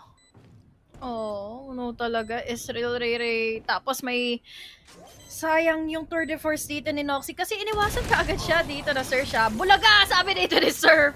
Wide swing sa kanya mula sa nest, and that is just really one of the best plays dito for Xerxia na nag-slow nga sila, na-bait out nila dito. Yung mga pusot lang namin naisipan para makapag-hold ng side, pero napanghihinayang ako kasi dito sa ultimate na hawak kanina ni Noxy. He has the tour de force, pero what just happened? Nalason na sila. It's either gonna be Sushi Boy or even have that Viper na magbibigay ng mga flanks and lurks na hindi naman nila ine-expect. And finally now, 6-0. It's really different na, Ray, dahil hindi sila makabuelo kahit isa. Surf dito, mukhang matatagpuan or hindi. Ay, ayun. Natagpuan siya ngayon ng suppress given to us by Adrian King, and now they are just backing out. May operator na hawak dito si Noxy, pero quickly naman siyang natag ito ng Aldrone. He needs to decide whether or not magko-commit pa ba siya dito dahil nandito na yung mga Cloudburst para makapagbigay ng free fire kaagad ng Xerxia, and unfortunately for him, he's down to 15 HP. Pwede pa sila lumipat ng A-site ha. Dami pero may kasama na din kasi silang mahirapan mag-punish ng utilities ngayon ng Xerxia eh. Kasi naka-ult si Adrian King. So, technically, suppress sila. And maybe they can stall time then run their way in here in A. But still, ikakamit nila to. Ginamit nila yung turret as a bait. That's a 3-in-1. Pero may napatay na nga si Kush Gagad with his Hunter's Fury. But there's the trade. Adrian Nice King blind. pops off the blind. But there's the rest coming in from Crows. And he spots out to one. He tries to punish them. Pero still, they're alive. But that's just it. Pero Kush close. gets up to one. And that's it. A win coming in from Alter Ego. What a close round. Xerxia, talagang nakapasok na sila ng site. Na-delay nila ng bahagya dito yung retake ng Alter Ego. Na-cancel nila finally yung isang member na nagiging laso na nga against Alter Ego who has been being backstabbed by Sushi Boys. At dagdagan mo pa kaagad dito. Syempre, si Scary pa. But with that line, really just commendable dito si Adrian King para makompose nila ulit yung kanilang mga sarili na kaya pa rin naman nila magamit yung mga utilities nila ng tama, makapag-wide swing, and now, it's 6-1. Still, a commanding lead for Xerxia. May buys pa rin naman na dito ang Alter Ego. Question is, kaya ba nila makapanimula ng tama? And that is the answer. Noxy goes in for 1. Surfy is down. No fast entry for Xerxia. Talagang Xerxia is fighting for it. Kaso nga lang, mukhang na-predict din ng Alter Ego ang kanilang pacing. And Adrian King suddenly takes down Foxes. And it's up to Crows, Sushi Boys, and Scary to make this round of a win as they try to go into A site. Pero, nakita na sila kagad. Alam na saan sila manggagaling. Although suppressed, pero sa tutok, sino kayang mananalo? Ay nako, naipit na sila. Ipit na kayo ng dalawang miyembro ng Xerxia. And it's up to Scary, pero hindi na nga siya makakapag-atake ngayon. And Alter Ego, slowly, slow-paced, maximize ang inyong KO. You know that it's gonna be the biggest punishment to go up against Xerxia. Comment ko lang din dito saglit yung ginawa kasi ni Crows kanina na maliligtas niya na sana dito si Scary. Pero ang problema lang din talaga is the numbers advantage dito ng AE. What happened earlier is naipit si Scary, diba? All the way from Maze. Tapos dagdagan mo kaagad dito ng wide swing ni Crows to get the advantage na busy sila. Dito mapatay si Scary. Ang tagal nila mapatay si Scary kaya naman Crows was able to pick onto one. Pero yun na. We're down to numbers advantage ang Alter Ego. Xerxia dito, hindi nakabuelo doon sa round na yon. But this time, might it be the momentum ng Alter Ego. But unfortunately lang din kasi, isa na naman ang nabawa sa kanila early this time around. Pwedeng makakuha kaagad ng site dito ang Xerxia. Buti na lang din dalawa initiator dito ng Alter Ego to get in info. Talagang, itong Xerxia, they still keep on repeating the same things kung kailangan na ng onting cleanup. Diba? Kung kaya naman pag-usapan, kung kaya naman kagad mag-settle sa ganun pa rin na strat and somehow just play it much more confident, they can get it. Whereas Foxy tries to make few distractions. Hindi nila alam na nasa site na pala mismo kagad. Pero mag-ingat kayo. Pero buti na lang Scary was able to take down Axelavia. And it's up to the 3 members left. Pero oy, oh my God! Talagang nakakatakot. Mas nakakatakot pa kesa sa iniwan ka. Yan ang Scary ng Xerxia. Yan ang Scary talaga. Naku. Pop of potential to talaga ni Scary. Noxy na lang dito ang natitira. It just really goes in wild. Ang explosive ng ginawa dito na naman. Well, very commendable dito ang Xerxia kasi may coordination sila pagdating sa push and pagdating sa mga utility usage sila. On the hunt naman sila dito para ma-eliminate si Noxy na may operator kasi. But unfortunately, yun nga, white swing. Bukas. RRQ. So, sino man na manalo dito, makakapag-advance na to our playoffs. Pero, ang makakalaban naman dito ng RRQ is kung sino naman yung matatalo. Kaya ang Alter Ego, to be honest. Si Xerxia against RRQ, siguro ko yung Breeze na panalo ng RRQ last time. They could have gotten it against Xerxia. But then, we can't deny that Xerxia is an experienced team. They've been going to Masters eh. Isang beses lang naman sila hindi nakapag-Masters. Yun, I forgot sino nakatalo sa kanila. Pero yeah. Question mark. Kalimutan ko na. Tagal na rin eh. Last year pa yun. So, but at least they went to champions. Tatlo sila. Xerxia, Team Secret. Xerxia, Team Secret, tsaka Full Sense. Yan. 2 tie teams. Pero ito na nga. Full Sense na galing silang LCQ eh. Pero ngayon, parang hindi na ata makakapasok ang Full Sense. Pero, Scary! He's waiting! Game. Ang bilis magbasa ng isa sa mga best controllers sa APAC. At ngayon din, ano ang mangyayari na naman sa Alter Ego? 2-10 nga ba to? Ito na nga ba muli ang pagtututin ng Xerxia? Pero as they're currently suppressed, they want to take control sa A-side. Pero ayaw payagan din ng Alter Ego. May time pa sila, Riri. 40 seconds, pwede silang makaikot pa ng B. They have the Viper's Pit. Ang hirap nito, especially for Xerxia. Buti na lang din nakakuha ng pick-off dito. Si Adrian King, this is down to a 4v4. Pero syempre, we all know the capabilities of Surf. Using his Blade Storm. Now, we have here the Blade Storm missing out against Noxy. Magtutuloy lang dito pagpasok si Noxy. Makakakuha rin ng isa. Pushing it for a 3K. But unfortunately, dalawa yung makakaharap sa kanya. Under the Viper's Pit, nakaligtas dito si Crows. Kasama niya ang tropa niya si Scary. 3 laban sa 2. They're just hiding. They're just controlling any angle. But the problem is the numbers are really in favor of the side of Alter Ego. Bombastled.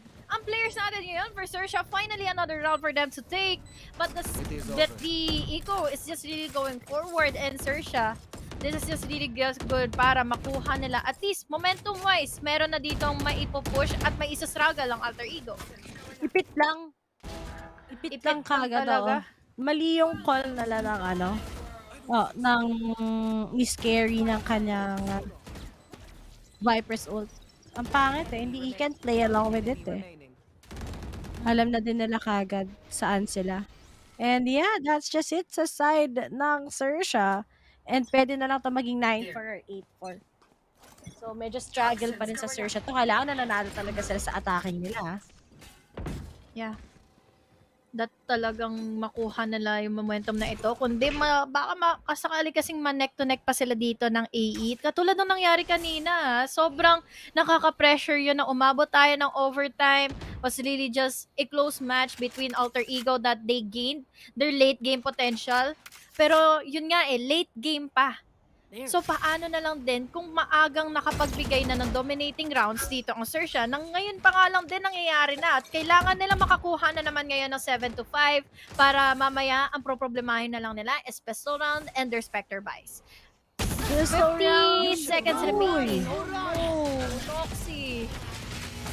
Foxy? Meron ba? Okay. Walang naharangan? Okay. Pwede naman, tumulong na daw, umambag na din. 3 members left sa Xerxia. Maraming oras na actually planted. Pero nga lang, there's just a trade. 3v2. Sinamahan ng fragment. Won't click. Oh, actually, it's gonna click.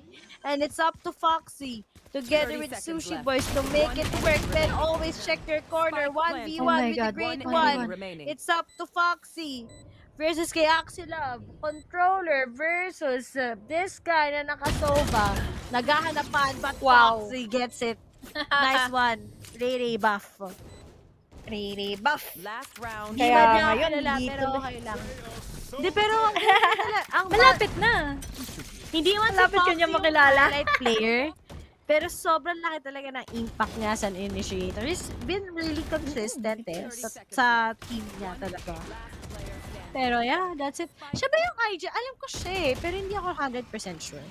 Or si Sushi Boys. Hindi ko alam. Must be, no? Kasi si Sushi Boy, all the time siyang nakalurk. Oh, nakalurk. Yung so lason niya, diba? So, hindi pwedeng siya. Oo. So, pwedeng si Scary. Or si Crows. Pero, tanongin natin yung mga, di ko din alam kasi minsan daw pa-iba-iba sila Kaya tinalasan kasi close kami. Abang portion. With Sushi Boys dito and Noxy. Nakakaramdam siya. Noxy dito. Mabilis ba to pull on the trigger? White swing bang gagawin dito ni Sushi Boys? But it only takes an inch of his character to fall down into his bullet. Sushi Boys goes in for 2. Oh my god. Another round is possibly going into them. Dahil ngayon, makakadalawa pa dito si Foxy. Parang silang dalawa dito yung hard carry for this round. Unfortunately dito kay Sushi Boys, natumba siya sa last remaining member dito ng Alter Ego. And now, what are you going to do? Dahil mabubulaga ka na ngayon ni Surf. Magtatago ka pa, boy? Hindi mangyayari yon. 9-3, will it be a curse or will it be a blessing for Xerxia to use in their mobility and to use in their dominating rounds laban sa Alter Ego? Grabe ka, Sushi Boys. Nakakatakot talaga si Sushi Boys. Sentinel, tutok pa lang, alam mo na Pero may nagtatanong, nasan daw si Gian Sanity? Guys, Alter Ego to, hindi to Alpha Esports. Guys, kayo talaga. Naloko nyo ako Loko nyo Tatanggapin ko na joke time lang yun, ha? Kapag tinanong nyo talaga na nasa si Gian Sanity, ay, nako. Ay, nako, sakit. Sa ulo. Pero ngayon, na halftime pause tayo. Big shoutouts ka para sa mga nanonood pa rin hanggang ngayon. Sino sa tingin nyo mananalo? Is it time already sa Xerxia to take this into a 2-0? Or talagang Alter Ego still wants to make this into a map 3? Sa pistol tayo magkakatalo kung papanalo ba to ng Xerxia or hindi. Sushi Boy, so hard carry. Kasama niya ngayon si Scary to make things happen for their team.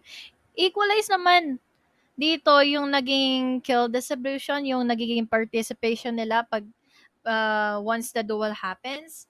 Alter Ego dito, naglalak lang siguro sila dito sa read against Xerxia dahil kasi kanina Xerxia talagang sila na yung naglalaro ng patient game eh. Sila na ngayon yung nag-iintay, sila yung nag-aabang sa mga magiging aggressiveness dito ng Alter Ego, which was highly commendable for Xerxia to use. Na na-read nila, they were able to maximize on the weakness dito ng Alter Ego. Kaya naman, I think it's going to be really hard kung hindi nila mahabol dito at hindi nila maipanalo yung pistol round. Ang laking bagay kasi ng momentum na yun eh. Totoo yan. It will really shift a lot. Okay, sabi ko din eh. Tinanong ko na, alam ko si Kraus, tama. Hindi si Foxes na sobrang impossible eh. Si Kraus nga, tama ka. Either si Kraus lang or si Foxy. Usually kasi ang mga initiators talaga yung, hindi naman parate, pero usually initiators talaga yung mga naga-IGL.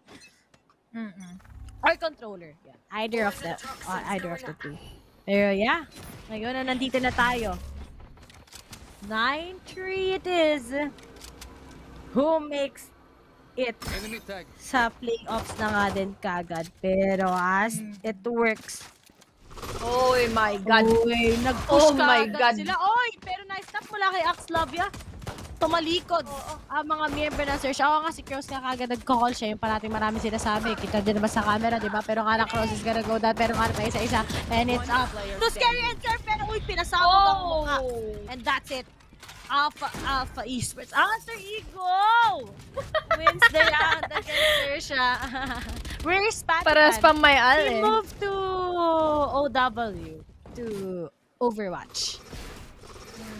Si Poo One Top, naglalaro pa rin daw siya ngayon. I think he's okay now.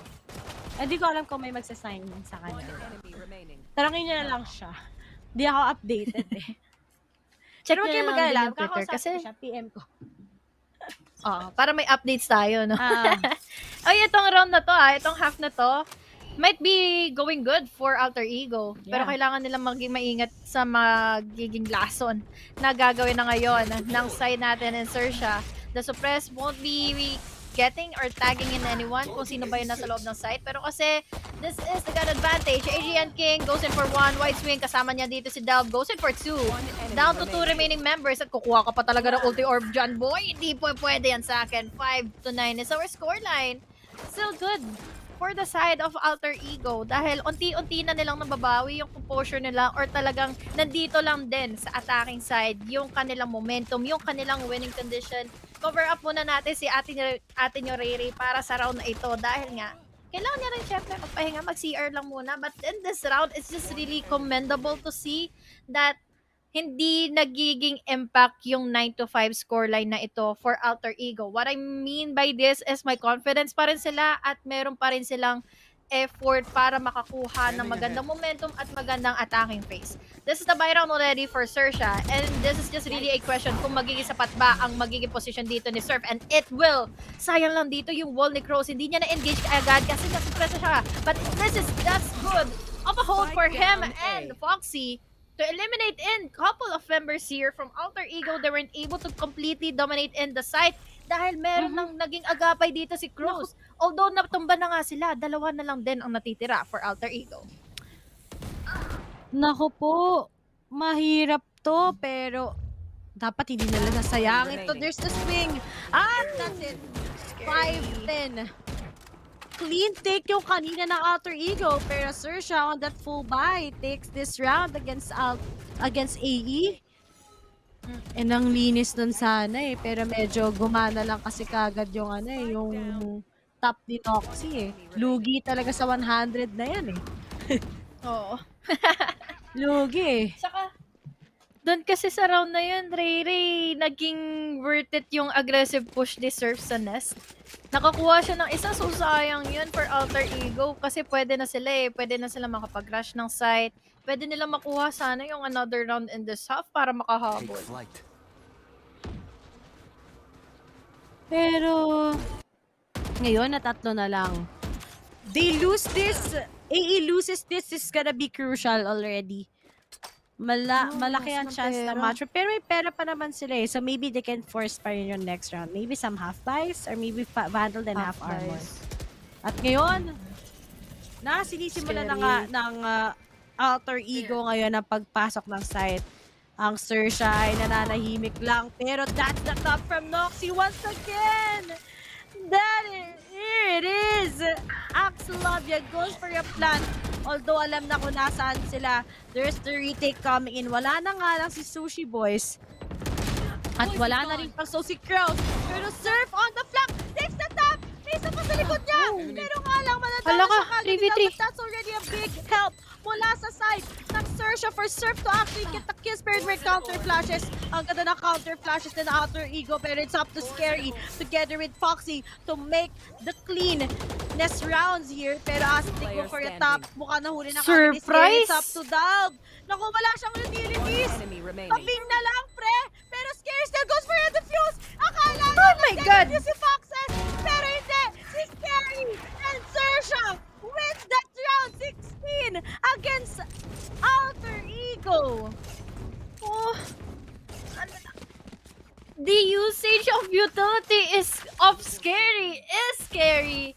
Tingnan muna natin yung replay na ito na nagkaroon ng diversion plays dito sina Surf all the way from flank. Tapos yung gamit na nga dito again ni Crows and ni Scary ng kanilang mga utilities. Kinuha, dinampot niya yung Poison Cloud. Ang akala dito ng ating race is yung isa pang player yung magde-defuse ng spike. Pero ang naging haka-haka niya doon, ang naging comfortable na place dito ni Scary is akala nila na nag-reposition all the way to the back of yellow dito si Scary para makakuha sana ng info, makakuha sana ng pick-off against the na siyang natitira doon all the way from garage. And unfortunately, yun na nga lang din ang nangyari. 5-11 is our scoreline dahil lang sa Poison Cloud dito ni Scary. Look at this. Ray, umabot na tayo ng 16 rounds tapos 9 na beses lang. 9 na beses yun lang na pick off dito si Scary throughout this map. Talagang it goes to show that they have full on confidence and full on read on this map na kanila yung icebox. Okay. Ang sabi ng iba, si Foxy. Ang iba naman, nagsabi si Kraus, pili na lang kayo, basta either sa kanila. Pero feel ko si Kraus siya yung maraming dadan sa face cam eh. Pero, malay nyo, si Foxy pala. Pero ngayon, mag-full buy na yung yung Alter Ego. Sabi sa inyo, half buy lang. Half Vandal tapos half armor. Yan talagang mangyari. Pero may iba kulang-kulang sa utilities. So, wala silang nalagay na kasi yung ecoms kagad mula sa side ng Alpha Ego kasi guys, pinagsama Alpha Esports siya, Alter Ego. Sabi sa comments, pero yun, hindi tumama. Dali mo. Pinakitaan ng flash mukha. Si Surf pinakitaan ng langit. Pero ngayon si Scary, Foxy takes down Adrian King, but oh no! After that Viper's ultimate, si Foxy was able to take down 2 kasama na si Sushi Boys. Nag-crossfire sila sa Valorant. Pero nga lang, Scary takes down ang last guy and that's it. Ang match point mula sa side ng Alter Ego. Grabe, nakakatakot yung ginawa dito ng Xerxia. Akala nating lahat is yung attention natin ay dapat na mag-point lang or mag-focus lang muna doon sa loob ng Viper's Pit. Pero ito ang ginamit naman ni Crows na advantage na hindi naman ako yung nakikita. Kailangan nilang hanapin dito sa Viper's Pit is si Scary na magiging reason kung bakit pwedeng mawala yung Viper's Pit na yun. Pero Crows, he just immediately went up, boosted himself, getting in that kill. And now the operator at hand dito ni Surf. Nadali kasi siya kanina dito ng ultimate mismo ni Adrian King. Kaya ngayon mag-iiganti siya. Aldrone dito ay matatamaan niya. Pero after getting in one, will it be the second one? Hindi na rin pala. Cause dito with the Guardian is just enabling himself to get in more frags. But unfortunately, we have already here the wall. Showstopper dito, walang makikita dahil mabablind pa siya. Pero still was able to eliminate himself and a kill. One member down as well for the side of Xerxia. Down to Sushi Boys na makakapag-clutch pa nga with a wide 2v1 situation. 13-5 is our scoreline. 2-0 and let us all welcome Xerxia as our following team na makakakuha na ng slot into our playoffs. Xerxia, hello? I don't know what this... Yung buff ni Sushi Boys. Yan ang tunay na buff, guys. Yan ang tunay na buff talaga ang meron sa kanya, guys. Kininshot ko na. Malalaman ng taga-Asia eh. Oh, yan ang tunay. Pero all in all, Honey Glaze, hello? Akala na. Okay, maganda din yung showstopper. Good round na yun Delv. eh. Oh, good round na. Okay, parang nag-sacrifice, a sacrificial lamb eh. Pero, let's not forget there's someone behind the scenes na naglalurk and his name is Sushi Boys with that killjoy. Pero ang ganda. Ang ganda ng game. Even if that was a 2-0, yung ascent na lang ganda. I think that was really one of the best series we've seen. And a clean 2-0 tayo sa lahat ngayon. Pero let's not deny that it's really good on all teams. Puro 2-0. Ayan. Yeah. 2-0. Pero overall, congratulations sa mga taga Xerxia as they're gonna be going to the playoffs. Mamamahinga na sila after today. And now, on the other side, we're gonna be seeing ang makakalaban ng RQ, ang alter ego para Basic. sa formality match. Pero that's just it. Maraming salamat guys sa pakikinig sa aming shoutcast. Pero after nito, meron pa tayong panel na mangyayari. Once again, we are your shoutcasters. Ako si Rating, kasama ko si Honey Glaze, guys. And see you para sa bukas naman dito in VCT APAC Stage 2.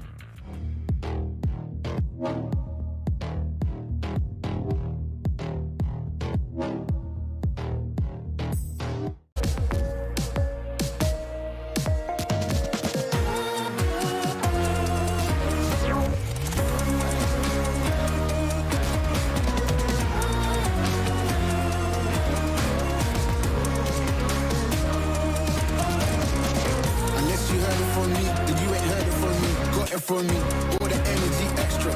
You don't wanna see me with the hit list. Generations caught up, look how things will switch. People they're quick, now they wanna move at the bits. Boy wanna go to a bitch, nah.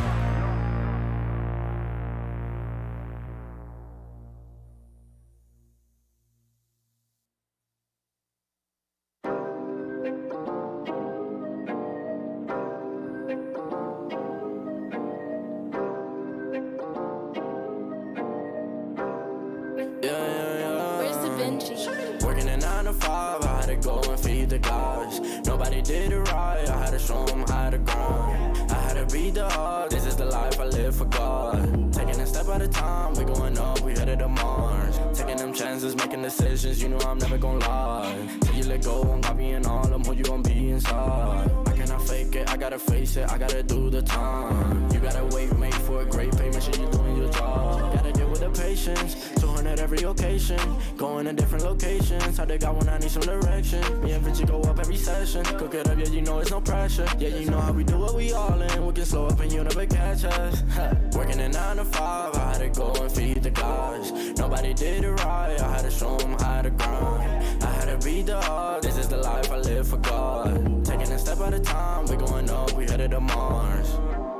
You know my slimes, they came from the bottom to top. They can define us, they tryna find us. Boy, I know you with the ops. We're not the same, no, you can't compare me. I don't belong in the box. Don't try to play me, no, I'm not friendly. This is everything I got.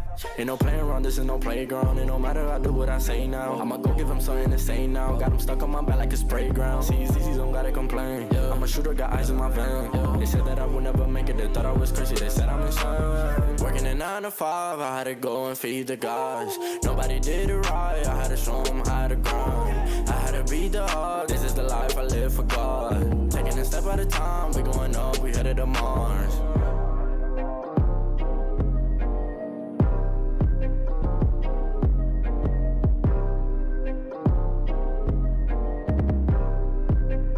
Undefined for life.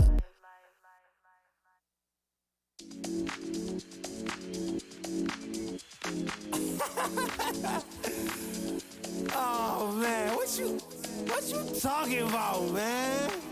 What? You're so crazy, bruh. Wasn't too long before I realized.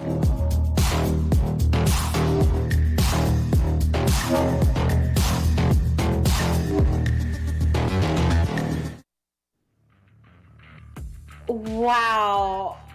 Just wow. That is not the way I wanted that series to go. But Xerxia, Esports was just something else. I understand how they made it to Masters. If this is that team, then this is the team. It is the final panel of the day with Likeable, Dad Femina, and Trix. Dad Femina, it's time to release your feelings once again for Xerxia one last time today. Okay. Now this is a combination of the amount of feelings that I got in that Ascent map, plus what we just witnessed on the Icebox game, right? So this, in the Icebox game, is a complete 180 of what I usually see Xerxia play. Now they're looking like a bit more bloodthirsty, they're more proactive, they're more keen on taking map control. It might be because it's their map pick, but it's just clear that AE's best chance at this series, in my opinion, was at that Ascent map, their own map pick there. But even then, it just felt like the map picks enhanced the strength of Xerxia overall. Yeah, honestly, oh my god. I love watching Xerxia play. If you guys didn't believe me yet, I hope you understand why now. Like, the way that they play, it's so good. I feel like there are things that they definitely faltered on. To go back to kind of like their mistakes on Ascent that actually carried over on Icebox. You find that sometimes in Xerxia, they tend to separate from the rest of the team. Like, you'd have that one player, sometimes it's Sova, sometimes it's the Killjoy. Earlier in Icebox, before it was usually the Astra or the KO. And what happens is AE was capitalizing on these mistakes. And I mentioned this before the match or the series started, that that's what's going to be happening against Xerxia and Alter Ego. Is that Alter Ego is going to watch out for those mistakes that Xerxia does. They might overcommit, they might overextend, overheat, and they're going to punish that. And that's how the Ascent game got so close. Moving on to Icebox, I feel like Alter Ego on the defender side, they weren't taking enough space. You saw it later on that they got switched on, right? Noxy was starting to peek that B long, he was starting to punish that aggression, he was punished, and then, you know, they punished, they also punished Fox for lurking a bit too long in A when everyone was rotating to B. So that's what I wanted to see more from Alter Ego, and that's the kind of playstyle they need to have in order to kind of like move forward from this, is to really be more aware of those kinds of angles. If you want to push together, they were doing that, but there were many moments where I felt like they were trying to get one pick and there was only one player picking it.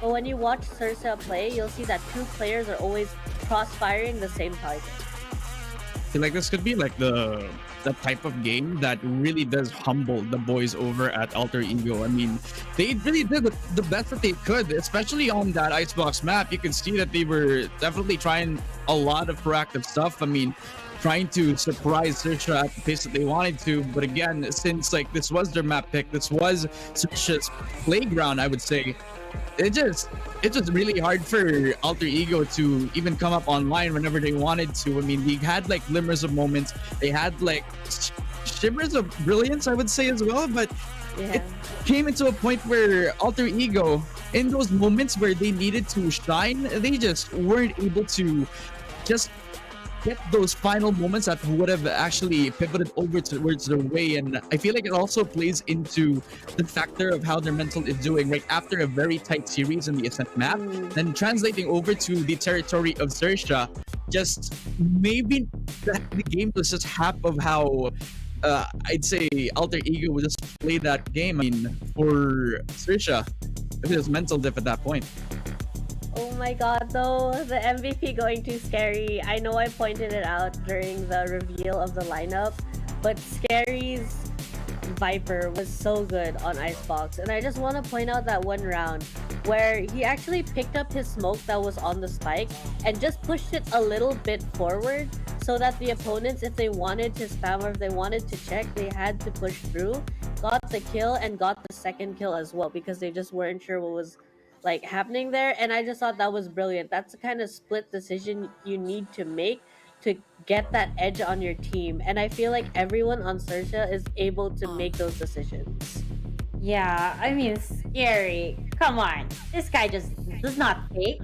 He diffuses the spike, he sticks it, he puts in the smoke, he does everything. I'm not saying that this is a one-man team, obviously, because we've seen the team play that this team can always bring to the table, but I'm just saying, I do think that he's one of the greatest smokers that we've seen so far here, right, Dad Femina?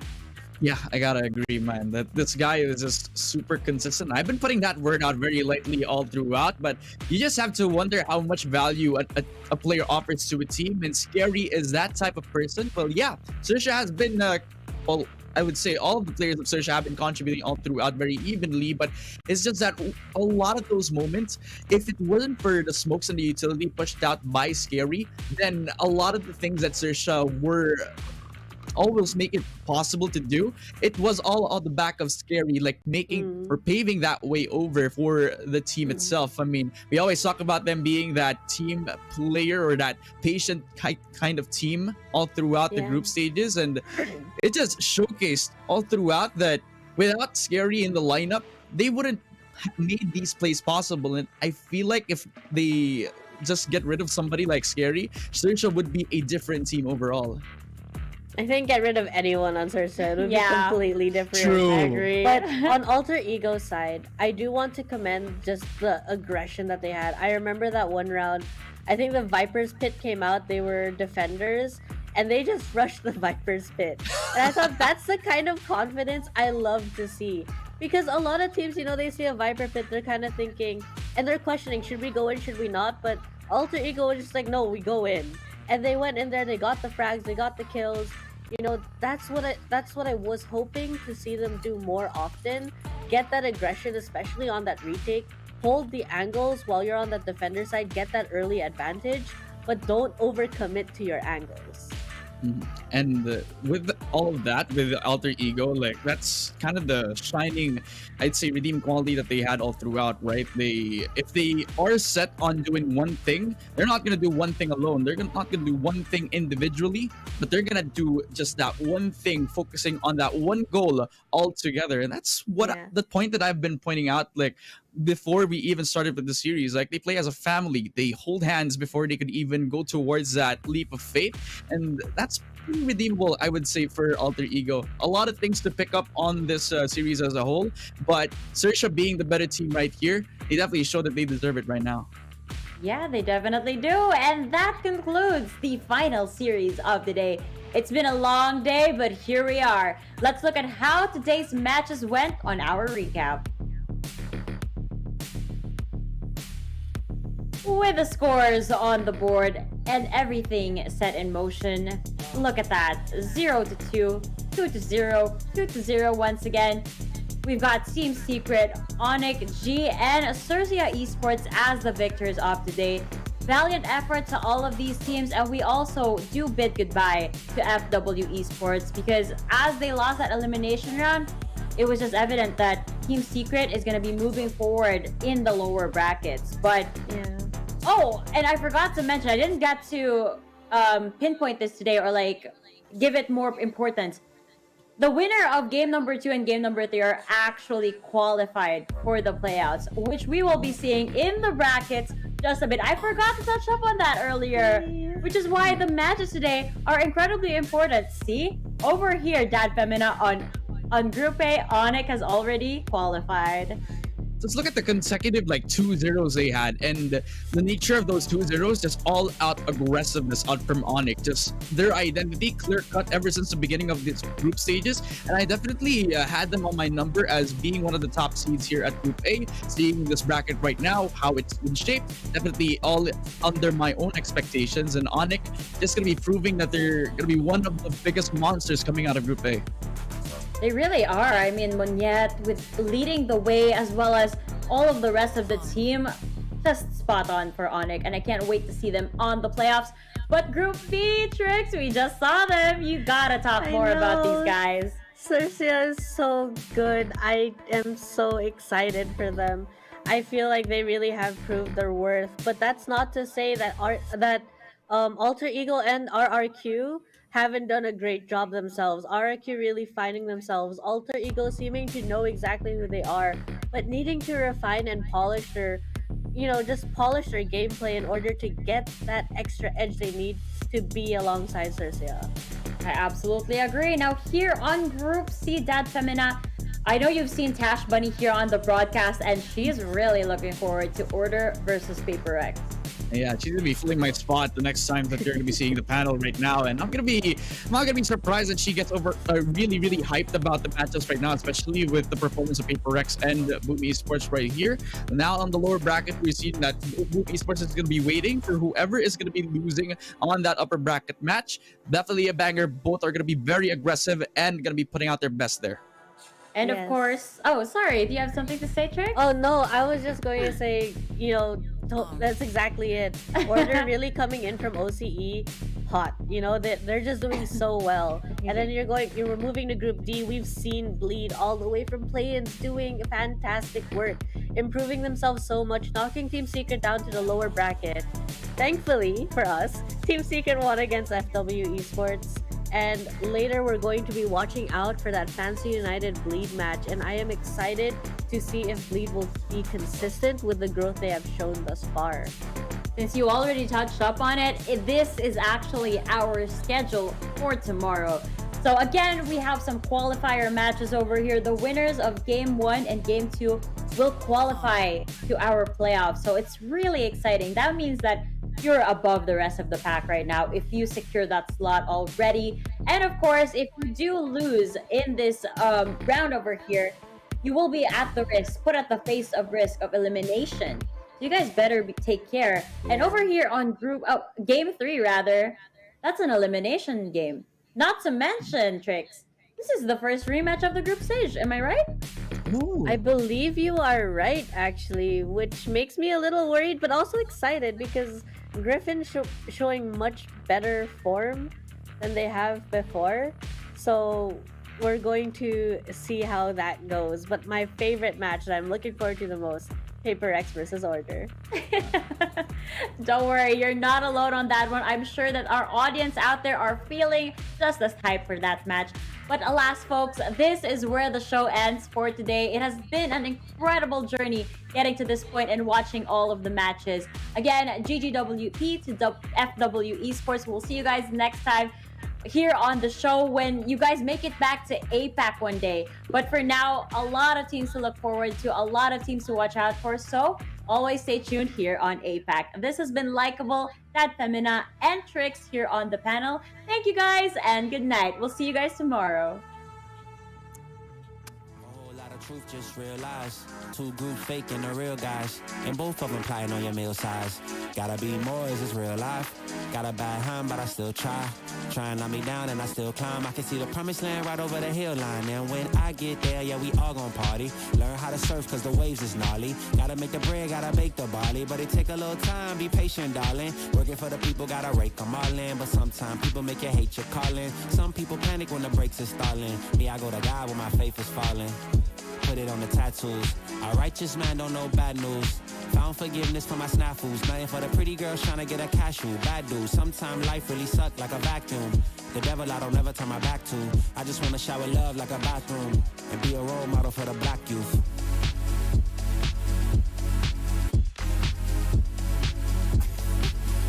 Here you go. Here you go again. Talking all that. What? What are you talking about, man? Wasn't too long before I realized a whole lot of truth, just realized two groups faking the real guys, and both of them plotting on your meal size. Gotta be more, is this real life? Got a bad hand, but I still try. Trying on me down and I still climb. I can see the promised land right over the hill line, and I broke a lot of hearts in my lifetime, thinking that their heart wasn't like mine.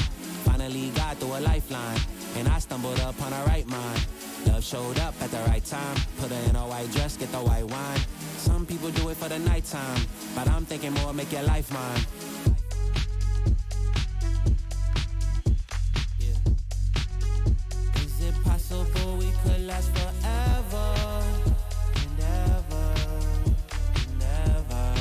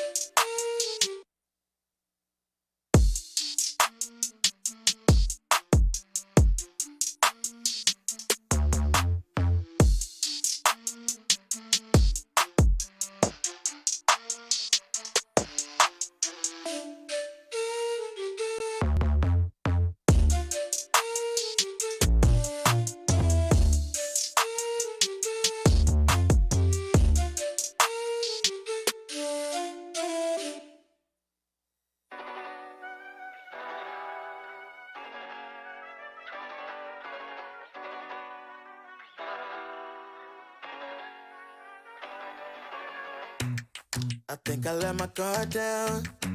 Certain things ain't the same now. Hard to navigate these problems. I'm by myself, you're not around. I tried to open up, it wasn't good enough. Put in my all and got nothing back. Now I'm stuck in the rain, dealing with all this pain. Why you gotta do me like that? Don't say you love me, then go and leave me. It can't get ugly, trust and believe me. Say it to myself, looks so deceiving.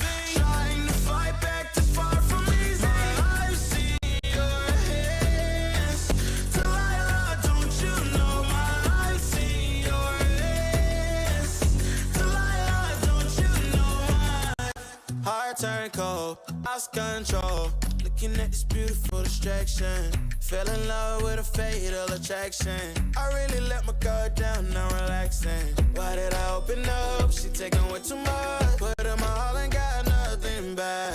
I'm feeling so ashamed, I fell into your game. Why you gotta do me like that? Don't say you love me, then go and leave me. It can't get ugly, trust and believe me. Say it to myself, looks so deceiving. Trying to fight back, too far from easy. I've seen your hands.